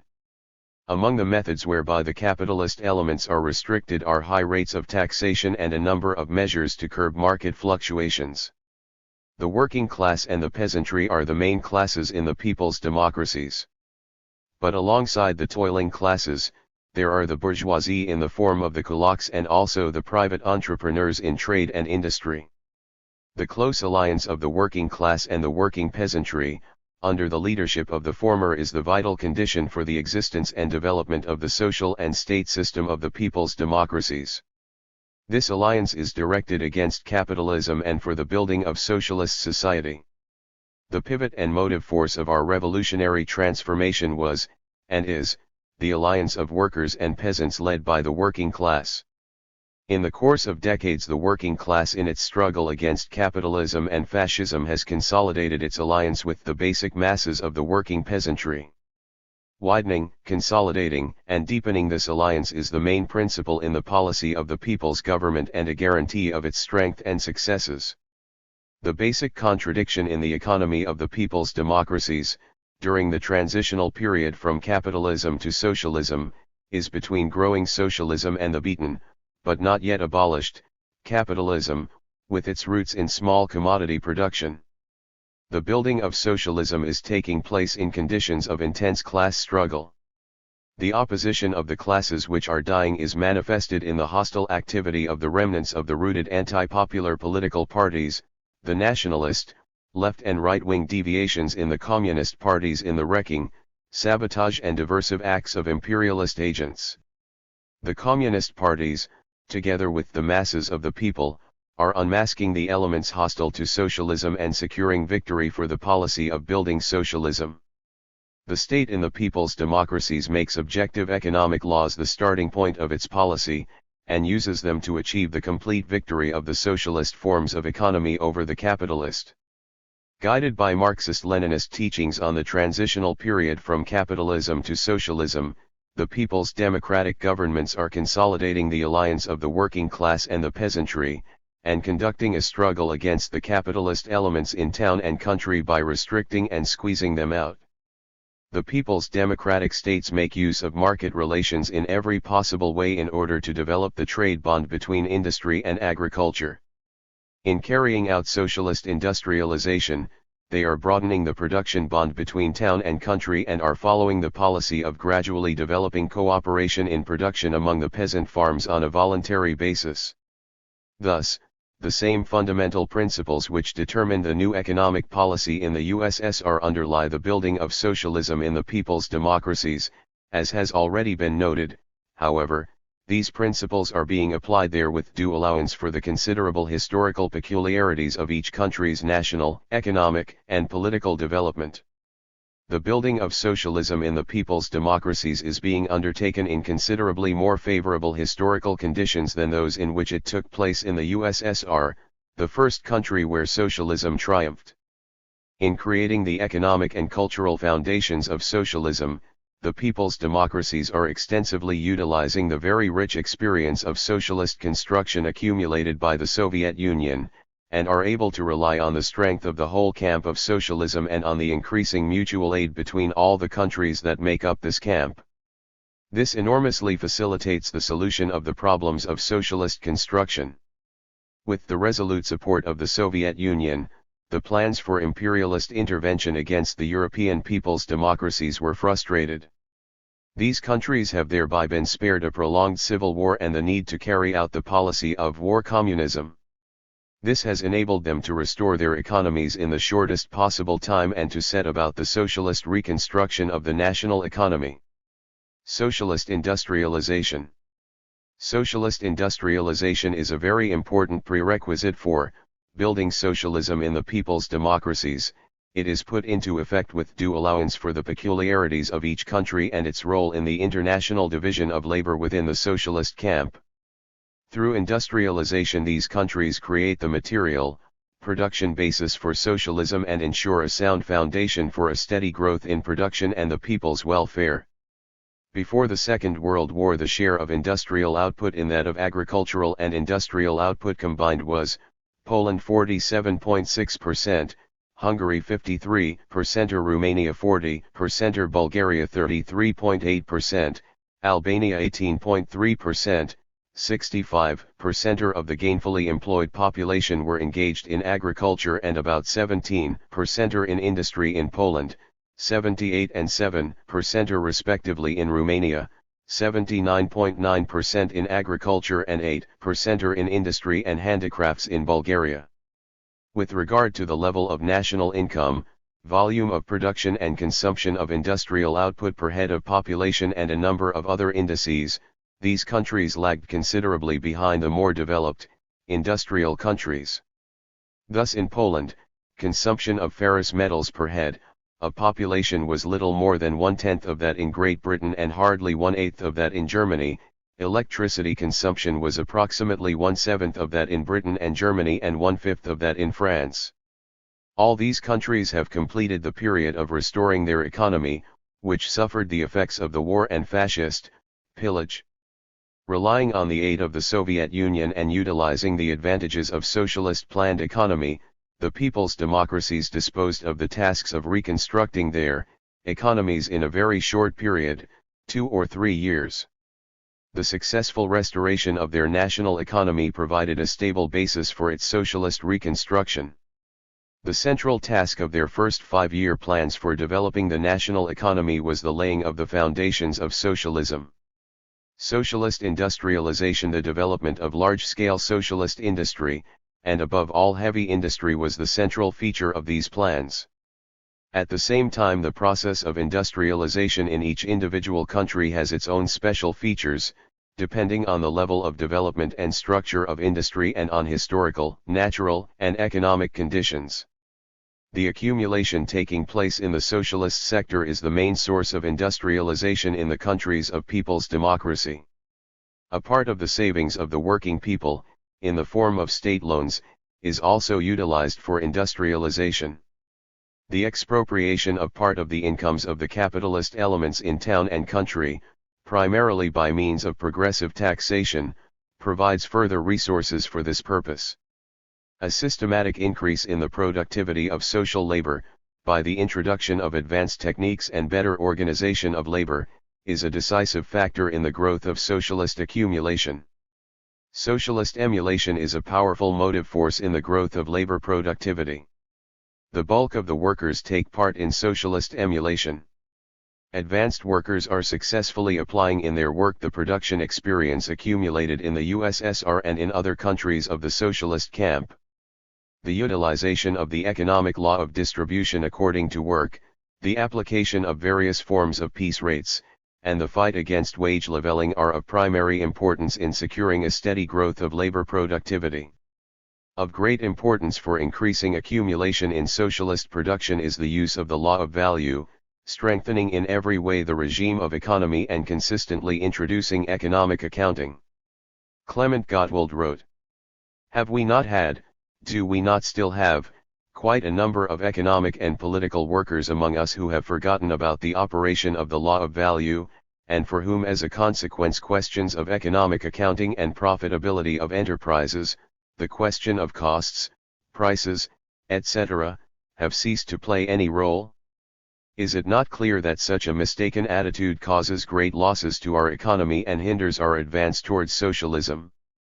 I think that this much is clear, and that it must cause all our people, particularly those in managerial and responsible positions, constantly to observe a regime of economy in production and in the sphere of state purchases and sales. Socialist industrialization in the people's democracies is being carried out in different and more favorable historical conditions from what was the case in the USSR, and it has important special features. The Soviet Union was the only country building socialism, and effected its industrialization without any outside assistance, relying exclusively on its internal resources. The people's democracies, on the contrary, are industrializing their economy when a powerful socialist camp exists. In the course of socialist industrialization, the countries of this camp rely on extensive mutual aid in a great variety of forms. The Soviet Union had to build up all branches of industry, and in the first place heavy industry, at forced rates. The people's democracies have been spared the impossible task of developing all branches of industry in each of their countries. Each of the countries of people's democracy, entering in the socialist camp, is able to create and develop above all those branches of industry for which it is most favorably suited by natural and economic conditions. The successful carrying out of this task is facilitated by extensive division of labor, economic mutual aid and cooperation between the states of the socialist camp. With the successful fulfillment of the long-term plans for socialist reconstruction of the national economy, the pre-war levels of industrial output had been exceeded by 1954 as follows: Poland more than fourfold, Hungary about 3.5-fold, Czechoslovakia 2.3-fold, Bulgaria 5-fold, Romania 2.6-fold. The proportion of industrial output combined, was considerably increased. In all the people's democracies, apart from Bulgaria and Albania, Output of the industries producing the means of production accounts for more than half the total industrial production. The European people's democracies have become equipped with the latest techniques. In Poland, the coal and chemical industries, ferrous metallurgy and the building materials industry have made great advances. Automobile and tractor production, shipbuilding, production of artificial fibers and other branches of industry have been brought into existence, and oil equipment, shipbuilding, and others have been brought into existence. In 1954 per capita output had increased, compared with 1938, of steel 3.5-fold, electric power more than 5-fold, cement about 3-fold. In Hungary there has been a great development of the aluminium industry, engineering and machine tool construction, production of mining equipment and agricultural machinery. In Romania the oil extracting and oil processing industry and the chemical industry are developing successfully. Important branches of engineering such as the manufacture of agricultural machinery and oil equipment, shipbuilding, and others have been brought into existence. In the German Democratic Republic the volume of industrial production in 1954 was nearly double what it had been in 1936. In recent years the disproportion in the economy caused by the partition of Germany has been substantially reduced. A metallurgical base has been created in the Republic, the productive capacity of heavy engineering and shipbuilding has been extended, the production of modern agricultural machinery organized, and the output of chemical products increased.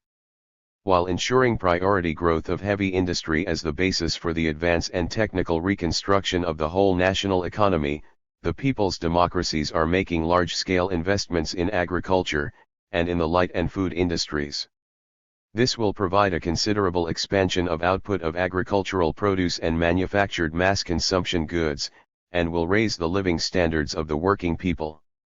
The socialist transformation of agriculture. The building of socialism assumes the victory of socialist forms of economy not only in the towns, but in the countryside too. As the experience of the USSR has shown, the only successful solution to the peasant question is the changeover of the bulk of the peasantry from small-scale individual farming to large-scale collective farming. Gradual development of producer cooperation among the small and middle peasant farms, on a voluntary basis, is an objective necessity for countries undertaking to build socialism. Accordingly, the people's democracies are developing the production of tractors and other agricultural machinery, organizing a network of state farms which demonstrate the advantages of large-scale socialist production, and setting up machine and tractor stations to provide the technical re-equipment of agriculture. Help is being given to the poor and middle peasant masses to enable them to increase output, and steps are being taken to draw them into various forms of purchasing, marketing, and producer cooperatives. The socialist transformation of agriculture in the people's democracies has its own special features. These countries are undertaking this transformation at a time when there is already a developed system of socialist agriculture in the USSR, in the form of collective farms, state farms, and MTS.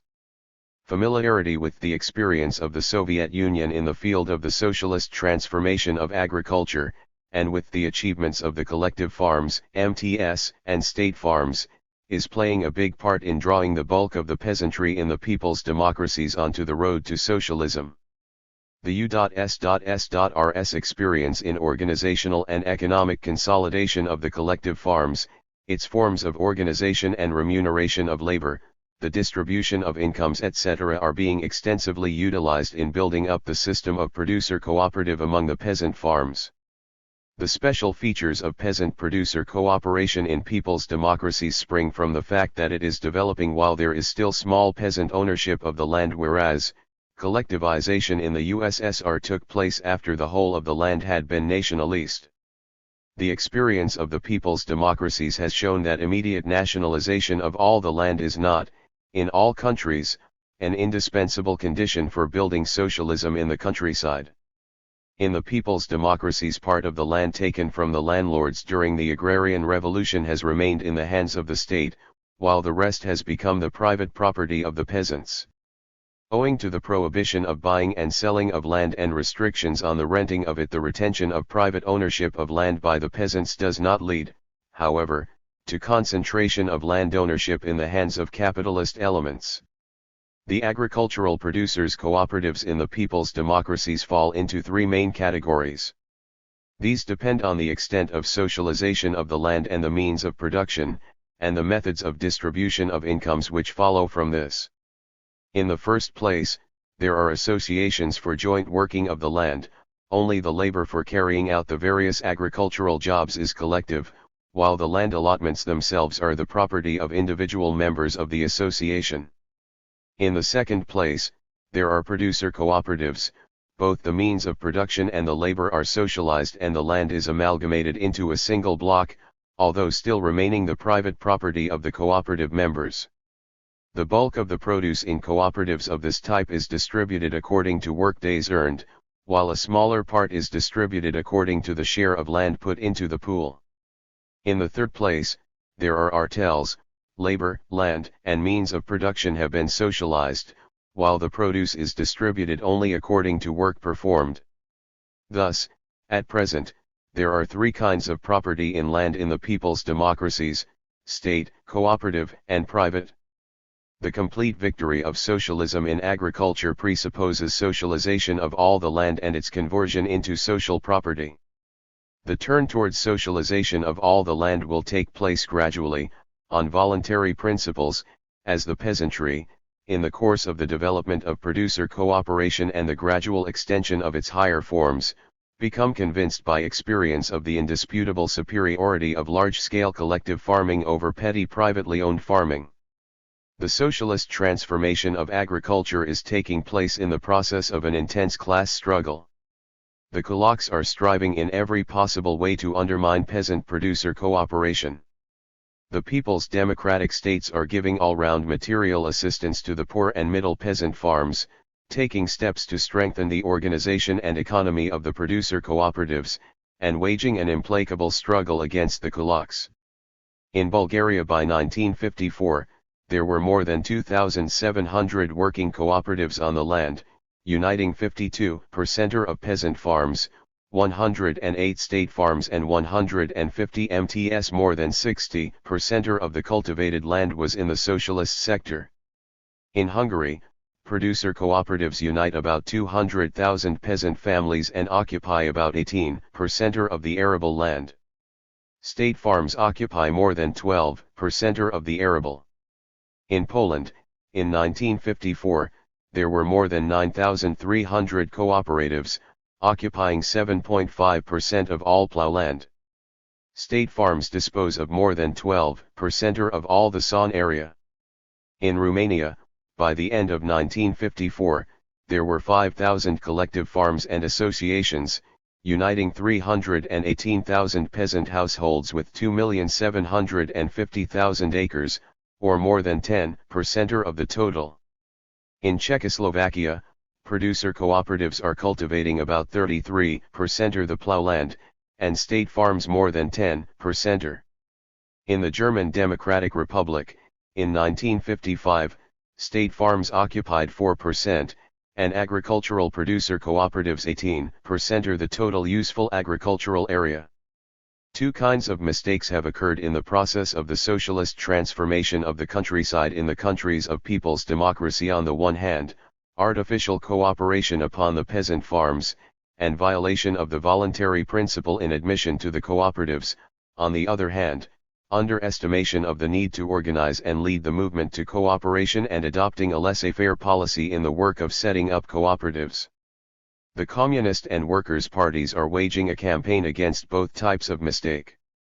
On the basis of this socialist transformation, the people's democracies have won important successes in developing agriculture and raising the living standards of the peasantry. Nevertheless, the growth of agricultural output still to a considerable extent lags behind that of industrial output, and is inadequate for satisfying the growing needs of the national economy and the population. In this connection, it is very important to ensure a further rapid advance of agriculture, from the standpoint of the national economy as a whole. This requires a further development of cooperative production, organizational and economic strengthening of the existing cooperatives, and improved work of the state farms. At the same time, the state power in the people's democracies, pursuing the general policy of gradual socialist transformation of agriculture, is making use of the still unexhausted opportunities for obtaining a further growth of output in the individual farms of working peasantry. To this end, productive, technical, credit and scientific assistance is being given to the individual working peasantry, and the development of their holdings is being stimulated by means of the trade bond between town and country, advantageous conditions of production by contract, and an appropriate tax and procurement policy. All these measures promote the expansion of agriculture and the consolidation of the workers' and peasants' alliance. The rise of the living standards and culture of the working people. Socialist construction in the people's democracies is being accompanied by a steady rise in the living standards and culture of the working people. This is an expression of the operation of the basic economic law of socialism. As a result of the rapid growth of industry, unemployment both in town and country was already eliminated in the course of 1948-9. The number of workers employed in socialist enterprises is growing from year to year. The national income of these countries is increasing steadily and rapidly. With the elimination of the classes of great landowners and big capitalists, the national income is used in the interests of the living standards of the working people, and of socialist extended reproduction in town and country. The real wages of manual and clerical workers, and the real incomes of the peasants, are steadily rising. Price reductions are of great importance in this respect. Important factors, too, are the reduction of rents and of the cost of other municipal services. The raising of living standards is also ensured by the development of social insurance for manual and clerical workers at state expense, free education and health services, and the provision of an extensive network of sanatoria and rest homes. The national income was in Poland in 1954, more than twice what it had been before the war. In Bulgaria in 1953 it had increased by 86.7%, and in Czechoslovakia by about 2/3. In Poland, per capita real incomes outside agriculture were 40% or higher in 1953 than in the immediate pre-war years. Per capita real incomes of the rural population were 75% or above those of 1938. In Hungary, the real wages of a factory worker in the first half of 1954 were 57% or above the 1938 level. The real income of a peasant family was 50% or above 1938. The growth of real incomes is leading to a substantial increase in consumption by the working people. In Romania, the food consumed by a worker's family in 1953 had increased as follows compared with 1938, bread 20% or sugar 48% or vegetable oil 164%. The Romanian peasant had increased his personal consumption of rye and wheat by 50% or in the same period. The real wages of manual and clerical workers in Bulgaria in 1953 were 38% or higher than in 1939. During 1954 a further increase took place in the real income of the working people of the people's democracies. The building of socialism in the people's democracies is inseparably bound up with the cultural revolution. The broadest strata of the working people are acquiring culture and knowledge. The revolution has put an end to the monopoly of education and culture held by the bourgeoisie and the landowners. Education and culture have become the property of the whole people. With increasing speed a new socialist intelligentsia is coming into being. The numbers of engineers and technical personnel are increasing. Putting to use in every way the rich heritage of progressive culture from the past of their peoples, who have made notable contributions to world culture, the people's democracies are creating a new culture socialist in content and national in form. The socialist culture of the USSR, profoundly international in its character, is exerting a great influence on the development of the national cultures of the people's democracies. As a result of the broad development of cultural cooperation between the countries of the socialist camp, they are reciprocally enriching each other's cultures. In Romania, between 1938-9 and 1953-4, the number of pupils in 7-year schools had increased 4.7-fold, in secondary schools more than 4-fold, In higher educational institutions more than 2.2-fold from 29,000 to 64,300, apart from 19,000 correspondence students.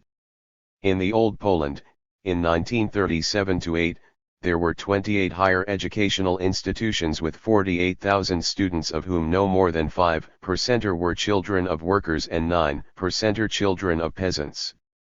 In I-953, Poland had 83 higher educational institutions with 134,000 students, of whom the overwhelming majority were children of workers and peasants.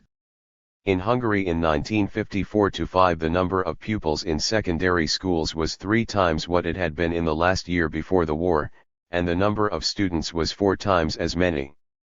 In 1938 there were 9 institutions of higher education in Czechoslovakia, with a total of 19,000 students.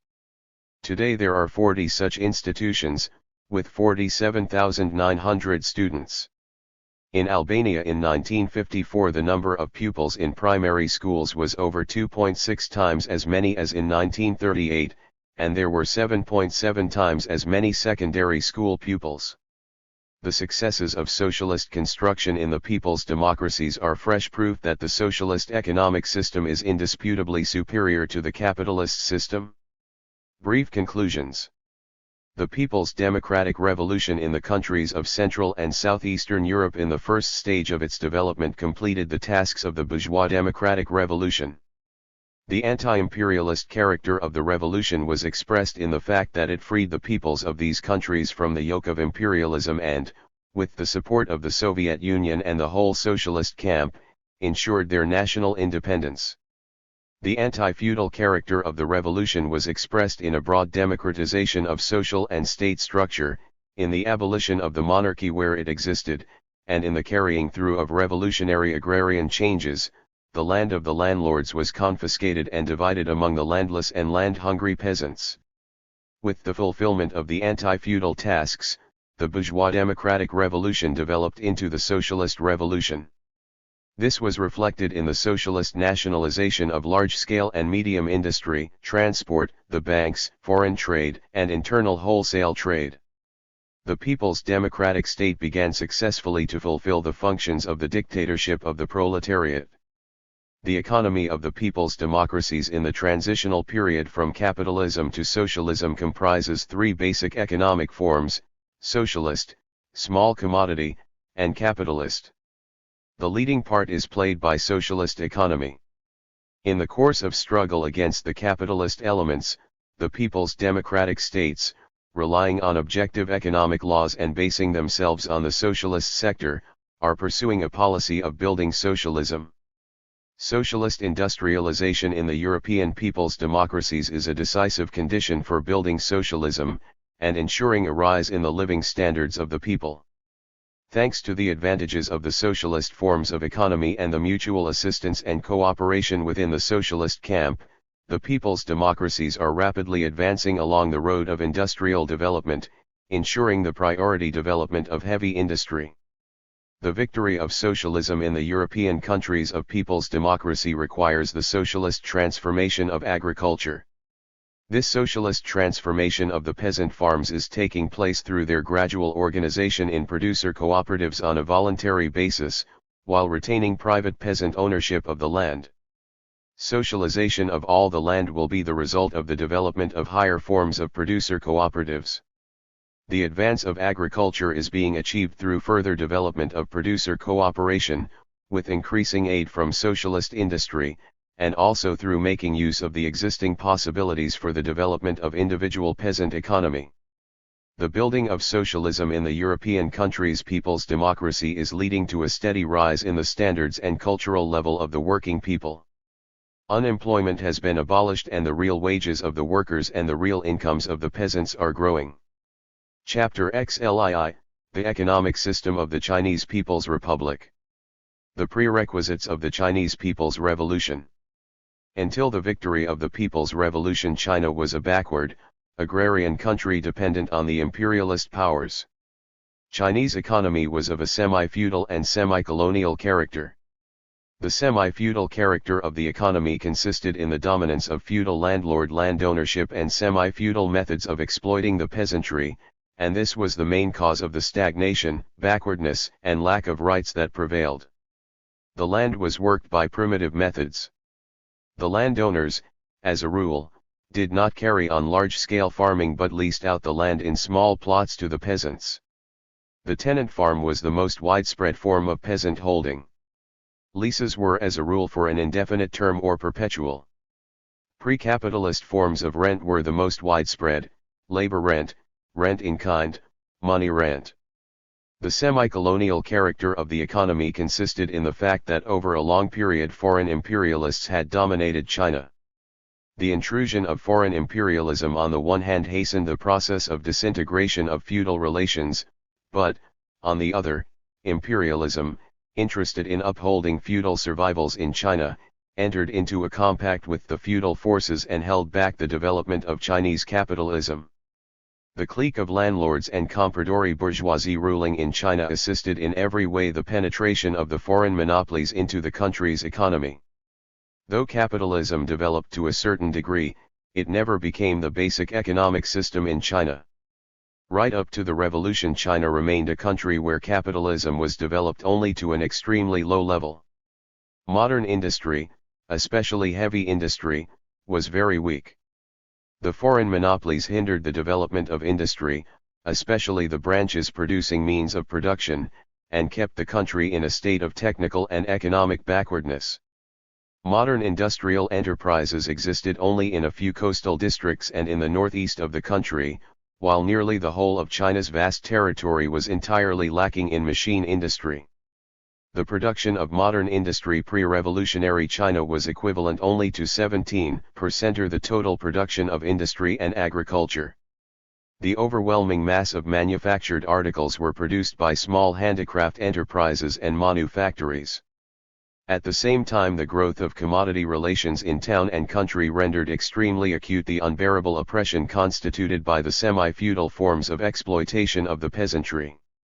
The spread of wage labor created numerous bodies of proletarians in town and country. The landlords, who made up 4 to 5% of the rural population of China, owned more than half of all the land. The poor and middle peasants, who made up 90% of the rural population, owned only 30% of all the land. The peasants leased the land on sharecropping terms, paying the landowners from 50 to 70% of the harvested crop for the lease of the land and implements. The main mass of the peasantry, the poor and middle peasants, were compelled to seek loans in cash and in kind from the landowners and money lenders. About 60% of all peasant households constantly had recourse to the aid of money lenders in order to pay their taxes. About half of the peasants regularly ran short of food, and were compelled to borrow it from the rich. Money lenders and landowners extorted huge sums from the peasants as interest on loans. China's dependence on imperialist powers, principally on Britain, Japan, and the USA, grew continually. Foreign capital in industry amounted to 75% of the total capital invested, while the share held by national capital did not exceed 25%. Beginning with the 30s of the 20th century, American imperialism assumed the dominating position in China. In 1936, the USA share in China's foreign trade was 23%, in 1946 it was 53%. The American monopolists controlled industry, foreign and internal trade, and finance. As early as the middle of the last century, when the capitalist powers began to penetrate China on an extensive scale, the class of feudal landlords that ruled the country proved quite incapable of defending the state from external enemies. As a result, despite the huge size of the country, China virtually lost its position as an independent state.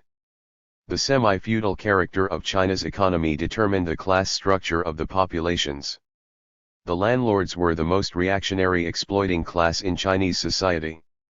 They served as the main prop of the foreign imperialists who enslaved the Chinese people. The peasantry were the most numerous class in China. With the penetration of commodity relations into the countryside, there was taking place a process of class differentiation among the peasantry.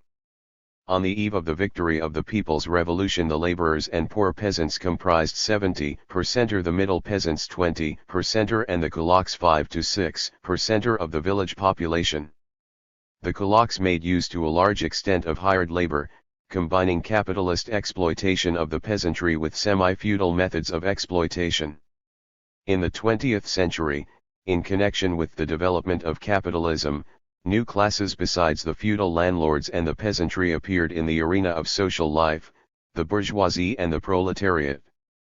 The bourgeoisie in China from the very beginning found itself economically dependent upon foreign imperialists.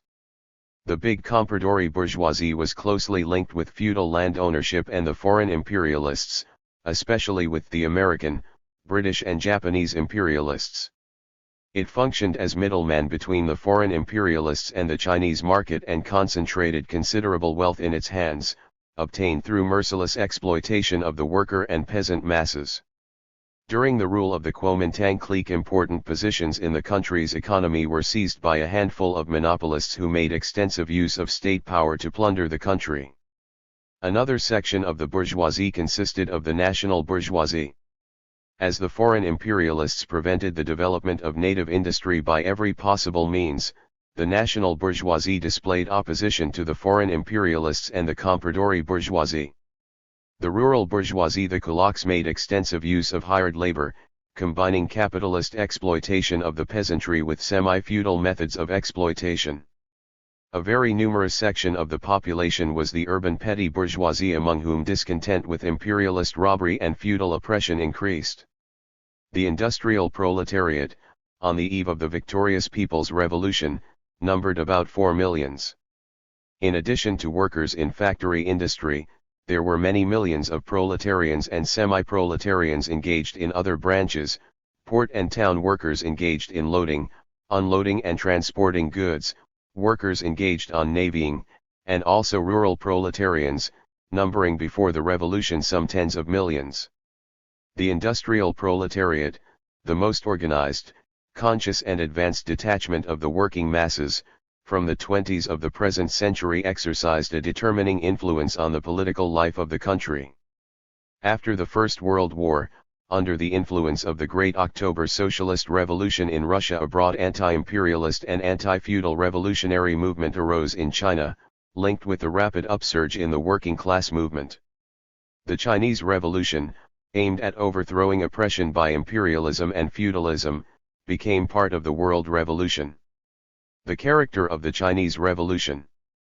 The People's Revolution in China, which achieved victory in 1949, had deep historical roots. For a long time the alien imperialists and the landlord comprador state plundered and oppressed the Chinese people. Imperialist oppression and feudal methods of exploitation rendered class contradictions extremely acute and brought the country to the brink of economic and political disaster. The People's Revolution became the only way out of the situation thus created. In view of the semi-colonial position of the country and the predominance of semi-feudal relations, the People's Revolution in China assumed in its first stage the character of a national liberationist, bourgeois democratic revolution. The principal contradictions, on the basis of which this revolution grew and developed were, on the one hand, the contradiction between the Chinese people and foreign imperialism, and on the other, the contradiction between the mass of the people and feudalism. The main enemies of the Chinese Revolution were the forces of imperialism and feudalism, acting in close alliance. Consequently, the revolution was called upon to carry out two inseparably connected tasks, on the one hand to overthrow the oppression of foreign imperialism, and on the other to overthrow oppression by the feudal landlords inside the country. Thus, the Chinese bourgeois democratic revolution was, from the very beginning, an anti-imperialist and anti-feudal revolution. The bourgeois democratic revolution in China is a combination of the struggle against feudal survivals and the struggle against imperialism. The main driving forces of the Chinese People's Revolution were the working class and the peasantry.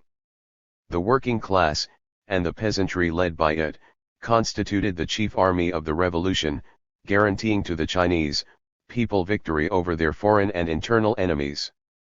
In the course of the revolutionary struggle, a united People's Democratic Front was formed, in which there took part the working class, the peasantry, the urban petty bourgeoisie, the national bourgeoisie and all the democratic elements in the country. The revolutionary struggle of the Chinese people was headed by the Communist Party of China, which was guided by the theory of Marxism-Leninism, creatively applying this theory in the conditions of its own country and making use of the experience of the victorious revolution in the Soviet Union.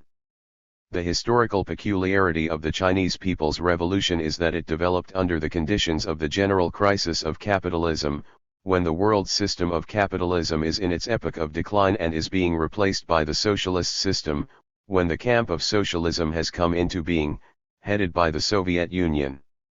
In these circumstances the Chinese Revolution was not a revolution which set up a dictatorship of the bourgeoisie and opened a freer road for the development of capitalism, but a bourgeois democratic revolution of a new type, growing over into a socialist revolution. The Communist Party of China proceeded from the fact that in the present international situation China, as a result of the bourgeois democratic revolution, leaves the capitalist path of development and takes the non-capitalist, i.e., the socialist road. Developing Lenin's teachings on the character of colonial revolutions in the epoch of the general crisis of capitalism and on the growing of the bourgeois democratic revolution into the socialist revolution, Mao Zedong wrote, "The whole Chinese revolutionary movement led by the Chinese Communist Party is a complete revolutionary movement embracing the two revolutionary stages, democratic and socialist, which are two revolutionary processes differing in character, and the socialist stage can be reached only after the democratic stage is completed. The democratic revolution is the necessary preparation for the socialist revolution, and the socialist revolution is the inevitable trend of the democratic revolution. And the ultimate aim of all communists is to strive for the final building of socialist society and communist society." During nearly 3 decades the masses, led by the class with the Communist Party at its head, carried on a stubborn armed struggle against foreign imperialism, against the rule of the feudalists and the compradore bourgeoisie. In the course of a long anti-imperialist and anti-feudal struggle, the Chinese people established extensive revolutionary bases on which they set up a People's Democratic United Front government, carried out radical social transformations and accumulated rich revolutionary experience and gradually built up a mighty People's Democratic Army, which triumphed in 1949. The Chinese Revolution in its bourgeois democratic phase successfully accomplished the task of the overthrow by the masses, led by the proletariat, of the rule of alien imperialism, the rule of the feudal landlords and the big monopolist compradore bourgeoisie, set up a People's Democratic Republic and carried through revolutionary agrarian transformations. As the tasks of the bourgeois democratic revolution were fulfilled, it grew over into a socialist revolution, making the transition to the road of socialist transformations. The Chinese People's Republic is a people's democratic state, led by the working class and based on the alliance of the workers and the peasants. In the socialist phase of the revolution the people's democratic power has begun successfully to fulfill the functions of the dictatorship of the proletariat. The people's democratic power is developing the construction of the foundations of socialism while at the same time completing its fulfillment of the tasks of the democratic revolution. China has entered the transition period to socialism. The greatest significance of the Chinese Revolution consists in the fact that it has opened the road of development towards socialism before a huge country with an extremely backward economy in which semi-feudal and semi-colonial forms of economy predominated.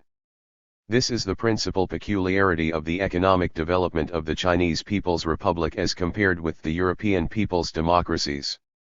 In the new historical conditions the possibility of successfully building socialism has opened before China. The people's power, relying on the help of the socialist camp and the support of the vast masses of the people, has carried out in a very short time very profound revolutionary changes in China's economy and led the country onto the non-capitalist road, the road of building socialism. Revolutionary transformation of agriculture. Socialist nationalization. Among the radical social and economic changes in the Chinese People's Republic, the agrarian reforms have enormous significance. During the Revolutionary War, and later in the course of the agrarian changes of 1952, the system of feudal land ownership was abolished and feudal exploitation ended. In 1950 the Central People's Government of China passed the Law on Agrarian Reforms of the Chinese People's Republic, under which the landed property of the landowners was confiscated and that of the temples and monasteries requisitioned without compensation. Draft animals, farm implements and superfluous buildings were also confiscated from the landowners. The confiscated land and other means of production were distributed per person among the peasants, without regard to age, sex or nationality. The landless peasants and those with little land received the main share of the landowners' land and farm implements. All peasant debts to landowners for rent of land and to usurers in respect of loans were cancelled. The agrarian reforms were carried out by the People's Democratic Government with the active participation of the broad masses of the peasants. By the beginning of 1953 the agrarian reform was completed throughout the whole country over a territory with an agrarian population of about 450 million. Peasants without land and those with little land received 116 million acres of cultivable land.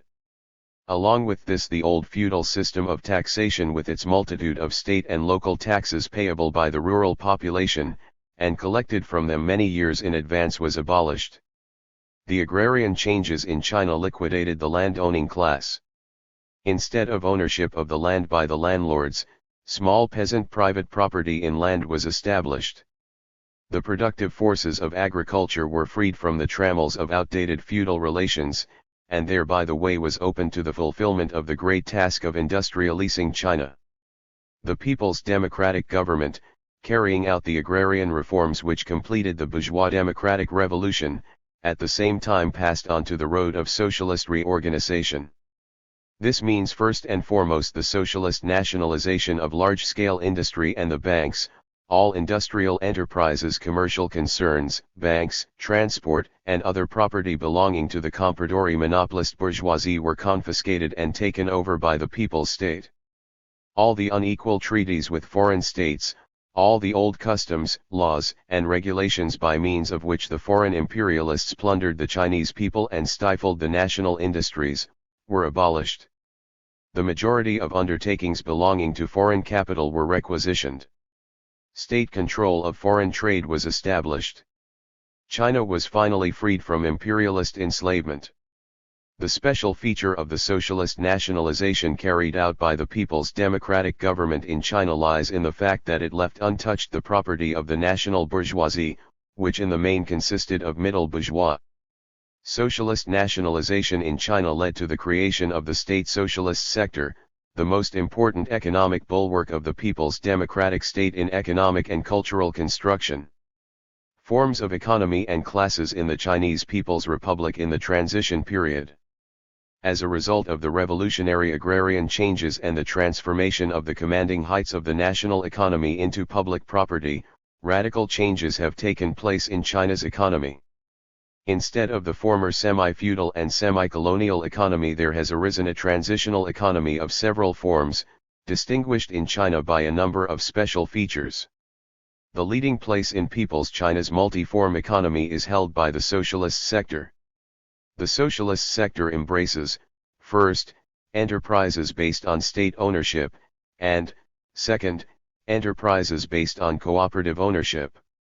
State property comprises undertakings which were formerly the property of the compradori bourgeoisie and foreign capitalists, nationalized by the People's Democratic Government, and also undertakings newly established by the state after the victory of the revolution, factories and workshops, pits and electric power stations, railways and other forms of transport, means of communication, etc.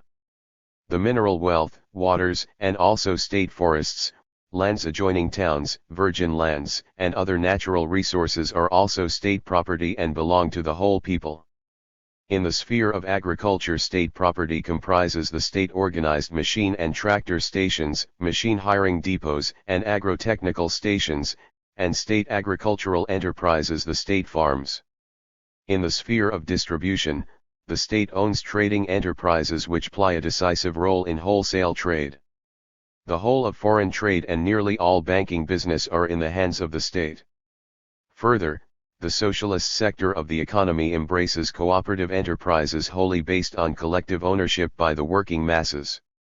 To this sector being supply and marketing cooperatives, consumer and credit cooperatives, agricultural producers cooperatives of the higher type and those of the handicraft producers cooperatives in which all the means of production are the cooperative property of their members.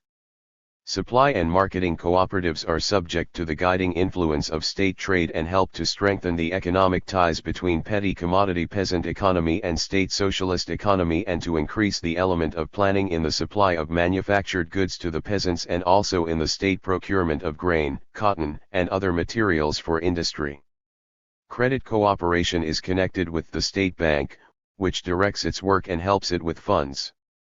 The People's Democratic State assists in every way producer cooperation among the individual peasants and artisans, and facilitates the gradual transition of such cooperation from lower forms to higher. The relative share of the socialist sector in industry and trade is growing rapidly. In 1949, 34% of industrial output came from state enterprises, 2% from joint enterprises and 63% from private enterprises. In 1954 the share of state enterprises had risen to 59% and that of state and private enterprises to 12.3%, while the share of private concerns had been reduced to 24.9%. In 1954 also, 89% of wholesale trade was conducted by state and cooperative organizations. Under the 5-year plan the share of state and cooperative organizations in retail trade is to grow from 34% in 1952 to 55% in 1957. The state controls all foreign trade and concentrates directly in its hands about 90% of all import and export operations, including all trade with the USSR and the countries of People Democracy. The State People's Bank has monopoly rights of issue and controls more than 90% of all deposits and loans. In 1950, for the first time in the history of China, a single state budget was drawn up, having a real basis. Since 1951 the budget has shown an excess of revenue over expenditure. In 1955 more than 60% of the budget resources were allocated to economic construction and also to social, cultural, and educational needs. More than 89% of the allocation to industry in the 1955 budget was directed to heavy industry. By the end of 1954 marketing and consumer cooperation united 172 million persons. Credit cooperation in the countryside took the form of agricultural credit cooperatives, credit groups for mutual aid and credit sections in the supply and marketing cooperatives. There were 150,000 credit cooperatives in China in the spring of 1955, with over 90 million members. All kinds of credit cooperation are developing rapidly. The socialist sector is the leading force in the whole national economy. It serves as the basis for the introduction of further socialist changes by the People's Democratic State. On the basis of socialist production relations the basic economic law of socialism has arisen and come into operation. The aim of production in the socialist sector is not the extraction of profit but the satisfaction of the growing demands of the whole of society. Production in this sector is growing steadily. Socialist enterprises are more and more fully equipped with modern technique. But the operation of the basic economic law of socialism is still very much restricted, as private property forms of economy predominate in the country's economy. Thanks to the existence of socialized ownership of the means of production, in opposition to the law of competition and anarchy of production, there has arisen and begun to operate the economic law of planned, proportional development of the national economy. The People's Government of China, basing itself on the socialist sector, carries out current and long-term planning of the national economy. State enterprises are developing according to plan, economic accounting is applied in them, and payment of manual and clerical workers is made in accordance with the quality and quantity of the work performed by them. The state fixes the prices of the most important products of industry and agriculture, regulates the monetary circulation and controls foreign trade. By these means the state exercises a regulating influence on the other sectors of the national economy. In order to meet the country's demands for food and other goods and overcome chaotic capitalist tendencies, the state has introduced planned purchase and planned supply of grain, fats, and textiles and, also planned purchase of cotton. To the socialist sector belong various kinds of cooperation which are partly based on collective ownership by the working masses and their joint labor. This kind of semi-socialist cooperation is in China the main form of transition to the socialist transformation of agriculture and handicraft industry. To this transitional category belong the agricultural mutual aid production teams, in which the peasants work collectively to carry out certain tasks. They retain private property not only in land but also in the instruments of production and in the products. Gradually these forms of cooperation are transformed into agricultural producer cooperatives, in which land is transferred to the cooperative in the form of shares and the work of the farm is carried on jointly. In the specific historical circumstances of China, a gradual and extensive application of very simple transitional forms of cooperative economy enables the broad masses of the individual peasants to be drawn more successfully into collective production. Already before the formation of the Chinese People's Republic, in the years of the Revolutionary Wars after the agrarian transformations had been carried out, agricultural mutual aid production organizations were formed, and these contained growing points of socialism. In those days there appeared also in the liberated areas individual agricultural produces cooperatives of a semi-socialist or socialist type. Extensive organization of agricultural mutual aid production teams and mass formation of agricultural producer cooperatives on the basis of mutual aid work teams began, however, only after the formation of the Chinese People's Republic. By the end of 1951 there were more than 300 agricultural producer cooperatives in China, both socialist and semi-socialist. By the end of 1953 their number exceeded 14,000, having increased 47-fold in 2 years. By June 1955, there were 650,000 agricultural producer cooperatives in the country, embracing 16,900,000 peasant holdings. Thus, each cooperative contained on average 26 households.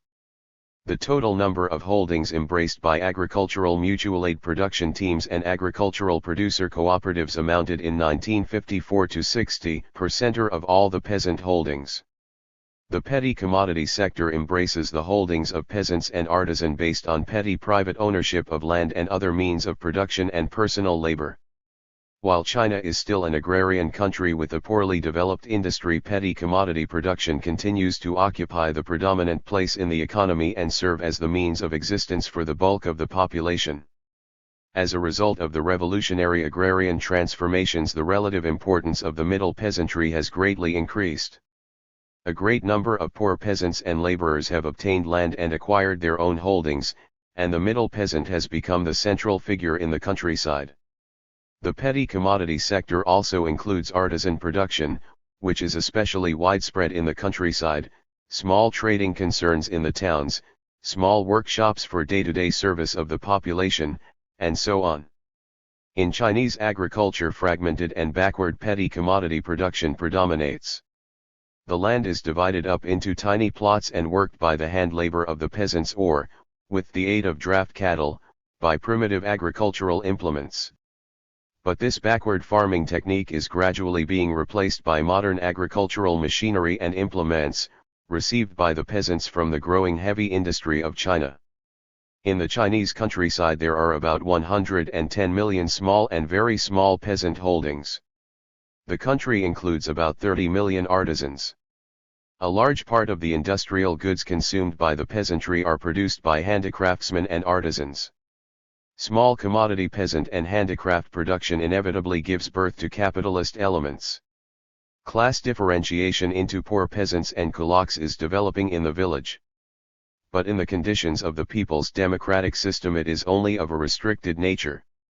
In the small commodity sector the regulator of production remains the law of value, manifesting its influence in a spontaneous fashion. The law of value has a material influence also on production in the socialist sector. As state and cooperative property is strengthened and the influence of the law of planned development of the national economy is extended, The state is more and more mastering the law of value, money, and trade, and converting these into instruments of socialist construction. The People's Democratic State gives help to the individual peasant farms and handicraft workers in making use of the productive possibilities which they possess, and at the same time it encourages them to adopt the socialist road of development through cooperation, based on strict observance of the voluntary principle. Survivals of the patriarchal form of economy still exist in China's economy. A considerable section of the peasantry in the remote and thinly populated areas of the country carry on natural or semi-natural economy in the form of primitive farming and nomadic stock breeding, directed to satisfying the peasants' own needs and very weakly connected with exchange and the market. The people's government encourages the creation in these areas of mutual aid stock breeding groups and cooperatives. The private capitalist sector includes capitalist industrial enterprises in the towns, kulak farms in the countryside and trading capital enterprises. To this sector also belong the numerous handicraft workshops employing hired labor and the manufactories, the number of which is fairly large. The private capitalist sector occupies a considerable place in China's economy. In China in 1953 there were more than 200,600 private capitalist enterprises, in which more than 2,750,000 workers, including office workers, were employed. The value of the production of these enterprises constituted 38% of the value of the country's total production. By 1957, under the 5-year plan, the share of private capital in industrial production is to be reduced to approximately 12%, and the share of private enterprise in retail trade will amount to roughly 21%. In the Chinese countryside, after the abolition of the feudal property of the landlords, there exists the capitalist property of the kulaks and the boundless sea of petty individual peasant property, on the basis of which a spontaneous growth of capitalist elements is taking place. New kulaks are appearing and part of the well-to-do middle peasantry are trying to become kulaks. In the private capitalist sector the regulator of production continues to be the law of value, and the law of surplus value retains its force along with this. However, the sphere of action of the law of surplus value is increasingly restricted. The people's government in China carries out in relation to capitalist industry and trade a policy of utilizing, restricting, and transforming, with as its ultimate aim the liquidation of the system of capitalist exploitation and of the exploiting classes and the replacement of capitalist property by public ownership of the means of production. In the specific circumstances of China, the attainment of this goal demands a relatively long period of time. In view of the economic backwardness of China and the predominance in the country of fragmented, petty commodity production, the people's government makes use, under its control, of private industry and trade for the purpose of extending industrial and agricultural production, accumulating resources, training technical cadres and maintaining employment. With the aim of increasing industrial and agricultural production and developing commodity circulation, the people's government advances credit to private enterprises, gives them orders for the production of particular kinds of goods, supplies them with raw material and buys their finished products from them. Along with this it carries out a policy of restricting the exploiting tendencies of the capitalists in the towns and the kulaks in the countryside. The people's power checks the activity of those capitalists who try to raise the prices of goods in evasion of the laws in force, or to subvert workers' control over private concerns, or to disrupt state plans, thereby doing damage to the people's interests. A substantial contribution to the restricting of the capitalist elements in town and country is made by taxation policy. The people's government encourages the transformation of private capitalist industrial and commercial enterprises into various kinds of state capitalist enterprises, gradually creating the conditions for the property of the capitalists to be transformed into public property. The state capitalist sector embraces those capitalist enterprises which in various ways are connected with and collaborate with the state sector of the economy. Such enterprises include industrial and commercial ones, banks, and credit associations. There exist in China on a wide scale the following basic forms of state capitalism, constituting successive levels of its development. The lowest form of state capitalism is the system of periodical purchases of the products of private enterprise by state organs. The medium form is the working up by private enterprises of raw material and semi-products belonging to the state orders for finished products, central leased purchases, guaranteed markets. The highest form is the creation of mixed, so-called state and private concerns. These are enterprises in which the state invests its own funds and in which it has its representatives to manage the enterprises jointly with the capitalists. The leading role in these enterprises is played by the state. Exploitation of labor by capital is restricted, the capitalists receive only part of the profits. With the passage of time, this highest form of state capitalism will assume ever greater importance.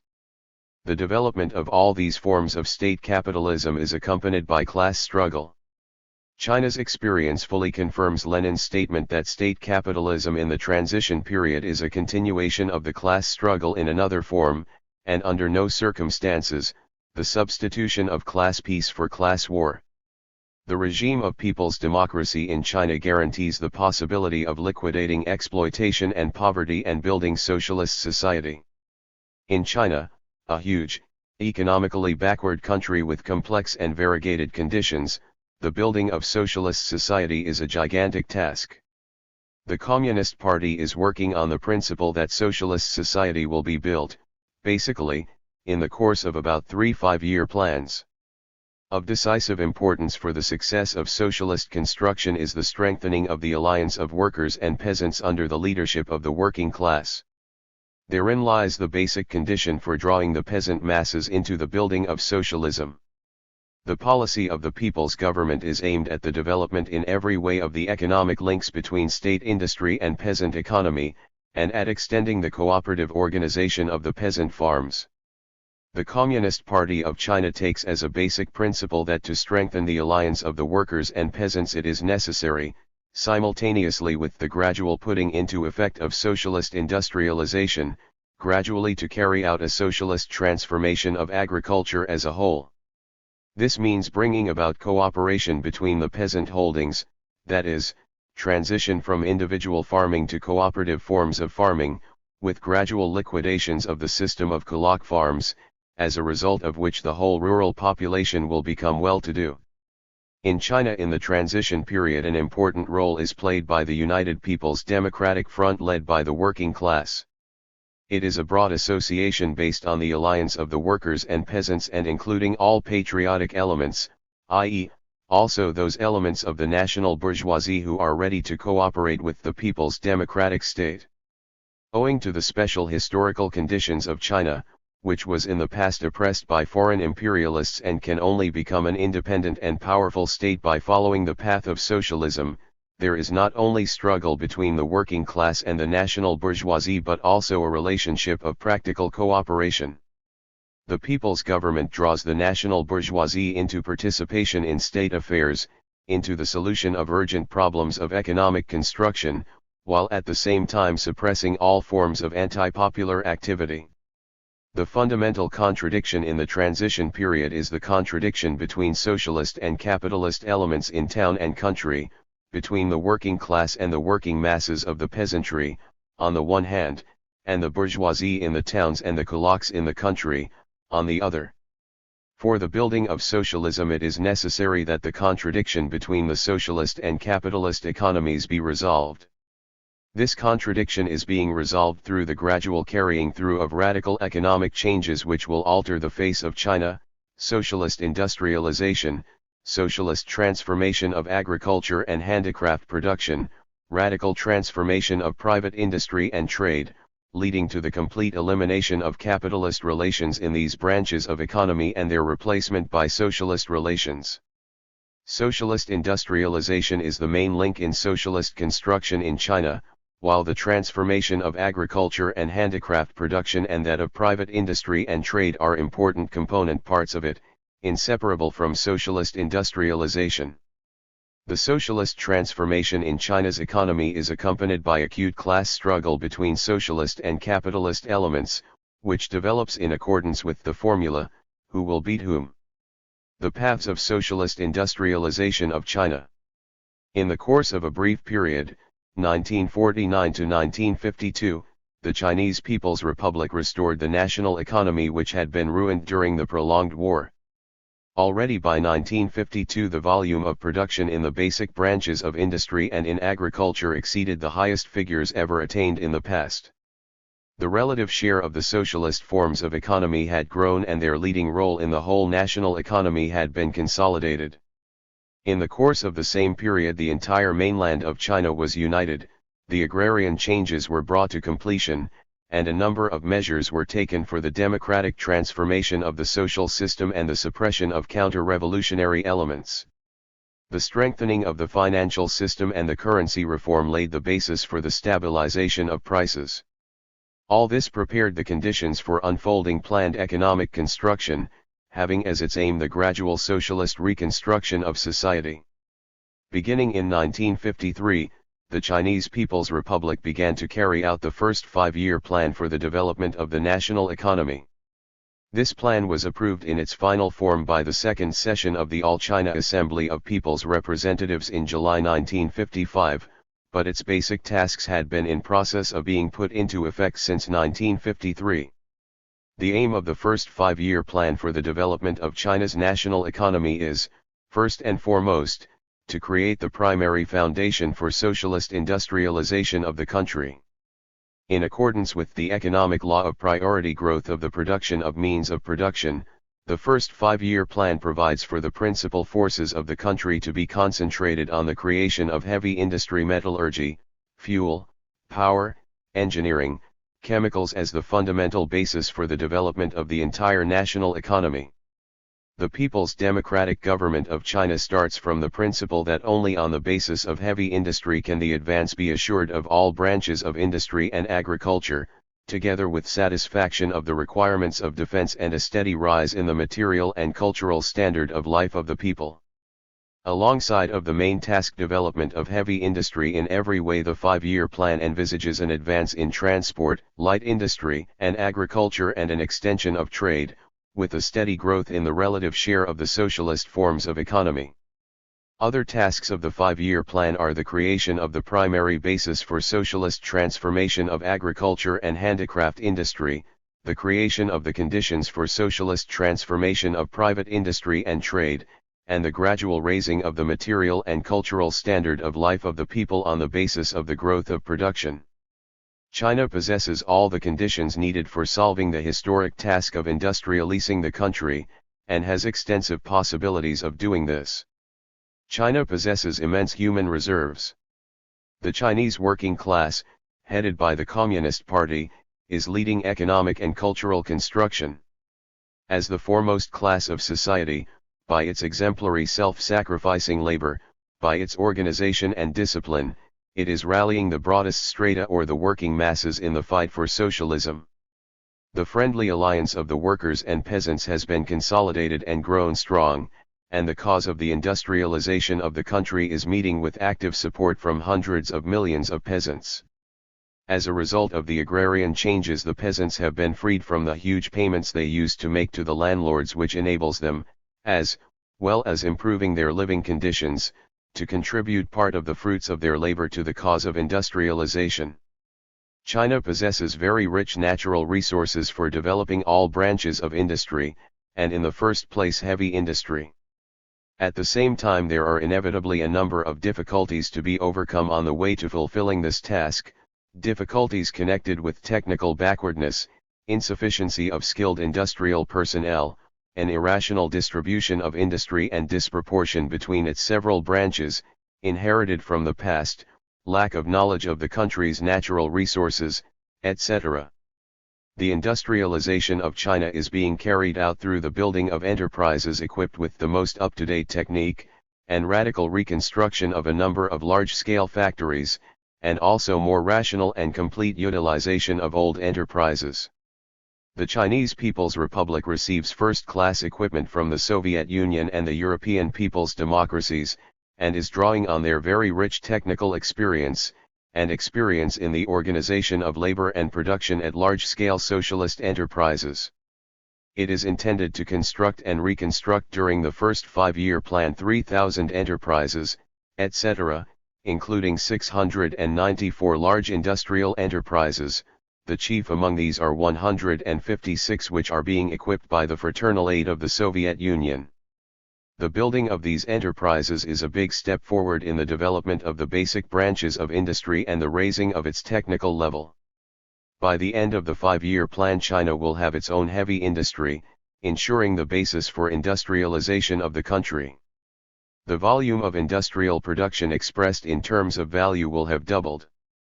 As a result of the fulfillment of the 5-year plan, the production of means of production is to increase by 126.5%, the production of consumer goods by 79.7%, and the relative share of the means of production in the total amount of industrial production will grow from 39.7% in 1952 to 45.4% in 1957. Socialist industrialization is leading to an especially rapid growth of state industry. In the course of the first 5-year plan, the total value of the output of the whole of China's industry will approximately be doubled, in comparison with 1952, that is, the annual average increase is to amount to nearly 15%, while the total value of the output of state industry is intended to increase by 1957 2.3-fold, an annual increase of about 18%. By the end of the 5-year plan, state, cooperative, and mixed state and private enterprise will be responsible for 88% of total industrial production, the share of private enterprises being restricted to 12%, with the majority of them working on government orders. The rapid development of industry requires considerable accumulation.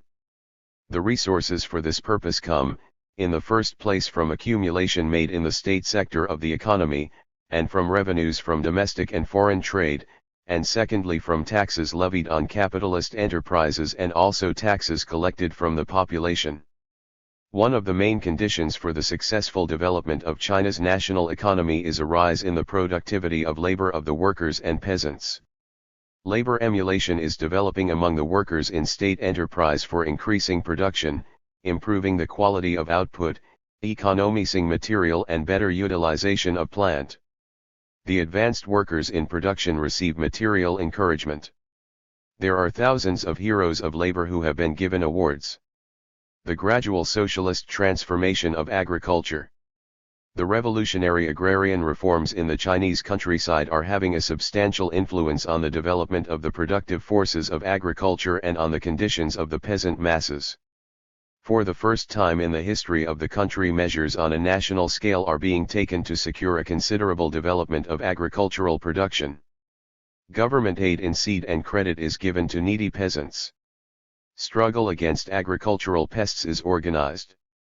Propaganda is being carried on for modern agricultural technical knowledge. With the participation of broad masses of the peasantry, the Chinese People's Government is carrying out irrigation works of great importance for the most important agricultural regions of the country, and has relieved tens of millions of people of the danger of floods. An example of the great hydrotechnical projects is the hydrotechnical scheme in the Huai Basin, on which for 3 years 2 million men were at work. The courses of 77 rivers were cleared and new channels made over a total length of 2,000 miles, 104 locks were constructed.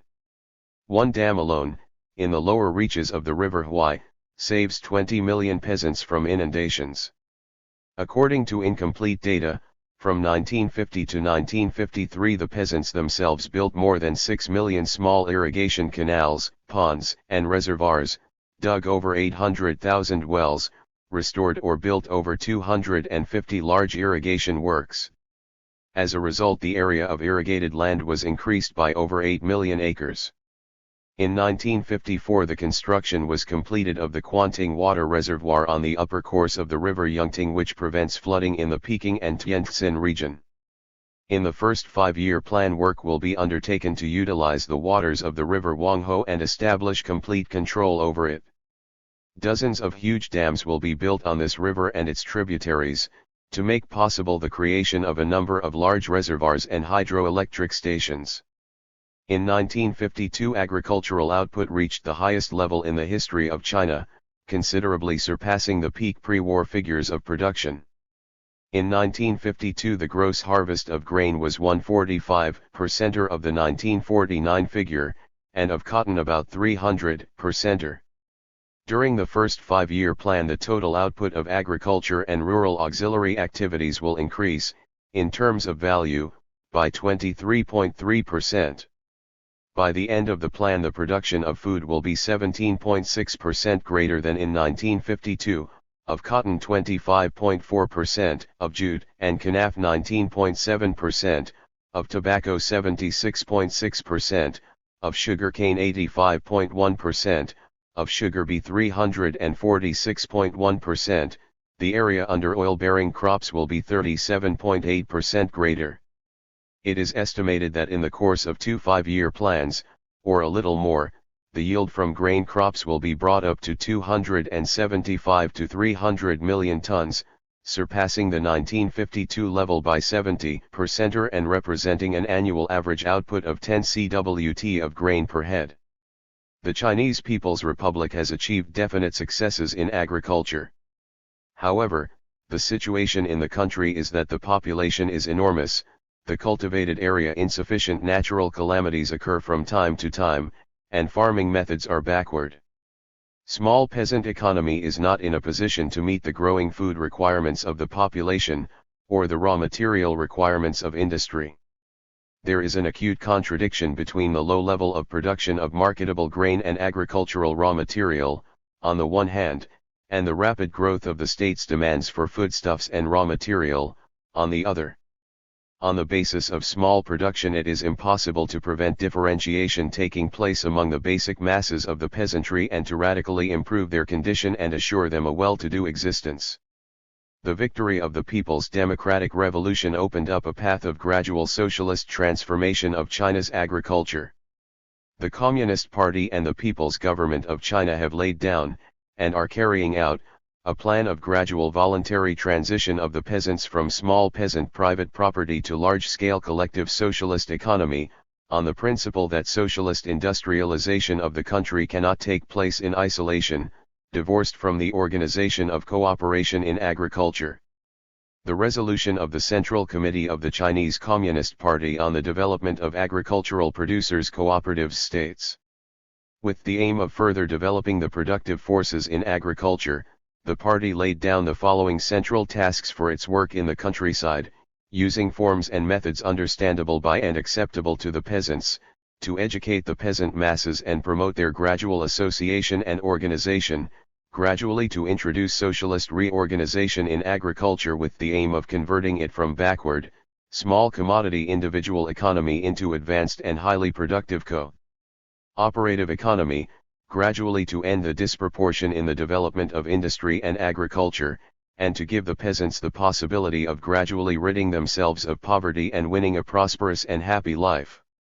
The road of gradually bringing together the peasants for production laid down by the Chinese Communist Party, passes through agricultural mutual aid production teams to small agricultural producer cooperatives of a semi-socialist type, and so to large agricultural producer cooperatives of the higher type, completely based on social ownership of the means of production and possessing a completely socialist character. Agricultural mutual aid production teams unite a number of peasant households to carry out joint work on certain agricultural tasks while retaining private ownership of land and other means of production. Many permanent teams combine the labor of the peasants not only in agriculture but also in auxiliary trades. A certain division and specialization of labor exists within them. Some of these teams set up collectively owned funds. Thanks to the joint collective labor of the peasants, such forms of cooperation have definite advantages over individual peasant farming. The lower forms of cooperation prepare the individual peasants to pass over to agricultural producer cooperatives. Agricultural producer cooperatives of the semi-socialist type presuppose the pooling of the land on a share basis, unified management on the basis of collective labor, and the building up of certain common funds. In these cooperatives, income is distributed according to the size of the land share and the amount of work performed on the common farm. The land and other means of production remain the private property of the members of the cooperative. The peasants are remunerated not only for their land but also for the animals and agricultural implements which they have handed over for joint use. Gradually, as such cooperatives grow stronger, the share of income distributed according to work done becomes greater and greater, remuneration for shares increasingly loses its significance and socialized property grows steadily.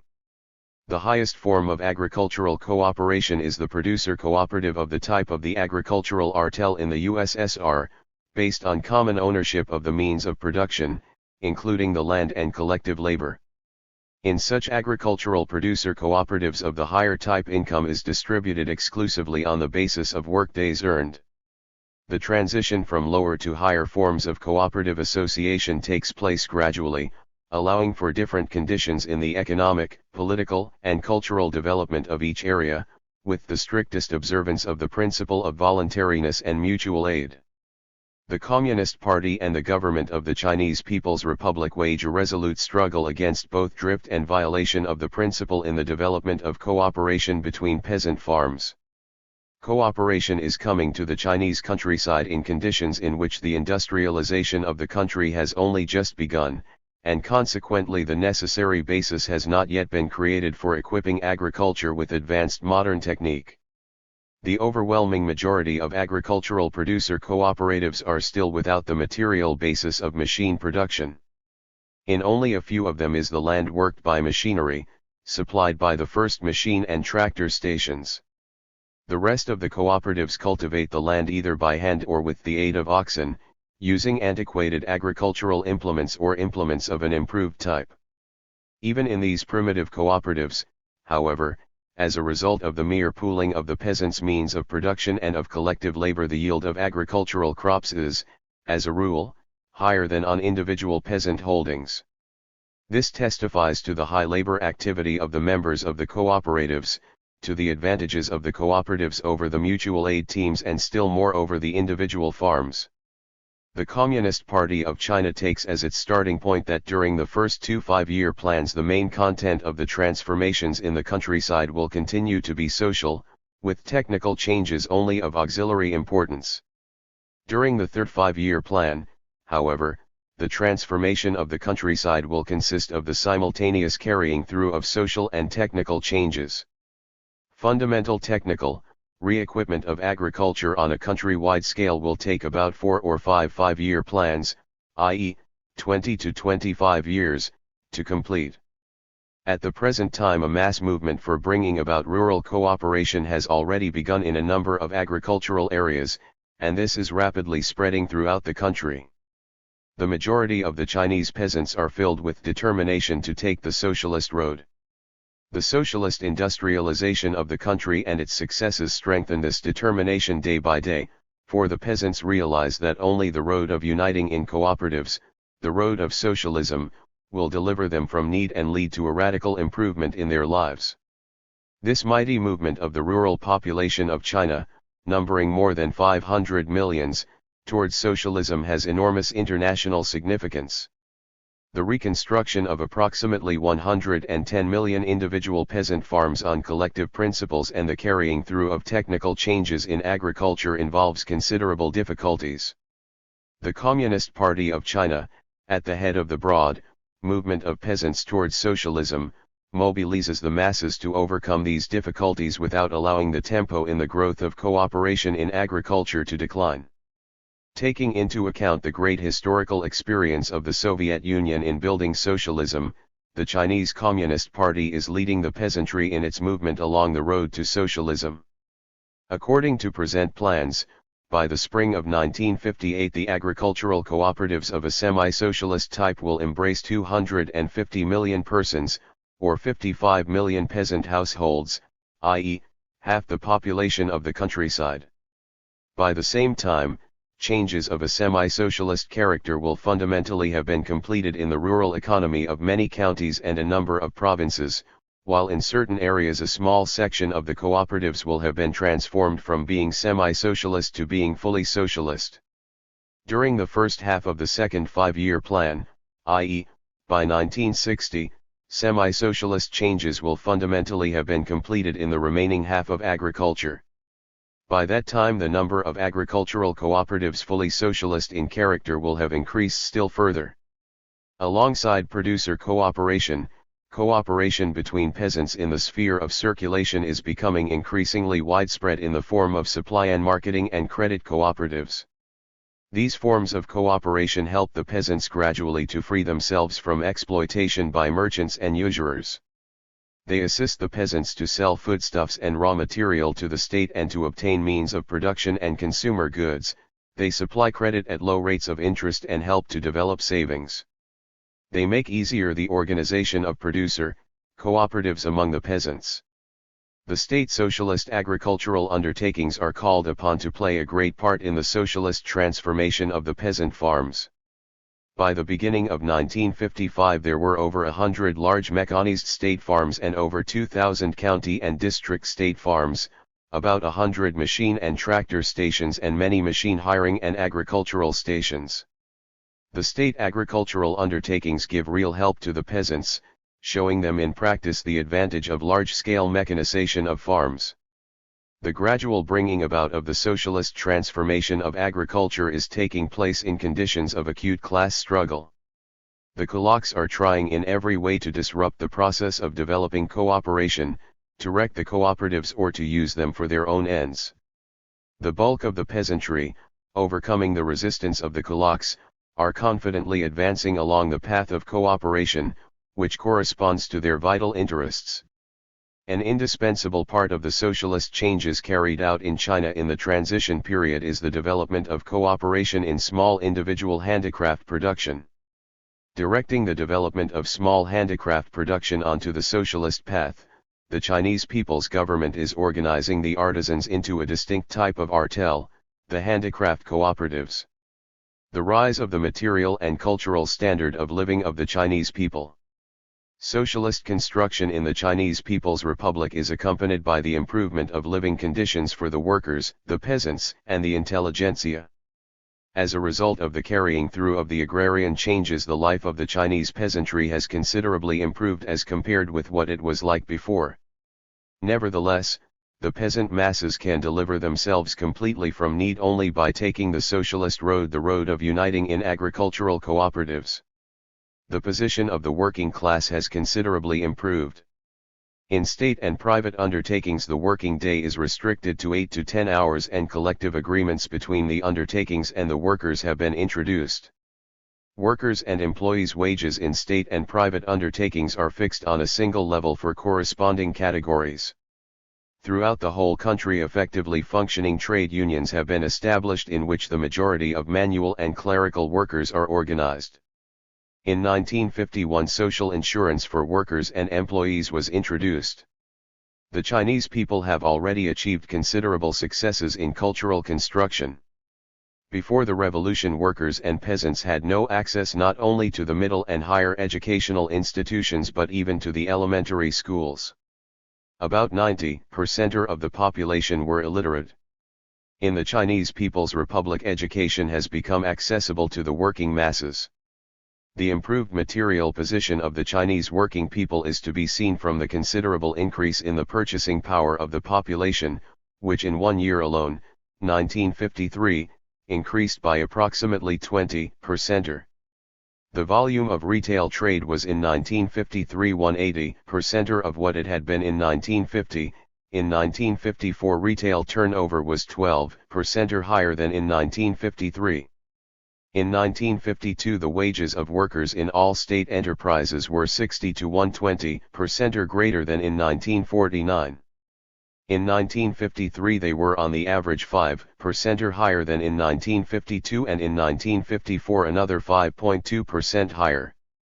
In 1955 over 55 million children were being taught in elementary schools, i.e., nearly 2.4 times the maximum number of pupils in elementary schools before China's liberation. 4.6 million pupils were attending secondary schools, while 290,000 students were in higher educational institutions. In 1954 over a tenth of all the adults and children in the country were studying in various evening institutes.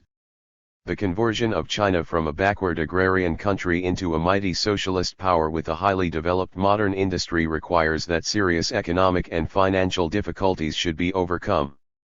The growth of productive forces is of decisive significance for raising the welfare of the people. The Chinese people take as their starting point that only by steadily expanding production, by raising the productivity of labor, by carrying through a regime of strict economy, will they gradually be able to get rid of the age-old poverty, consolidate the historical conquests of the People's Revolution and ensure a happy future. The revolution brought a radical change in the position of the women of China. Women enjoy full political rights on the same basis as men, and actively participate in the economic, social, and political life of the country. They receive equal pay with men or equal work. On the introduction of the agrarian reforms, women peasants received the same allotment of land as men. Great attention is being paid to motherhood and child protection. The victory of the People's Democratic Revolution liberated the Chinese people from national enslavement, and created the conditions for the economic and cultural advance of all nationalities of liberated China on the basis of complete equality of rights. The victory of the revolution and the building of socialism in China is of world historical importance. Its importance is particularly great for the countries of the colonial and semi-colonial world, whose political and economic situation is similar to that which existed in China before the victory of the People's Revolution. The example of the great Chinese people inspires the peoples of these countries to resolute struggle against imperialism and feudalism, for national and social liberation. Brief conclusions. In the course of its development, the Chinese People's Revolution developed from a bourgeois democratic into a socialist revolution, as a result of which China entered on the transition period to socialism. The Chinese People's Republic, which came into being as a result of the victory of the revolution, is a state of people's democracy, led by the working class and based on the alliance of workers and peasants. This state is successfully carrying out the functions of the dictatorship of the proletariat. The People's Democratic State has carried out radical social and economic changes. As a result of the revolutionary agrarian reforms, the land and other means of production were confiscated from the landowners without compensation and distributed among the peasants, according to the number of persons, as their own private property. At the same time, the People's Democratic State was carrying out a number of socialist changes. The overwhelming majority of undertakings in modern large-scale industry, the banks, the most important and means of transport, the greater part of wholesale trade, and almost all foreign trade, as a result of the expropriation of the compradore bourgeoisie and foreign capital, passed into the hands of the People's State. Thus the socialist sector of the national economy came into being, embracing state enterprises and also cooperative enterprises based completely on collective property of the working people. The economy of the Chinese People's Republic is multiform. The socialist sector holds the leading place in it. Bordering on the socialist sector are those forms of cooperation which are partly based on joint labor and have a transitional semi-socialist character. In addition, there are petty commodity, private capitalist, and state capitalist sectors. The petty commodity sector, which embraces the enterprises of the peasants and artisans, continues to occupy the predominant place in the country's economy. A considerable role is played in China's industry and trade by private capital, which is controlled by the state and utilized by the People's Democratic Government to increase production of manufactured goods. Various forms of state capitalism are also widespread. The three basic forms of social economy in the transitional economy of the Chinese People's Republic are socialism, petty commodity production, and capitalism. The main classes of contemporary China are the working class and the peasantry. The class struggle is waged between the working class, acting in alliance with the main masses of the peasantry, on the one hand, and the urban bourgeoisie and the rural kulaks on the other, between the socialist and the capitalist elements of the national economy.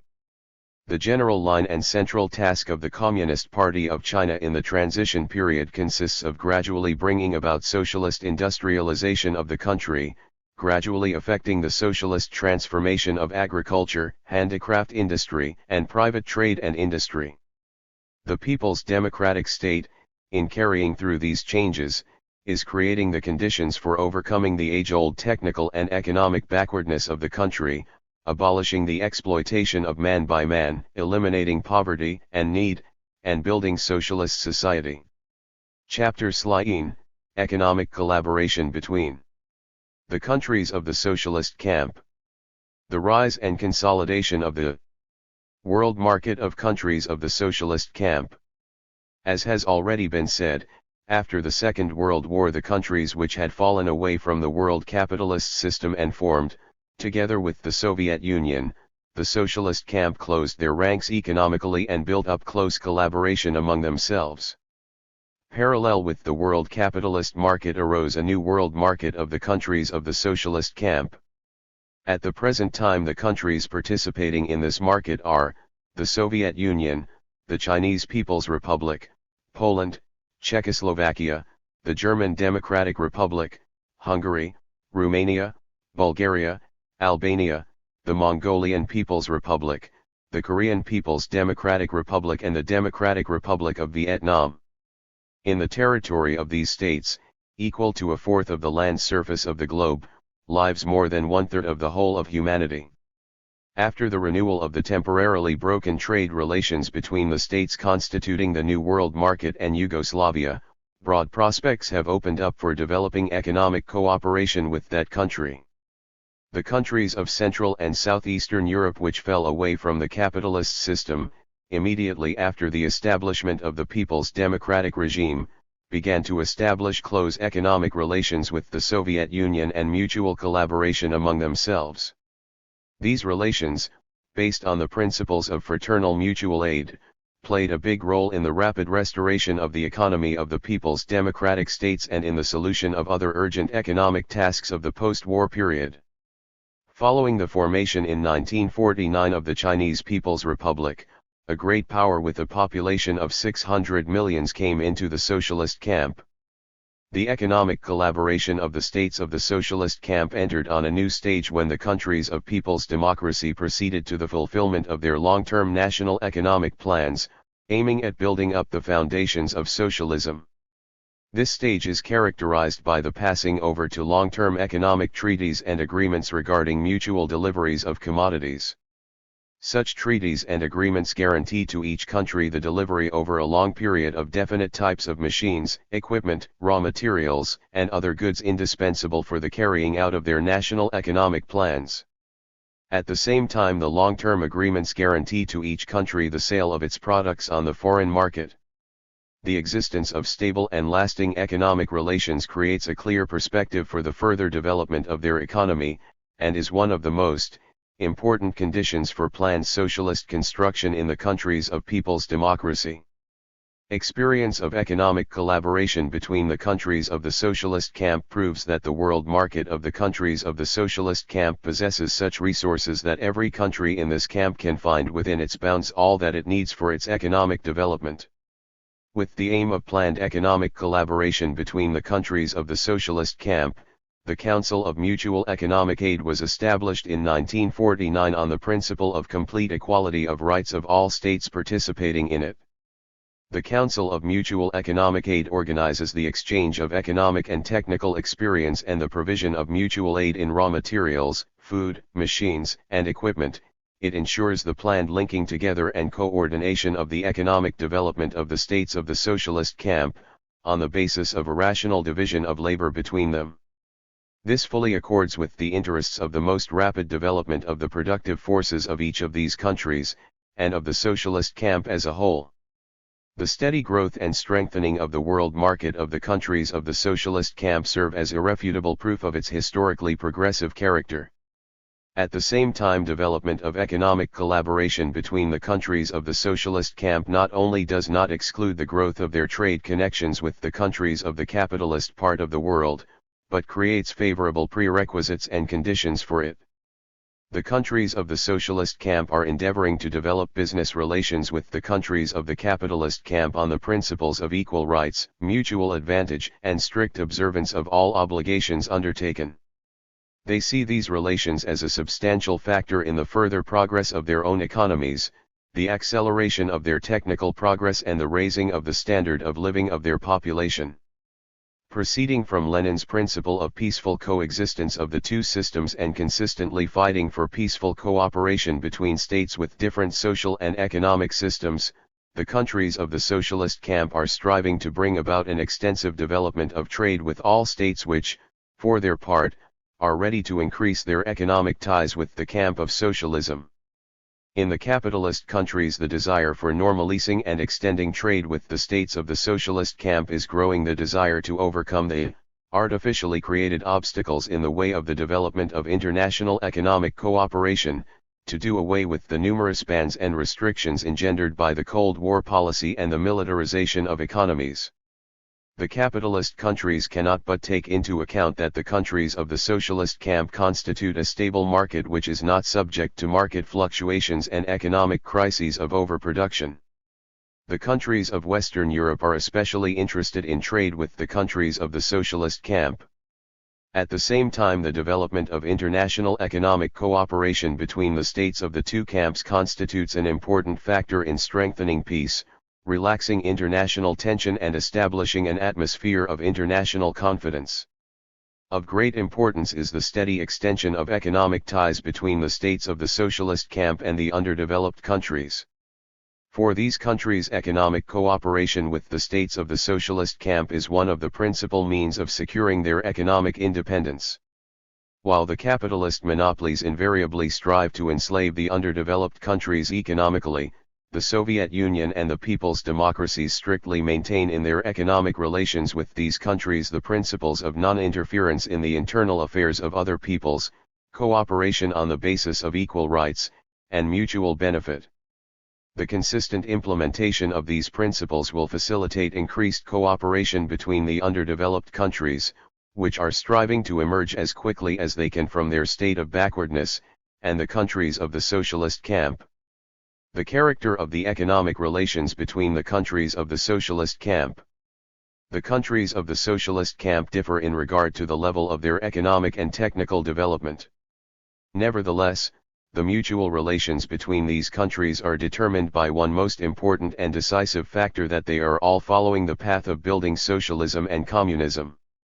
In the economy of the countries of people's democracy, the leading place is occupied by the socialist forms of economy. As a result of this, in the sphere of mutual relations between the countries of the socialist camp, the economic laws of capitalism, expressed in the exploitation of man by man, competition, and anarchy of production, have lost their validity. In this camp, relations between the states are based on the economic laws of socialism. The economic collaboration of the countries of the socialist camp represents a new type of international relations, which history has never known before. In the process of strengthening and extending this cooperation, a socialist system of world economy is being formed and developed. In accordance with the basic economic law of socialism, economic relations between the countries participating in the new world market are subordinated to the task of the fullest satisfaction of the constantly growing needs of the working people by means of the uninterrupted growth and perfection of socialist production, on the basis of the highest technique. For this reason, in the socialist camp there are not and cannot be economic penetration, unequal exchange, competitive struggle, exploitation, and the enslavement of weak states by stronger ones. The mutual relations of the countries of this camp are characterized by comradely collaboration and mutual aid. The most important peculiarity of the socialist camp is the planned character of the economic connections of the countries belonging to it. In accordance with the law of planned, proportional development of the national economy, the economic collaboration of the countries of the socialist camp is developing on the basis of the mutual linking together of the national economic plans. The plans of economic collaboration are taken into account in the state plans of development of the national economy of the Soviet Union and the countries of people's democracy. Therein lies the tremendous advantage of the world market of the countries of the socialist camp in comparison with the world capitalist market, subject to periodical crises of overproduction. Basing themselves on their own resources and on fraternal mutual aid, the countries of the socialist camp are securing an uninterrupted growth of the national economy and a systematic raising of the material well-being of the working masses. This in turn provides a secure basis for the constant extension of the New World market, which is free from the sales difficulties inherent in the world capitalist market. The planned character of the economic development in the countries of the socialist camp guarantees the possibility of the most rational use of existing resources, with the aim of the most rapid development of the productive forces and an uninterrupted advance of the economy and in the well-being of the people. The countries of the socialist camp are interested in the development in every way of the productive forces of each one of them, since such development strengthens the economic might of the camp as a whole. This creates extraordinarily favorable conditions for enlarging and strengthening economic collaboration between the states of this camp. The development and strengthening of economic collaboration between the countries of the socialist camp are proceeding on the basis of a new, socialist international division of labor, which is radically different from the international division of labor in the capitalist system of world economy. Unlike the conditions prevailing under capitalism, division of labor between the states of the socialist camp is carried out not by means of compulsion and force, not by fierce competitive struggle, but by collaboration between states with equal rights. Division of labor between the countries of the socialist camp takes into account the possibilities of each country and leads to their general advance. Each country apportions part of its resources to satisfying the needs of other countries, and in its turn relies on their fraternal help. The rational division of labor between the countries of the socialist camp helps in the all-round development of their productive forces on the basis of priority growth of the production of means of production, since each country can, in a planned way, not only mobilize its own resources but also make use of the resources of the fraternal countries in the interests of a common advance. At the same time, the socialist division of labor allows the individual countries which supplement each other as participants with equal rights in the general system of the socialist camp, to have the possibility of accelerating the pace of their economic development, while saving vast resources and efforts and avoiding unnecessary overlapping in the development of the various branches of the national economy. Each country can concentrate its efforts and resources on developing those branches for which it has the most favorable natural and economic conditions, production experience, and cadres. Along with this, the different countries can avoid having to cope with the production of those types of products the demand for which is met by supplies from other countries. In this way there is achieved a broad specialization and cooperation in industrial production, and the most useful division of labor in the production of food and raw materials. Such specialization and cooperation are effected through the linking together of plans of capital construction, and by the conclusion of long-term multilateral and bilateral agreements on mutual aid and collaboration. Specialization and cooperation have particularly great importance in the most important branches of heavy industry, engineering and metallurgy, where, thanks to this, great possibilities are opening out of considerably reducing the costs of production. In agriculture, the establishment of the appropriate division of labor is creating favorable conditions for the most rapid increase of production in all its branches, by raising the productivity of labor and a rational use of agricultural land. As a result of successful economic cooperation, possibilities for planned coordination of the national economies of the countries of the socialist camp have considerably increased. Work is proceeding at the present time, in the European people's democracies as in the Soviet Union, on the drawing up of 5-year plans for 1956–60. Thus, the long-term plans of these countries will embrace one and the same period of time. This creates conditions for closer coordination in economic construction in the Soviet Union and the European people's democracies. Socialist camp, for the first time in history, an end has been put to the contradictions, insoluble for capitalism, between the objectively progressive tendencies to economic linking together of separate countries, and the imperialist methods of this linking together, effected by means of financial subjection and colonial enslavement of the economically weak peoples by the capitalistically developed states. Economic relations between developed and backward countries in the capitalist camp are built on the principle of domination and subjection, and reflect above all the relative strength of the partners. The imperialist states, pumping out valuable raw materials from the underdeveloped countries, colonies, and semi-colonies, strive to perpetuate their backwardness and dependence as suppliers of agricultural products and raw materials for the economy of the metropolis. Economic relations in the socialist camp are characterized by all-round mutual aid, to raise the underdeveloped countries to the level of the advanced ones. As a result of the socialist international division of labor, the liquidation of economic backwardness and one-sided economic development inherited by the countries of people's democracy from capitalism is facilitated. Favorable conditions for their industrialization are created. Their economic self-reliance and independence of the capitalist world is strengthened, their economy is rapidly advancing and the well-being of their population is rising. In the socialist camp, the relations between the countries are the embodiment of the principles of proletarian internationalism, the international solidarity of the working people. These mutual relations are founded on disinterested mutual support, on respect for their state sovereignty and the national interests of each country. The fraternal friendship and close collaboration of the countries of the socialist camp are a most important source of the unbreakable might of this camp, the determining condition for successful socialist construction in these countries.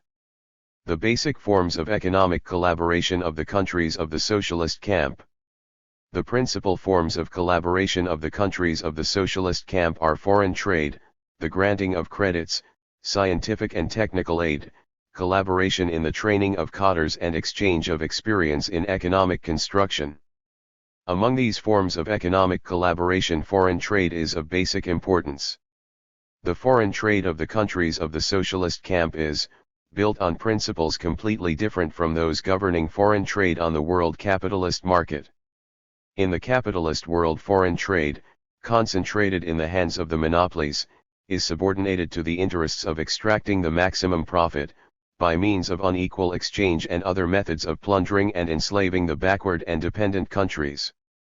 The foreign trade of the countries of the socialist camp is a state monopoly, or is carried on under the strict control of the state, and serves the interests of a general advance, the acceleration of the economic development of the countries of this camp, and the raising of the standard of living of their population.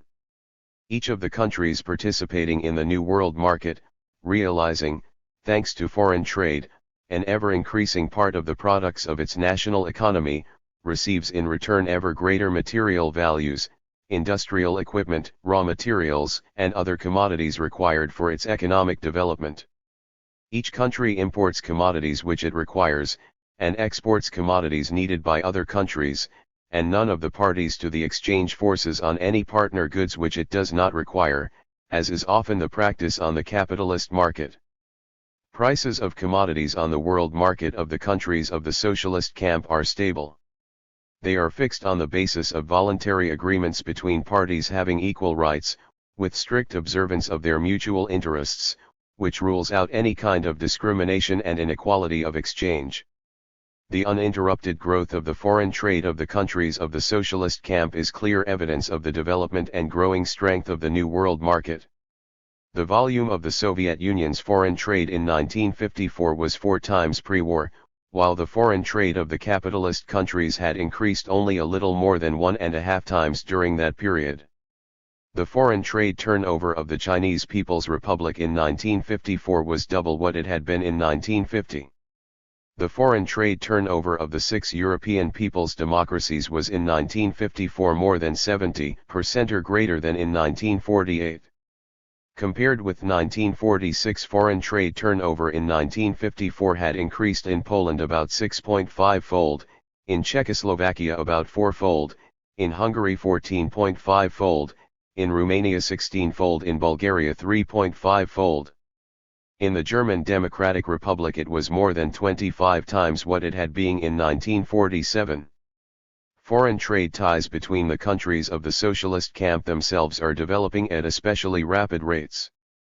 In 1938 the U.S.S.R.'s total trade with Poland, Czechoslovakia, Hungary, Romania, Bulgaria, and Albania accounted for barely 1.5% of its foreign trade turnover. In 1954, however, trade with these countries was 40% of the foreign trade turnover of the USSR.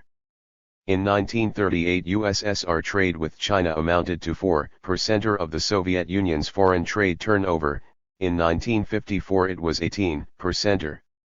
In 1954 the share of the countries of the socialist camp in the total trade turnover of Poland was more than 70%, of Czechoslovakia about 75%, of Romania 82%, of Hungary 70%, of Bulgaria 87%, of Albania nearly 100%, and of the German Democratic Republic over 75%.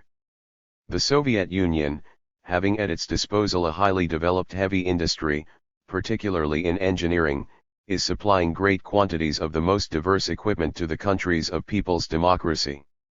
Between 1948 and 1954 the supply of industrial equipment and machines from the Soviet Union to the countries of People's Democracy increased more than tenfold. Machines, equipment, and other means of production have an important place also in the exports of other countries of the socialist camp. Czechoslovakia exports products of the engineering, metallurgical and chemical industries and coke, as well as footwear. Poland supplies hard coal, coke, rolled metal, zinc, railway rolling stock, besides food products. Hungary exports metal cutting lathes, turbines, transformers, cranes, aluminium, bauxite, and foodstuffs. Oil products and timber occupy an important place in Romania's exports. Bulgaria exports lead and zinc concentrates, cement, timber, chemicals, fruit, tobacco, and wines. Albania supplies ores, oil, bitumen, ores, skins, and fruit. The German Democratic Republic exports products of the engineering, electrotechnical, and chemical industries, precision tools, and optical instruments. The Chinese People's Republic exports industrial and agricultural raw materials and food products. An important form of economic collaboration between the countries of the socialist camp is the provision of credits. In the capitalist world, credit relations serve as one of the most effective instruments for the economic robbery of underdeveloped countries by the monopolies of the imperialist powers. The provision of credits usually carries with it the obligation to spend the sums advanced in the purchase of goods from the creditor country. In this way the imperialists unload on the debtor countries their old stocks of goods, in the first place consumer goods, at monopoly high prices. In the socialist camp the provision of credits is not linked with any privilege for the creditor. Credits are provided chiefly for purchasing equipment and machines and other means of production, but also for the purchase of those consumer goods which are not produced in the country in question but are required for its population. The states which take up loans pay them off, with the interest on them, by means of goods of the type normally exported by them, and at fair prices. Thus, under the credit agreement concluded on February 14, 1950, the Soviet Union undertook to grant the Chinese People's Republic a long-term credit on advantageous terms for $300 million, to be utilized over a period of 5 years from January 1, 1950, in equal annual installments, for acquiring from the Soviet Union equipment and materials, including equipment for electric power stations, metallurgical and engineering works, equipment for coal and ore mines, for railways and other means of transport, rails and other materials necessary for the restoration and development of China's national economy. In 1954 the Soviet Union granted the Chinese People's Republic a long-term credit for 520 million rubles. Under economic agreements in 1953 and 1954, the Soviet Union, rendering aid to China in the carrying out of its first 5-year plan, undertook to be responsible for planning and supplying equipment for the building or reconstruction of 156 very large industrial enterprises. The Soviet Union is helping China to build, equip, and start up these enterprises. On the basis of long-term credit agreements, the Soviet Union is supplying large quantities of machinery and equipment to Bulgaria, Albania, and other countries. Thanks to Soviet credits, Albania has received complete equipment for whole factories and works, for a textile combine, sugar and cement works, for an oil refining works and other undertakings. Bulgaria has received complete equipment for the Stalin chemical combine, for the Chervenkov thermoelectric station, for a metallurgical and lead and zinc works and for a number of other undertakings. Scientific and technical aid is of tremendous importance for the economic advance of the countries of the socialist camp. This help is given in many different forms, in the first place in the form of handing over patents, licenses, and technological documents covering the most modern inventions and technical improvements, mutual exchange of technical experience in production, joint exploitation and utilization of natural resources, joint construction of industrial undertakings, mutual aid in specialists. The countries of the socialist camp furnish one another with this extensive scientific and technical aid on the basis of close collaboration and mutual assistance. The Soviet Union is helping the countries of people's democracy to erect huge modern undertakings and whole branches of industry, in the first place, of heavy industry, which is the basis for the economic development of all the countries advancing towards socialism. In the field of technical aid, the Soviet Union provides industrial undertakings and cultural institutions, built according to Soviet designs, with the newest and best equipment. The Soviet Union passes on to the other countries of the socialist camp scientific inventions, patents, and licenses covering the most modern productive technical achievements, for which they pay only the actual expenses incurred in the planning and preparation of the scientific documentation. Soviet specialists, engineers and technicians help the countries of people's democracy to carry on research work, to exploit local deposits of useful minerals, and to carry out complicated assembly and construction work on a number of large new projects. Extensive exchange of the achievements of science and technique between the countries of the socialist camp is playing an important part in hastening technical progress in all these countries, ensuring rapid introduction of the most advanced kinds of equipment and methods of production into industry, transport, and agriculture. Of outstanding importance for the development of the productive forces of the people's democracies is the decision of the Soviet Union to render these countries scientific, technical, and industrial help in setting up experimental centers for research in the field of nuclear physics and the use of atomic energy for peaceful purposes. The people's democracies will be provided with the necessary amount of fissionable material for atomic piles and experimental work, and they in their turn will supply the Soviet Union with appropriate raw materials. Among the number of very large industrial undertakings, originated and built in the European people's democracies with the assistance of the Soviet Union, are the Lenin Metallurgical Combine, a factory for light cars and trucks, and an aluminium works in Poland, the Gottwald Metallurgical Combine in Czechoslovakia, the Stalin Metallurgical Combine in Hungary, the Lenin Hydroelectrical Station and a tractor works in Romania, the Stalin Chemical Combine and the Lenin Metal Works in Bulgaria, the Lenin Hydroelectrical Station in Albania, and a number of other combines, heavy industrial enterprises, and power stations. Broad technical assistance by the Soviet Union is one of the most important conditions for opening up to the countries of people's democracy the possibility of setting up in a short time new manufactures and whole branches of industry which these countries did not have. Thus Romania not only extended its oil extracting industry but also set up its own oil machinery industry, producing nearly all the equipment necessary for extracting oil and a considerable part of the complicated apparatus needed for oil refining. It is a unique event in the world for a small country, possessing an abundance of oil, to be able to set up its own oil machinery plant. Small countries with oil resources in the capitalist world mercilessly exploited by American and British monopolies could not even dream of such things. By the Czechoslovak-Hungarian agreement, Czechoslovakia is given the possibility of setting up an aluminium industry based on Hungarian bauxite. Poland helped Czechoslovakia to organize the production of carbide and to construct a zinc smelting works. At Nowiedwory, Poland and Czechoslovakia jointly constructed an electric power station supplying power to both countries.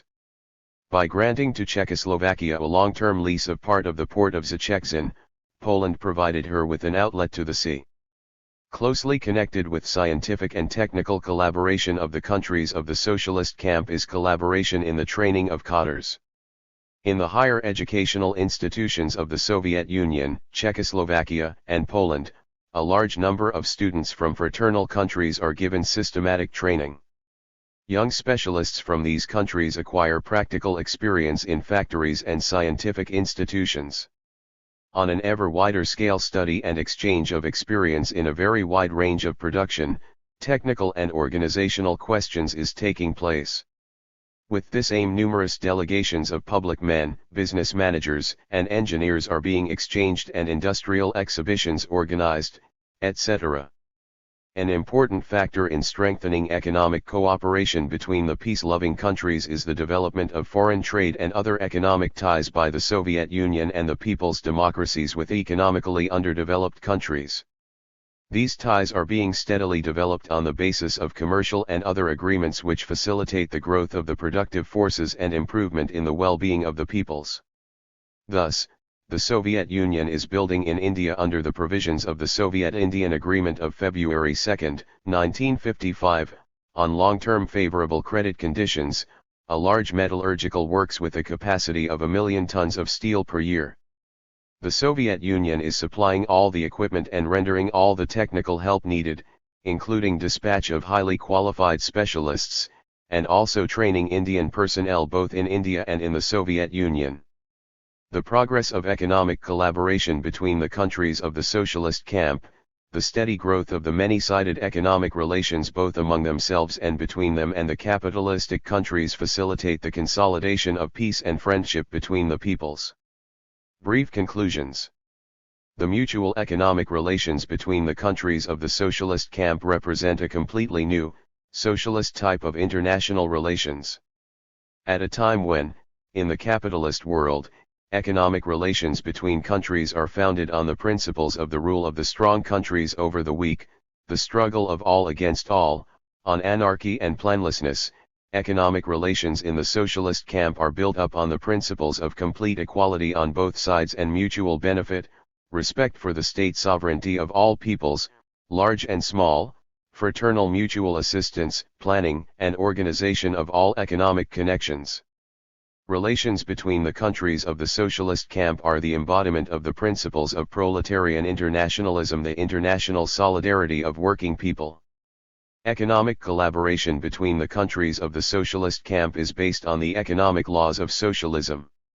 In conformity with the basic economic law of socialism and the law of planned, proportional development of national economy, the economic ties between the countries of the socialist camp are subordinated to the general aim of the fuller satisfaction of the constantly growing needs of the whole of society, through a continuous increase in production, and develop in a planned manner on the basis of equality of exchange.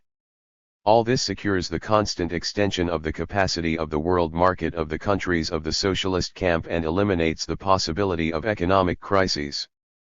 The planned character of the economic development of the countries of the socialist camp guarantees the possibility of the most expedient utilization of their resources. The economic collaboration of the countries of the socialist camp is achieved on the basis of a new, socialist international division of labor. Foreign trade, rapidly growing from year to year, occupies chief place among the various forms of economic collaboration of the countries of the socialist camp. Of great importance are such forms of economic collaboration as the provision of credits and loans, scientific and technical aid, collaboration in the training of cadres and exchange of experience of economic construction. All these forms of economic collaboration of the countries of the socialist camp are developing with the aim of achieving the most rapid growth of the productive forces, the steady growth of the economy and of the well-being of the peoples. Conclusion. Marxist-Leninist political economy has passed through more than a century of development. As with Marxist-Leninism as a whole, Marxist-Leninist political economy bears a creative, operative character. Thoroughly opposed to dogmatism, it develops in close and unbreakable association with the practice of the labor movement, with the practical struggle of the working class and all working people for socialism and communism, and is enriched by new theoretical principles on the basis of the generalization of new historical experiences. Marx and Engels gave a scientific analysis of the fundamentals of capitalism as an historically transitory mode of production, and disclosed the economic laws of its rise, development, and downfall. In their manifesto of the Communist Party, Capital, Critique of the Gotha Program, Anti-Düring, and other works, Marx and Engels revealed the historical role of the proletariat as the gravedigger of capitalism and the builder of socialist society. They created the theory of the proletarian revolution, proved the economic necessity of the transition period from capitalism to socialism as a distinct historical period of the revolutionary transformation of capitalist society into socialist society, and in general outline indicated the character of the two phases of development of communist society. The most important thing in Marxism is its teaching on the dictatorship of the proletariat as a state of a new type, playing a decisive role in the socialist transformation of society. Marx and Engels outlined a program of the most important measures to be carried through by the proletarian dictatorship: expropriation of the expropriators, the replacement of private ownership of the means of production by social ownership, the abolition of exploitation of man by man and of the exploiting classes, and the ensuring of a rapid rise of the productive forces of society. Marx and Engels foresaw that in socialist society anarchy of production would be replaced by planned development of social economy, and the principle of distribution according to work would be realized. Only with the further rapid development of the productive forces, with the growth of an abundance of products, with the transformation of work into the prime necessity of life for man, will there be completed the transition from the lower stage of communism to the higher stage, when the ruling principle of social life will be, from each according to his ability, to each according to his needs. Lenin, developing Marxist political economy, enriched it by the scientific investigation of the monopolist stage of capitalism, imperialism, and of the general crisis of capitalism. The most important conclusion from this investigation was the new, completed theory of the socialist revolution, the theory of the possibility of the victory of socialism first of all in a few countries or even in one country alone.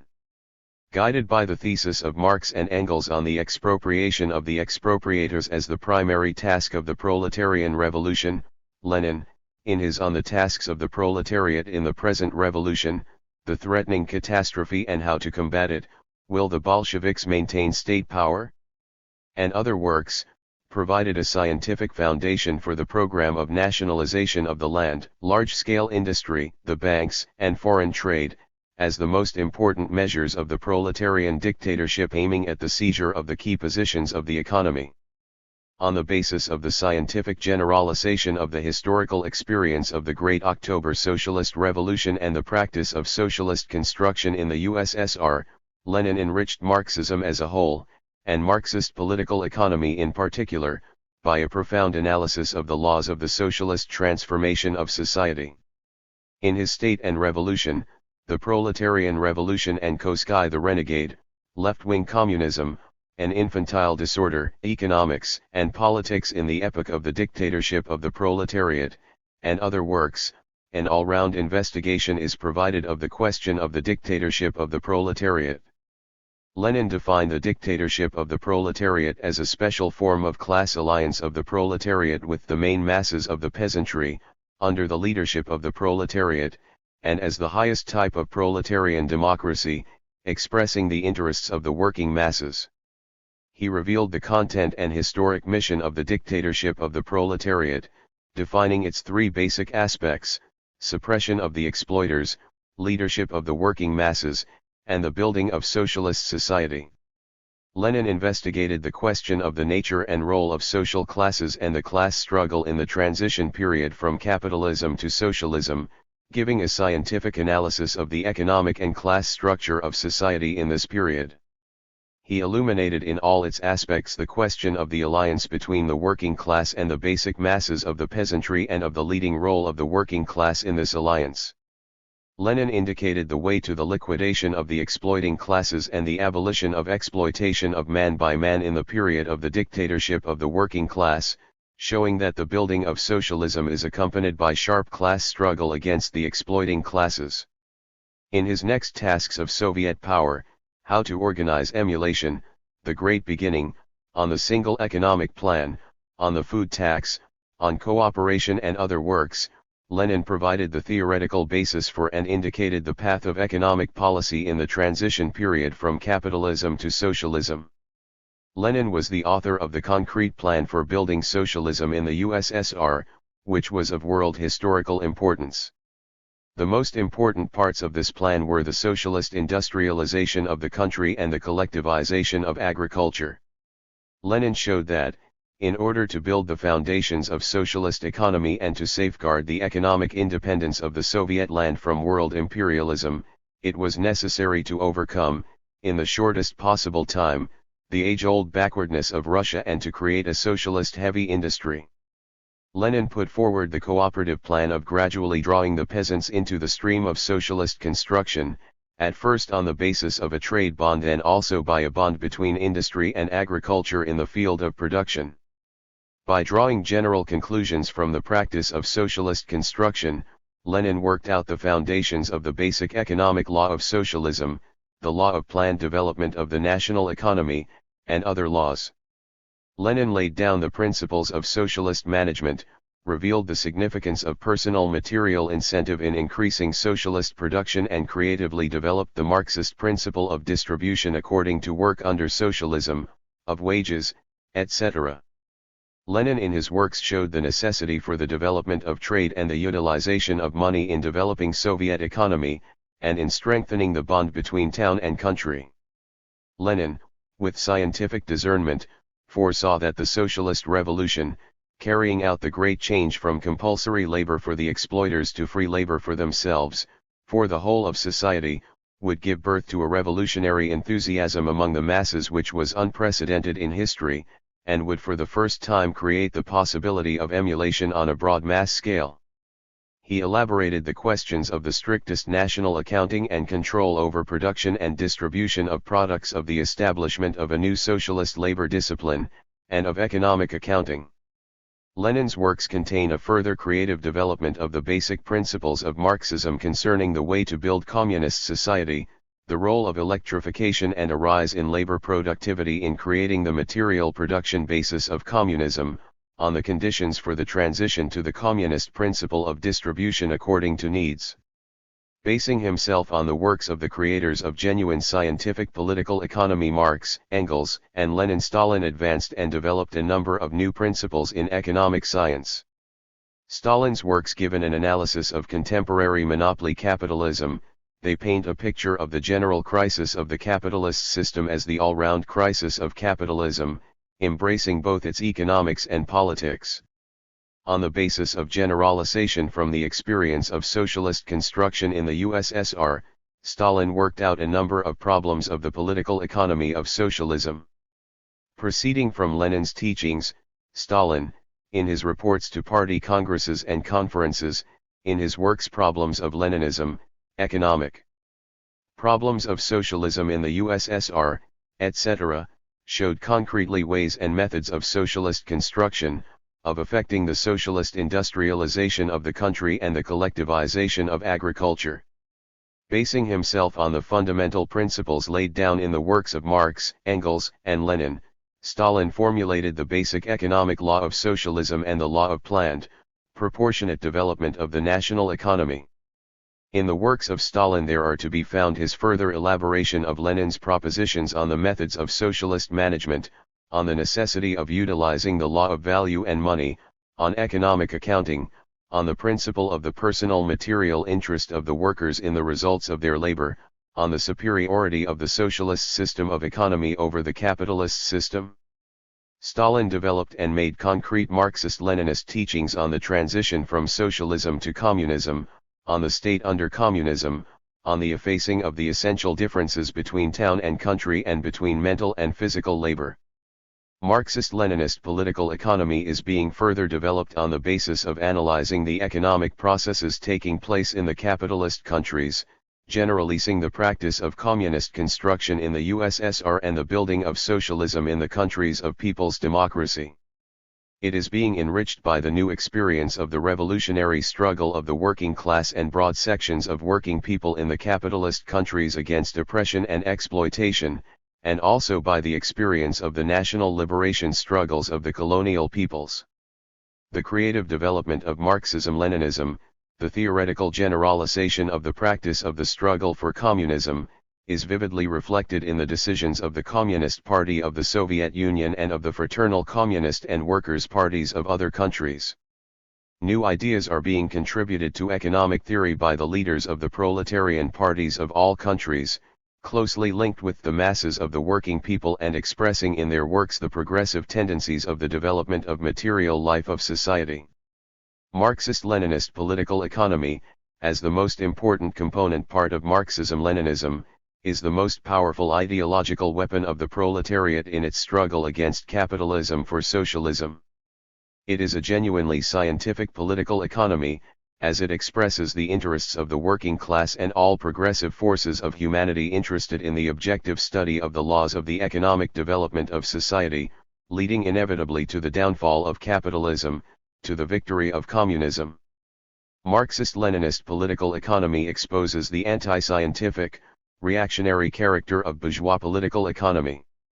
It exposes the class meaning of the reformist views of the petty bourgeois economists, who bring grist to the mill of bourgeois political economy. It arms the working class with knowledge of the economic laws of the development of society, and makes it possible for the revolutionary Marxist-Leninist parties to build their policy on scientific foundations. What basic conclusions result from the study of political economy? What does political economy teach? Political economy teaches above all that the economic development of human society is a process conforming to law. The rise and development of each mode of production, the replacement of one mode of production by another, take place not by the arbitrary will of man but in virtue of the operation of objective economic laws. The laws of political economy, just as the laws of every other science, are a reflection in the brains of people of objective realities, conforming to law. In addition, political economy provides a deep and all-round justification for the most important Marxist proposition that the principal force in the development of society, the genuine creator of history, is the people, the working masses. It shows the mobilizing, organizing, and transforming role of advanced ideas, arising from the urgent needs of the development of the material life of society.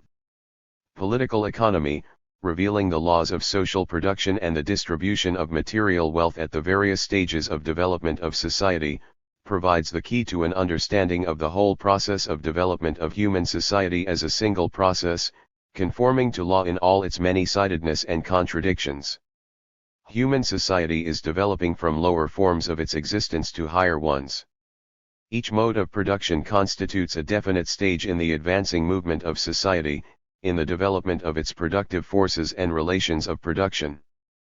Prior to the socialist revolution, the development of society proceeds in such a way that the relations of production of the new social economic order, arising to replace the old outlived order, for a certain period of time assist the development of the productive forces, but later on become transformed into a fetter on them. There then takes place a change from one economic order of society to another, higher economic order. In a society divided into antagonistic classes, this change is brought about through the class struggle, by means of social revolution, overthrowing the power of the out-of-date ruling class and consolidating the power of the new, advanced class. Political economy, studying comprehensively the rise, development, and downfall of social economic formations based on private property in the means of production, lays bare the economic roots of the class struggle. It shows that the creators of wealth are the working masses, but the fruits of their labor are appropriated by the exploiting classes. This means that the class struggle is conditioned by the vital material interests of definite classes and by the laws of economic development of each particular mode of production. Each new social order based on private property in the means of production, slave society, feudalism, capitalism, consolidated the power of the exploiters, changing only the forms of exploitation and oppression of the working people.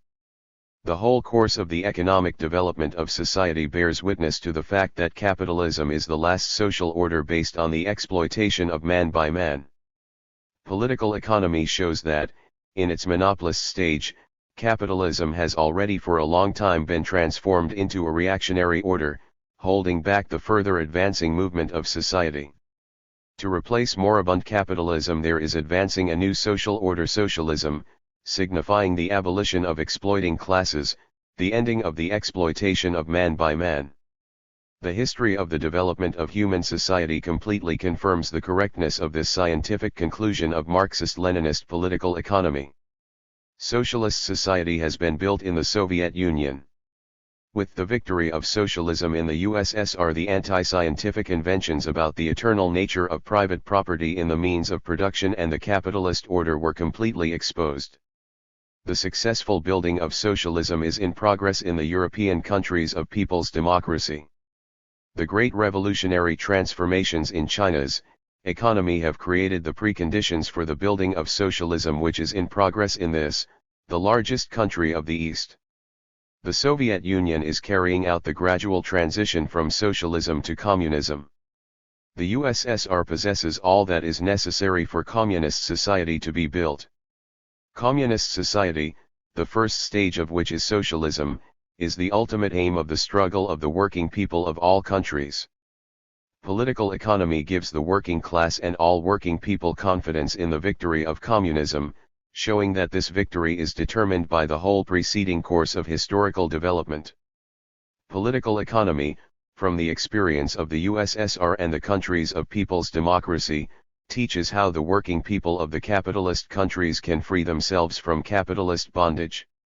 It shows that the enslavement and impoverishment of the working people in the bourgeois countries are not the result of accidental causes, but are rooted in the capitalist system of economy and are the outcome of the economic laws inherent in this system. Crises, unemployment, the impoverished condition of the masses of the people, cannot disappear without a change in the very basis of production relations, that is, without the means of production passing from the private ownership of the capitalists and landowners into the social ownership of the working people.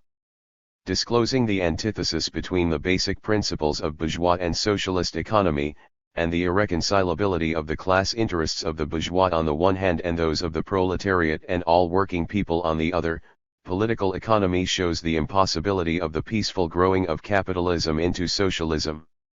No efforts of any kind to reform to improve capitalism can put an end to the system of wage slavery. The Great October Socialist Revolution proved irrefutably that only by liquidating the very foundations of capitalism can the working class and the working peasantry liberate themselves from bondage to the exploiters and enter on the road to a free, prosperous, and cultured life. Historical experience fully confirms the truth of the Marxist proposition that the socialist revolution is inevitable, that to change from capitalism to socialism is impossible without the setting up of the power of the working people, without the dictatorship of the proletariat, without the alliance of the working class and the peasantry. For the achievement of this aim, the existence of a communist party, capable of preparing the proletariat and the working masses for the decisive struggle with the bourgeoisie and organizing the victory of the socialist revolution, is indispensable. Political economy shows that the plunder and enslavement of the colonial peoples by the metropolitan countries arises from the very essence of imperialism, closely linked with the feudal landowning and bourgeois compradori circles of the colonial countries. The peoples of the colonial and semi-colonial countries can free themselves from robbery, poverty, and backwardness only by means of liberation from the yoke of imperialism and its local vassals, by abolishing the relics of feudalism and carrying out radical democratic changes. The colonial countries, having broken with the imperialist system and secured their independence, can, with the economic support of the USSR and other countries of the socialist camp, escape the painful path of capitalist development and gradually create the preconditions for going on to the building of socialism. The experience of the revolutionary struggle and victory of the Chinese people has confirmed in practice this conclusion of Marxist-Leninist political economy, and has proved that the liberation of the colonial and semi-colonial countries from the yoke of imperialism leads them onto the path of free existence, of material and cultural prosperity. The overthrow of the capitalist order in one bourgeois country or another and its replacement by the socialist order, the falling away of any colonial country from the imperialist system and the realization in it of democratic transformations, take place not as a result of export of revolution, which is a fiction of the imperialists, but by reason of the profound internal necessities of the economic development of these countries. Political economy teaches how to transform economy in the spirit of socialism. The transition to socialism cannot be carried out by arbitrarily chosen paths, but is a process conforming to laws. Political economy shows that the dictatorship of the working class in the building of the new, socialist society relies first and foremost upon the law of obligatory correspondence between production relations and the nature of the productive forces. In the transition period there takes place on the basis of this law the socialization of the means of production, the abolition of the exploitation of man by man and the creation of socialist forms of economy.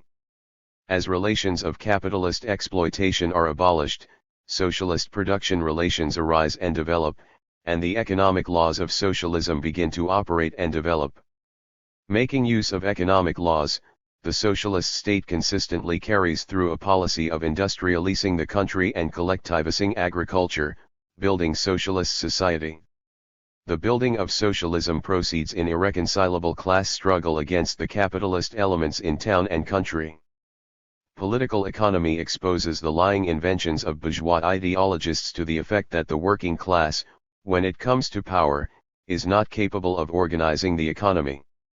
The historical experience of the USSR shows what inexhaustible creative force is generated by the power of the working people.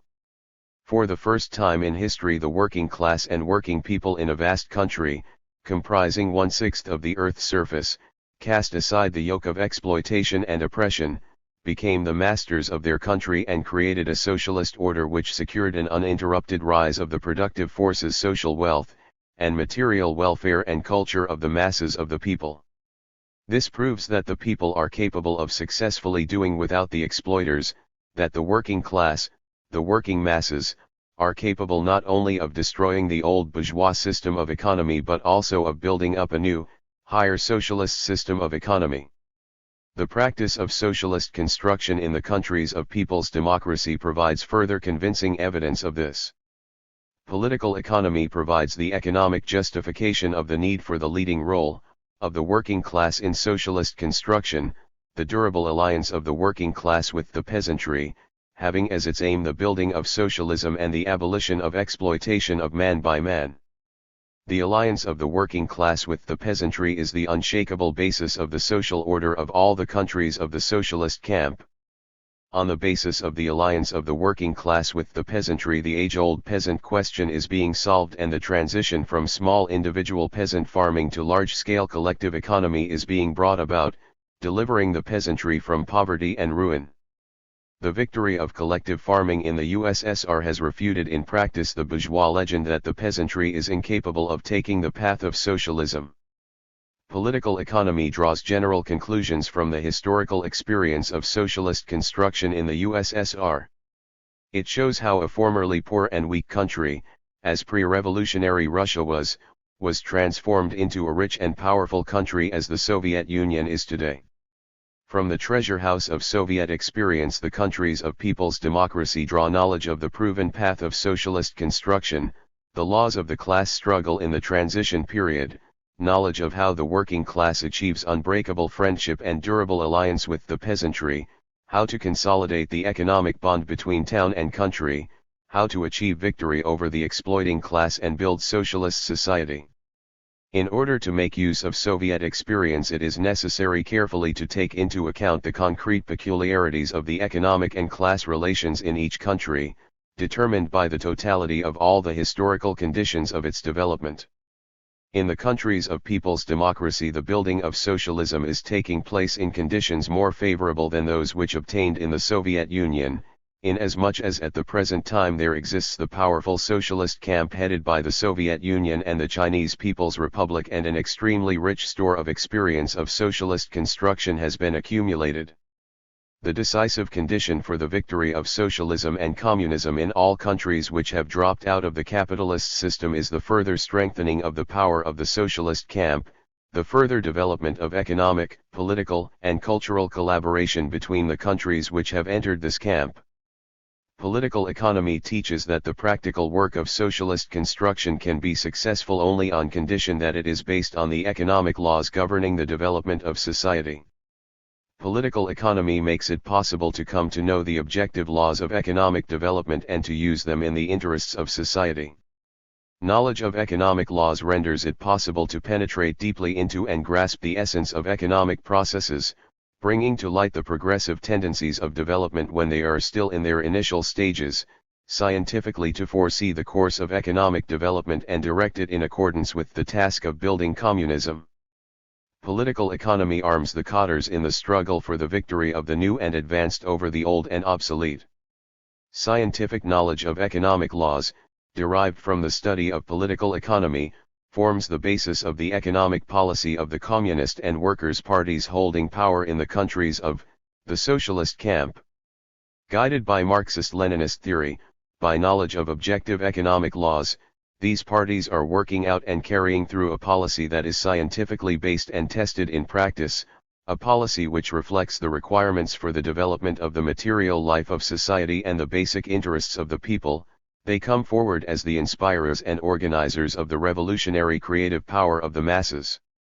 Throwing light on the operation of the basic economic law of socialism, political economy guides the cadres in carrying out their work in accordance with the aim of socialist production, the maximum satisfaction of the material and cultural needs of the people. Political economy reveals the conditions necessary for the uninterrupted growth and improvement of production on the basis of higher technique. It shows that the necessary condition for such a growth of socialist production is the using of the economic law of priority growth of the production of the means of production, the advance of heavy industry, and on that basis the continuous growth of technique, all-round development of science and introduction of the most up-to-date achievements of science and technique into production. Political economy teaches that the deciding factor in the further progress and all-round development of the national economy is the raising by all possible methods of the productivity of labor in all branches of production in industry, transport, agriculture. Without a continuous growth in the productivity of social labor, it is not possible to achieve maximum satisfaction of the growing demands of the people.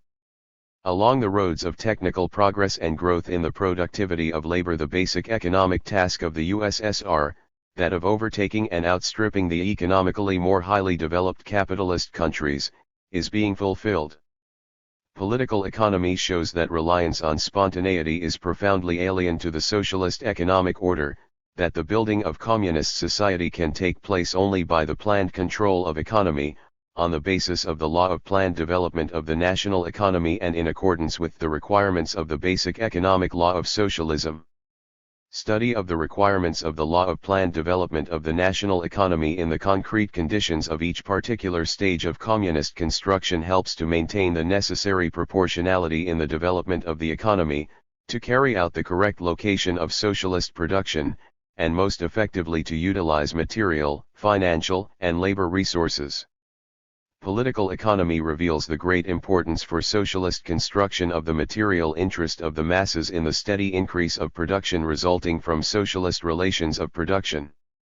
Revealing the role and importance of the law of distribution according to work for the development of socialist economy, political economy gives guidance to the cadres in the consistent application, in all branches of the national economy, of differential rewards for labor, directly dependent on its results, and for the elimination of elements of equalitarian.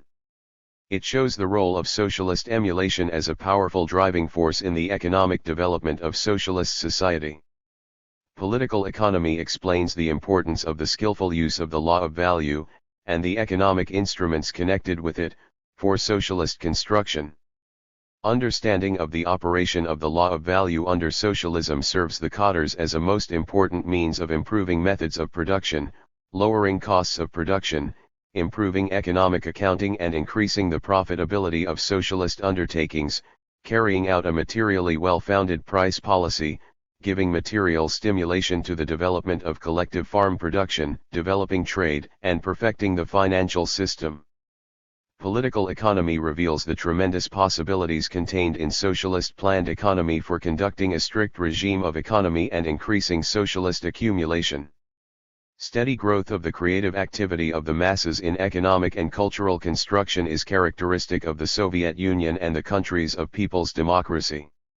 For this reason, ever greater importance attaches to knowledge by the masses of the laws of economic development and the principles of socialist economy. Arming the cadres with the knowledge of economic laws, political economy provides the possibility of more and more successfully utilizing and applying these laws into practice, and thereby raising the efficiency of all work for the building of socialism and communism. Revealing the reciprocal relations between economic processes, political economy makes it possible for every worker to understand the importance of his activity for the development of the whole socialist system of national economy. It teaches him to understand that, in the conditions of socialism, the interests of the whole people, of the whole state, come before everything else.